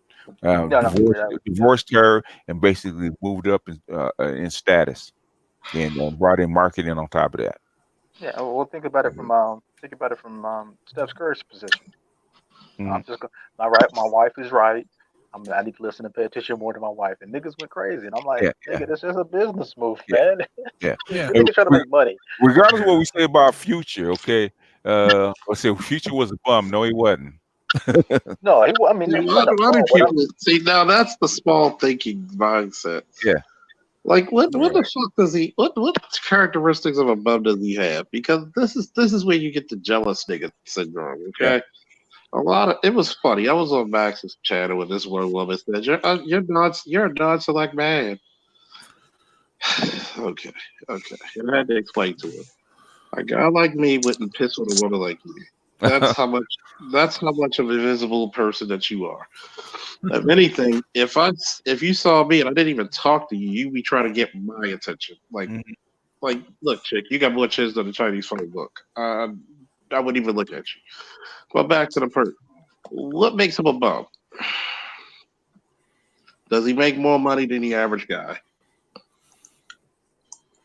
This is for the panel to answer. Oh yeah, heck yeah, he does. Yeah. Does he mess with chicks most men can't get? True. Mm-hmm. Does he have a large amount of money? Yes. Yeah.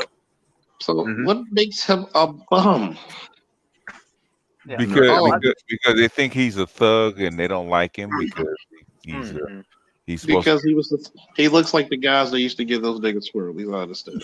Yeah, probably so.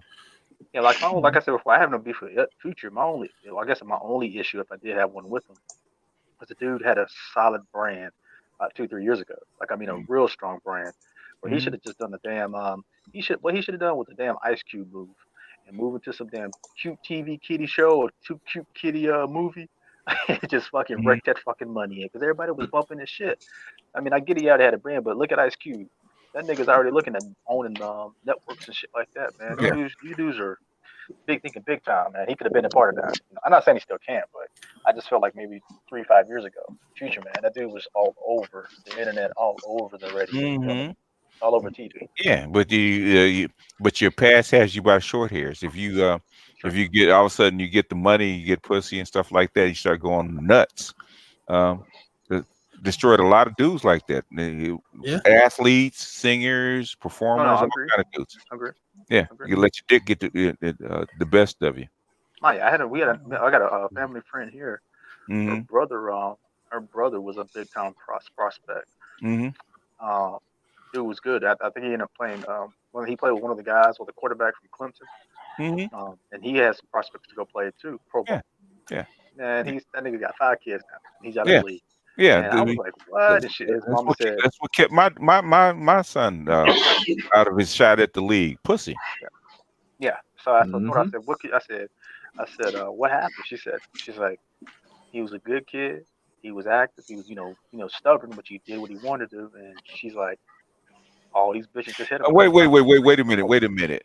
John Smith says, I think he's a bum because he knocked up a woman he wasn't married to. He makes more money than me, but any woman he could get, I could get. Okay. Can I address that? Yeah. Number one, you are a fucking dreamer. Yeah.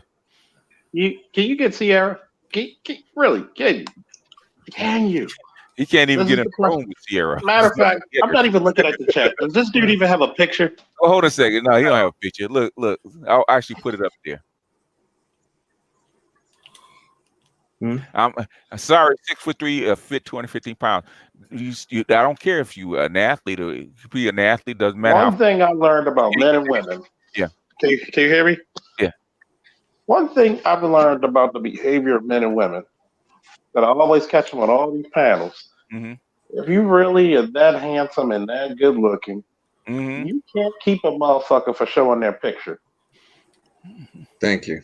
You see what the bullshit about that is? If you believe that you're that damn handsome and you're that damn good looking, it's some of the stupidest shit ever said. If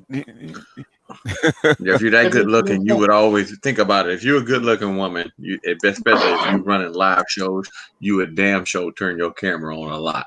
I mean, think about it. Even the bald eagle turned her camera on. The issue that we have is she thinks she looks good. Most dudes think that they wife like half a bag of dry turds. Yeah, right. Most dudes think that they're something special in their own mind. You can say it and stand by it, but at the end of the day, it doesn't mean shit because you don't have them chicks. Okay, you don't have no 100 octane chicks, dude. Right. You ain't got them. If you wouldn't be here. The world judges you. Yeah. Yeah, the world judges you. That's what he's about. Like Kevin Samuels was talking about. # show your work. # move up in the octane level. Right. Like, I'm not saying a dude can't do it. But what I'm saying is, you can think your wife's an 8-point whatever, or you can think you're the best looking nigga in the world until you get stacked up against other men, and and then you find out real quickly, like Charles always says, at which age you said about 13, 14, every dude wants to know what he fucking brings. You should ran into a better dude, which is Russell Wilson. I can't. You couldn't up against that dude. Yeah, because he's going to get. He had his own Wilson's pops. And then he had NFL money. Yeah. Yeah. Not even he comes from a bougie pedigree too, because that's what I was gonna say. He comes from a bougie pedigree. Yeah. Russell Wilson ain't who you think he is. I don't want. People just like to talk the big game. Well, that sounds like a troll to me. Dude, John Smith, we don't know who the fuck you are, what you look like, or anything about you. I don't care how fit you are. How muscular you are, you ain't 100 octane dude, man. You ain't at that level. If you're a 100 octane dude, you wouldn't be Charles Faulkner, he gonna come up on the panel with your picture and be like, "Yeah, I'm the real Charles Faulkner." Charles ain't 6'3", but basically he bench presses 475. He is not a 100 octane dude.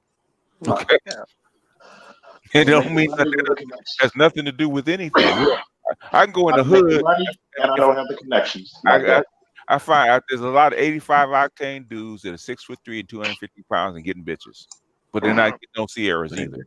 But guess what? The bitches that do get are low level bitches. You know, that's the whole thing about, should we protect them? That whole DJ Kid shit. Number one, the bitches DJ Kid were getting were bitches you wouldn't piss on. So you got to remember this. A lot of people don't like truths. Yeah. A lot of people in the black community, guess what? When it comes to women, they're too big. They're too big anomalies.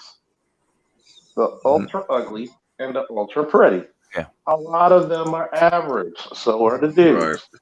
So in other words, you saying that you look like this and you don't have a picture posted, I call bullshit. Yeah. So I always wonder, okay, out of all the Super Bowl winning quarterbacks, other than the one, which is the Patriots, who are their wives? Can you tell me? Hold on a second. But just ask that much, dude. How much you make a year, dog? How much you make, John Smith? How much you make? How much you make? I'm top tier. No, you're not top tier, dude. How much you make, dude? $1 million. How much you make a year? $1 gazillion. How much you make a year? I make $5 a year. How much you make a year, dude? How much you make? If you don't want to disclose the information, don't know why. It's not that hard. That's my rule. But I mean, he's been going on and on and off about Russell Wilson. I don't understand it. Russell Wilson in the future, they're not using your dick, okay? Russell Wilson must have fucked one of his broads. He's going off about future, so you know. Yeah, really. Anally fucked them. And all kinds of wild monkey sex, I guess. See. Well, then why don't you come on up here and tell us what you do? Why don't you come on upstairs? You can take my spot if you want to come up there. That's not good enough, bro. That's not good enough. That's Future's baby mama debt. All right. If that's tell him I owe more than that. I owe more than that in child support, dog. He can make that. He can make that in his sleep. Yeah. If you make that, at least he can admit that shit. You know what I'm saying? These top dudes making millions of dollars. Was making millions of dollars a year, and Future's still making millions of dollars a year. Yeah. I smell strag in disguise. Right. Stragger. Said disguise. He doesn't like Future. Right. Future, like I said, he must have had a girl, and he probably walked in and she was jacking off to a Future song or some shit. Mm-hmm. So do you and your wife actually jump on private planes and fly? All right. Do you actually hobnob with fucking celebrities and high-ranking politicians? like really? I'm proud of these motherfuckers saying that they're some high-class men. He said it's good enough for my wife. I mean, now farm animals don't count now. I know that in some states you can marry those. Hold on a second. Future's net worth is $40 million. Is that you? You can't even show a picture of yourself. John Smith, is Future's net worth is $40 million. Is that you? Future could buy your wife. Her pergamy would fucking make her leave. Yeah. He said he was not to pay child support. Well, good. You might as well come on over and subscribe to my channel so I can tell you how to get out of jail. You've been married for 12 years. Why do you? What is it about you and Future? You know. Why would you even care? I don't get it, man. I don't get dudes. Anyway, moving on. Right. If it's a woman, that ain't even a dude. That woman, you can tell by the typing too fast, and that's a woman all day, man. That is not no dude. I'm That's a woman. 6'3", 215 pounds, and make excessive. And I'm on the internet all day. 12 years. Well, I bet you he's at 10% body fat too. I guess it's bullshit. I bet you he's gonna say that too. Yeah, that's a woman all day, man. I got a 56-inch chest. I got a dick like a fire hose. What else? Yeah. 51% of black men, I think it's 45 to 51% of black men do not have children. Those dudes outrank you just because. Dudes like Deacon make 6 figures a year, and he's from what he said, he's starting a business. If the nigga just gave a fuck about his appearance and just wanted to get out there and be a social status person, the nigga could do that. Yeah. You can't do that, bro. Stop coming up in these spaces like this and make lying. That's the issue that I got, which is matter of fact, I'm going to tell you this. I'm going to tell you the same thing I tell women on these panels. I do not respect you because one, you don't have a picture. If you really this upper tier, beautiful person, you would show your picture. Because every motherfucker who thinks they're pretty or handsome is going to show their motherfucking face. Unless he can show a net worth of $40 million. I don't even want to hear it. You're not in this class. But I guess his wife found out he wasn't in this class either because he's his wife. Yes. BGS. I guess if you're even married. Yeah, but his wife might be like his mama, and as long as his mama loves him, he gonna be all right.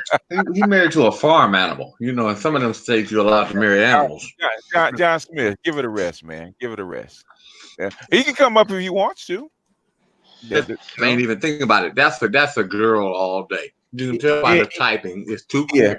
Yeah. Into the insults. That's a woman. I can bet my nuts on it. It's a woman.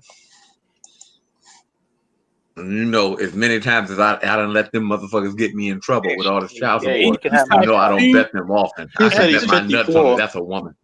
Actually, Judge, you might be right because he's typing way too fast. I'm like, damn.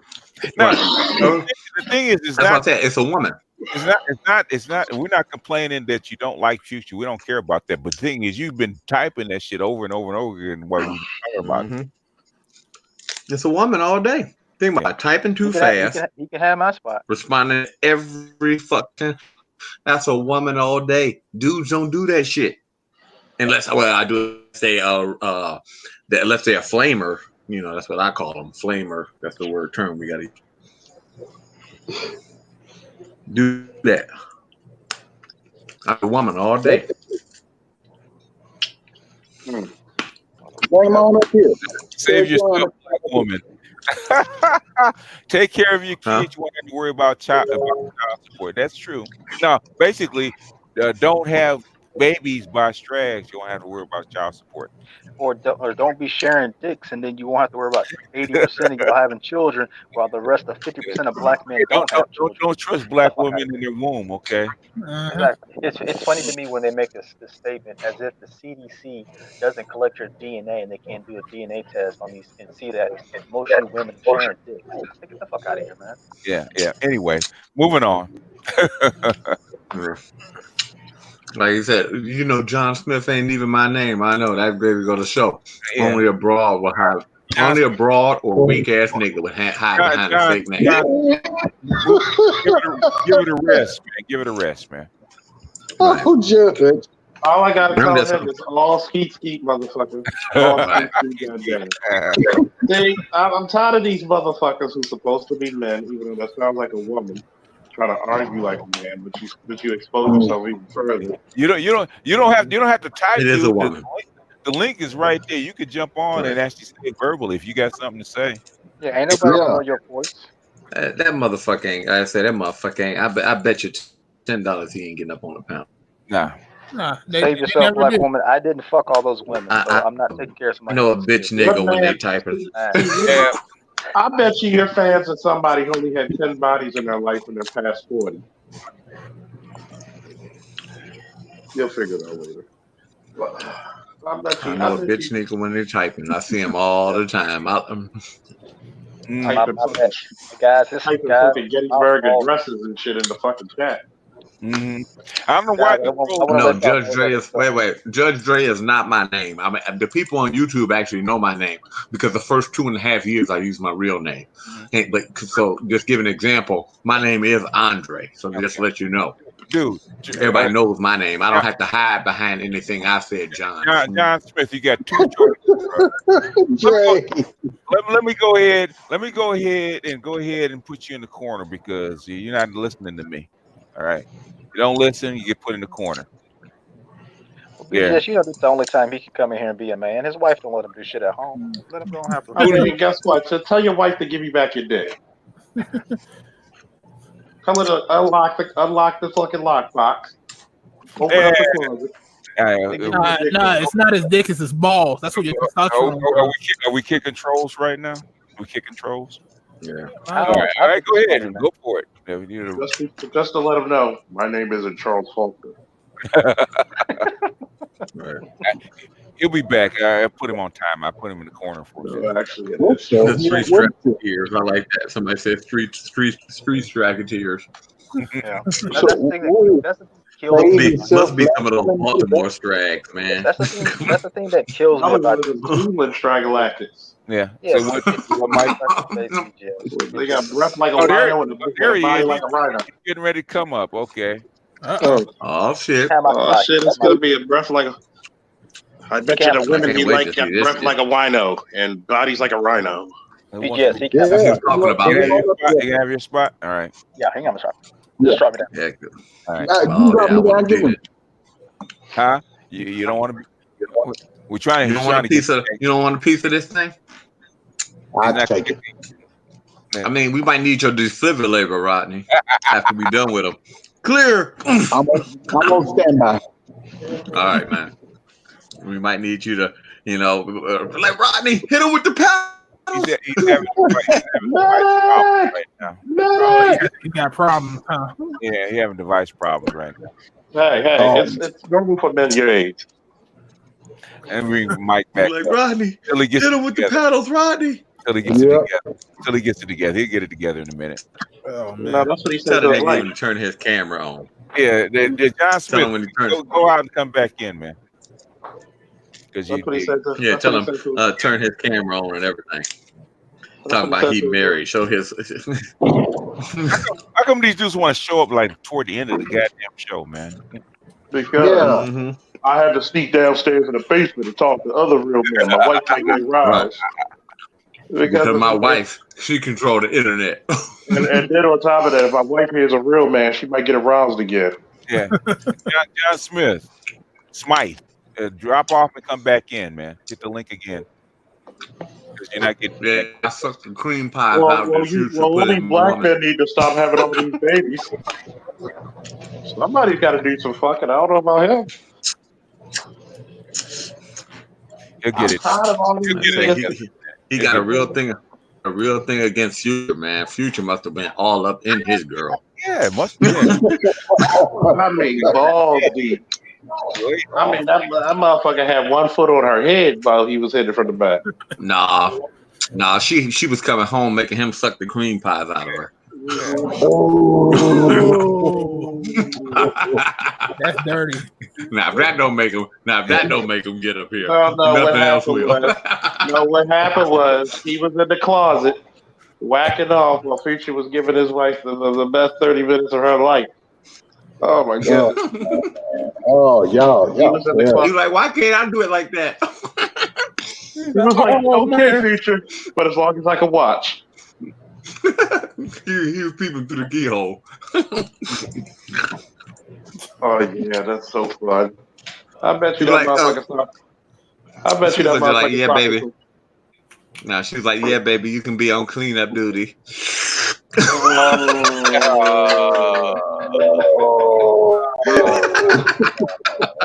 bet you that motherfucker masturbates so much he got carpet tunnel. Dude, John, you have device problems, John Smith. Mm-hmm. All you gotta do is go on your phone. All right, John Smith. Yeah, now he having device problems just like he have other problems. That's why Future was up in this woman because he was having a problem. Rodney need to go see you and get some of them blue pills. I can't bring him up. You're gonna have to drop off and come back in. You're having device problems. I can't bring you in. Because the shit that you said that's not all that his wife said that's not the only problem she having. 2-minute nigga. He sings a song called Little Blue Pill. Help me, Phil. He like the dude on American Pie. He just sticks it wherever he can. No, I'm talking about where he came right before he even could do something. A lot of guys are having problems with like 50 Cent or a whole bunch of other rappers having a whole bunch of babies by people, or athletes having a whole bunch of babies by people. They have problems like what's his name that plays for the Lakers now? Dwight Howard's got like 9 kids. He can pay for them. He can pay for them. I'm not saying that's right or wrong, but the thing is, nobody says anything about him. He's never been married. He got 9 kids. Hey, Eddie Murphy. Hey, this is John Smith. I ain't never cried for a female before. Let me tell you what happened. Last week, right, I went around my girl's house, right? I want to surprise her and shit. You know, I brought her some flowers and shit. I want her to take the bitch out. But I used to be doing wrong to her ass. I used to be fucking all type of bitches, but I'm trying to make this shit up. So I went around her, right? I'm knocking on the goddamn door. I'm just knocking on the motherfucking door. I said, damn, that bitch answering the goddamn door, but her car outside. So I'm like, damn, where this bitch at? So her motherfucking sister opened up the door. She like 30 years old. She was like, hi, Chris. I was like, how you doing, baby? I said, where your sister at? She was like, oh, my sister in the room with some dude. I'm like, what? So I grabbed the sister and threw her sister to the kitchen. I think she knocked over some dishes, but I ain't give a fuck. So I ran over there to the room. As I ran to the room, goddamn it, I opened the room door real smooth. Now I'm watching this shit. The nigga back there wearing my girl ass out. Only thing you hear, why? He slapped her ass. Why? Throw that ass back, bitch. Throw that ass back, bitch. I'm back there looking at my girl like, that nigga fucking shit up my girl, man. I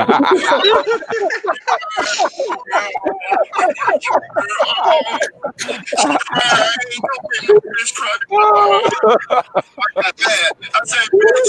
She turned around. She said, oh, baby. I said, I ain't your baby no more. That nigga dick long than the motherfucker, man. I ain't take all that dick. Take my dick like that, bitch. Bring Mike down. Oh my God, that's what Future did. That's what Future did to you, man. And John, that's why. Look at it. He felt so good that his phone fucked up. There he is. All right, your phone felt it. His phone felt it. Oh, there we go, John Smith. You on speaker or something, man? You getting feedback? All right. But wait a minute. Are you on speaker? It's a different John Smith. It's not spelled that way. That may not be him. John M. Smith and John Smith. We getting feedback, man. Turn your YouTube off, Negro. Off, yeah. Yeah, you got to turn your BGS. So that way you can turn your YouTube. I mean, go tell you, your retarded don't even realize the rules of the show. The show that you don't know what you doing. That's probably what your girl said in the bed too. She's like, this nigga. Well, we know what he said. It was more so falling through the gap. Yeah, man. Drake hard on a motherfucker, man. Drake be hard on a motherfucker. See, I'm wrong. See, y'all bringing out the old me, got me talking about people again. And see, I told look, I'm not supposed to be doing that. Feed, man. You got to feature your YouTube feed, man. Mute your YouTube, dummy. God damn. Mute your Go ahead. Mute your YouTube, and we'll go ahead and let Future. I know. We'll go ahead and let you watch through the keyhole, man. Watch through the keyhole. Mr. Smith. He like, well, man, at least I'm gonna get it in the future. He like, look. Just because I'm a cock doesn't mean that I'm not in the room with her. She only does it because of my permission. Oh, okay. One of those type. Yeah, like look, can you come over here and fuck my wife because I don't know how to do it. And then on top of that, while you fucking her, please do that thing you always like. That's exciting. I'm gonna say it very slowly. Mute your YouTube page, John Smith. Go into YouTube. Here. Say it for the one more time for the dummies in the back. We got Rodney here. We can get you some meds, okay? I'll put it on screen share real quick for you. All right. He keeps muting the damn the chat. I'm muting him. Mute your YouTube feed. Okay, it's right there. Mute that little horn. Mute it. Okay. Jesus. Right. Or close the damn YouTube box. Maybe he can't handle that. Just close the fucking YouTube box. I mean, retarded ass. I mean, God dog, you've been on too much cleanup duty. I mean, I told you they say that stuff is bad for you. All right, can you hear me now? Yeah. Oh, you finally got it together. Yes. Okay, we can hear you. Because I couldn't hear you, man. The other guys were yapping. Bullshit. Oh, shit. All right, so here's the deal, guys. You're talking shit, and you want to go there so I get a chance to talk. John, you heard her say mute the YouTube feed. You heard it. No, I did not hear you. That's why I was typing you. The other guys were talking. No, you did hear me. No, I did not hear you until the very end when they stopped talking a lot. Oh, I know. You hear that window open? That's the guy leaving your bedroom. Okay, so here's the deal. Here's the deal, guys. What you want to do is pile on. I did not hear you. You can't tell me I heard you when I did not hear you. We all said the same thing. You can tell by the way he talk, he don't get no pussy. I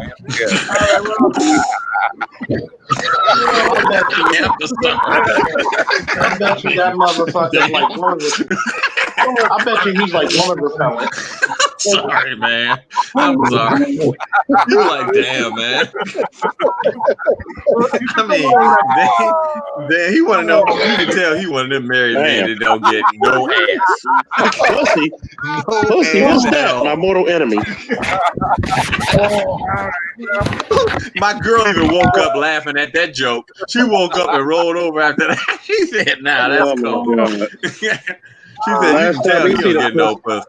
Last time he see the pussy, he came out of the room.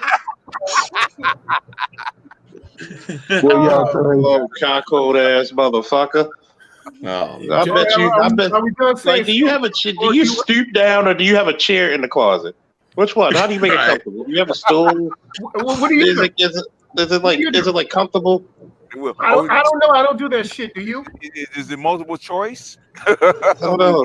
I guess he feels good about himself because he's supposed to be this guy who mad about a guy he never met in his life. No, wrong answer. I said one time put some bass in your voice. Man, come on, man. I said once he was a bum, and you guys brought that up, and I just repeated myself. Did you meet the guy in your life? I don't have to meet him. I think he's a bum. Did you meet him? So how can you say he's a bum if you never met him? Whether he's a bum or not is beside the point. I think he is. Well, you're beside the point then. And obviously, what you think doesn't go too far. May I interject? Yes. May I interject? Go ahead. You made it. I think that goes to what we were saying earlier about how women think or feel a certain way without facts. Yes. So I don't think that's the position that a man should take. That's a good point. So when Judge Dre says he thinks I sit in the closet whacking off, then that's No, actually, I said that. Well, he said that, but do you? Not all the time. Sometimes I'm on the balcony. This dude needs some. Dude, you need some bass in your look, dude. You need some bass in your voice, man. Please, come on, man. It sounds like your prostate been getting pushed in. Seriously. It's an 8-hour mark. We'll go another 30 minutes. All right. Oh man, talk about carpet muncher. Now what do you have against Future, really? What do I have against what? Future. What do you have against? I just said he was a bum for having a kid with a woman he wasn't married to. That's my right. My right to believe it. That's my right. He got a bum with the kid he wasn't married to. I mean, God, dude, man, look, dude, do me a favor. Before you start speaking, wait. Before you start speaking, take a deep breath and put some bass in your voice. Okay? It's not interesting. It is funny because it's not interesting. Oh, there you go I mean, again with dude. that childish bullshit. Judge, grow the fuck up, son. Grow the fuck up. So wait a minute. Wait a minute. We didn't point this out. Oh, skeet, motherfucker. Go ahead, Judge. Right.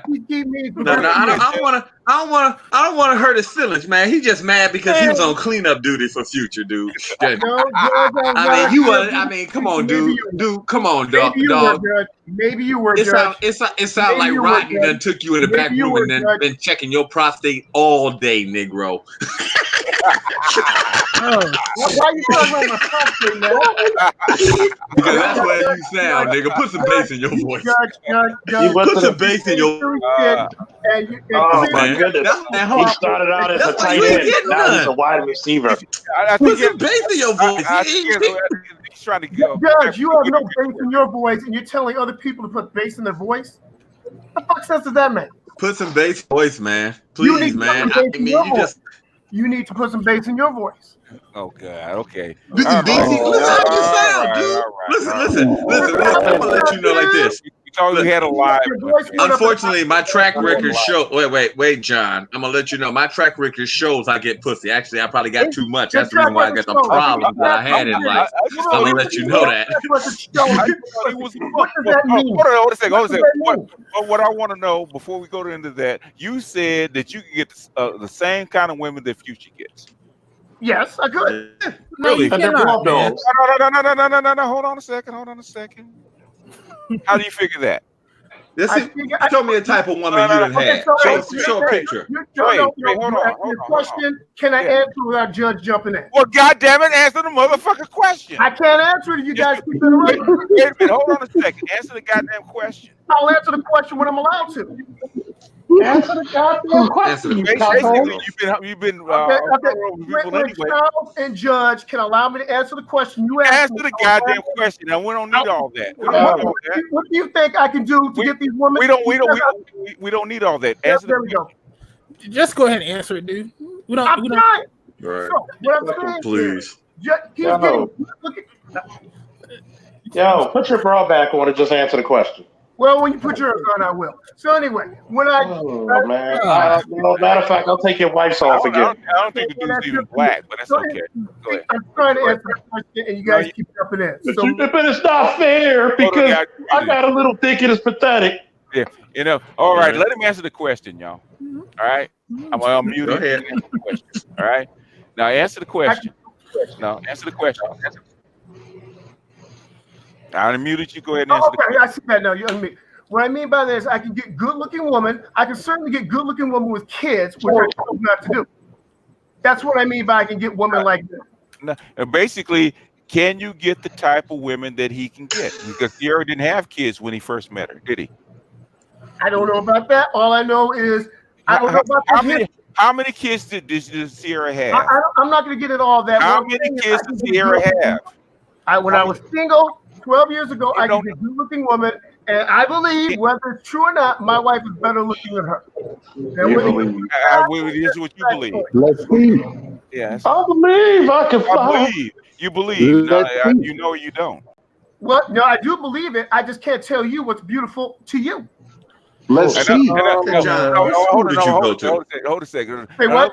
I got 2 words for that man. Bullshit. All right, well, that's it's good for you. What school did you go to, John? What school did I go to? University of Illinois. Yeah, I'm just saying because it sounds like you might have. You sound like you might have a special thing with you, and I don't like to dog special people. What are you? A programmer, engineer? What are you, man? MBA, marketing specialist. So what I do is I help small businesses get money. They get loans, they get contracting. I build websites for them, stuff like that. Small business. All right. So let me say, I give you. Let me hold a second. You have an MBA, right? Yes, sir. So you know that powerful men with money have access to way more beautiful women than most of us, right? I would agree with that. So in other words, if Future's worth $40 million, he would look like a crone, right? He can look like I'm sorry, I didn't hear that. If he's worth $40 million, he can look like a crone and get better women than you, right? He can get more good women than I can. He can't get better women than I can. He sure can. What? Shit. What? You guys said it earlier. Well, BGS, you said it, a couple other people. You can have money. Wait, you can have money, but you can't necessarily get the high quality woman. And that's what I'm saying. Let me ask you a question, dude. Let me ask you a question. We need to take that degree back there. I know, yeah, I know. No, the degree is fine. In other words, what do women want? They want what? Two things. What do They want money. And what? I would say power or access. Status, right? Status. Yeah. What does Future have? He has money. And what? Status. Come on, man. Hold on a second. This ain't hard. Let me try. Hold on a second, man. Come on. I'm gonna answer the question. No. Hold on a second. You promise not to give me this bullshit, man. Stop bullshitting me. You got an NBA. I'm not bullshitting you, but you are bullshitting me. You are bullshitting me. That you feel I'm bullshitting you. I'm not. You are bullshitting me, man. No, I'm not bullshitting. Yes, you are. You're bullshitting me, man. If you have an MBA, you know better than this. Okay, so do you have another question? So I would like to answer your questions, and I will answer them as honestly as I feel as I can. Well, so far you haven't done a real good job, but go ahead. Well, that's your opinion, and you have a right to that opinion. No. Basically, you as a marketing specialist, there's metrics, right? Metrics, right? Okay. Right. Yes, sir. When it comes to money, either you have it or you don't. Opinion doesn't matter, does it? But I said he has money. Huh? I said he has money. I know. In other words, what I'm saying is that when there's a difference between opinion and fact, right? I do that. So yes. so basically, you know the scale from 1 to 10 as far as looks are concerned, right? It's subjective, but yes, I know. It's more than subjective. You know a 10 when you see one, right? I would say yes, but some guys like a big ass, some guys like legs, some guys like chest. I know, but you know that Sierra's a world-class beauty. I don't care what you say about her. That's what she is, right? She's got modeling. She's got modeling contracts. She's got what a few contracts for clothing. I would not deny that she's a beautiful woman. She's just not my type. It doesn't have to be your type. You can't even get in the same room with a Sierra. I think I can. No, you can't. You're saying I can't. I believe I can't. You believe it has nothing to do. Have you ever been in a room with her? No, but I haven't been in the room with a room of her caliber. Okay, BGS. You're saying no. Have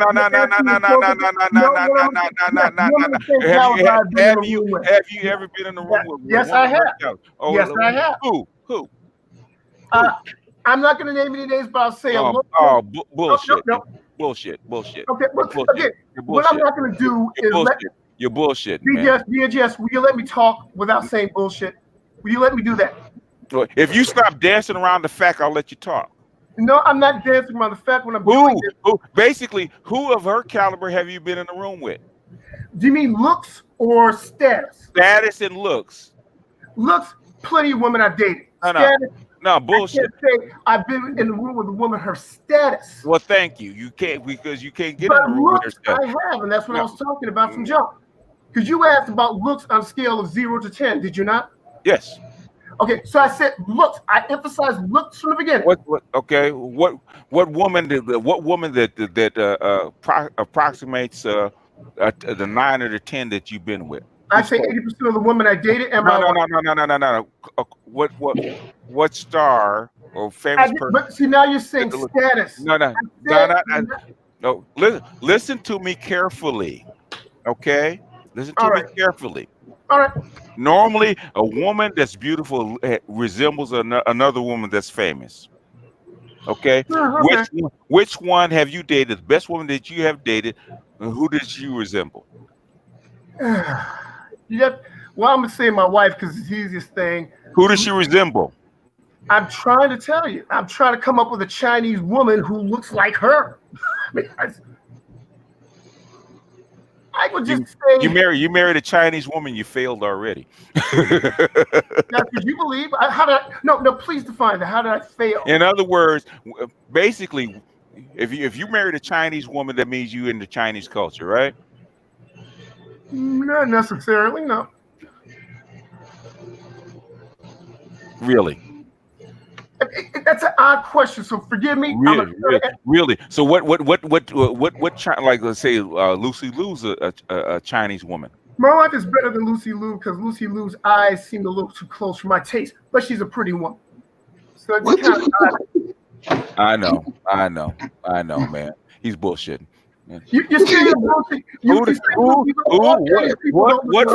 What famous Chinese woman does your wife look like? I frankly don't know any famous Chinese woman. That's what I'm trying to say. Oh man, get off my channel, man. Get off my channel. Man, this dude, man. Come on. Wow. Yeah, get out of here, man. John Smith took Pocahontas. Man, I smell a lot of shit. I'd like to make an announcement to everybody in the chat and on the panel. I'd like to apologize for having another loser cockle. Hey Rodney, you need to go change one of your patients or something because plus you know he's not black. You guys know this, right? He's not black. Definitely. He's about as black as Tom Brady, man. He got a little bit of. He got a little. The thing is, why would a white dude marry a Chinese woman care to fuck about Future? Because his wife has a lot of black in her. And why would he be on a black channel in the middle of the night? Right. Because I want to hang around the cool kids and the real men. He's a corny troll. That's right. He is a corny troll. You listen to his voice, dude. No man at all. Save yourself, black woman. You're next. Okay, either you get on or you're gonna get kicked. One of the two. Yeah, that's another one. John Smith said in the chat, I am black. B just I'm up here because I like your channel. You're not black, kid. Yeah. Get saved. Show your face. Do you guys believe that he's black? Do you guys believe that he's black? Bullshit. I believe he got some black in him, but he ain't black. No, he don't sound black at all. Not as much as he's one of those super proper. No, he don't sound black at all. I mean nothing. Nah, he wasn't. Right, he doesn't sound like he sound like he mixed at the best. At best, yeah. Hey man, brother, you trying to tell me I ain't black, man? Yeah, and I ain't gonna lie, it sounds like he got a slight mental problem, or he got one of those like super nerd complexes. Yeah, he sounds like where he like that's such a super nerd, right? Where he's such a nerd, like Steve Urkel, white style. Yeah.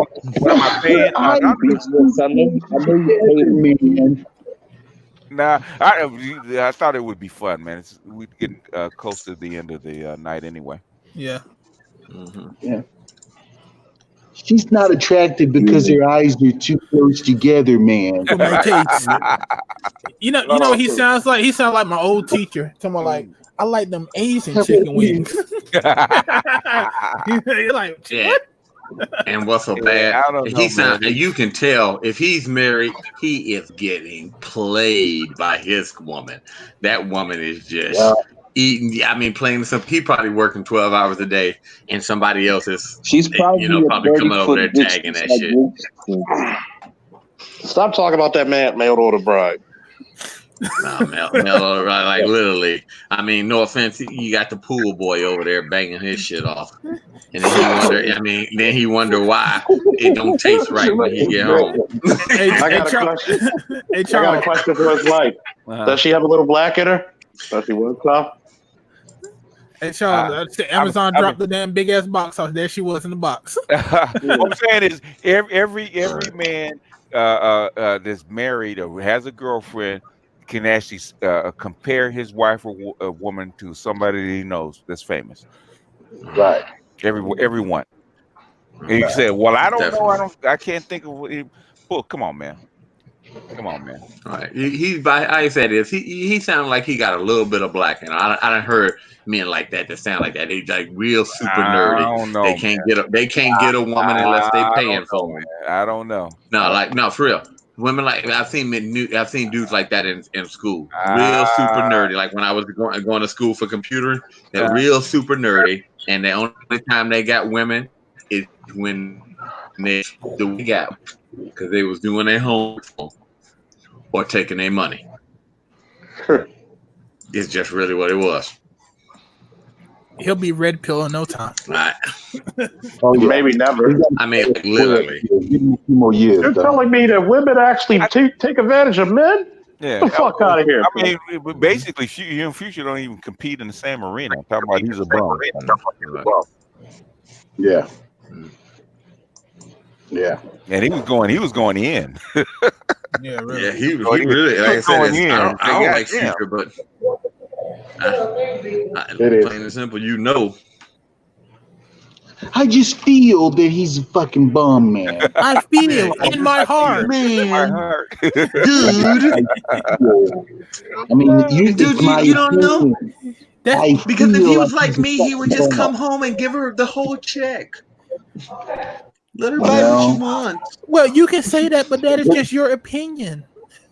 What did he say to BGF? Look, I have a right to my feelings, man. That's right. That exactly. What's so bad? That sounds so much like female training, man. That's a white guy, man. I said, man, yeah, man. I mean, I think he was about right. He may make more money than me, but he's a fucking bum, man. He's a bum. We're talking about class. He's in marketing. So they got to spin anything and make it sound great. That's why his wife is beautiful. He'd be like, that's why my dick's only 2 inches, but that's all I need, man. He is very good at his job as a marketer, but selling bullshit.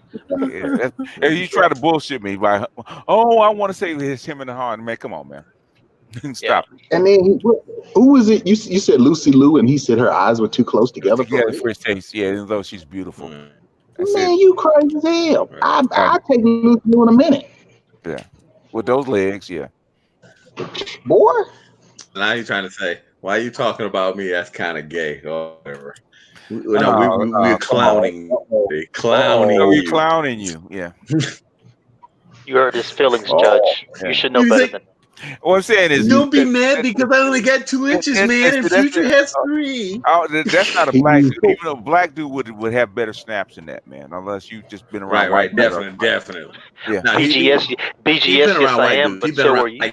He was sheltered. No, he's got some black in him, but he's been around white people all his life. To the fact is he was raised. And every time he got around any black, he said his parents and grandparents. That's exactly what it is. I keep telling you, the only person in their relationship that got black in him is his wife. He said it. I'm mixed. He said it right there. I'm mixed. I told you. I mixed with what? White and white. He was raised around white people because black people crack better than that. And you don't realize when you're being insulted. Let us see you. So he doesn't realize when he's being assaulted in the bedroom. Hey, you go back in there. We're having a threesome. Oh man, thanks, honey. Right. No, you're not invited. you can come clean up later, man. Like how many black people say, man? We gonna leave him alone. Especially with the long name. Black people don't say. Yeah. Hey, you know what he's saying right now? Knock it off, John Smith. Just knock it off, man. You know what he's saying right now? What? I am rubber, you are glue. Whatever you say back to me, master off the stick back to you. Yeah. See, I told her. He said Charles, it happened to you too bad. Okay. I gotta clear the record for John Smith real quick. I just need the mic for a second. Okay. John Smith, number one. I get more on accident than you get on purpose. I got more bodies than fucking Vietnam.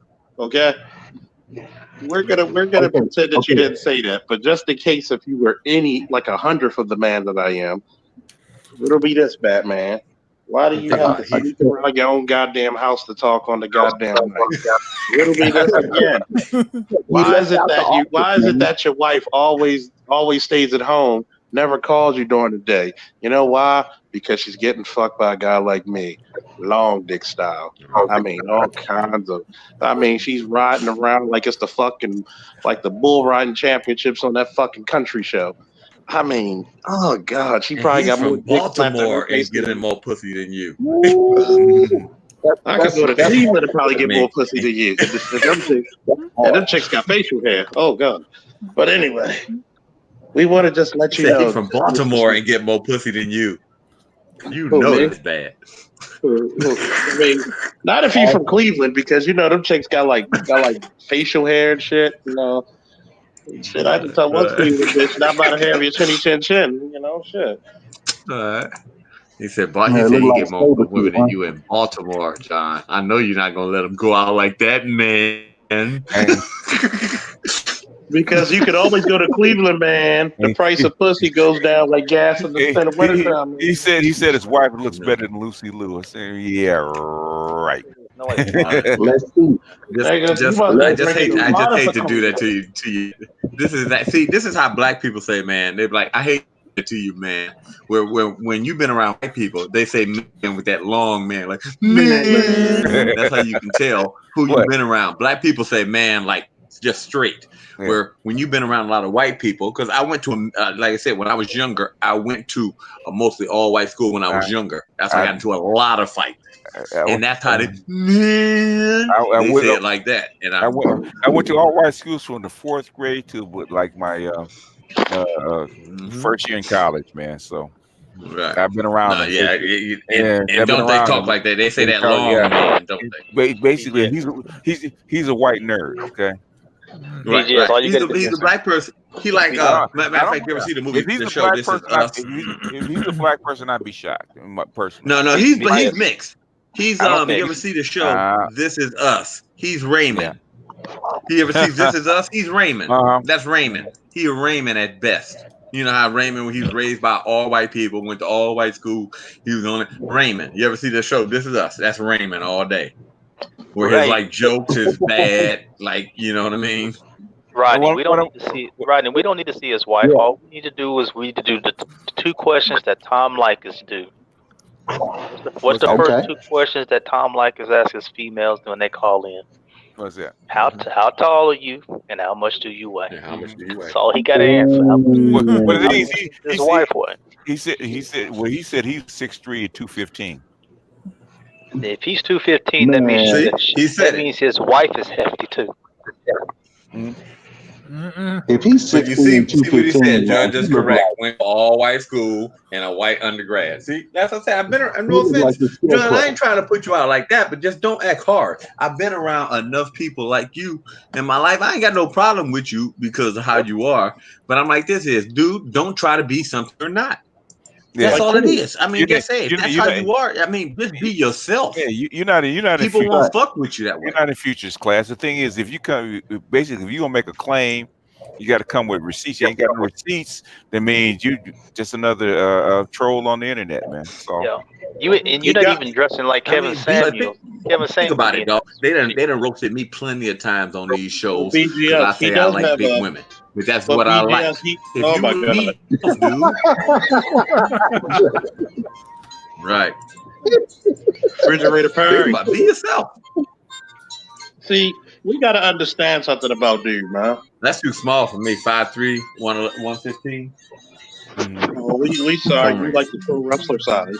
Yeah, you're a foot taller. Okay. BGS, who you paying, man? You paying and BGS, he did come with receipts, by the way. What receipts did he come with? His wife's. Oh. Because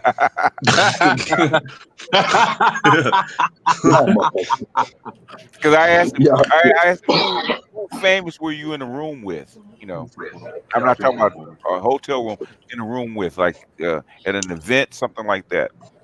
Well, I can't tell you that. Come on, man. Well, her father was very famous, cream of some dumb guy. Ooh, Charles Wagner, we're going too far with the cream jokes. Can y'all hear me? Yeah, we can hear you. Oh yeah. Yeah, BGS, you paying somebody again, man. Nah, hey, I don't have to. Every Saturday night is 1 or 2 or 3 idiots that's gonna call in and just talk some dumb shit. Right. Hey, they make it fun, dog. They make it fun. I think he's a bum because he has kids out of wedlock. Come on, man. Yeah. You live in Illinois too? Come on, man. Well, I mean, and then, You're right. I'm 6'3". I'm 6'3", 215 pounds. Charles. And 80% of my women were 8, 9s, and 10s. Bullshit. Man. Charles Faulkner. He's only been with 8 women in his whole life. And 2 of them, and 7 of them were plastic. But go ahead. He got about as much. He might have got about as much game. No, he's only been with one woman called Pamela. Hey, yo, Officer Charles. Yep. I just wanted to give you a props and a lot of respect, man. I listened in on that. Was it Chaos Reign?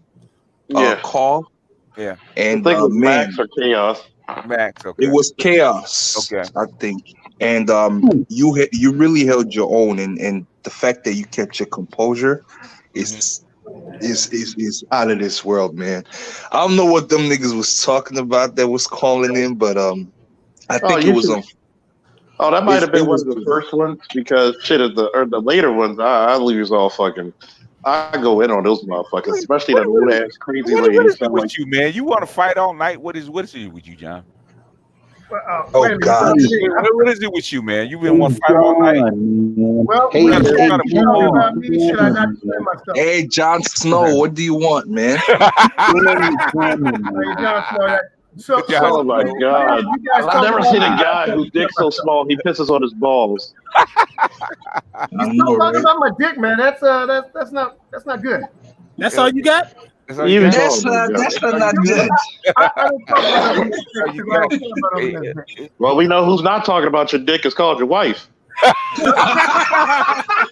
Well, Charles, that's good for you, man. That's funny, and you got your little pile-on crew. But if you I don't need to pile on.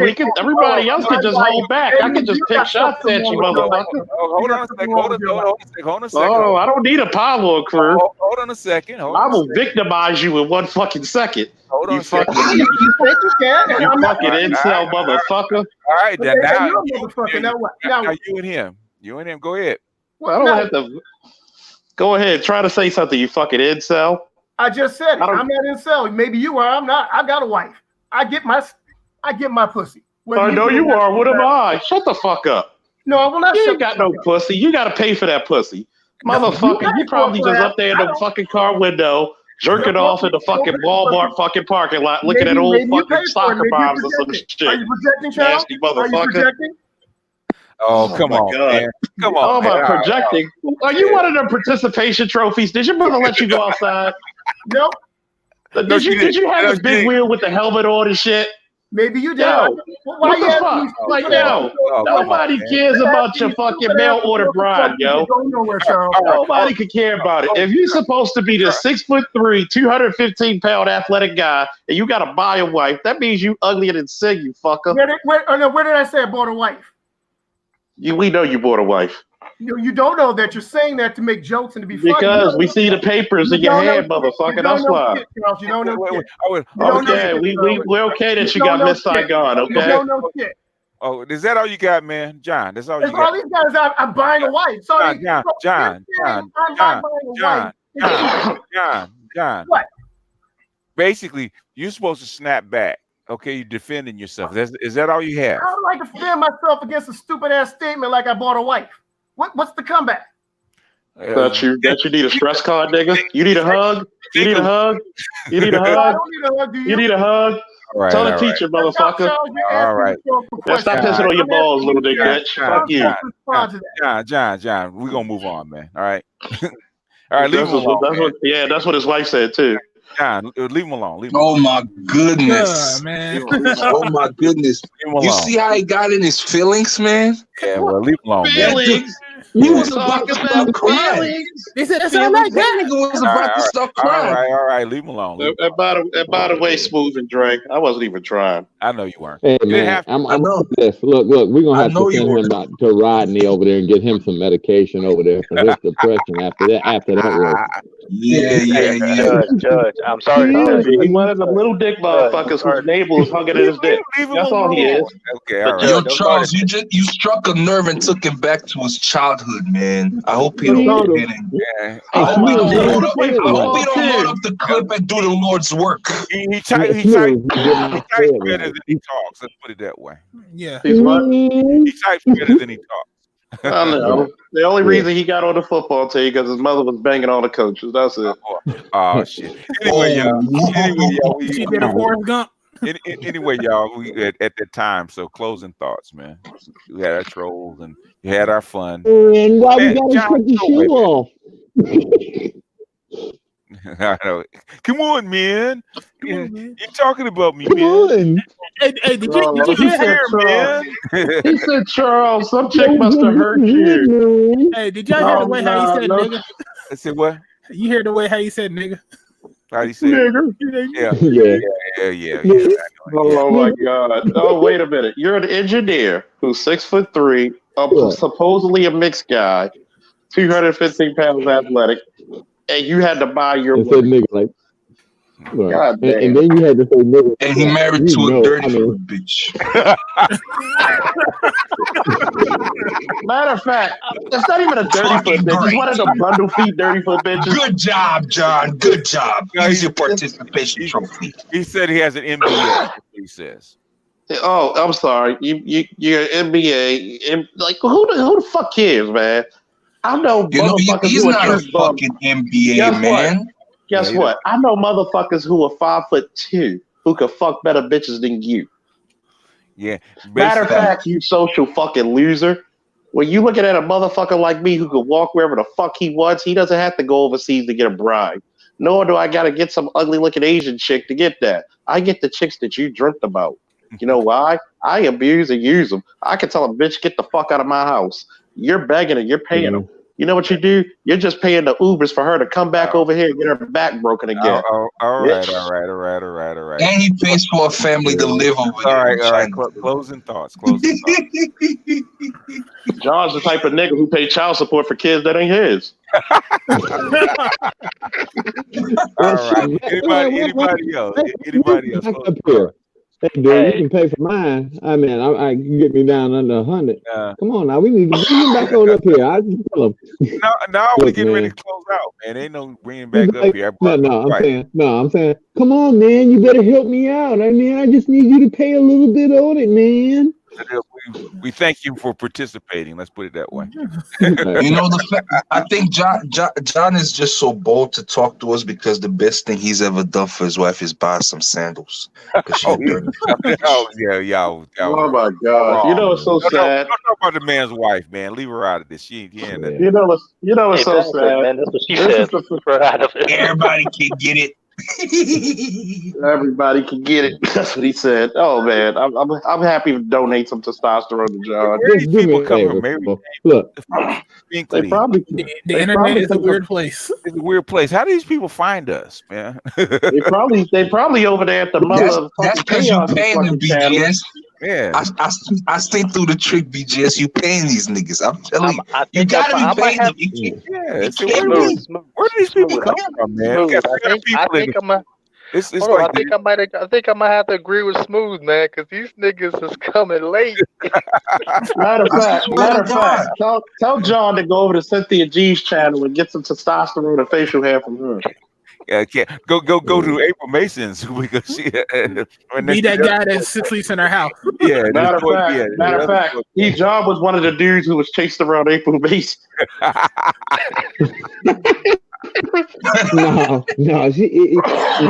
John was the dude from Player the one when they followed Diamond home. It was him. Like he was standing there with the daughter, like, "Can I get a dance?" That was him right there. Okay, right. But no, John looks like the retarded stunt double to fucking Ralphie from A Christmas Tree. All right, you guys. All right, I just want to let y'all know. I just want to let y'all know that appreciate y'all having me on tonight. I just want to let y'all know that for this very reason of you cracking on John, you have forever destroyed the black community. He will never come back to the black community. I don't think he was allowed back either. He tore up his black passport a long time ago with Lucy Liu. You mean his bought Lucy Liu? Hey, even though. Hey, Ally McBeal was his favorite show. Oh my God! The only thing whiter than that is 90210. God damn! I heard his wife's nickname is Sandalswood. Sandalwood. Oh, here I you heard go. it. Okay, here we go. Y'all ain't shit. BGS, I have a question. I actually heard his wife is fully articulated. Real quick, Smooth. Go ahead. You know about your Octane series. I wanted to know, is it possible, like for the men, is 100 octane and a realistic goal for a male to attain, or is it more of a thing? No. You know, 100 octane for a man is baller status. So basically, it's called money and basically social status. So basically, if you're a high level dude that has like Donald Trump will be a 100 octane dude, right? Because he has money and status, right? Athletes, entertainers, a high profile politicians, anybody with a high profile and a lot of money, 100 octane. So it's not really like a mindset thing either. It's more like just material. If you have to have the mindset to get there. Do you have the status and the money? Most people don't get there just just because they inherited money. Okay. Yeah, like your Mark Zuckerbergers or Jeff Bezos, those are special cases. Yeah, they're special cases. They became 100 octanes. Yeah. They basically they would be quasi ballers because they're not. They have a lot of money, but they really don't have what they call the cachet for like status. Most women wouldn't want to be in a room with Jeff Bezos, okay? Or Bill Gates, right? Or Bill Gates. Or John Smith. So say like who would you want to be in a room with? LeBron James or Jeff Bezos? Yeah, LeBron. Before, after, but you mean before the success? I'm talking about no. In other words, you talking about today? As Bezos is worth a lot more money, right? So is Bill Gates. But the thing is, basically, most women who would they pick if they want to be in a room with LeBron James or Jeff Bezos or Bill Gates? LeBron. So then, does that mean there's levels to 100 octanes? Then there's always levels to everything. It's just a social class, right? So what you're saying is that's the reason why Jeff Bezos changed up his swag. Like before he was dorky and nerdy. Now he's putting on swag. I got you. Swag because he wants a different kind of social status. Now, when he puts on that kind of high profile social status, like I'll tell you, different like Bill Gates was not a baller, but guess what? Stephen Jobs was, because he had social status and swag. Gotcha. Yeah, so that's the difference between a baller or 100 octane or the guy that's a very high 92. Yeah. So, but guys like that don't even basically exist in basically the regular octane series anyway, because they're like you said, they're special cases. And BGS, do you think that the richer, from like all these 100 octanes we're talking about, like your Jeff Bezos and stuff, do you think that it takes a black pill mindset to be on the richer end of these 100 octanes? So, like for example, Jeff Bezos. I hope I'm not mixing stuff up. Not necessarily.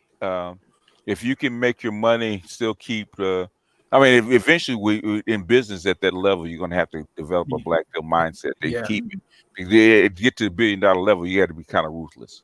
You can't be a nice guy, so you have to see the world as it is to get to that level. So probably so. You have to have a sort of a black pill mindset, because you actually it has to be there somewhere. Yeah, but even then, there's even levels to that.